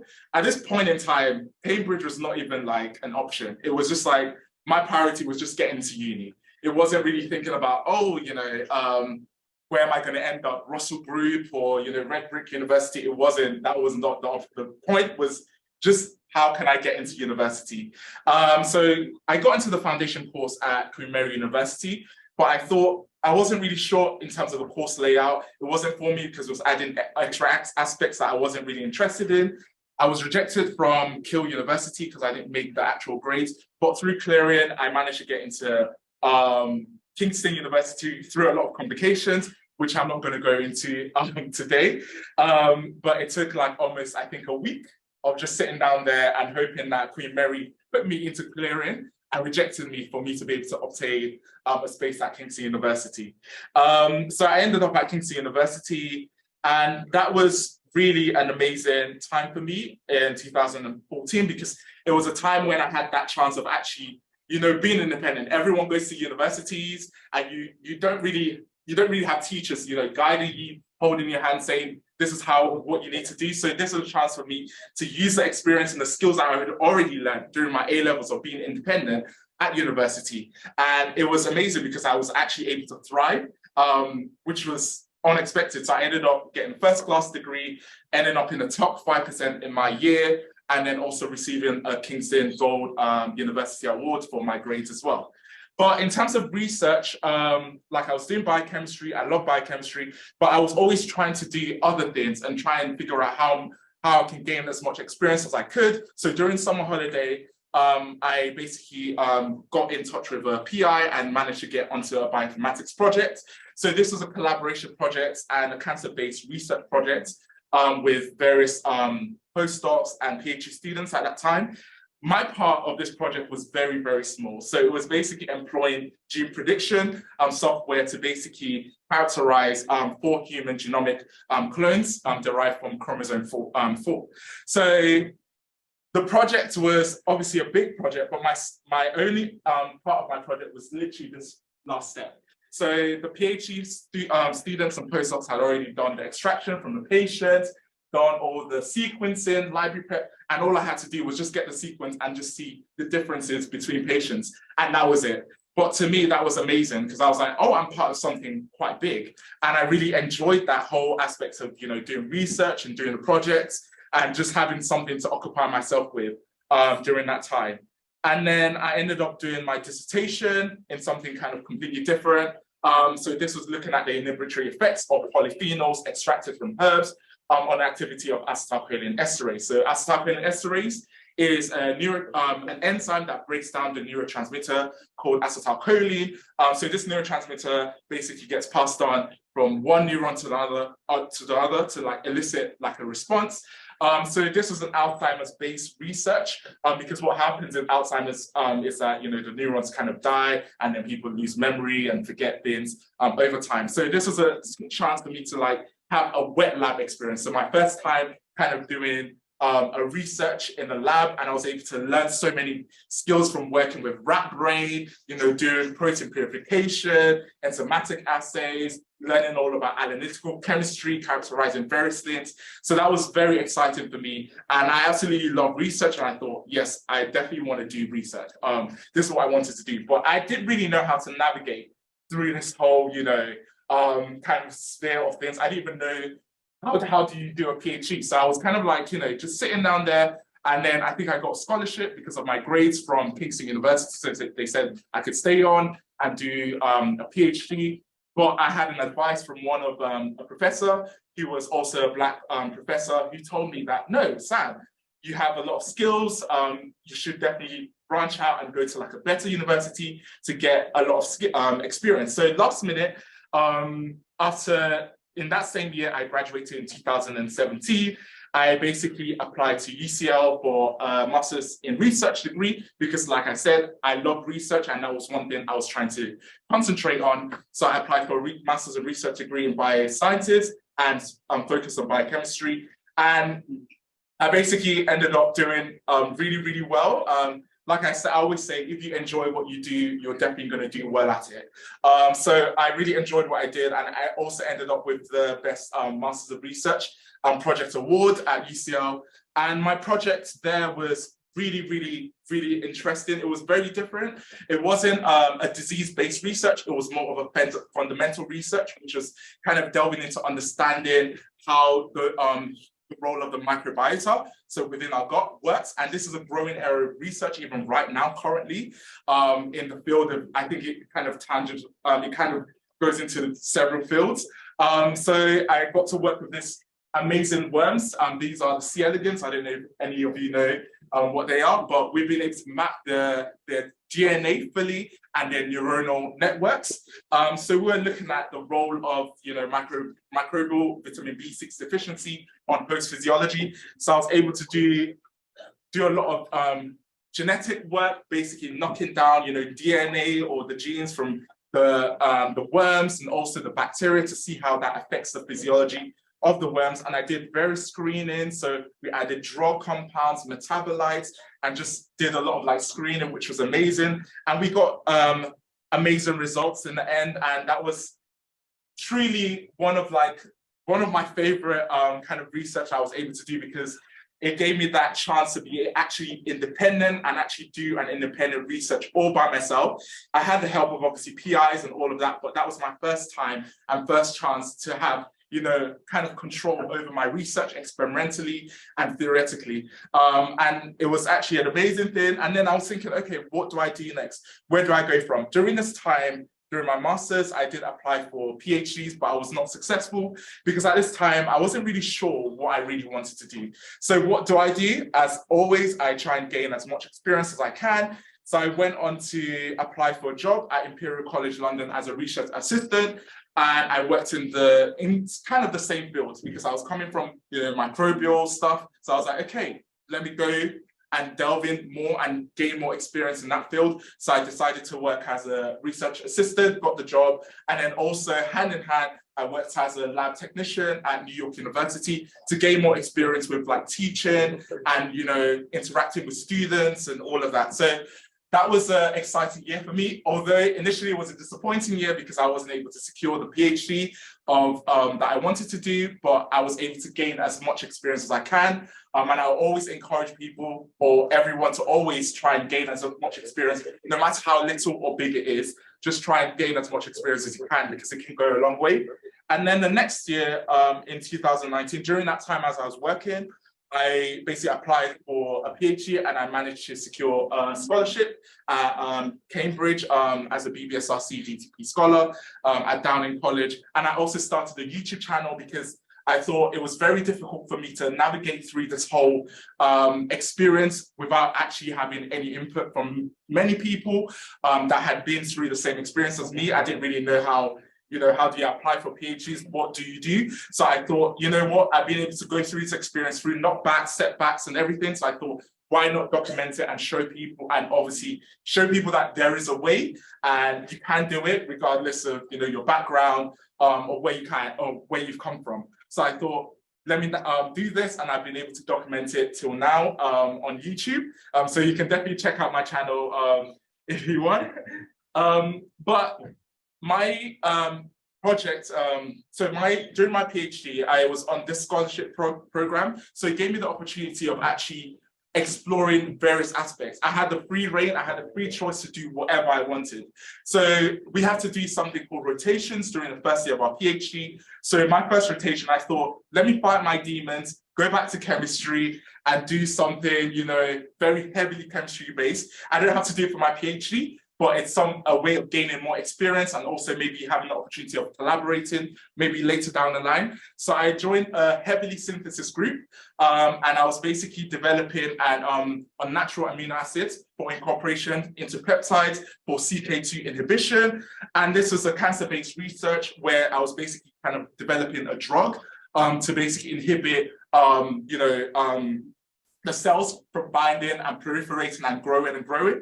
So essentially, I was basically developing this compound, and then what we will do is that we'll basically make this peptide, and it will basically block the CK2 from actually binding together. So obviously, creating basically cell death, essentially. So it was a cancer-based research, and it was an amazing research because I learned so much. But I knew I didn't want to stay in chemistry because I didn't want to be purifying and doing one thing the same time over and over again. So I thought, what lab can I go to where I'll be able to gain as much experience from various angles and just do as much as I can? And I found this amazing group in the chemistry department also, which I hadn't actually picked, which was in CMD. So it was looking at, so it's an outside, so back to neurodegenerative disease. I went back there, but it was kind of like a Parkinson-based research lab, but kind of they work on misfolding proteins, and they do so many different things. So I was able to bring in my C. elegans expertise, cell expertise, all my expertise from biology,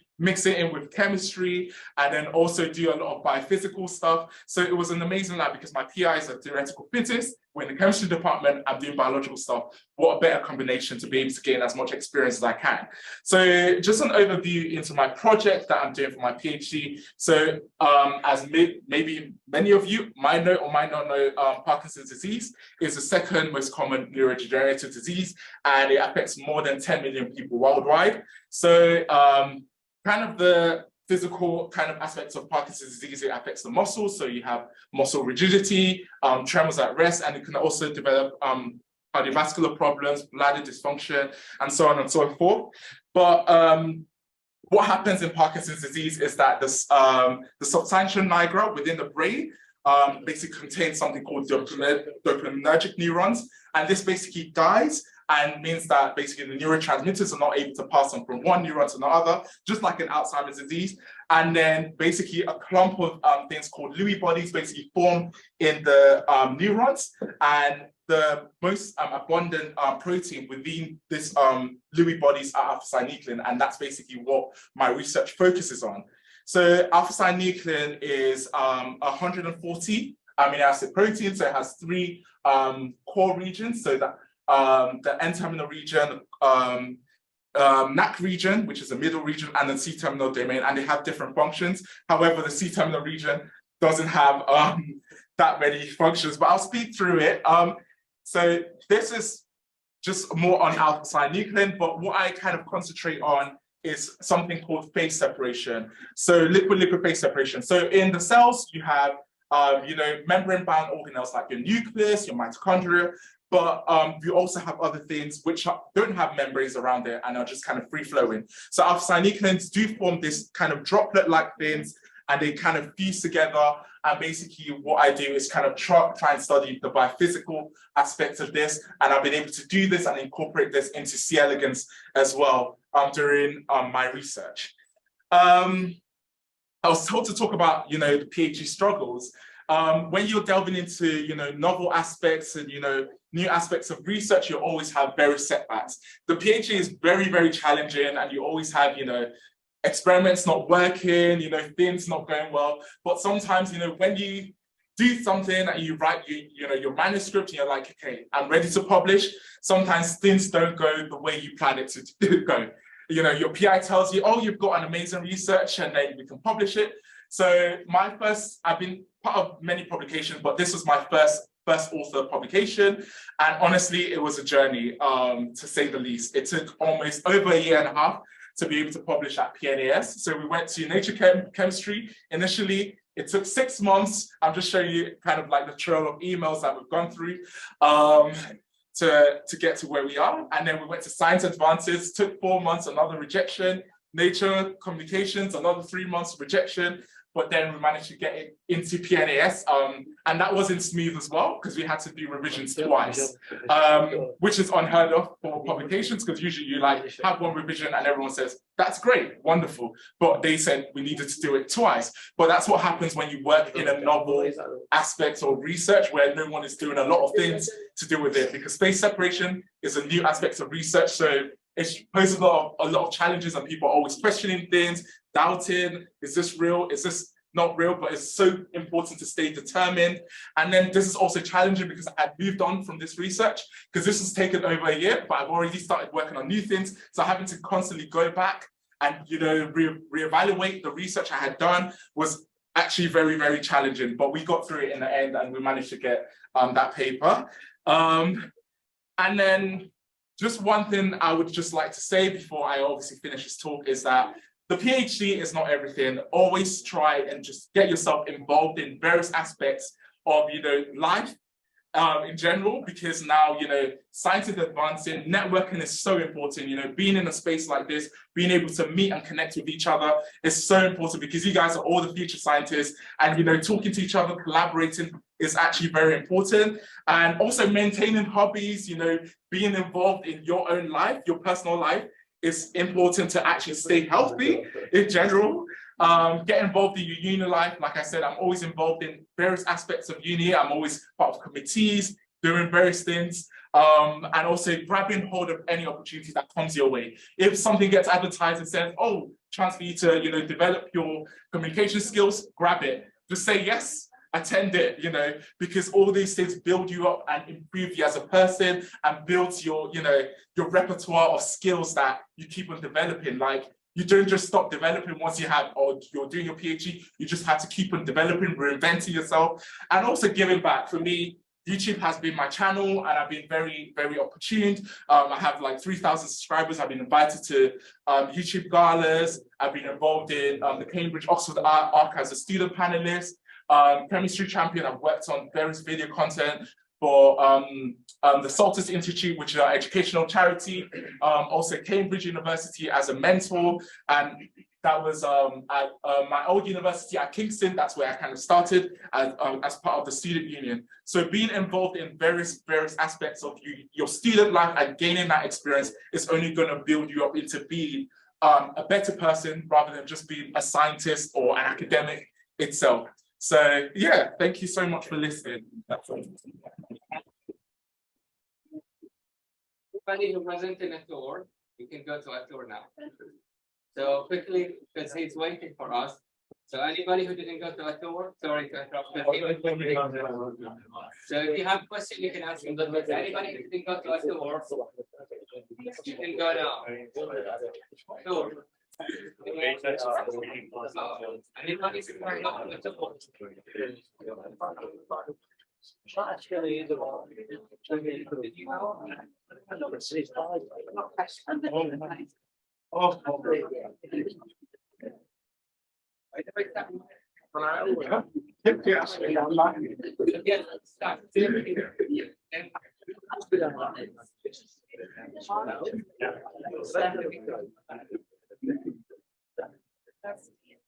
Okay,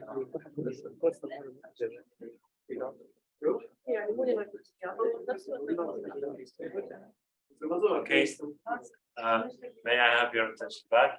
Thank you, Samuel, for such an inspiring presentation. Very inspiring story, and wonder how. I think absolutely you have a lot of questions for Samuel, but I also myself have a question because I was also touched by your presentation. So what stood out in your presentation is that it's a success story, but it has its downs and ups. So what advice would you give to the students when they fail so they can get back again? I always say, like, failure, there's always something to learn. Failure is the first step at learning. So it's not really failing, it's just learning and developing yourself. So I always say it's not failure, there's always something to gain out of it. Even if you fail, it's an experience that you've had, and you can gain something, you can learn something from that experience. So always try and push through those times that are challenging. Obviously it's hard in itself, but take some time to reflect and see what have you gained, what have you learned, and how can you improve from that. Yeah, you always have to experiment whether you succeed or fail. You will learn a lot from such experiences. Yeah, and I see the audience being really touched by what you're saying. So yeah. Good afternoon. Okay, I want to thank you for this ambitious future. Thank you. And even when you are failed, do not leave your work. Thank you. You continue, and I wish you to continue in the future more. Thank you very much. Thank you very much. You have any questions for someone? Yeah, go ahead. So thank you so much for your excellent marvelous talk. Thank you. Your parents must be very proud of you. Thank you so much. You were very inspiring to all of the audience. Keep it on. Thank you very much. Are you done with your I'm almost here. I'm almost finished. I'm in my last year of my PhD. last year? Yeah.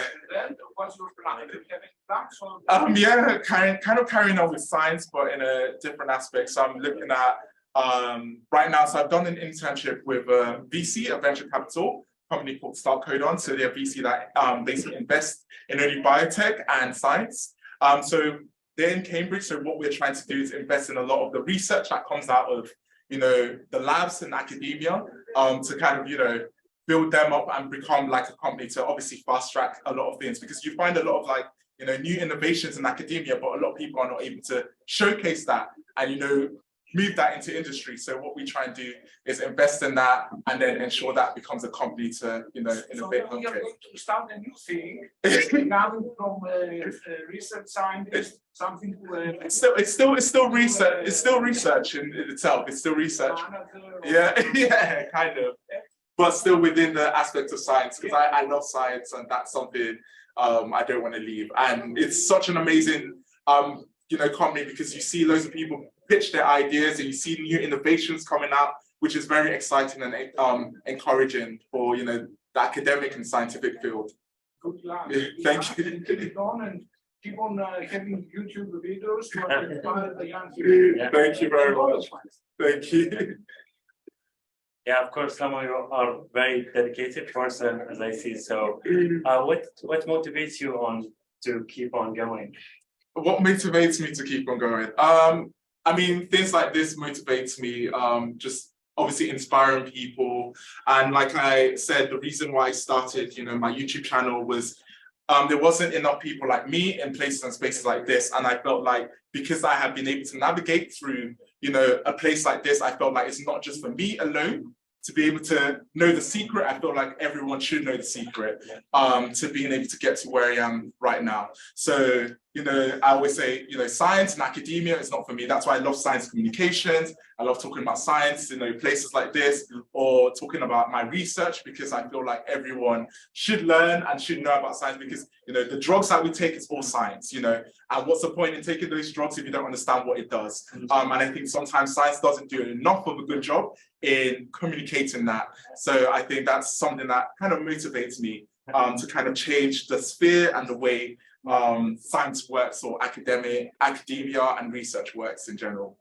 So we should always collaborate, share our 100%, 100%, because that's the only way you can move forward. You know, collaboration is the only way. You know, if you think about the COVID, when you know, Oxford and AstraZeneca came together, we're able to find things so much quicker. So if we're able to work together, then things will be done a lot quicker. Collaboration is the key indeed. Yeah. And I see also competitions. Thank you, Sam. Thank you very much.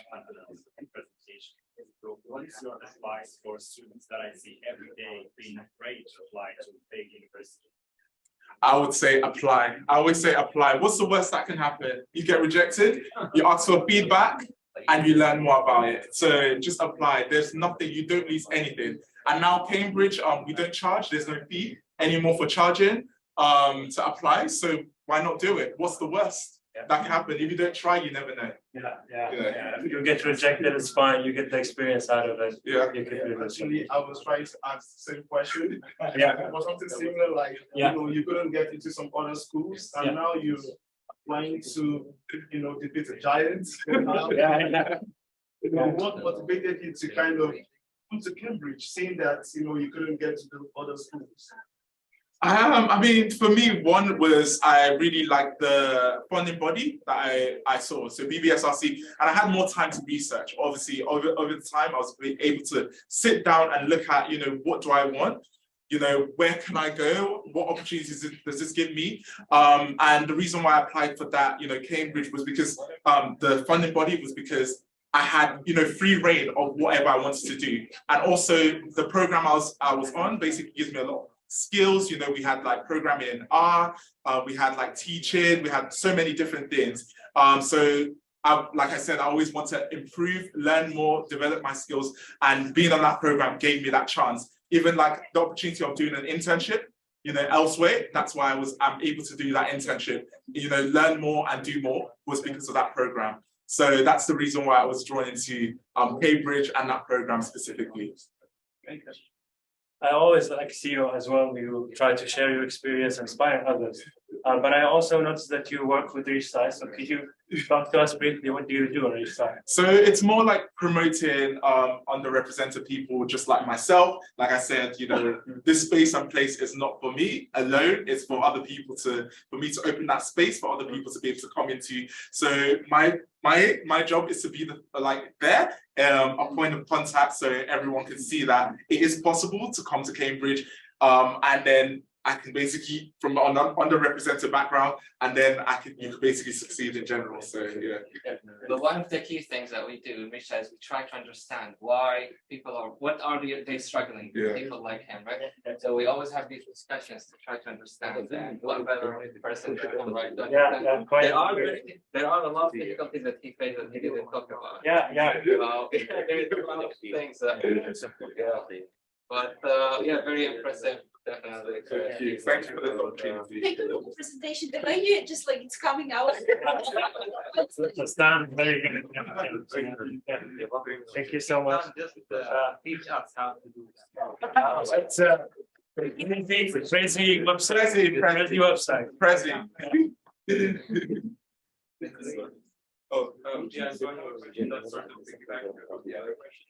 How do you prevent yourself from identifying with previous failures? So like, let's say you fail a lot, how do you stop identifying with that?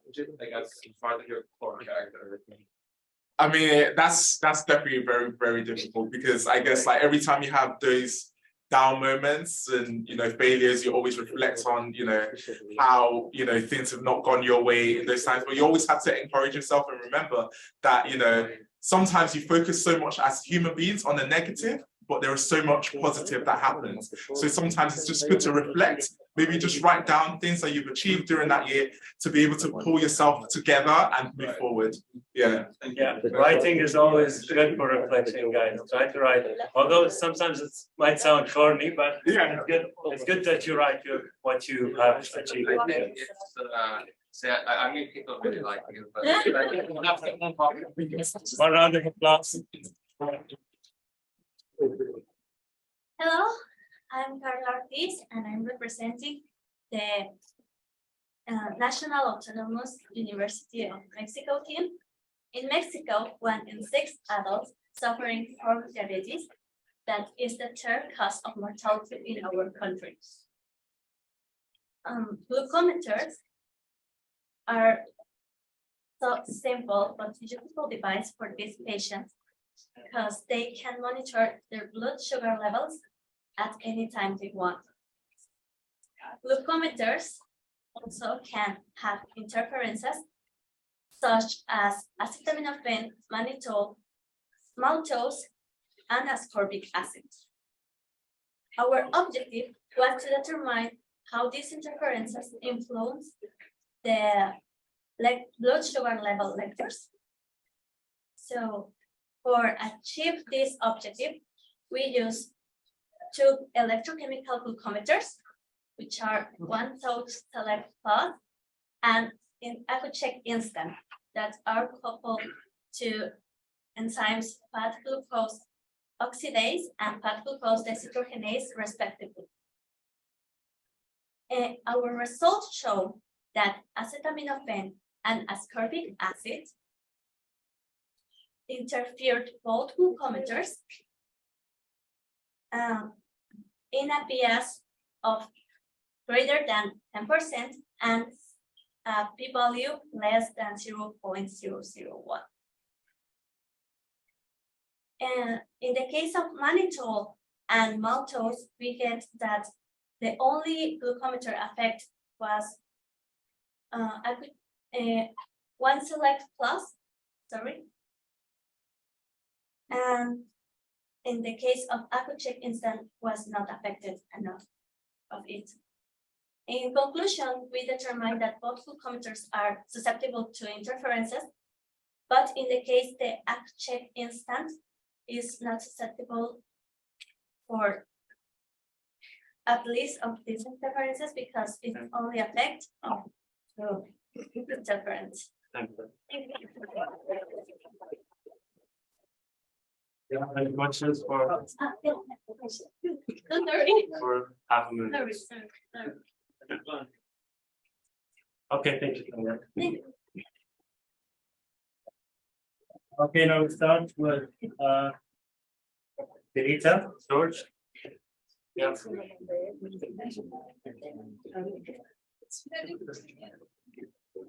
Did you ask? Yeah. Yes. Yeah, thank you.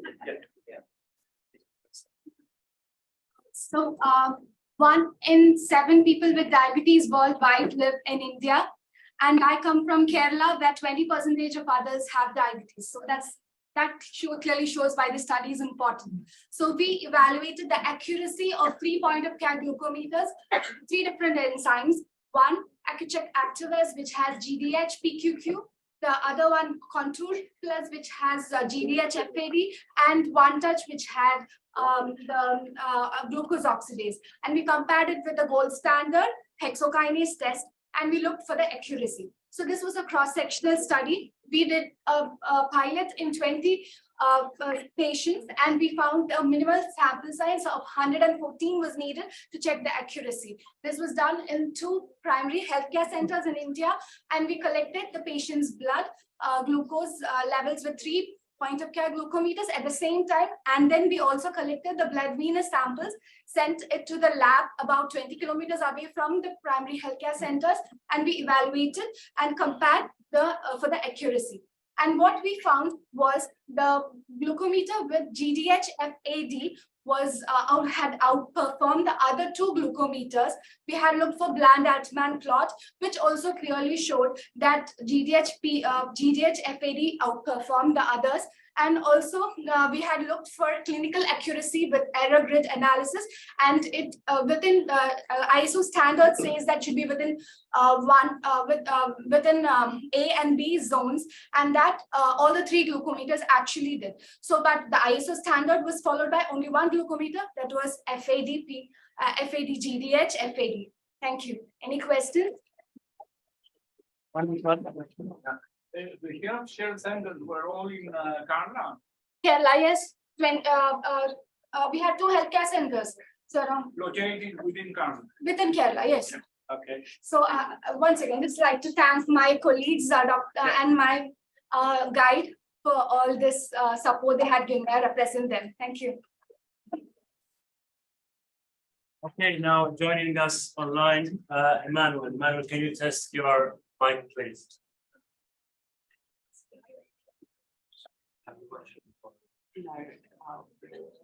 The order is in the booklet, so they should. Who has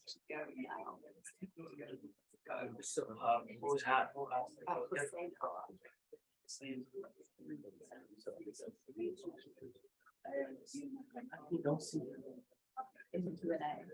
Yeah. Don't hit that feed and then Yes. Sorry. Emmanuel, are you there? Can you raise your hand? Emmanuel, next as I don't go see. back to work. Sorry.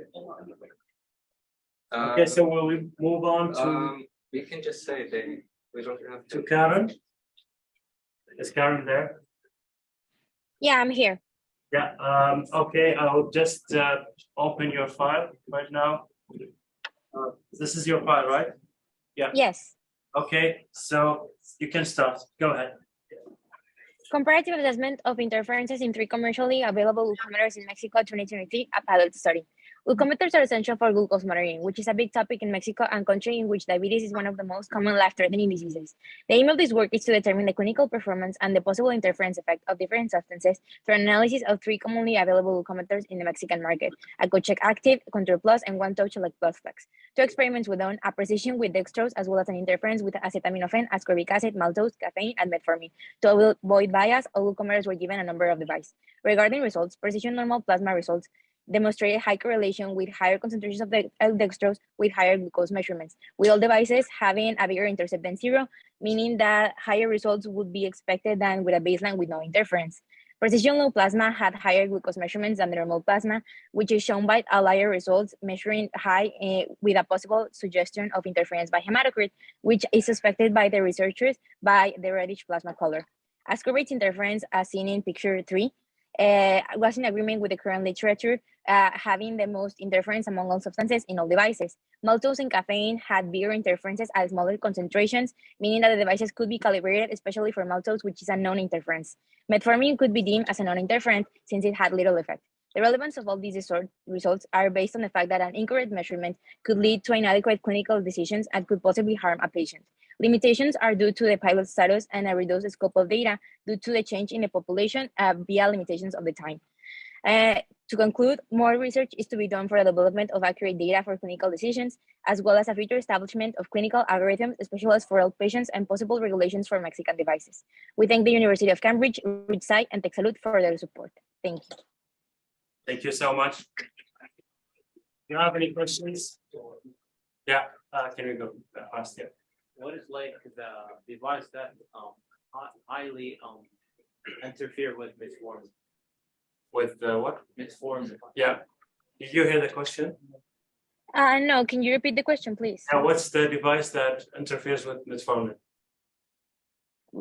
Actually, all devices had little to non-interference with metformin, which is why we deemed it as a non-interference substance.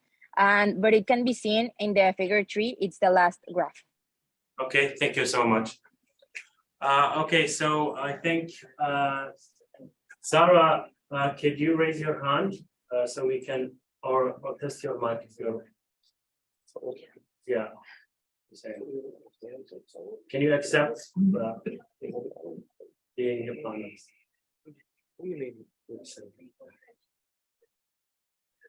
Sarah, can you test your mic, please? Sarah? Yes. Yeah, I'll just try to open your poster. If it is your poster, say Evaluating. It starts with evaluating. this one. Yes. Okay, just a second. Okay, you can start right now.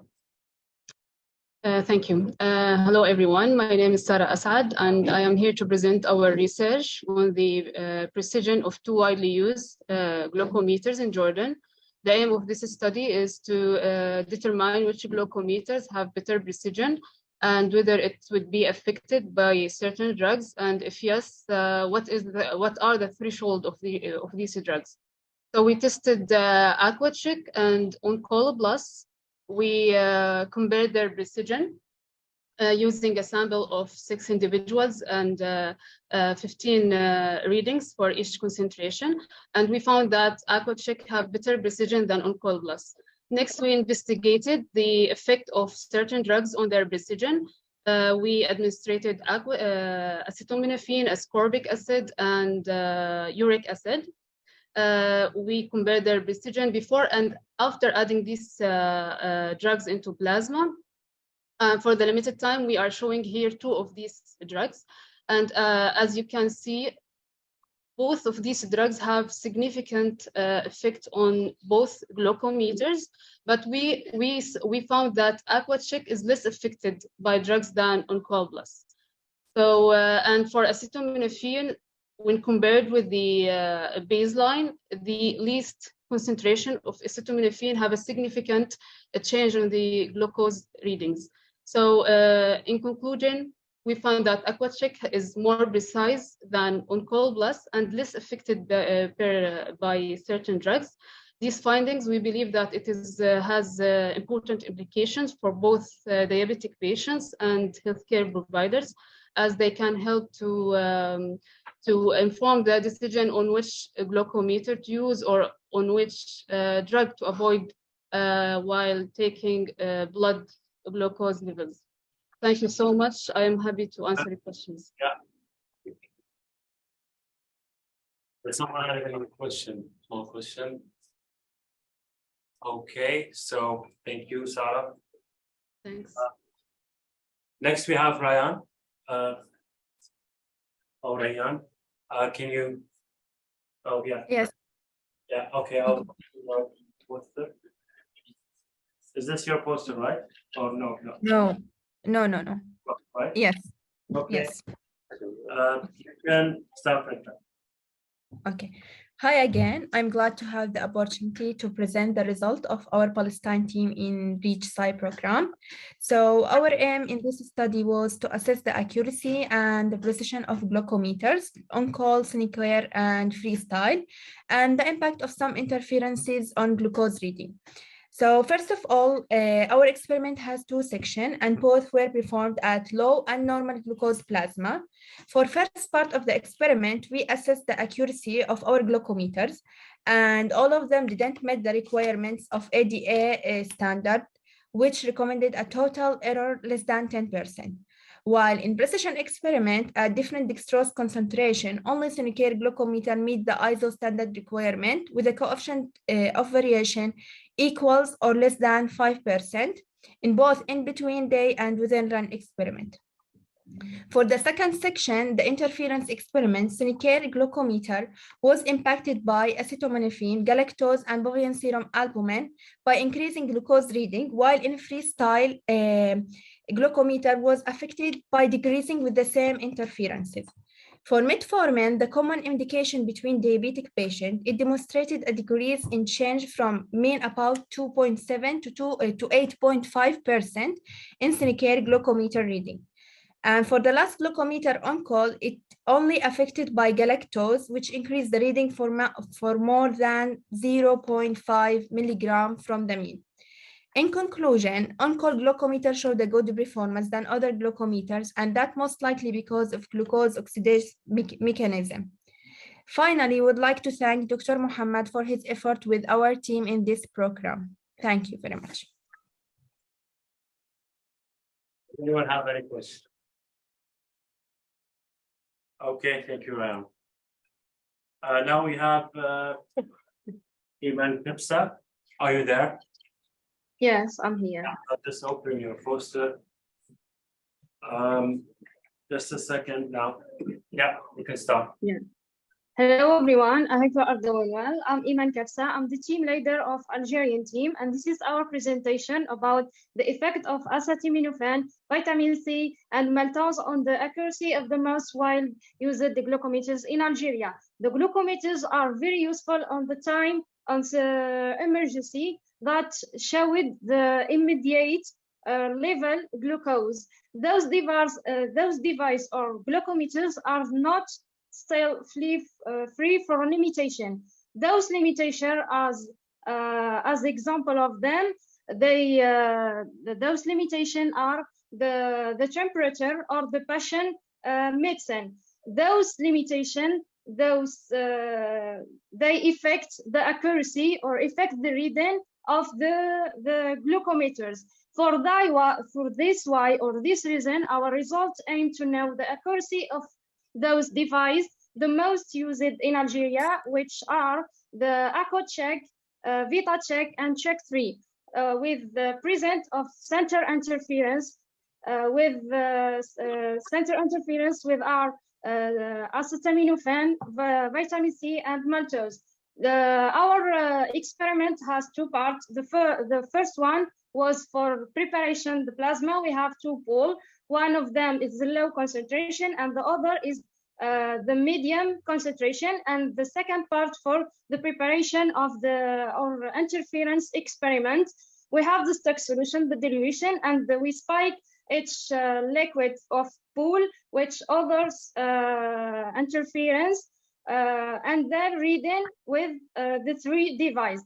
Our results show that the DiagnoCheck has opposite result according to the two other devices, and the DiagnoCheck and the VitaCheck and Check3 has a similar result, showed in the different concentration. As reason or why that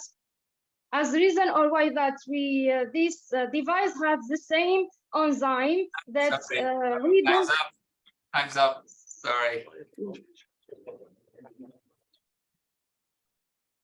Okay, we'll have to move on.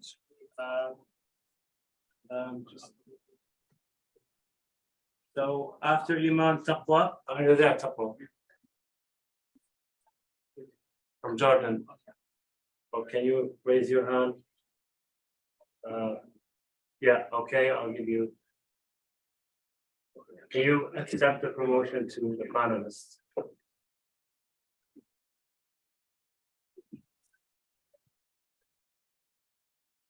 Taqwa, can you open your mic, please?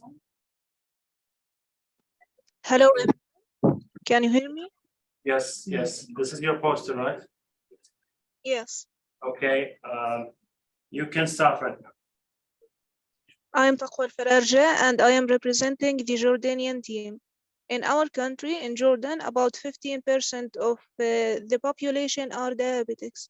And since the glucometers are a crucial devices used to control diabetes, we need to check their precision and their specificity. We choose three locally used devices: VivaCheck Eno, EasyMax, and Joico. We conducted our experiment at the Hashemite University, and after getting the plasma, we prepared a stock solution of ascorbic acid, acetaminophen, and dextrose, then conducted a serial dilution of each to spike the plasma with increasing concentrations of each interferences in a ratio of 1 to 100. After that, we do the statistics. We used the PERT test and the correlation coefficient to determine how the increasing concentrations of each interference affect the glucose readings. As we can see, for ascorbic acid, an elevation in blood glucose level of all glucometers is obvious, indicating a positive correlation. Also, acetaminophen cause an increase in blood glucose readings, meaning correlation. For the precision, we use the coefficient of variance percent to determine the precision of all the devices. VivaCheck Eno has really good precision. It can detect low and high glucose levels with good CV. Actually, it was above 5% just once when the glucose level was about 12 milligram per deciliter. Those results raise the need to re-evaluate the precision of glucometers used in Jordan and to spread the awareness about the influence of the interferences among diabetics. What time is up? Thank you so much. Thank you. Yeah. Okay, we'll move to Anna. Are you there, Anna? Or yeah. Let me just open your poster. This is your poster, right? Yes. Okay, just a second. You can start. Okay, perfect. Good afternoon. We are another Mexican team from Tecnológico de Monterrey, and we're here to present this cross-sectional study we performed in the Mexican population about the accuracy and precision of 3 home-use glucometers. Self-monitoring of blood glucose is important for the management of some diseases, and in Mexico, it's extremely important as type 2 diabetes is the second leading cause of death. Therefore, for the accuracy experiment, we use 3 commonly used interference in patients, ascorbic acid, maltose, and mannitol in 3 different concentrations, and in blood conditions of hypoglycemic, normal glycemic, and hyperglycemic. We compare it with 3 commonly used glucometers in Mexico, AcuCheck, OneTouch, and AcuTrend. And for the precision experiment, we use dextrose powder in 5 different concentrations, and we also analyze it with the glucometers.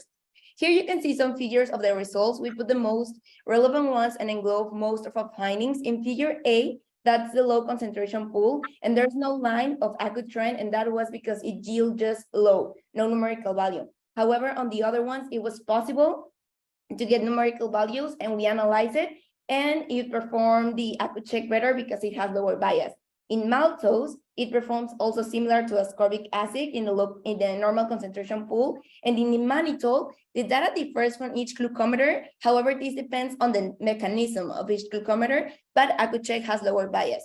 For precision, we analyze standard error and coefficient of variance following the ISO criteria, and in both of them, AcuCheck performs better. Overall, AcuCheck performed better, and our results are consistent with previous literature. It was challenging to just obtain numerical values, but we expect with this information to apply it in life settings, such as hospitals patients, to have a better control in drug administration and blood glucose management. Okay, thank you. We people shopping from Mexico. Do you have one question? One small question. Okay, so thank you, Anna. Now we move to Aslam from Tunisia. Are you there? Can you raise the hand? Yeah, can you open your mic, please? Hi, everyone. Yeah, just a second till I open. This is your poster, right? Yes. Yeah, okay, just a second. You can start now. Hi, everyone. This is Islam from Tunisia, and I'll present for you today our poster. Diabetes mellitus is a deadly silent disease that affects 1 person in 6 in the MENA region.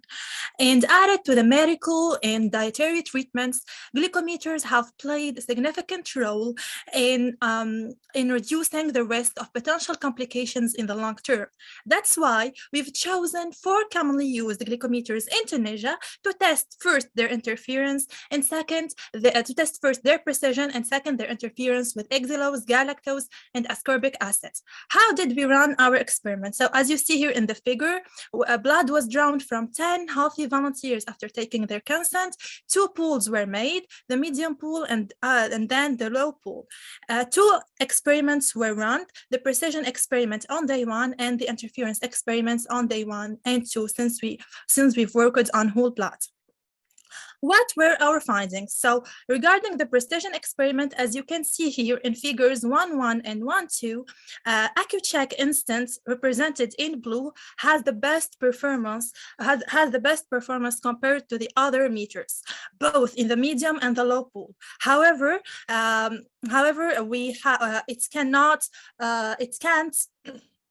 it still didn't manage to get all of its coefficient of variation under the 5% limit set by the ISO criteria. What about the interference experiments? So we've got positive interferences for xylose and ascorbic acid. The most interesting thing regarding the interference experiment is that meter 3 didn't show an interference with ascorbic acid like the other meters. In fact, meter 3, which is the AccuCheck instance again recognized vitamin C and displays an error message E12 or E3. What are our future perspectives? We have many future perspectives. The main one is as medical students, we aim to provide every diabetic patient with a suitable education, and thank you. Thank you. We'll move to Hadil from Iraq. Are you there, Hadil? Yes. Yes. Okay, I'll open your poster. This is that, right? Yeah.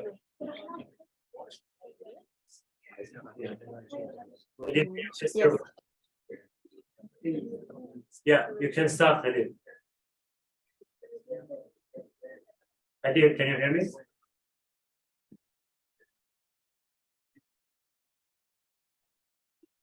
Hadil, I think you have. Yes, yes, I hear you. Can you hear me now? Yeah. Yes, yes, I hear you. Yeah. Okay, you can start. Okay. My name is Hadil Jamil, a PhD student from University of Technology in Iraq. I am a team leader for my university group.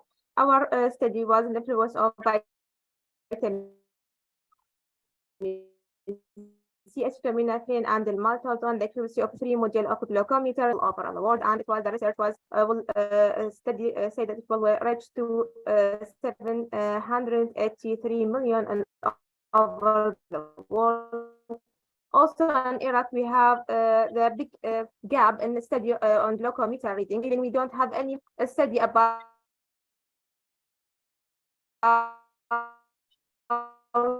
the interference on yes. Can you close the camera because this would cost your internet? Your internet's that's lagging. Yeah. Yes. It would be better like this. Yeah. Yes. You can continue. Okay. Our study using 3 devices, the most used glucometer in Iraq, also 3 interference, vitamin C, acetaminophen, and the maltose. Also, we made a precision study on these 3 devices using a dextrose for 3 days, and the reading was taken day by day. The result of the accuracy it was shown that for the 2 increase their above the ISO system, which means decreasing in their confidence. While for interference, we can see the figure for the vitamin C. The reading was highly increasing with increasing the concentration of the vitamin C. Also, the same result was appear for acetaminophen, while the maltose have little decreasing. In the conclusion, we conclude that the acetaminophen and the vitamin C have highly interference and give a false reading for 3 devices, while the maltose don't affect. And for precision, the Broadkey one just give the reading does not meet the ISO system, while the other 2 meet the ISO system. Thank you. Thank you. Okay. Okay, we'll move on to Farah. Can you hear me, Farah? Or raise your hand.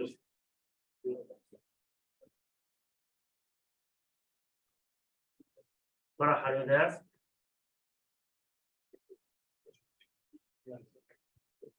So, Farah Sadaf Ali. I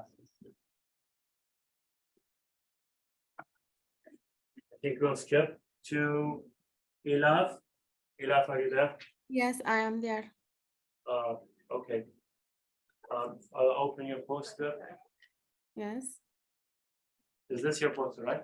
Yes. Yes. Yeah. Hello, everyone. I am Ilaf from Iraq. I am from University of Technology. I am PhD student in mechanical engineering. Our post subject is about the effect of interferences in blood glucose with ascorbic acid, maltose, and acetaminophen by glucometer in healthy Iraqi people.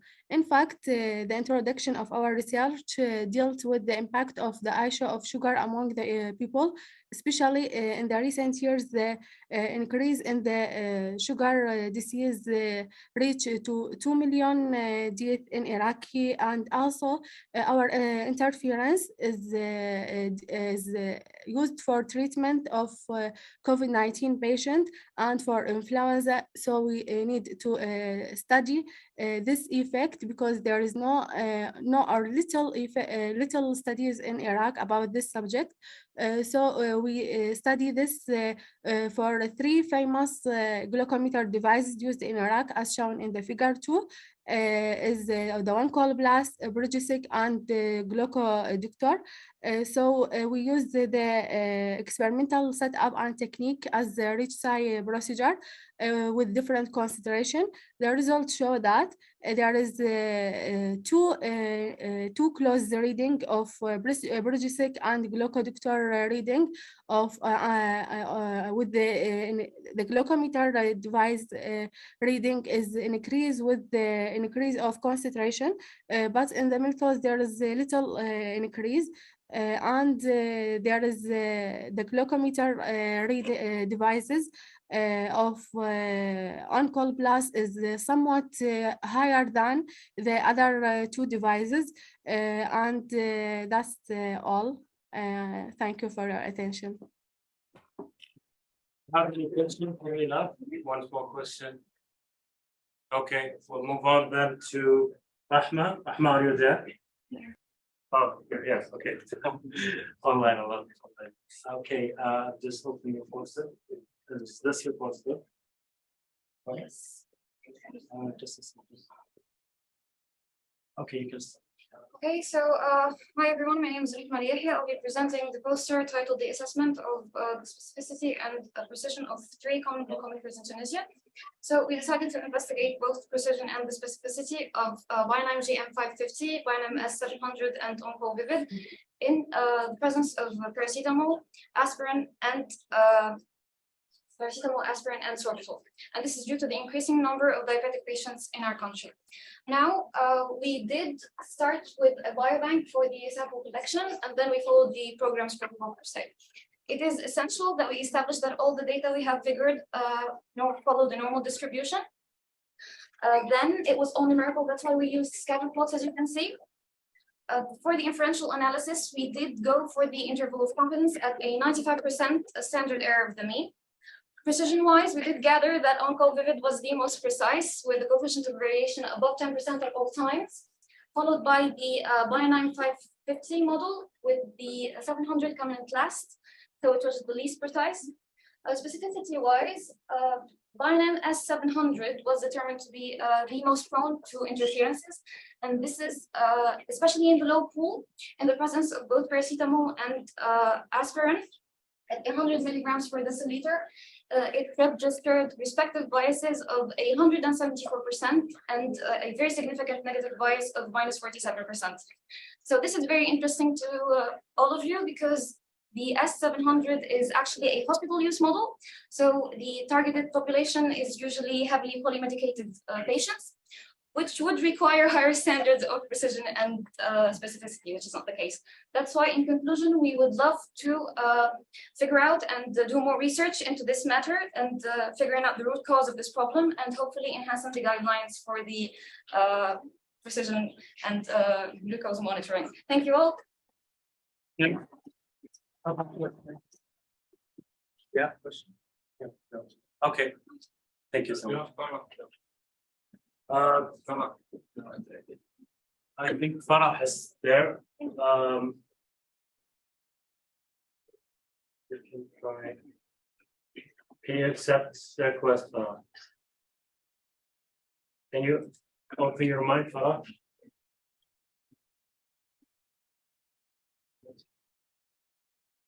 Farah, can you hear us?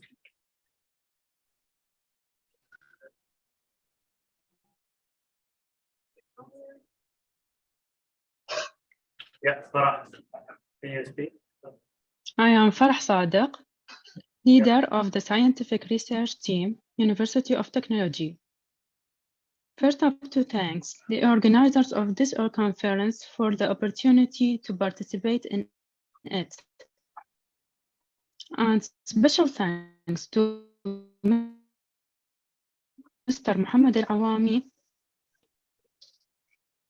Yeah, this study will provide a summary of the accuracy of commonly used glucometers in Iraq, AquaCheck, BestCheck, and HMG, which can help diabetic patients to choose a device. Its efficacy, according to some interference, such as vitamin C, dextrose, and maltose. The question is, does this interference affect the accuracy of glucometers? Well, the practical results showed a great effect, such as ViCheck and BestCheck devices still existent.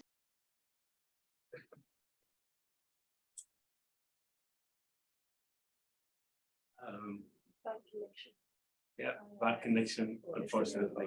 Yeah, that's a big problem, but if she can hear us, we can. Not her fault, but sometimes this happens. Okay, we'll move. She can record it. Yeah, We yeah. can play it. So But she you can, record it. if you can hear us, you can record it. We can play it. Yeah, yeah. Okay, we'll move to Kauthar. Sorry, the connection is so bad here. Thank you for. Yeah, you can try. Go ahead. Yeah, I guess she records it and send it now. We can play it. Okay, then Farah, you can record it, and maybe we could then play the recording.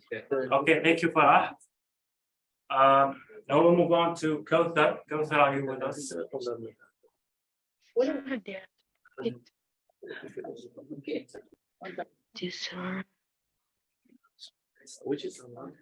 Kauthar, can you accept the invitation?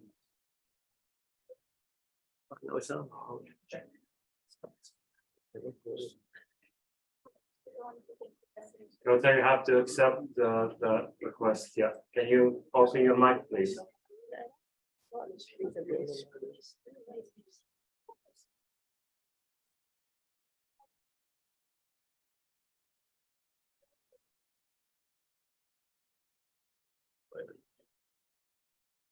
Good afternoon, everyone. Can you guys hear me? Yes. I'll just open your poster. Okay, this is your poster, right? So you can start. Go ahead. Thank you. So, good afternoon, everyone. Good afternoon, Dr. Mohammed. I'm Kauthar Layuni, speaking on behalf of my team. Our main research topic today is the precision and accuracy of the three most common glucometers in Morocco to determine glycemia in plasma containing different levels of dextrose, urea, EDTA, and mannitol. Our objectives today were to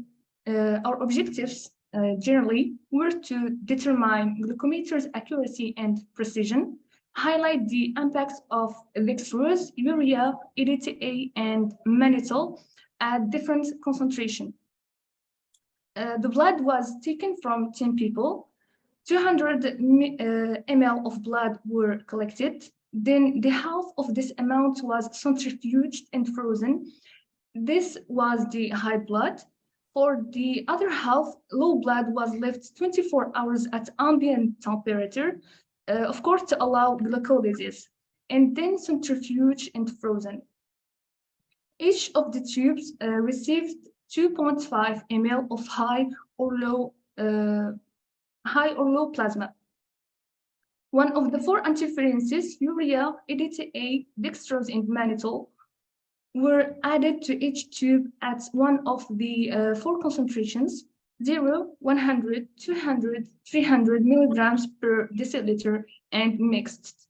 The treated plasma from each tube was assayed for glycemia using three glucometers, which are Onco, CareSense, Glucolab, and sent to two private analysis laboratories.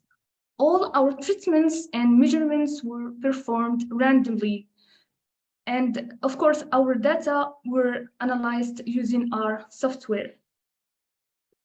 As results, our results are displayed in figures 1 to 3. Time is up. Time's up? Yeah, thank you. Sorry, thank you. Yeah, question for closer. Yeah. Then, okay, we'll move on to Osama. Osama, can you open your mic, please? Hello. Yeah, I'll just open your poster. Is that it? Yes, that's it. Yep. Okay, and then go ahead. Good evening, everyone. Happy Mother's Day. My name is Sam Mohammed. I'm a pharmacy student from Rashid University in Iraq.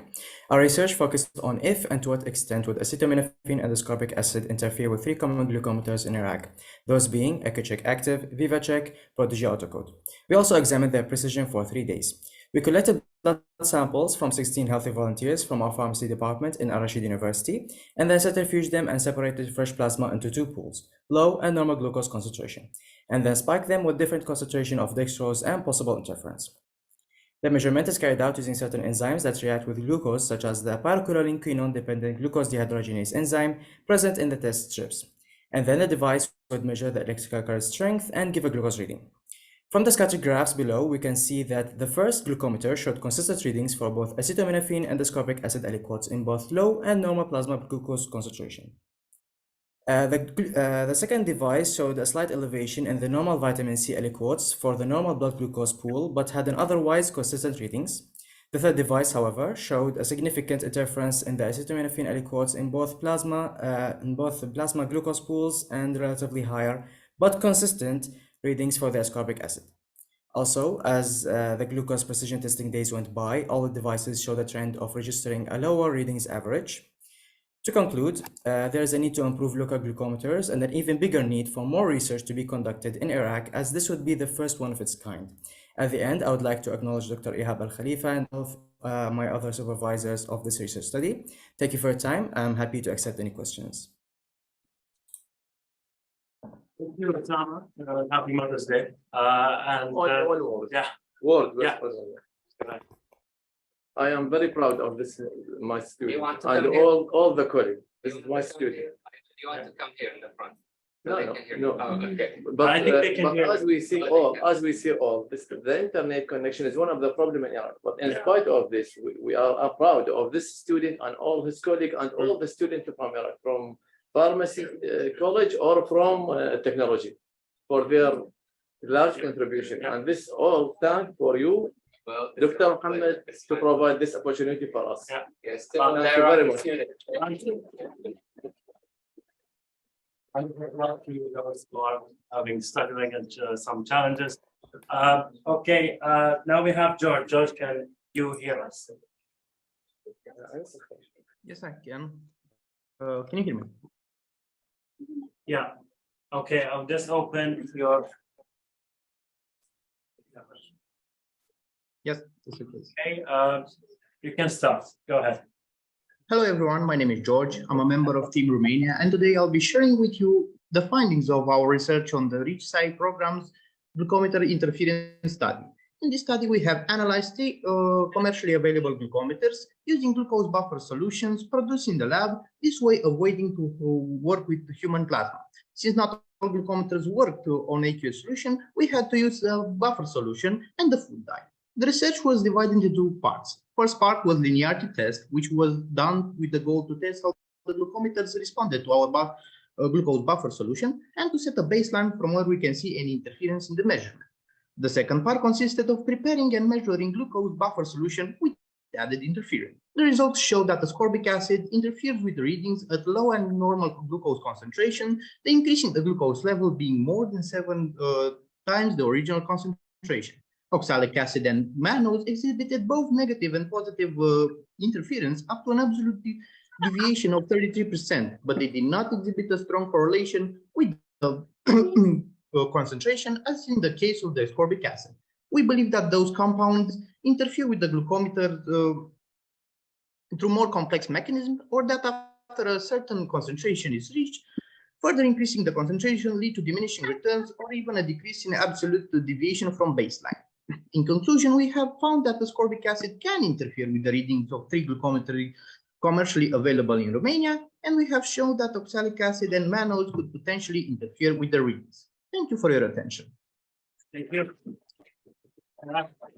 Yeah, question for George. Okay, no questions. Thank you, George. Before we go to Shaima, we'll return back to Emmanuel. Emmanuel, can you raise your hand so I can give you?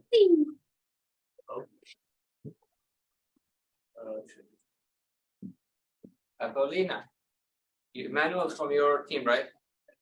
Can you talk to him and see if everything's okay, or can you open the mic, Emmanuel, or accept the request, please? Yes, but he's not accepting. Oh, did he accept? Oh, yes. Okay. Yes, he accepted. Yes. All right. Okay. You can start. Good day, everyone. Okay. Yep. Good day, everyone. My name is Emmanuel Telefe from the Augustine University team, Nigeria. Today, I'll be presenting our research poster, whose title is shown above. Very quickly, the introduction. 1 in 17 individuals suffer from diabetes mellitus, making it a significant health burden. Glucose meters are commonly used for the evaluation of glucose level prior to treatment. Its working principle is summarized in Scheme 1. These devices are prone to interferences. So the objective of the study was to investigate the influence of vitamin C, maltose, and paracetamol, which are commonly used and abused drugs in Nigeria, on the performance of 3 glucose meters, including the Accu-Chek Active, OnCall+2, and the FINE test. The methodology adopted from Cho et al. 2016 is summarized in Scheme 2. Excuse me. Results showed that all glucose meters had a experienced positive interference from the vitamin C spiked samples, with values ranging from 100 to over 600 in each. In the Accu-Chek Active glucometer, that was the only glucometer that experienced this sort of interference. Similarly, only the FINE test experienced positive interference from paracetamol. For the discussion, the positive interference observed in vitamin C is as a result of vitamin C's strong antioxidant property, making it a good reducing agent, just like glucose. Varying behaviors of glucose meters with maltose and paracetamol is primarily caused by the difference in enzymes in their test strips. In conclusion, vitamin C, maltose, and paracetamol may affect the accuracy of these glucose meters, and care should be taken when using these glucose meters to monitor blood glucose concentration. We appreciate Dr. Alawami, the ReachSci Society, and its sponsors for this opportunity. Thank you. Thank you. Last, we'll go to Shaima. Yes. Yeah. Yes.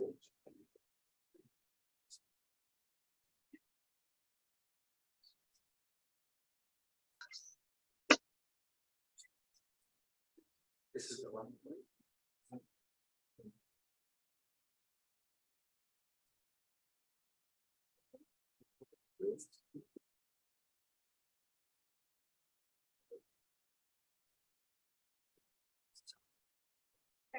Hi again, hope that you are doing well. Recently, we know that the majority of the method used to detect the glycemia are already standardized, and also it's used to detect the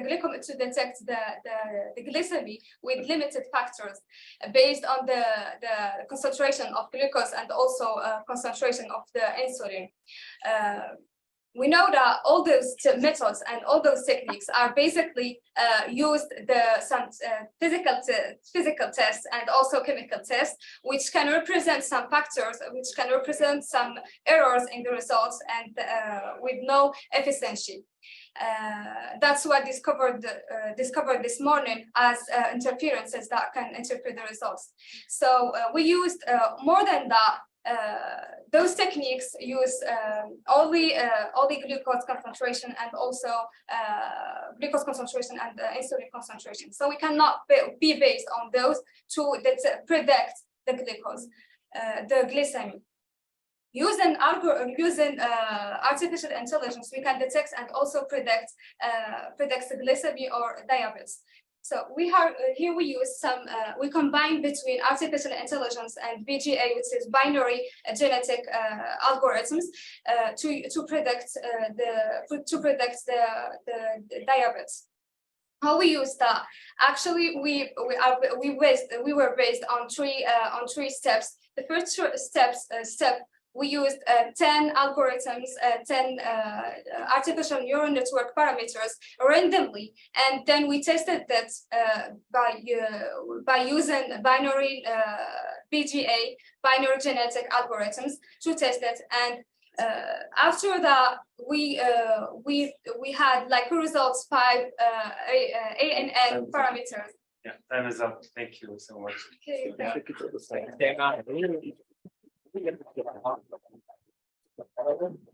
Yeah, all of us. Yeah. Okay, well, if we forgot anyone from the online, can they raise their hand? Say well. Yeah. What about Farah? Farah, can she try again? Did she send the video or no? Yeah. If I forgot also anyone, or because I called some names and they didn't respond, maybe she can try. Yes, Farah. Farah is still there. Can you try, Farah? She's there, and I can promote to panelists. Yes, I am there. Yeah. Hear me now? Is this? Yeah, Farah, yeah. Okay, so Yes. Which person is it? Just a second, Farah. Maybe it's 27. Number 27. Okay, go ahead, Farah. Hello, I am Farah Sadiq Ali, leader of the scientific research team, University of Technology. First of all, I would like to thank the organizers of the conference for the opportunity to participate in it.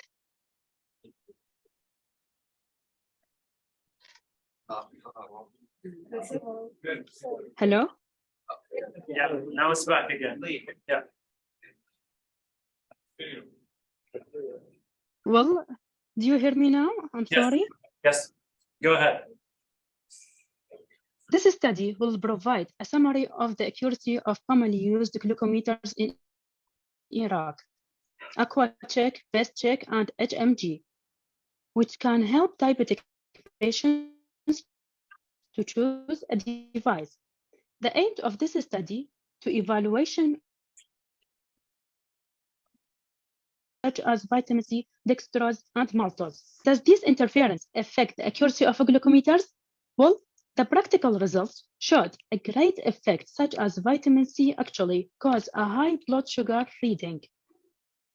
And dextrose had a clear effect on AquaCheck and BestCheck devices, while others were little or almost non-existent, especially with low concentrations of interfering substances like maltose, which had a weak effect on all devices and at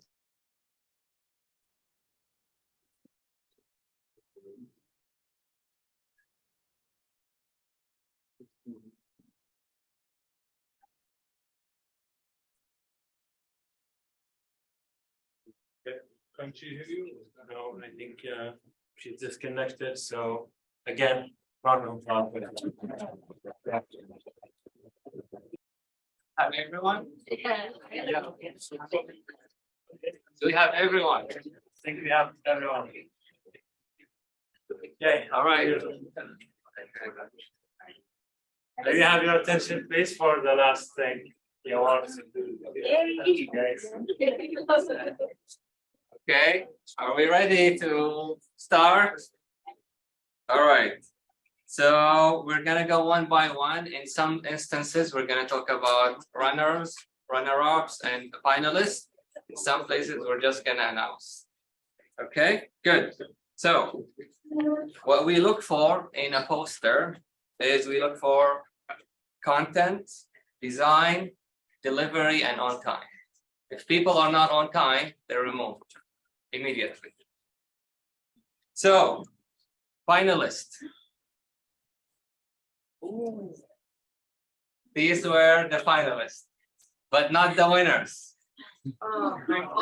So Anna, King, Diletta. So this is the research challenges poster. Anna, King, Kiletta, Brianna, Isra. So Brianna and Isra, your presentation was really good, but you were over time. Yes. Unfortunately. Christian, Amira, Renardi, and now. So who is the winner? The winner is King.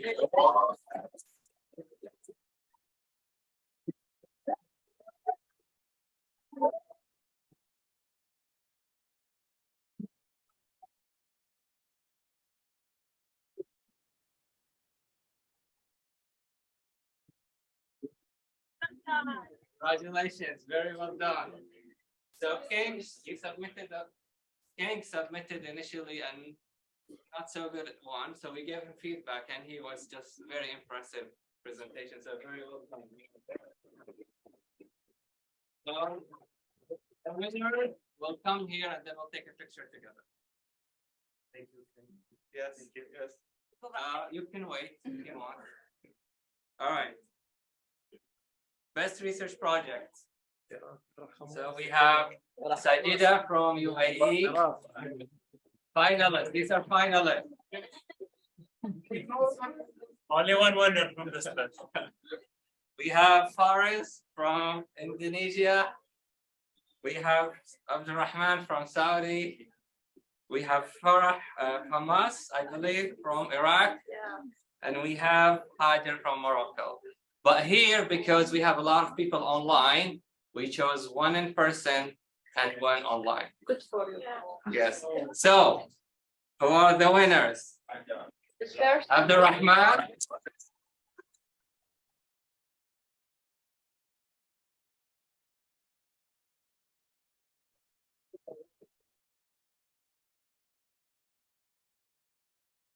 So, Farah is online. I'm not sure if she can hear us.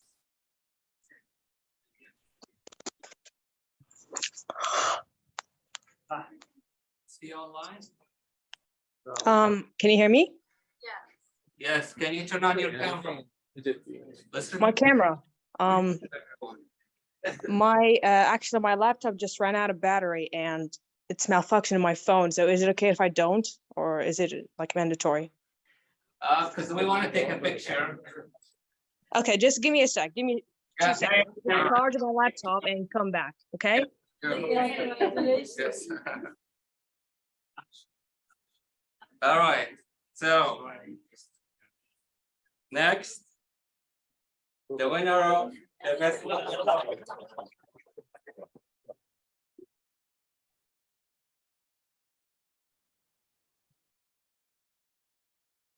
Good. Actually, this is the participants know, all of you.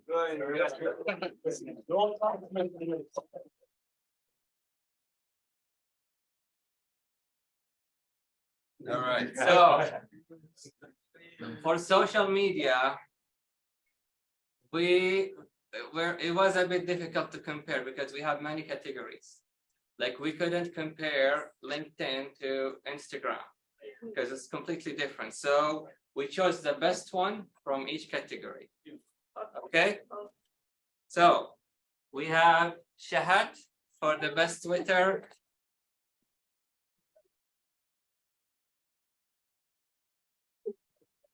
We have Anna, I think. Is that you? Right, the second one. Yeah.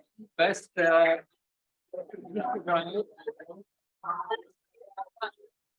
We have Zanita online. I believe this is Anna, right? Is it Anna or you? It's Anna's both. So how do we? Give it to Anna. Okay. Both. Both, she said, both. Okay.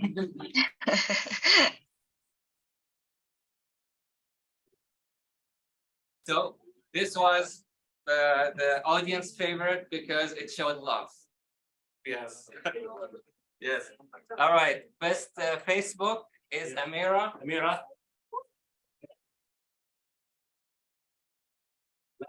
Best Instagram post is Reynardi, I think. And best video story is Sharon.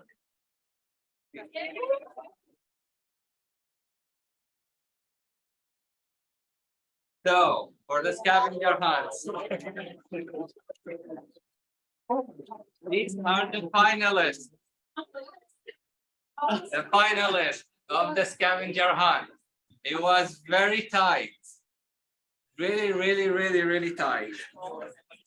So the decision was based on more pictures. Because we couldn't compare, both are very creative, but we went with the one that went most pictures, and that was this team. Yeah.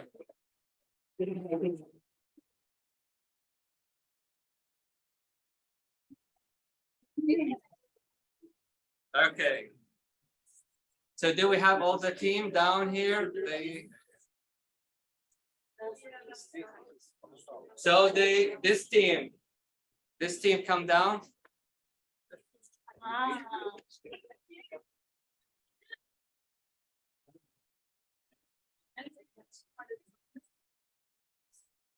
Okay. Yes. And the final award is for this video. Can we play it? Yes. Yes. Can we give now?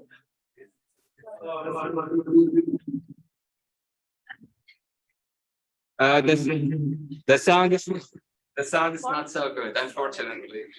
But it was the most creative video. Yes.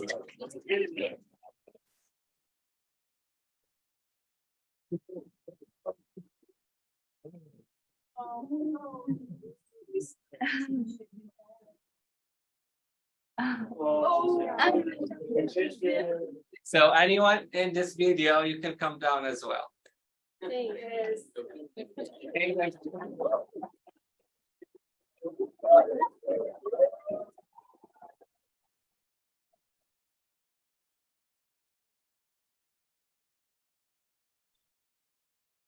All right, so these are the winners. We have a lot. Good.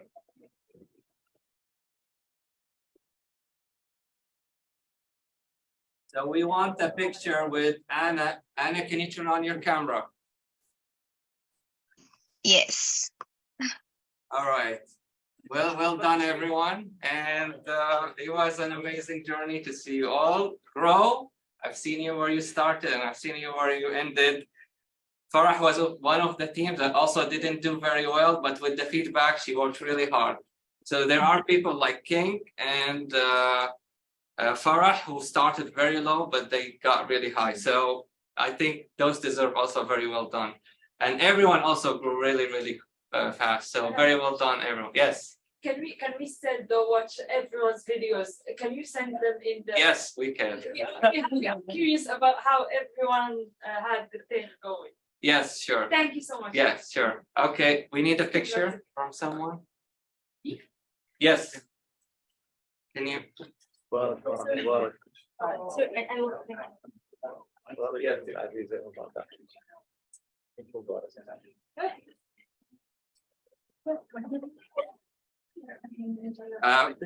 Anna, can you turn on your camera? Oh no, not the mic, because we want to see the.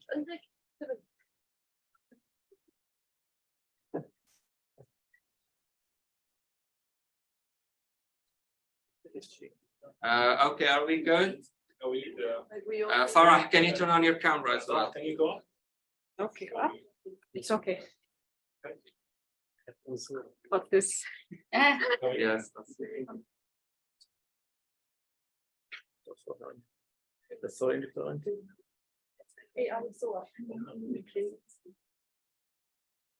Good. Are you all done? Just one picture. One picture. Say cheese. Cheers. Okay. Well, till we do a final group picture. And by the way, very well. Everyone has done amazingly well. It was incredibly difficult to choose. Can we get one with the this also of every That's like everyone. Okay, good. Well, very well done, everyone. Amazing work. And everyone actually did very well. So it's very, very tight. Actually, I have one So question. the winners, we have dinner afterwards. at 6:30. You can just find, so we can meet at the reception. Yes, we can meet at the reception.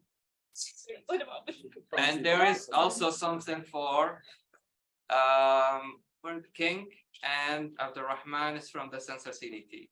So it's a generous gift.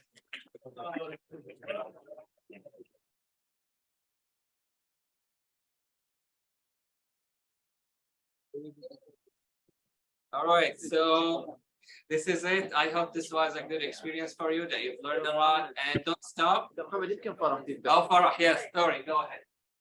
I wanted to ask, can you bring back the screenshot from when I won the poster, because I wasn't there. I just want to take a screen of it, please.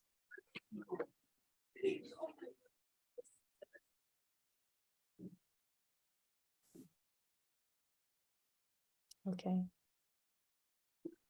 Oh my God, I was not prepared. Like, I did not think I would actually win, because there were so many good people out there. It was just an honor. Thank you so much for this experience. Thank you so much for giving us the chance to actually go into research so blind and not knowing anything. Wait, sorry, can we hear? Sorry. Thank you, everyone. Can you say that again? I was just saying that thank you so much for the amazing chance that you have given us and the amazing experience. Each one of my teammates and myself are very, very proud, and all of my supervisors and teachers and doctors that listen to me right now. We love you so much. We appreciate all of your support that you have given us, and we hope to continue this path along with you.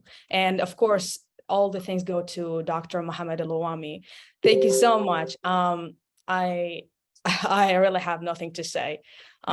Just keep on going, keep on doing these amazing things. You're doing an amazing impact on the world. We have no idea how impactful this program was on us. So thank you from the bottom of my heart. Thank you so much. Rahman, you want to say a word? You and King? Come here, come here.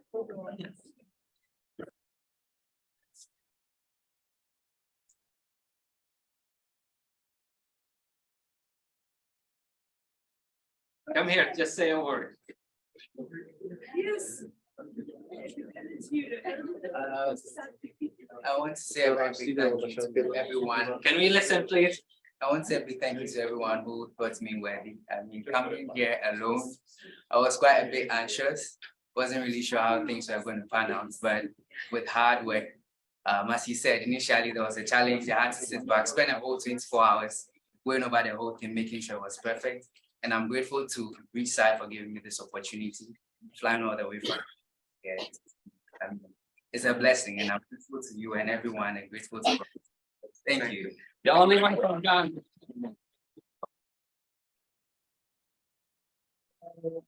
Thank you all, of course. And okay.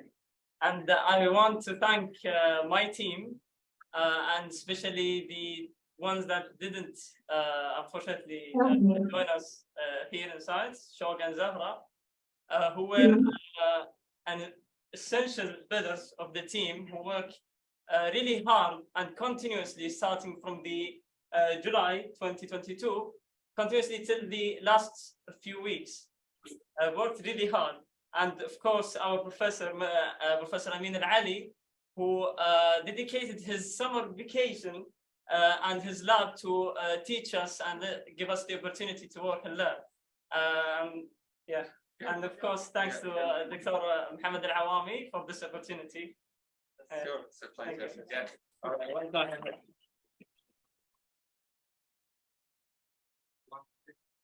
Sure. Well, so I'm absolutely speechless. I want to say that the hard work always paid off, and I would like, on behalf of all of you and all the participants from the online audience, I would like to thank Mohammed Al-Awami for his great effort. I mean, he has been working for a long time. I mean, let's say two years, to make this happen today. And on behalf of all of you, I would like to thank you, Mohammed. It was a really good experience. You paid lots of efforts, and that was so nice. Thank you very much. You're welcome.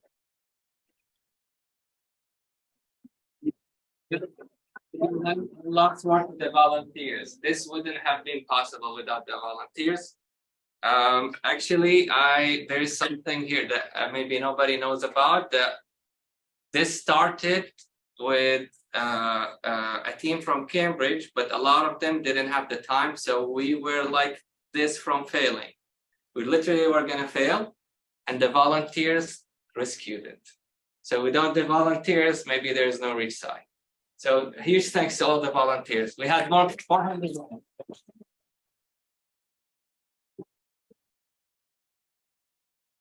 All right, well, with that, we end here, and thank you very much for attending. I hope this was a good journey for you, and we hope you'll be able, yes. Do you want to also? Yeah, I would like to say something from the mentor side. Yes. So I would like to thank you, Mohammed, and your team, those volunteers, who really worked hard to accommodate the needs of all the participants. And I really felt that it was very genuine from your side and from the volunteer side in making this succeed. I think it's a very beautiful effort. And I would like to thank you from my heart for this effort, and to ask you to continue this, maybe with other volunteers or the same, depending on the time that each of you have. I know that it's a big thing for you and the people that help you, because multiple things that we are doing, and you gave all this time. Thank you very much. It's a pleasure. Hopefully, it's a pleasure. This nice effort will continue, and you will still have the time to give. Yes, it's always, this is like a hobby for me, so I do it for fun.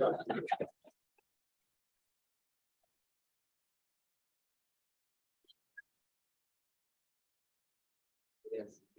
Sorry, not to forget. This is very, very important. I forgot to thank the professors, because without them, you also would not have the program. So you should thank your professors, to all the professors. And anybody who helped, because there are people behind the scene. Like, he was just talking about people behind the scene. This is one of the people who are behind the scene. Do you want to say something?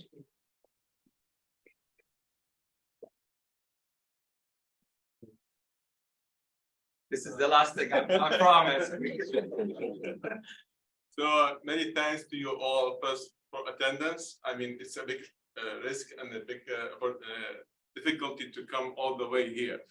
And this is all what wouldn't happen without Mr. Awami, and without the department, without all the support we got from multiple people who weren't able to come with us here, such as Dr. Wafa from my university, I believe from other universities as well. Many professors, many students couldn't come here, and these people worked really hard. Some people were working behind the scene.